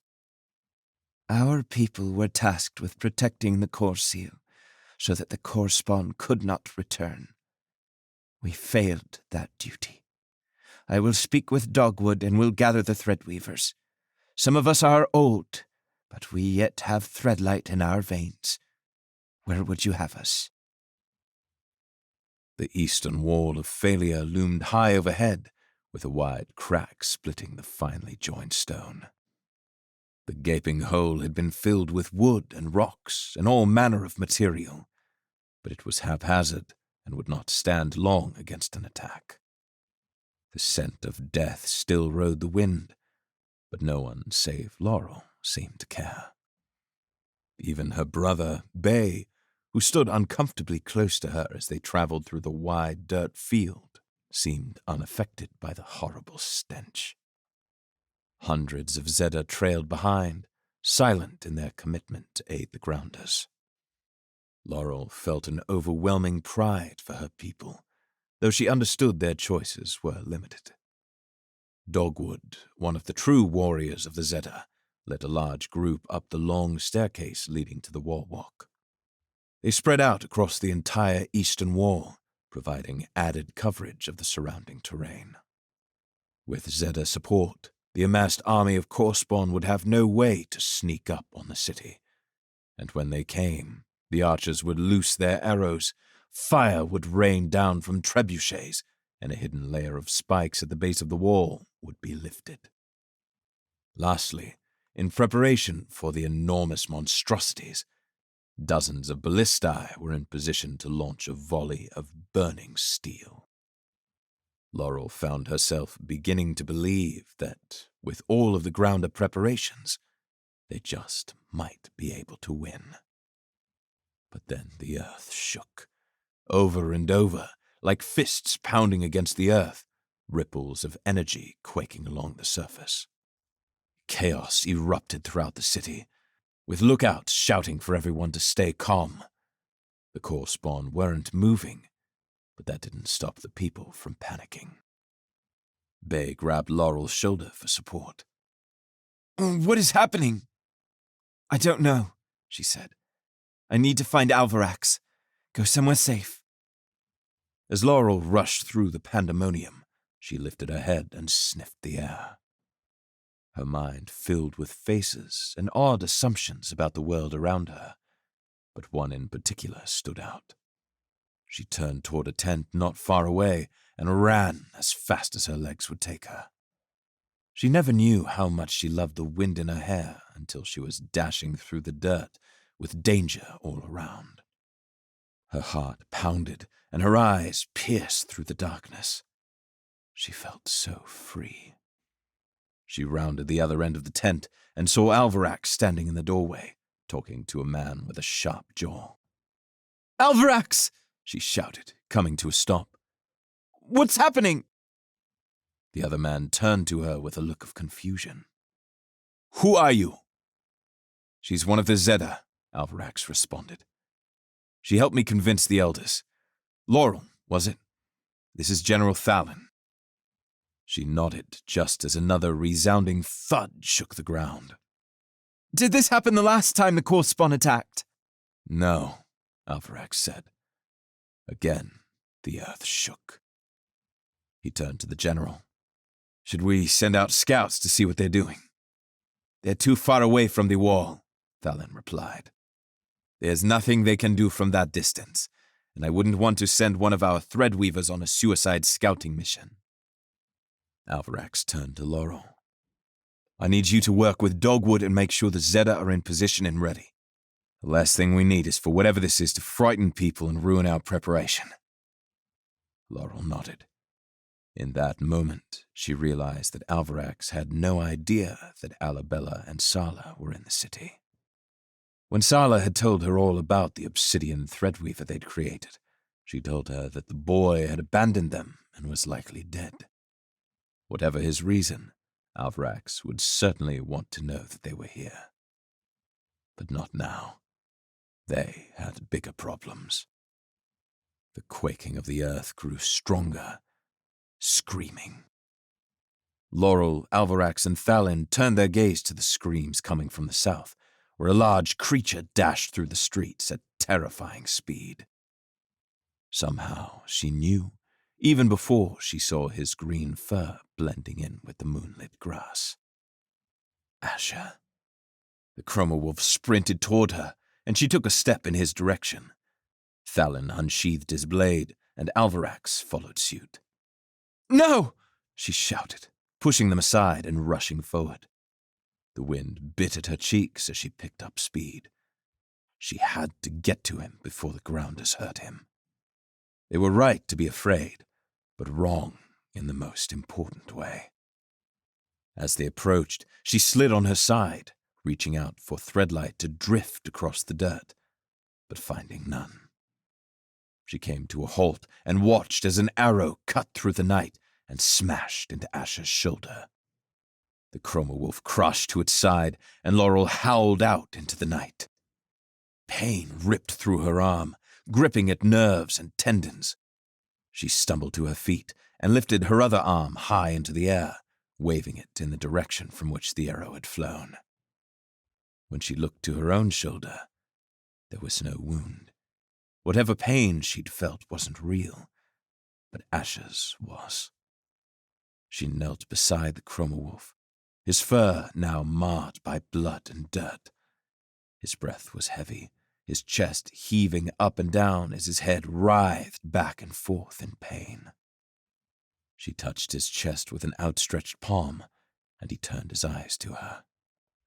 And in the middle of the chaos, with armored boots stomping over rubble and soldiers and civilians shouting hymns of terror, Laurel heard a voice in her mind. "Danger," Asher growled. "Tunnel." Chapter 40. Laurel continued to press her hand against the Chroma Wolf's chest. Somehow, impossibly, he had spoken to her. But they weren't words.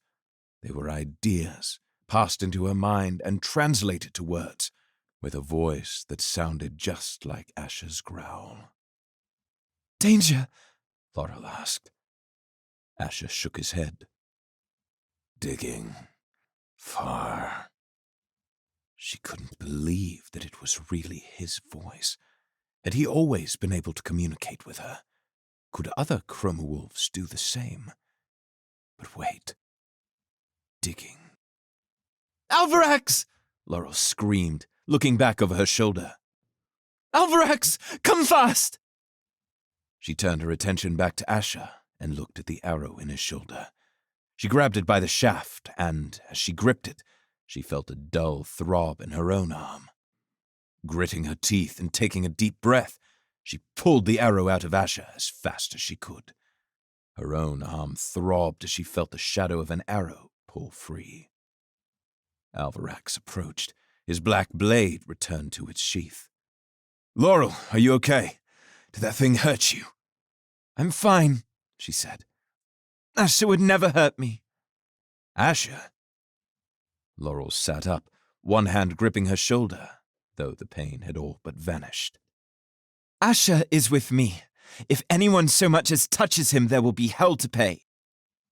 Alvarax looked down at the wound in Asher's shoulder. "Is it going to be okay?" "He will be fine. Alvarax, the core spawn are digging a tunnel. They're going under the wall." His eyes grew. "Under? All our traps would be useless. Wait, is that even possible? Thalin! He shouted. Never mind. Come on, can it walk? I wouldn't leave it here or someone will do something. In response, Asher rose to his feet, though he favored the injured one as he hobbled beside Laurel. On every side, soldiers and civilians gawked at the massive chroma wolf sauntering through their homeland, beside a Zedda girl and their watchlord. Something about it made Laurel feel powerful, as if her bond with Asher was some great expression of strength. Thalin! Alvarax shouted as they moved. The core spawn are digging a tunnel under the wall! I don't know how far they've gotten, but we need to get ready in case they emerge from the ground on this side. General Thalin furrowed his brows and stared at Asher with his head held slightly back, then shifted his gaze to Alvarax. Slow down. What are you talking about? The core spawn, Alvarax repeated. The quaking is digging. They're making a tunnel that'll go right under the outer wall. Heralds, Thalin cursed. Where is the messenger? I want to know every detail. Alvarax turned to Laurel, who turned to Asher. Laurel, where's the note? Laurel paused. What note? The message that the wolf brought you. You said it brought you the warning. No, I didn't, she said. In that moment, she realized how insane it would look if she tried to explain the truth. No one would believe that Asher could speak to her. And even if they did, how could they believe information from a chroma wolf? Oh, she said, backtracking. Sorry, yeah. The note was from a Zedda scout. Can I see it? Thalin asked. Laurel patted at her pockets. It must have fallen out. The paper doesn't matter as much as the message. You have to turn your attention inward and rearrange the traps. You can still catch them by surprise. Thalin stared at her with doubt in his eyes. If we turn our attention inward and you're wrong, then the core spawn army can simply march forward and destroy our wall again, uncontested. I need more than a missing note to change all of our preparations. Laurel clenched her jaw and turned to Alvarax. I swear it on the wind. They are digging a tunnel, and if you do nothing, people will die. The ground rumbled beneath them, intensifying with each passing minute. Alvarax looked to the ground, thoughtfully, and Laurel thought that he just might believe her. But then he turned to the general. I trust your judgment. Is there any way we can watch both? General Thalin shook his head. Not without sacrificing one or the other. One option is to turn the ballistae inward, and if we see the core spawn approaching from the outside, we can swivel them back around. But the people and the traps are too connected to the wall. Moving them could be catastrophic if we are wrong. Do that, Alvarax said. If they tunnel in, I can help with the smaller core spawn. The ballistae can hold off the larger ones. I'll have them position the ballistae immediately. With that, Thalin rushed off to the tent where a group of messengers awaited orders. A few minutes passed while Laurel watched messengers deliver their orders to the soldiers on the wallwalk. Several large ballistae shifted their aim, rotating the huge, bow-like machines inward. It wasn't much, but it was something. As they stood side by side, Laurel looked at Alvarax. If they survived this, she wanted to know his story, especially the part where he betrayed Alabella. Just then, she caught an odd scent on the wind. It smelled like roses. The earth just inside the wall spewed forth dirt and rubble. Soldiers shouted, scrambling about. Dirt blasted out of the ground. Laurel searched for Threadlight, but found her mind grasping into an empty void. For a moment, she thought she felt something, a prickle of power. But then it was gone. She cursed and took out the obsidian dagger. Alvarax unsheathed his blade, and it gleamed in the moonlight. Laurel looked back to her own and was surprised to see the similarity. Nice sword, she said. He looked at her dagger. Nice knife. Mine's better, she said. Alvarax let out a clipped laugh and looked to the tunnel. Laurel knew it would be difficult to fight the core spawn if she couldn't see them, but it wouldn't be impossible. If only she still had a transfuser, something to give her access to Threadlight, then she could make the beasts pay. Eyes. Asha's voice growled in her mind. Yes, Laurel thought. I can't see the core spawn. No, his voice echoed. Eyes. Laurel looked at her friend, confused. I don't understand, she said aloud. Share mine eyes. The scent of roses saturated the night air, and that simple fact gave Laurel pause. Ever since the incident in the orchard, something had been changing with her. The smells, the speed, the pain, the hair. It was as if she was becoming more and more like a chromawolf. And now she could feel Asha's pain. She could speak with him. Somehow, their souls had bonded.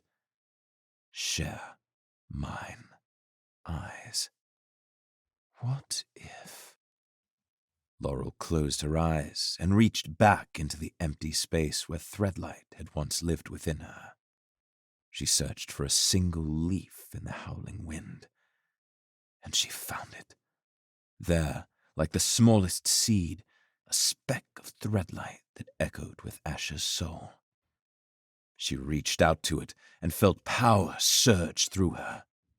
She could hear the crunch of fallen leaves underfoot on the other side of the field.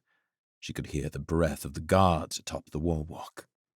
An entire world of information came pouring into her. And then she opened her eyes. Threadlight burst into her vision. Tens of thousands of multicolored threads pulsing and dancing in the moonlit air. And in the midst of the field, in the center of thousands of Phalian soldiers, a horde of core spawn came crawling out of a gaping hole in the ground. Alvarax gripped the hilt of the Midnight Watcher with white knuckles as he watched a swarm of skittering core spawn digging their way out of the growing hole. With each core spawn, the opening grew until a massive hand plunged its way out, slapping against the ground and pulling itself out of the tunnel. It was one of the same monstrosities that had broken through the wall before, twice the height of a house, and a barbed tail dragging behind it. Threadlight swirled across its massive body. Every ballista that had been turned inward fired off a thick bolt at the monstrosity. Steel blasted into the creature, embedding deep in its glowing body. But no sooner had they hit than the beast grabbed hold and ripped the bolts back out, tossing them aside as Threadlight pooled in the wounds. The wounds healed, and the monstrosity roared. Next to him, Laurel smiled, and Alvarax was quite certain the girl was mad. But despite the fact that she seemed quite feral, she'd been right, for all the good it did them. He should have listened to her. He was surprised to see her lips curl into a snarl as she flipped her dagger in her hand and whispered something to the chromawolf. Then she took off toward the core spawn, with Asha stumbling after her. "Harold, save us all," Alvarax mumbled. Then he, too, rushed toward the tunnel. Even at a dead sprint, he could pick off the smaller core spawn nearest to him. He would latch onto their core light with his mind and break it, instantly bursting the creatures apart in a cloud of misty magic. But Laurel and Asha were so fast that they arrived long before him. He watched as she slashed at the core spawn with reckless abandon, dashing in, swiping, spinning, and slamming down her dagger into the neck of the next. She seemed to move with inhuman speed, the core spawn falling apart at the touch of her obsidian blade. The chromawolf seemed interested only in protecting Laurel as she continued in her mad rage. Each time one of the core spawn, whether small or large, tried to attack her from the flank, the chromawolf would lunge forward, striking the creatures down and fending them off until Laurel could turn around and finish them. Alvarax finally caught up. "Watch my back and I'll watch yours," he shouted. Laurel barely managed to nod before diving back in to explode the next core spawn. Alvarax held his sword in a battle stance he'd learned from Thalin, but focused on using his thread weaving. While Laurel thrashed out at the creatures, cutting them down like a child popping bubbles, Alvarax picked them apart from a distance. One along the wall walk about to attack an archer. Pop. Another climbing the wall to kill one of the Zeta lookouts. Pop. He searched through the chaos, looking for where he could best help the people. All the while, Threadlight burned beneath his skin, sizzling from his chest to the ends of his fingertips. By the dozens, core spawn swarmed out of the massive hole like lava, oozing out over the land, devouring everything in their wake. Alvarax wasn't fast enough. There were too many. Another monstrosity ripped itself out of the hole. It swung its arms out over the field and flung soldiers through the air, crashing against tents and towers and the stone wall. Screams filled the battlefield, and it took all of Alvarax's willpower not to add his own to the chorus. All around him, chaos reigned. Soldiers toppled from the wall walk, others were flattened beneath the feet of the monstrosities, and yet others lay strewn out across the grass, their corpses torn open from the smaller, feasting creatures. He spun in a circle, and everywhere he looked, he saw death. Their defenses were broken. Rage boiled beneath his skin. The heralds had saved him for a reason. He couldn't just stand there and watch the core spawn destroy the entire city. He had to do something. The largest of the monstrosities broke away from the field and marched toward the palace. Flaming arrows and balls of acid exploded across its body, and it continued as if they were nothing more than rainfall. Alvarax ran. He ran faster than he'd ever run, gripping the Midnight Watcher as if it might try to turn back. Step by step, he gained on the slow-moving monstrosity. He had to stop it before it arrived at the palace. Gisena was inside. He cursed his heavy robes and charged forward. With Threadlight burning through his veins and his heart pounding with fury, Alvarax reached out to the monstrosity and attempted to break it. The Threadlight forming its body vibrated like a magnet repelling its twin, pushing back against Alvarax's efforts. Inside, it felt as though his veins were expanding under the pressure, but Alvarax ignored it and raced forward. The core spawn monstrosity swung about face, crushing a building with its tail. When its head faced Alvarax, it leaned forward and roared. Alvarax broke his core thread and launched himself, weightless through the cool night air, in a straight line toward the beast. He lifted the Midnight Watcher high above him, and, as he crashed into the monstrosity's head, he slammed the obsidian blade into the mass of pulsing Threadlight. The sword connected. Energy shocked through his arms and throughout his body, sizzling and burning beneath his skin. The monstrosity burst apart, like a mountain exploding into millions of shards of rock and dust. The force sent Alvarax crashing toward the ground, his core thread reappearing just before he struck earth. The sword tumbled away from him. His breathing came in bursts while his heart beat in chaotic pulses. The moon's little sister winked at him. No. He refused to give up. He pushed himself to his feet and rubbed at his chest. But when he stood, the battlefield had changed for the worse. The remaining monstrosities had broken through the wall, while the smaller core spawn were attacking soldiers and lookouts from within. Now they prepared to march through the city, devastating everything in their path. Alvarax knew he had to fight, but he couldn't kill all of the monstrosities by himself, even with the Midnight Watcher. Still, if he didn't try, What would that mean for the people of Failure? Alvarax! Laurel's voice shouted in the chaos. The wild Zeta girl, bloody and clutching at her arm, ran up to him, followed by her Chroma Wolf companion. We can't stop those things! What do we do? But he didn't know. Harold, save him. He didn't know. General Thalin was nowhere to be seen. The other generals had been in the tent that was torn apart by one of the monstrosities. There was nothing left for them to do.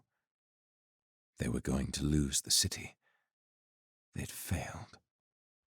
Suddenly, 2 pairs of boots crashed into the ground, landing in a crouch not far from Alvarax and Laurel.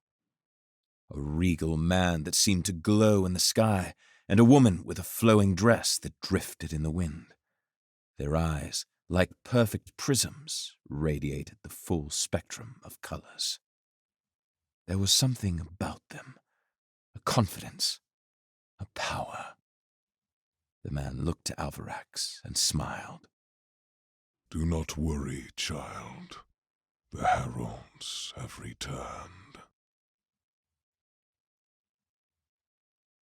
Chapter 41.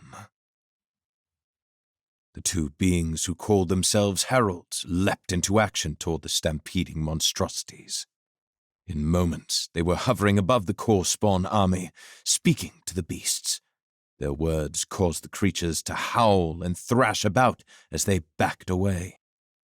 The woman flew forward and struck at the closest of the massive beast. To Laurel, it looked like a bird crashing into a fay tree. But in reality, as soon as the monstrosity was struck, it was launched backward, tumbling over dozens of the smaller core spawn prowling in the field. The rest of the monstrosities roared in unison, then fled toward their tunnel. One by one, they dropped into the gaping hole and disappeared. Thousands of smaller core spawns scuttled in after them. However impossible it seemed, the streets and wall were soon free of the enemy, populated only by the wounded Phalians and Zeta who'd stood their ground and fought. Laurel stared at the heralds who hovered in the air overhead.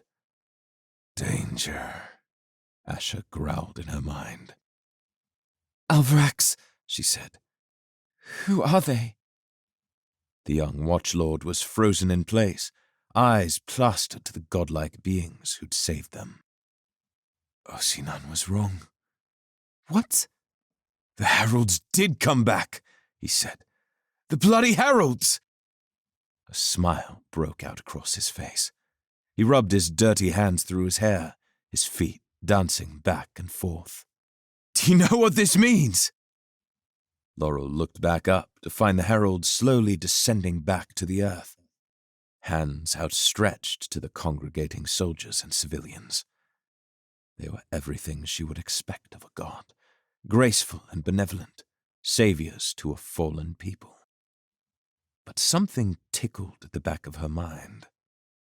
People of Failure, The male herald announced, his voice carried far in the silent aftermath of the battle. your heralds have returned. Come to us and be healed. Men and women flocked to the gods. Laurel followed Alvarax as they joined the amassing throng. Asha kept his distance. As they grew closer, Alvarax led them through the crowd. When the people saw his robes, they parted. Soon they came into view of the heralds once again, and Laurel watched in awe as a dying man was placed in front of the gods. A bite had opened the dying man's stomach, blood pooling across his navel and down his sides. The male herald poured a few drops of water into the open wound, then pressed his hand down gently atop the bleeding, whispering words of power. The dying man inhaled until his lungs were filled to bursting. Then his head fell to the earth. The crowd gasped, and the herald lifted a hand to calm them. As he raised his other hand, he revealed the gaping wound from the man's stomach. It had been completely healed. This man will live, but must now rest. Come all that are wounded, and we will care for you, the female herald said. They continued their healings until General Thalin appeared. Laurel saw Alvarax take a step forward, but hesitated as his friend approached the gods. They finished healing a woman who'd had a series of scratches across her face, but left without blemish. Part of Laurel wanted to offer herself to them, to have them heal her bruises, but she knew others had greater need, like her grandfather.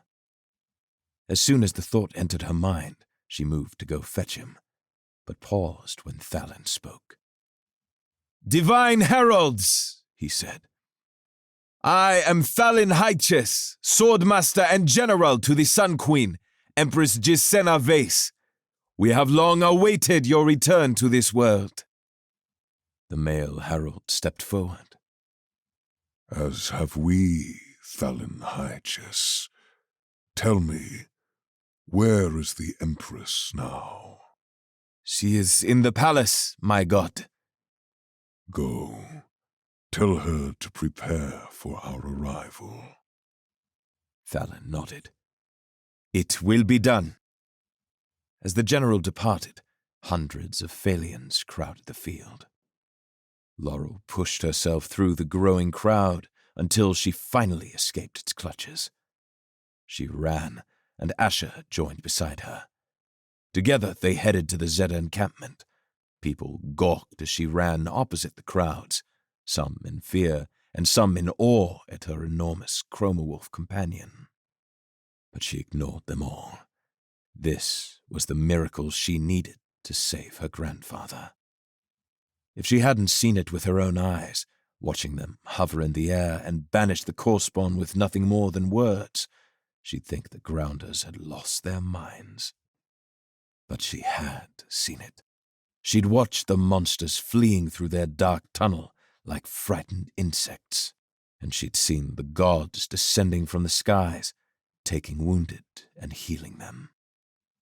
If the heralds were real, and they had returned, what did that mean of her own beliefs? The elders taught of the Father of all, a singular entity who created the world and all of the beauty upon it. And then, when the world was rich with life, he offered drops of his own soul to inhabit the world. People, divinely born children of a heavenly being. And when a person died, the Father's essence would ride the winds back to the greater whole to continue in a cycle of rebirth. The elders claimed their beliefs predated the beliefs of the pagan Grounders, but the age of a belief doesn't make it any more true. If the heralds were real, and they had returned, was none of it real? Was there no Father of all? Was the divinity of man a lie? What of the Gale? If there was no rebirth, and no essence to return to the Father of all, why would they sacrifice the elderly to make room for the young?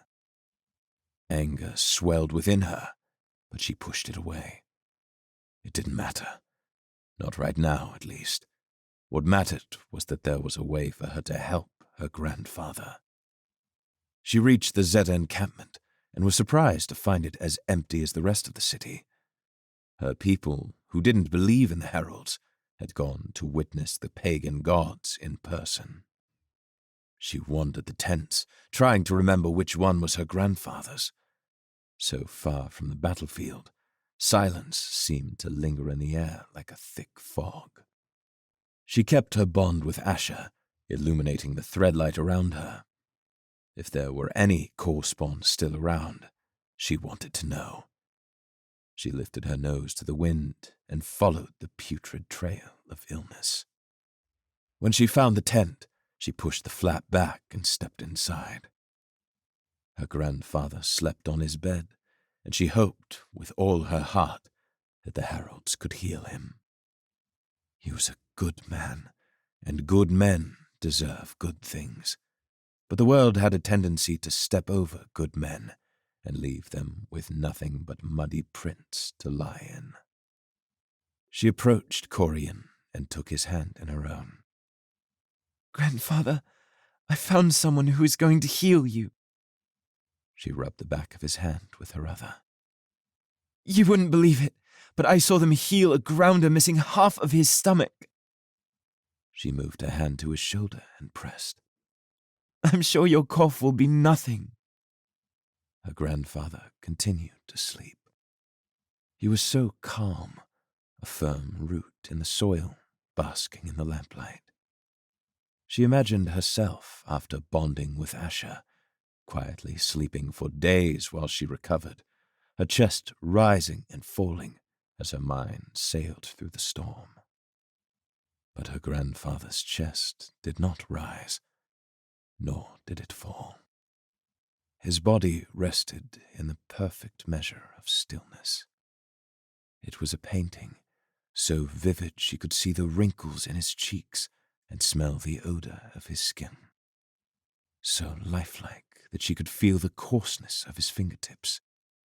It had to be a painting. It couldn't be real, because if it was, that would mean her grandfather was dead. No. Please, no. Not him.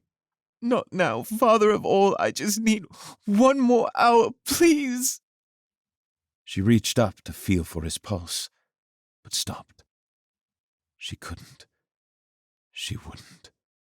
In her heart, she already knew, but she could not let herself truly know. She could feel it in the stiffness of his palm. She could see it in the tint of his lips. But she refused to accept the truth. He wasn't gone. Not him. His essence was a bird migrating for the winter, and at any moment it would return, and he would resume his life once again. Tears swelled within her, a cracked dam in a raging river. But it was her brother's voice that broke her. Laurel. That single word slammed an axe through the wood, and she broke in two. She could no longer hold back the pain. She could no longer lie to herself. Asher nuzzled her, whimpering as he tried to comfort her. She turned as Bay limped toward her. He ignored Asher. He ignored their grandfather, and he wrapped her up in his long arms more fiercely than a mother clutching her sickly child. They held each other as they embraced the cold darkness swirling in the tent. Laurel felt a strange sense of déjà vu as she remembered mourning the death of their parents. But where once her grandfather had lived to comfort them, now they were alone to comfort themselves. It wasn't fair, after all they had gone through.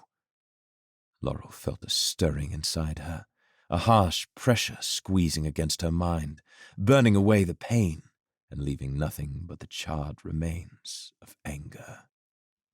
It wasn't fair. She pulled away from Bay, an idea beginning to bud. They can still heal him. Lifting herself to her feet, she looked at the cot her grandfather was on. Bay's eyes were like two red sunsets set against a pale sky. Laurel, what are you... Asher, Laurel said, stroking the Chromawolf's face. I know you don't like doing it, but I need you to carry my grandfather for me. Asher nodded, and his gravelly voice resonated in her mind. Carry. Good. Bay, help me lift him onto Asher, Laurel said. It's not over yet. Laurel, her brother shouted. What are you talking about? The Grounder gods are here. They're at the battlefield healing the wounded. They can save Grandfather. He furrowed his brows. Laurel, I want him back as much as you do, but he's gone. No, he's not. Laurel. He's not gone yet, she shouted. Help me get him on Asher. I can still save him. Bay hesitated, but complied. Together, they lifted Corian face down onto Ash's thick green fur, draped over like an old rug. It was going to work.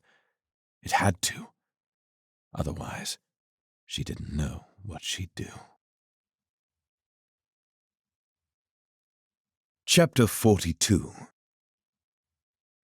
Alvarax stared in awe as the event for which he was sworn to prepare came to pass. He wanted to believe. Hell, they'd saved the city and healed nearly 100 people. But even with such astounding evidence, he found himself doubting. If only Osinan could have seen it. He could have died knowing the words he'd preached for so many years weren't just hollow hope. They were true. The heralds had literally saved them. His grandfather had told him that the heralds watched men from their divine realm, only transcending to ours in the world's hour of greatest need. Which, in a way, meant that the Phalian resistance had failed. The Corespawn would have destroyed them all. But, in a more important way, it meant that they were safe now. Watchlord! A voice called out. A young woman with hair pulled back in tight braids against her scalp pointed at Alvarax in the midst of the crowd. He hesitated as the people around him suddenly became aware of his presence. They backed away, eyeing his robes. Both heralds turned to him. His heart raced in his chest, Threadlight beckoning him for release. Their prismatic eyes bore into his soul, weighing him, judging his worth and questioning his loyalty. He wanted to run and keep running until he was back in Sinosure, where he could hide in the shed out back behind his grandfather's home. Somewhere far away from responsibility and expectation. Who is this? The female herald asked, approaching him as she finished healing a minor scrape. The male herald eyed the sword still dangling from Alvarax's limp wrist. It cannot be. He approached Alvarax and stretched out his hand. May I? Of course, Alvarax said, handing the Midnight Watcher to the herald. A pale hand caressed the length of the blade as the herald smiled at the sword. In that moment, Alvarax realized that both of the heralds looked more Alcaean than Phalian. He'd always imagined them with darker skin, similar to his own. Where did you get this? The male herald asked. Alvarax tried and failed to keep the gaze of the herald, but the prismatic eyes were too much. Instead, he alternated his gaze between the ground and the herald's eyes. It was given to me when I became Watchlord. They told me that it's been handed down from generation to generation. A gift from you to the first Watchlord. The herald said. Tell me, what is a Watchlord? I do not. He trailed off and smiled. You are a destroyer. What? Alvarax said, his heart quickening. Ah, yes. You would call them obsidian threadweavers. I can see it in your eyes. You have the power to destroy, do you not? Alvarax nodded. And what of the amber threadweavers? Are there any here? The question caught him off guard, and, at first, it angered him. He thought of Alabella. He imagined her becoming the right hand of the heralds, and the idea boiled his blood. But then he thought of Aidan, the little Valyrian child. He was an amber threadweaver too. Maybe he... All amber threadweavers, the herald announced, opening himself to the rest of the crowd, are to be brought to us at once. We will need them for the days to come. Anyone with information about the whereabouts of such people, will be rewarded. I know where to find one! A familiar voice called out. The crowd parted in chaotic fashion as Laurel and her chroma wolf stepped through the throng.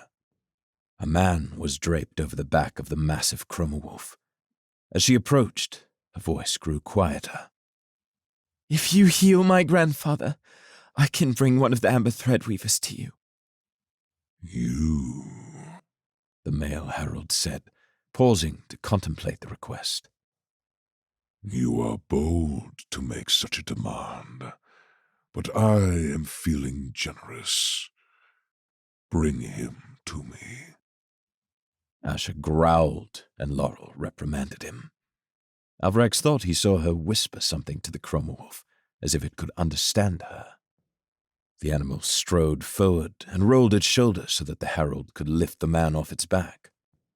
Alvarax was close enough to see that it was the same old man that had been lying on a cot in the Zeta tent.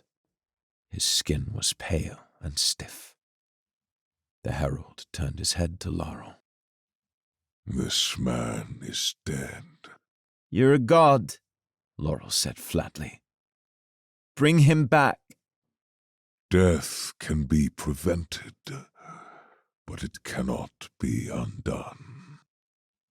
Laurel stood tall, staring into the herald's prismatic eyes, a slight quiver in her lip. The male herald said, tilting his head slightly. You say you know the location of one of the Amber Threadweavers. Bring them to me, and I will help this man. You can bring him back? Yes, the herald said. If you bring the Amber Threadweaver to me. A deep growl emanated from the massive chroma wolf beside Laurel. She snapped her head to him and furrowed her brows. She shook her head, then whispered something. I'll be back, Laurel said. She turned to Alvarax, and her eyes released their tension. Can you help me lift him? He nodded, and they lifted her grandfather, setting him atop the chroma wolf. Surprisingly, Laurel leaned in for an embrace. Alvarax softly returned the gesture as Laurel whispered so only he could hear. Don't trust them. Meet me at the clock tower in 2 hours. Alabella is here. Laurel let go of the embrace and led Asher back the way they'd come. Chapter 43. Chris gestured for Willow and Roshaw to follow as he crouched behind a large rock formation. Not far beyond, the army of Corespawn had amassed, but instead of battering against the massive Phalian wall, they dug a gaping hole wide as a large house that extended deep into the earth. The massive Corespawn monstrosities slid their hands through the ground like dough, kneading and discarding it in colossal chunks. If we head further south, we can sneak around them, Chris said to the others. We need to find a way in. Are you being serious, Chris? Roshaw asked. There are Corespawn around the entire city. We're not going to sneak around them. Chris clenched his jaw. So what? We go through the tunnel? You want to fight your way through thousands of Corespawn in the dark? Roshaw raised his brows. Chris, I love you, but you're an idiot. Chris scowled. We're basically the most powerful people in the world now. Roshaw raised his hands, showing off his multicolored veins. We don't have to go through or under. We can just go over. Stones, Chris said. He'd spent his entire life becoming the pinnacle of a sapphire threadweaver. But he was so much more now. Let's stick together. Make sure we don't drift apart and try to stay low. We should still wrap around to the south where there are less gathered, ideally where there are none of the big ones. I don't want anyone getting swiped out of the sky or any boulders flying our way. Sounds good to me, Rochelle nodded. But first, I want to know how Willow stopped that thing's foot from coming down. Willow, lifting her chin with a bit of pride, gave him the smallest smirk. Sapphires can surge their threadlight, pushing out with an unfocused burst, but it does little good. There's not enough energy to stop the incoming force of any projectiles, unless you surge both sapphire and obsidian at the same time. The obsidian breaks the projectile's acceleration, and the sapphire pushes it away. Heralds, but that's clever. I always knew my overwhelming wit would one day save lives, she said with a grin. Chris looked out over the field. We should go. It's only a matter of time before... Chaos and clamor bellowed out from beyond the Phalian wall. Stones, Chris cursed. The tunnel must have breached the city already. We need to go, now. The three companions snuck around to the south, finding a section surrounded by relatively few of the core-spawn horde, and none of the giants. They broke their core threads and pushed off toward the top of the city wall, drifting in an unnaturally straight line. A howling wind blew them slightly off course, but they linked arms and stayed together. As they drifted over the top, they pulled on threads connecting them to the wall and landed back on solid footing. A pair of guards and a young boy stood paralyzed a short distance away. The guards held swords, but their stance told Chris enough about their experience. It's okay, Chris said, his own eyes glowing with multicolored threadlight. We're here to help. The young boy, emerald eyes aglow, took a step back. Chris raised his hands to calm their fear. We're going to continue on. Keep an eye out for the core spawn. Do not let them over this wall. The guards seemed to accept that, relaxing their guard, but still eyeing the three with caution. Chris waved for the others to follow him, and they leapt from atop the wall walk, pushing off the ground for a graceful landing on the dirt far below. They moved eastward toward the site of the breached tunnel. Surprisingly, the sound of warfare had ceased. There was no screaming, no battering of metal and wood, no trembling of movement across the ground, only eerie stillness sweeping through the empty streets. The cobblestone felt good beneath his feet, a familiar feeling he'd never have expected to miss, and as they searched the streets for people, for his wife and son, the sense of familiarity soothed the rising tension in his shoulders. As they walked, Chris caught Rochelle filling his pocket with a handful of nuts from an abandoned stall. Suddenly, a green blur came barreling through a side street, accompanied by a young blonde girl. It took Chris only a moment to recognize the one that got away. Laurel? He took off after her, and the others followed. Chapter 44. As Laurel walked through the Zeta camp, the stillness took on the calm serenity of a haunted field, people wandering like unsettled ghosts. Bay helped Laurel place Corian back on his cot, and she took off to the north to find Alabella. Each Phalian city street brought with it a life of its own. As Laurel wandered through them, trying to find her way back to Alabella's safe house, she saw some streets bustling with festivities, and other streets so still and quiet that they might have been nothing but a mirage. She reflected on her experience with the heralds. The man had told her exactly what she'd wanted to hear, but only after she'd promised them Alabella. Something about that bothered Asher as much as it did her. Either way, her grandfather was now back in the Zeta camp with Bay. Asher's words, as she'd spoken with the heralds, chipped away at her hope. But she ignored him. What else could she do? If she didn't try to save her grandfather, she would never forgive herself. They passed a cart filled with smashed elletberries, a delicious striped yellow and red fruit that turned the color of dung when mashed together and had a very distinct scent. Disgust, Asher said behind her. She picked one from the abandoned cart and ate it. They'd been a favorite of hers growing up. But now, as the flavor touched her tongue, she spit it out. Somehow, it tasted the same, but also disgusting at the same time. Disgust is right, she said to Asher, wiping her fingers on her pants. They're better in jam, a man's voice said.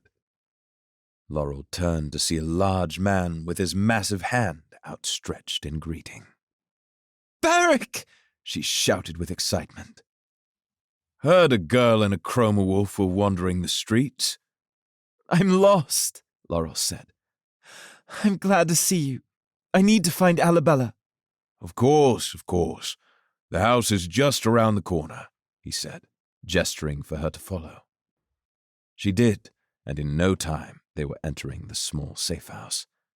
Beric gestured for Asher to stay outside, but the chroma wolf refused, and Laurel assured Beric it would be fine. The large man seemed to doubt her, but also seemed uninterested in fighting them on the matter. The door swung open with a loud, creaky groan, and when they entered, she found Alabella and Sala sitting beside a small table in the corner of the kitchen. Laurel! Sala said with excitement. She'd changed her clothes, now wearing a bright red dress that matched the color of her two-toned hair. We have news. Alabella waved her over. Come. It's not safe out there, and there is much to discuss, like why Asher is with you and why you smell so terrible. She paused. Wait. You were there, weren't you? Where? Laurel asked as she approached the table. The battle, Alabella said. Beric heard rumors on the streets, people saying the heralds have returned. Do you know anything about this? It's true, she said. I saw them with my own eyes. Heralds, Alabella began, but she caught herself and laughed. Guess I'll need a new curse. Sala's eyes grew wide beneath her odd glasses. I must speak with them. Think of all the knowledge they must possess, the questions that we can answer, infinite possibilities. Imagine the inventions, the progress. Everything could change. We did this, Alabella said. They are here because of the core spawn. I knew there was a connection. We brought back the bloody heralds. At what cost? Laurel said. Cost be damned, Alabella said with a laugh. The loss of a few forgettable lives in exchange for the return of the heralds? It makes it all worth it. Everything we've done. They can tell us why the previous grafts have failed, Sala said. They can show us the proper way. Laurel, you can receive a theolith from the heralds themselves. Speaking of, Alabella said, pushing her chair into place beneath the table and looking to Laurel. The ship arrived with your new theolith. Laurel's eyes grew wide, her breath catching in her chest. Threadlight, the gift she longed for more than anything else. The gift she still reached for out of habit, though its influence had long left her behind. If they had a theolith, the warmth of Threadlight could once again run from her chest, out through her veins, heating her from within and healing her. A slight tremble returned to her hand, or perhaps it had always been there, and she only now remembered it. There is nothing more for us to do but take a trip to the docks, Alabella continued. I had not expected it so soon, but it is time. Laurel, you are going to be a threadweaver again. Laurel trailed off. What had once seemed impossible was now within her reach. One trip to the docks, and she could be a threadweaver again. Then she'd be done with Alabella, the woman the heralds wanted. But the heralds were not what they seemed. As soon as the man had told her he could save her grandfather, Asher had growled into her mind. Lies. Evil. Run. No matter how much she wanted to believe the herald, he'd said it himself. Death cannot be undone. Laurel wandered in her mind, grasping at truths that shifted like shadows in the night. But still, Alabella's words echoed throughout her. "Laurel?" Alabella said, tilting her head to the side, still waiting for her answer. But Laurel didn't respond. Instead, she stood in silence, with a single word sizzling on her tongue. Why? Why did she want to be a threadweaver? Because it made her feel powerful? The part of her that craved threadlight was a crutch. Her weakness was not that she wasn't a threadweaver, but that she needed it to feel whole. The truth fueled her, burning energy within her. She didn't need threadlight to be whole. Look at her. Without threadweaving, she stood in a sea of mythical creatures and slaughtered them like livestock. She was already strong. She was already enough. So, she made a decision.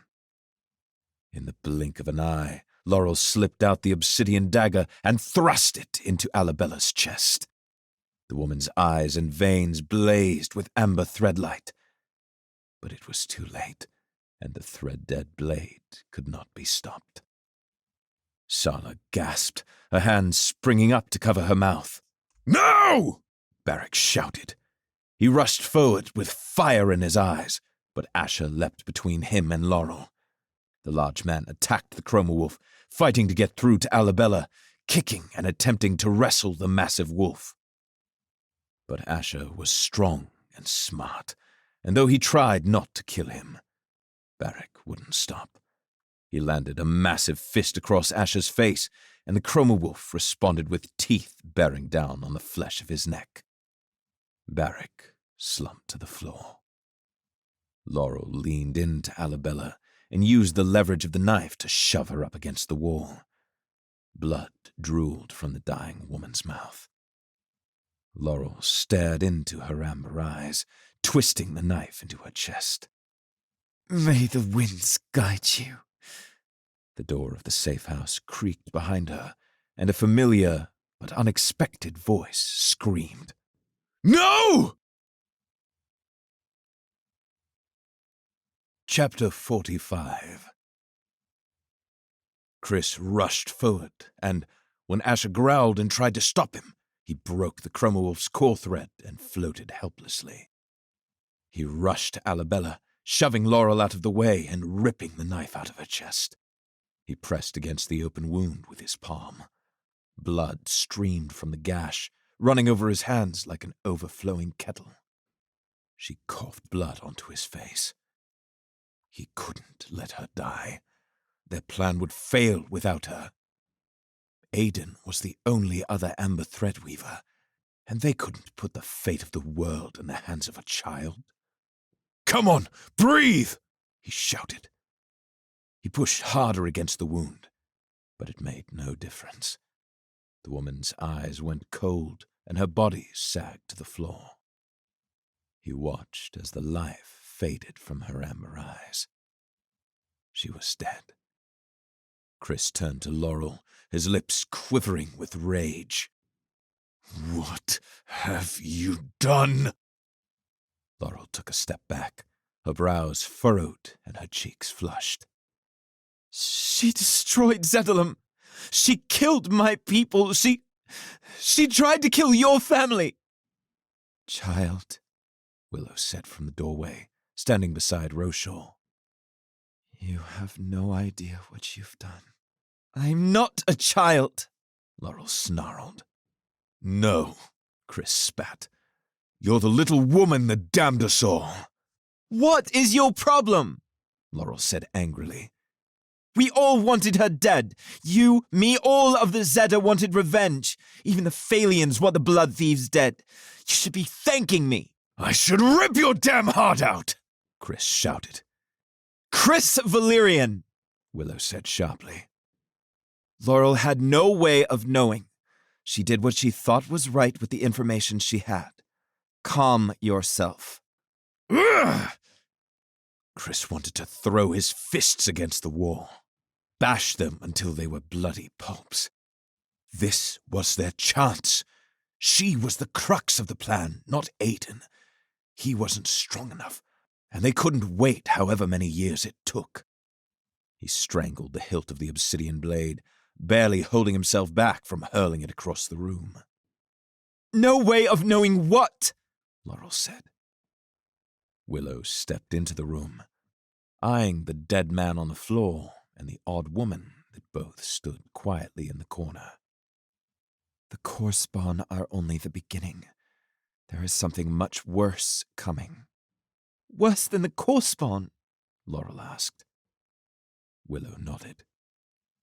We came from the wastelands. Their gods are planning a slaughter. We came to stop them, but we needed her. She gestured to the dead woman. Laurel clenched her jaw and pursed her lips, looking to Asher for a brief moment. Why does it have to be Alabella? Willow sighed. We need amber threadweavers. So take her Theolith and put it in someone else, Laurel said. It doesn't have to be her. Chris paused. It doesn't work like that, he said. Laurel kept his gaze, challenging him. You still have Aiden. You know where he is? They're both here, she said. In the palace. Tension flowed out of Chris like a smith's bellows releasing its air. They were alive. He felt the winds of rage within him shift their course, homing in on a greater purpose. He needed to find his family, and he needed to get them to safety. A light seemed to flicker in Laurel's eyes. Wait, she said. We don't need an amber threadweaver. We have something better. All eyes in the room turned to her. The heralds! What are you talking about? Willow asked with a sense of reservation. The heralds have returned. I was there. They fought off the core spawn and won the battle. They've been healing the wounded ever since. The heralds, Chris said, wincing as he tried to make sense of it all. Stones, Willow cursed. Chris looked to her. What? No, Willow repeated, running her hands through her hair. We were so wrong. What? Roshaw repeated. Willow looked to Laurel. Those are not the heralds. Chapter 46. The heralds had spoken little on the journey from the battlefield to the palace, but there was something about the look on their face that disturbed Alvarax. A certain sense of displeasure or disdain that seemed uncharacteristic of a god. But still, he'd seen the miracles and witnessed their victory over the core spawn. He never would have expected such an event possible had he not seen it with his own eyes. When they entered the throne room, he felt a chill in the air, the shadow of a fear not yet realized. Gisena stood beside the throne, not daring to claim such nobility in the face of gods. Even her clothing seemed less extravagant. Where she normally wore white and gold, she'd changed to wear black and silver. He found himself smiling when he saw her, the face of peace in a turbulent time. She dropped to a knee and bowed. My heralds, she said, there are not words to express our joy at your arrival, not only because of the war at our walls, but because of our long-held belief that you would one day return to reclaim your people. The male herald strode forward, head held high. He looked around the room at the swarm of guards lining each side of the dais. "We will speak to the Empress alone," he said. The guards, hesitating despite the order from their god, bowed and filed out. Alvarax moved to join them, but the herald gestured for him to stay. "It is my understanding that the two of you are representatives of the people, and in a small way, you are also meant to represent the two of us." He and the female herald approached the dais, eyeing Jacenna's clothing that draped along the floor where she knelt. "In the coming days, your loyalty will be tested. We will protect Phalia. We will protect its people. But the Corspawn are not the only enemy. Other nations are plotting your destruction.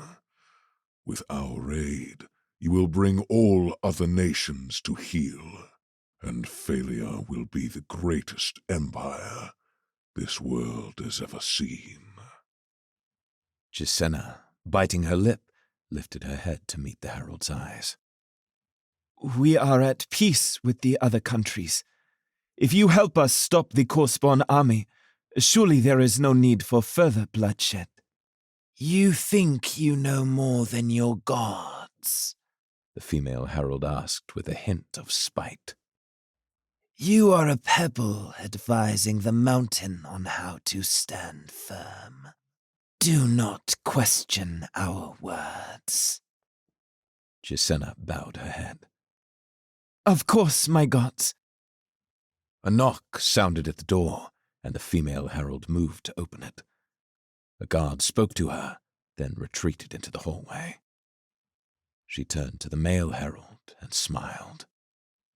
"They found the child." "Good," he said. "Take care of it." She nodded and exited the throne room, leaving only Alvarax, Jacenna, and the male herald. "You," he said, turning and gesturing to Alvarax. "Do you also question us?"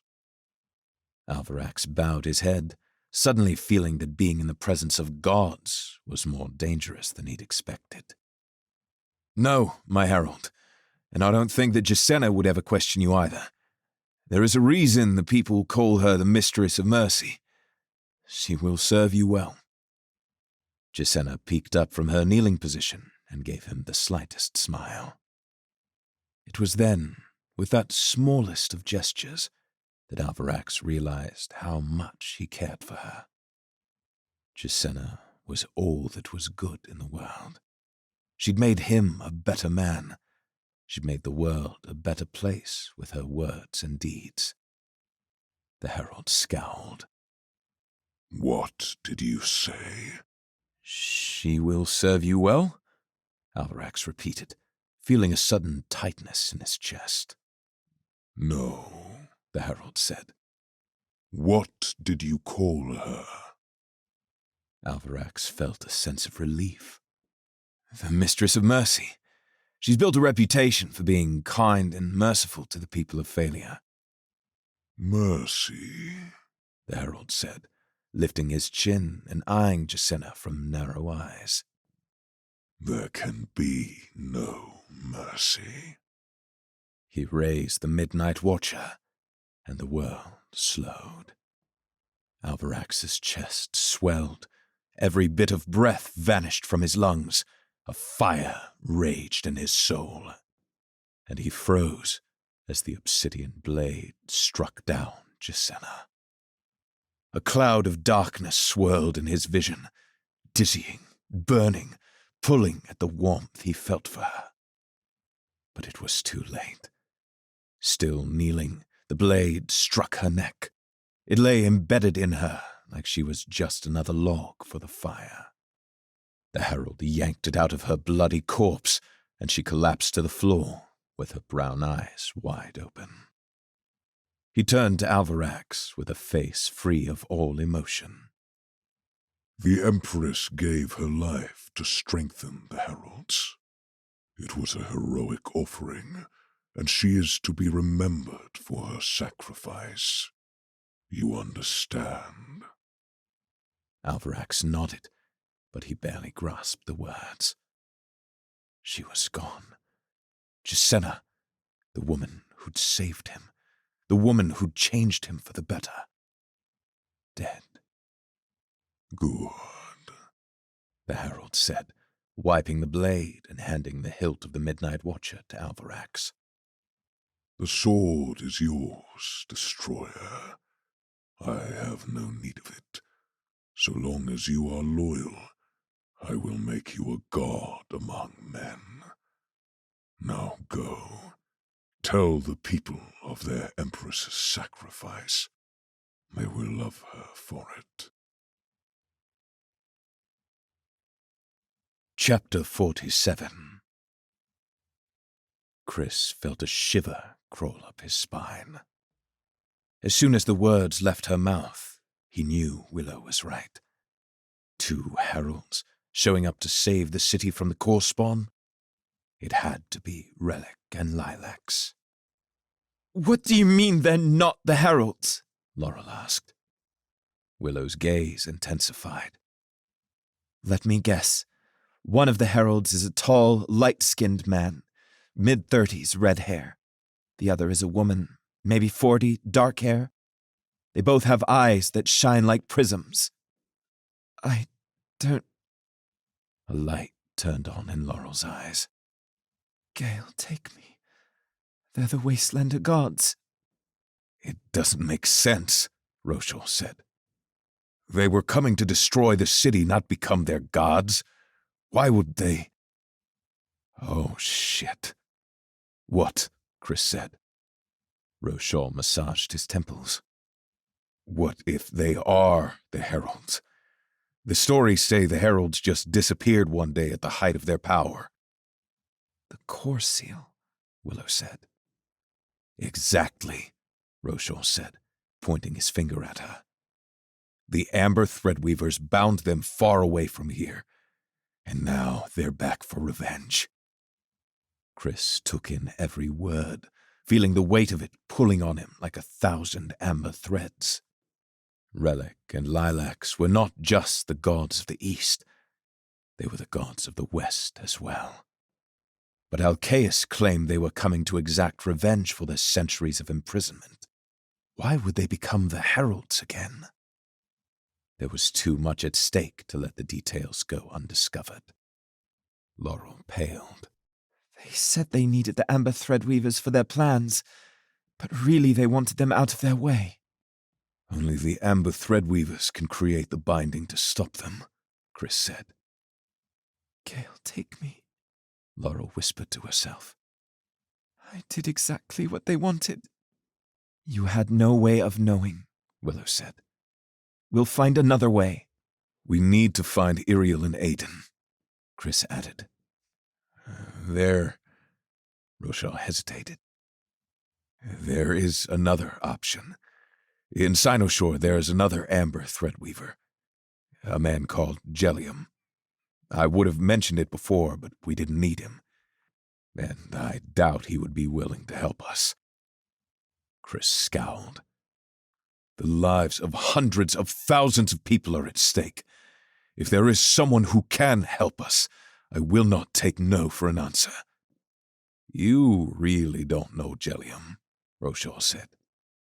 No, Chris said with fire in his eyes. And he doesn't know me. If he's the last chance we have at protecting the world, then that's too damn bad. When the world is at stake, you don't get to be a selfish asshole. The ship, Laurel chimed in. There's a ship at the docks that came from Cynoshore. The crew will know how to get back. Good, Chris said with a nod. Laurel, take the others and prepare the ship. Alvarax, she nearly shouted. I'm supposed to meet him at the clock tower. He's from Cynoshore. If I can convince him to come, he can guide us when we're there. Fine, Chris said, tossing her the obsidian blade. "But be at the docks as soon as you can. Rochelle, see if you can figure out which ship it is." He turned to the odd woman in the corner. "What do we do with her?" Laurel responded as she walked toward the door. She's harmless. "Okay," Chris nodded, looking to the woman. "You are free to leave." She did, quietly. Chris turned back to Rochelle. "At the docks, don't hide that you're a hybrid Threadweaver. The crew may need a little convincing. My mother and I will go find Iriel and Aiden in the palace. I want the ship ready to depart as soon as we arrive. There's a chance we'll have an army, or worse, chasing after us." Laurel rushed out the door with Asher, followed by Rochelle. Willow looked to Chris and smiled. Let's get your family back. Entering the palace was surprisingly easy, as most of the guards were posted around the outer wall, and those still guarding the palace held no fear of human enemy. Willow asked a servant shuffling down one of the hallways where they could find the Zeta guests, and they quickly made their way up 2 flights of stairs and down a series of winding pathways. Anxiety prickled away at Chris's mind. From the proximity to Relic and Lilacs, to the search for his wife and son, to the scent of roses filling the palace that now reminded him of the deadly core spawn. Ominous feelings surrounded him like a midnight mist. As they walked through a particularly wide corridor, Chris heard a voice, and it set his heart aflame. He ran to the end of the hallway, and when he glanced around the corner, he saw Iriel holding Aiden, encircled by a squad of Phalian soldiers in black. He left behind all sense of caution and ran at them head-on, letting a river of Threadlight pour through his veins. One by one, he grabbed hold of the core thread of every guard and broke it. Then, with as much force as he could muster, he pushed off the wall behind him, launching forward like a ballista bolt. He crashed into one side of the guards, and his momentum transferred to their weightless bodies, sending them flying down the hallway, crashing off the walls and each other. Chris rushed in close to the remaining guards, using a mixture of hand-to-hand combat techniques. With their core threads broken, every blow, even those that were blocked, knocked the guards off balance, tumbling in awkward, weightless flips. He brought his foot up and kicked the final guard, launching him down the hallway in an impossibly straight line. When he turned and saw her, his heart burst into flame. Iriel, his heart and soul, his purpose, his uncut diamond. He tried to smile, but his quivering lips refused to form the arch. It seemed a dream to see her again, a trick of the eye. Her eyes swelled with tears, and, when she said his name, no more than a breath slipping from her lips. Chris shattered. He rushed to her, and she to him, and they embraced with such ferocity that he thought their souls would meld together. He looked down and saw Aiden, eyes open, cooing in her arms. Such innocence caught up in such chaos. But his father was there now. He would protect him, and someday soon, Aiden would aid in protecting the entire world. I knew you would come back, Iriel said. Chris smiled, remembering his mother's words. There is nothing in this world that could have stopped me. Willow, only a few paces away, smiled. Chris, we need to go. He nodded and took Iriel's hand. We're getting far away from here. I'll explain everything later. She lifted his hand, kissed it, and let go. They took off down the hallway, Threadlight in their veins. But just as they rounded the first bend, they stopped in their tracks. In the center of the walkway, accompanied by an older man with a sword, stood Lilacs, goddess of the wastelands, immortal herald of the West. And she was smiling. Chapter 48. You, the goddess said with a smirk. I thought you were dead. Chris's lip twitched. Iriel, get Aiden to safety. Mother, you know where to go. As soon as he said the words, he felt a wrenching in his gut. He'd traveled hundreds of miles, through the wastelands, through the core of the earth itself, to reunite with his family, and now he sent them away. But he had no other choice. They couldn't kill Lilacs. She was immortal. More people only meant more danger for everyone, especially Aiden. No, this was Chris's fight. He who does not cower. The apogee. Chris, Iriel said. I can help.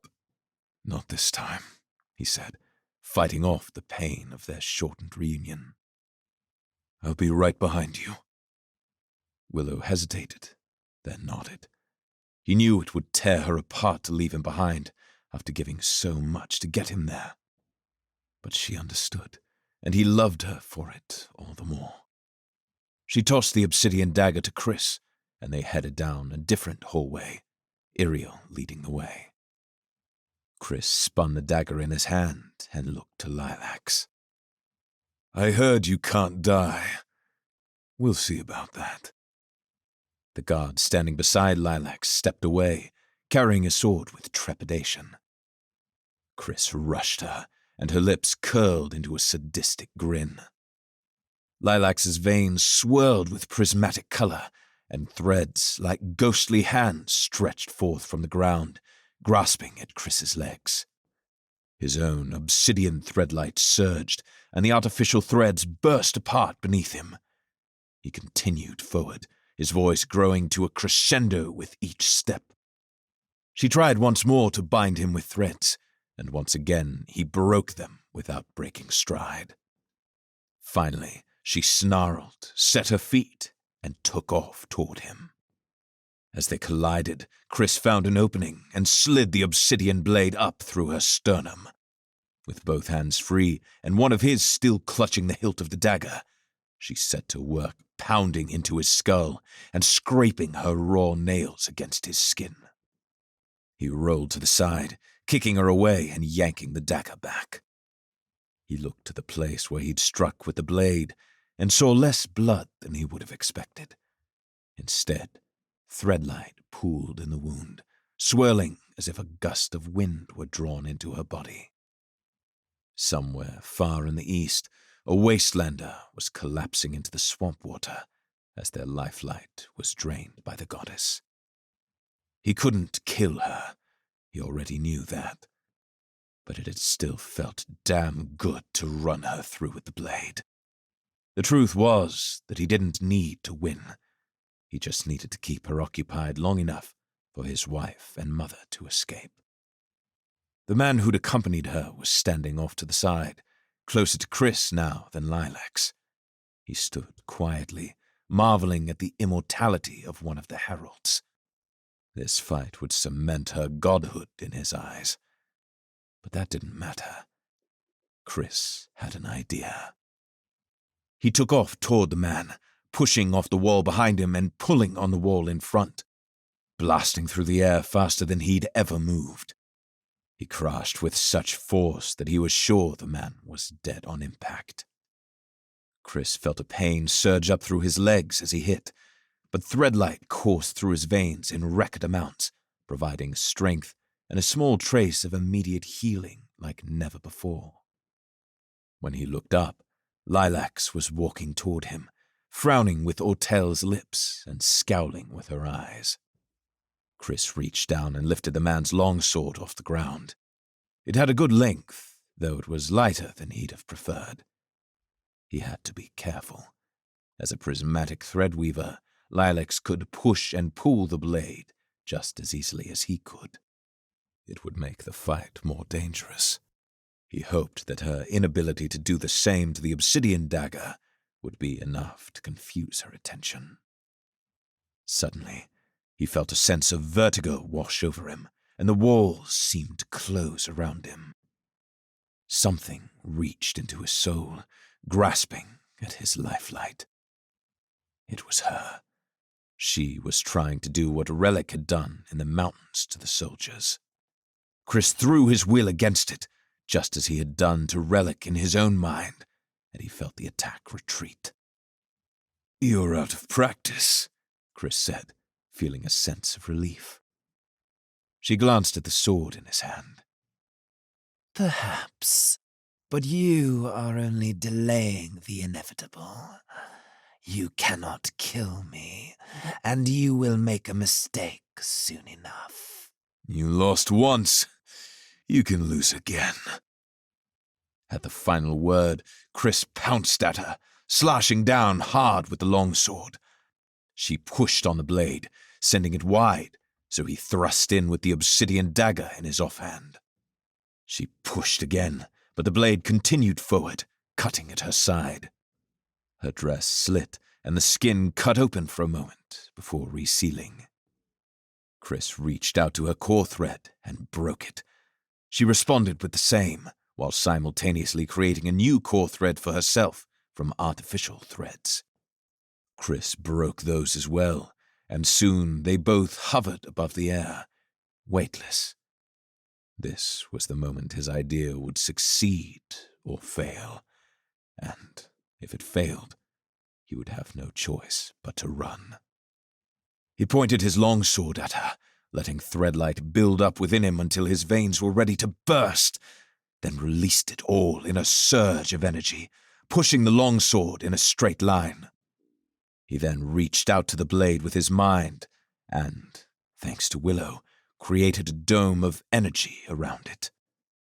The sword shot forward in a blur of light, and when Lilacs tried to push it out of the way, the dome rejected her. The long sword shot through her chest, impaling her and sending her weightless body blasting backward into the nearest wall. The force of the momentum embedded the blade in the wall through Lilacs' stomach to the hilt. The goddess choked, hanging on the wall like a tortured painting. As soon as his core thread reappeared, Chris walked over to Lilacs. Her own gravity had also returned, and her body sagged against the long sword, coughing and choking, though no blood came out. "You will pay for this," she spat. Chris calmly cut off a piece of his tunic, tied it over her eyes, and tossed the sword back to the dead man. "This isn't over." Then he ran. Chapter 49. Alvarax ran outside, gasping for air, and dropped the sword as he collapsed to the ground. His heart throbbed in his chest, pounding with such fervor it threatened to burst. He tried to breathe, but each breath was a war that he wasn't sure he wanted to win. Nothing mattered anymore. He didn't care anymore. Jacenna, the woman who'd cut her way into the deepest part of his soul, was gone. He looked up into the night sky. The sea of stars blurred and shimmered, distorted by the layer of tears that poured from his eyes. It wasn't fair. Not her. Anyone but her. She was too good to deserve such an end. The moon's little sister sparkled in the darkness. Beside it, the star that Jacenna had chosen for her sister. He scoured the sky for the brightest star he could find. It was what Jacenna deserved, but none shone as brightly as the moon's little sister. And in that moment, he realized that was Jacenna's star. It had been, all along. Her father was the sun, Chailani was the moon, and she was the little sister that outshone them all. A small speck shimmered beside the cluster, and Alvarax recognized it as the star that little Kyan had chosen for his father. A simple gesture, meaningless in the grand scheme of life, but significant for the little boy to move on, something Alvarax had yet to do. In that moment, he decided it was time. Not for his father, for himself, and because he knew that it was what Jacenna would have wanted. She had once said that their path would require them to change in uncomfortable ways, and as uncomfortable as it felt, he knew it was time. The endless sky of stars grew in clarity as his resolve overcame his sadness. He searched for a star for his father, something small, discreet, perhaps easy to forget. The thought gave him pause, and he realized that he didn't want to forget his father.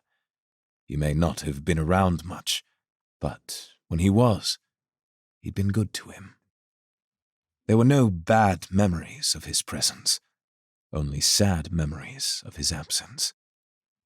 There, to the east of the broken wheel, 3 stars clustered together. He chose the smaller of the 3 and committed it to memory. That would be his father's star. Each time he looked into the sky in the dead of night, no matter where he was, his father would be with him now.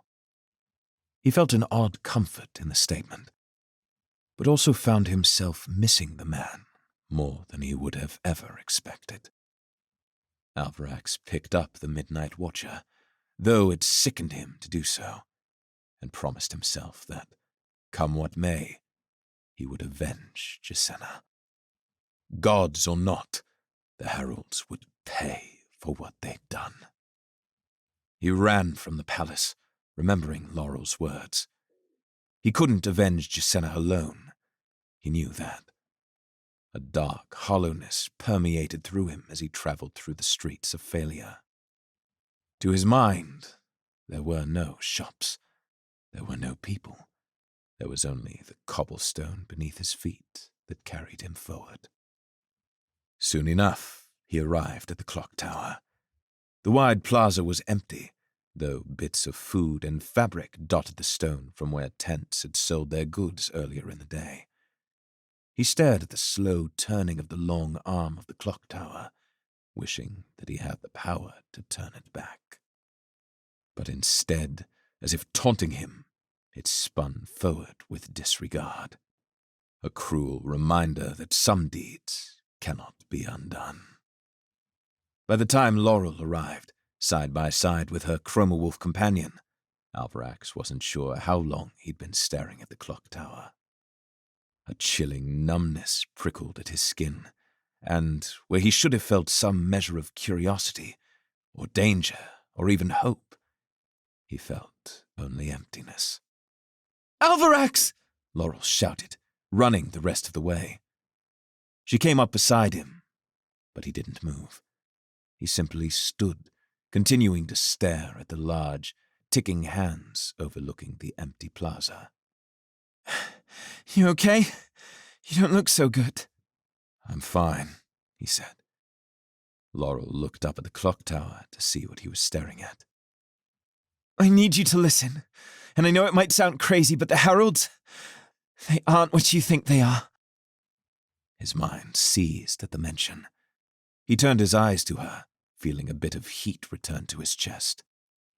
"Gods or not, they are evil. Chris knows more, but whatever good they're doing here, it's a lie. Something bad is going to happen, unless we stop them." She paused, letting the words sink in. "Alvarax, we need your help."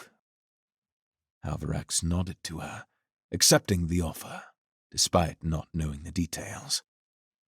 He knew her words were true before she spoke them. There was something wrong about the heralds.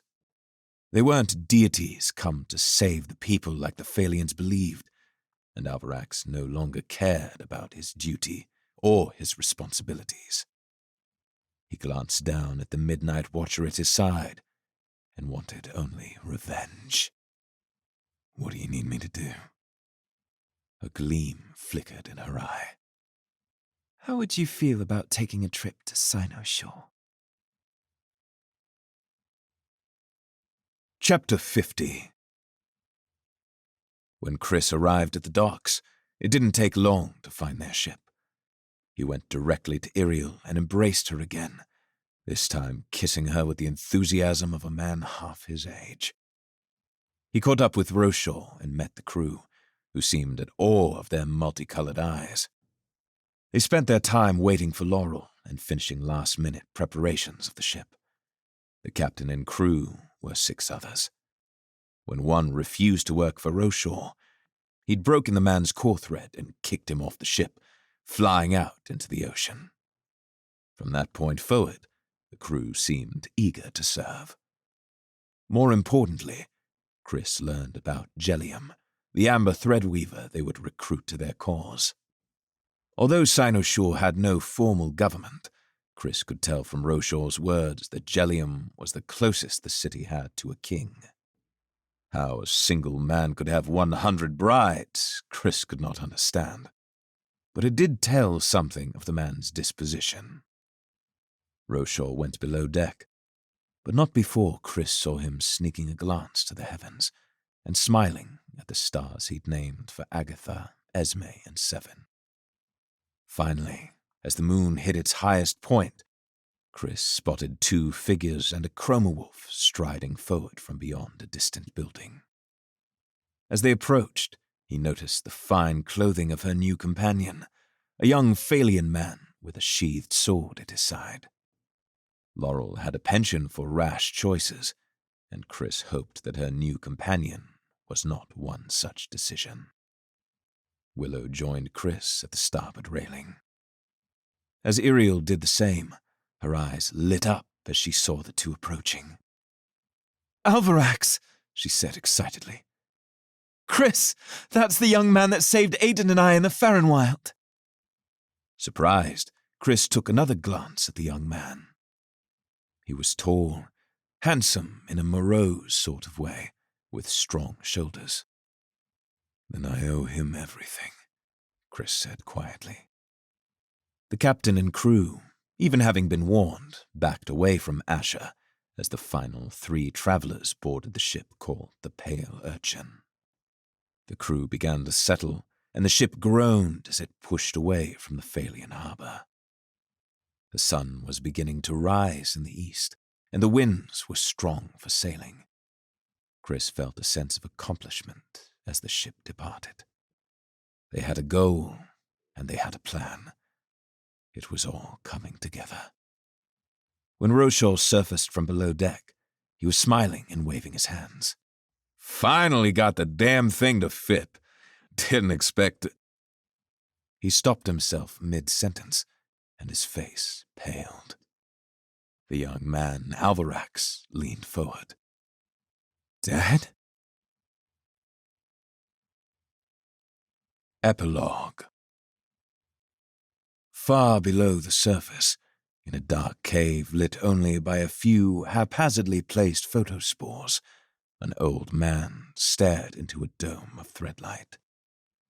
There were so many truths Alcaeus had learned over the centuries, truths few could have learned without immortality to guide them.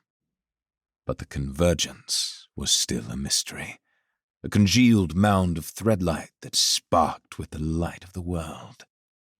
Had it always been there, or had it grown over time? Were the convergences the source of the world's threadlight, or was there yet another source? He traveled through the portal countless times over the years during his many explorations, but as Chris and the others stepped through, a new question beckoned him. A question born from Chris's words. A question far beyond his own understanding. But it was close, a brilliant fruit ripe to be plucked, if he could only reach it.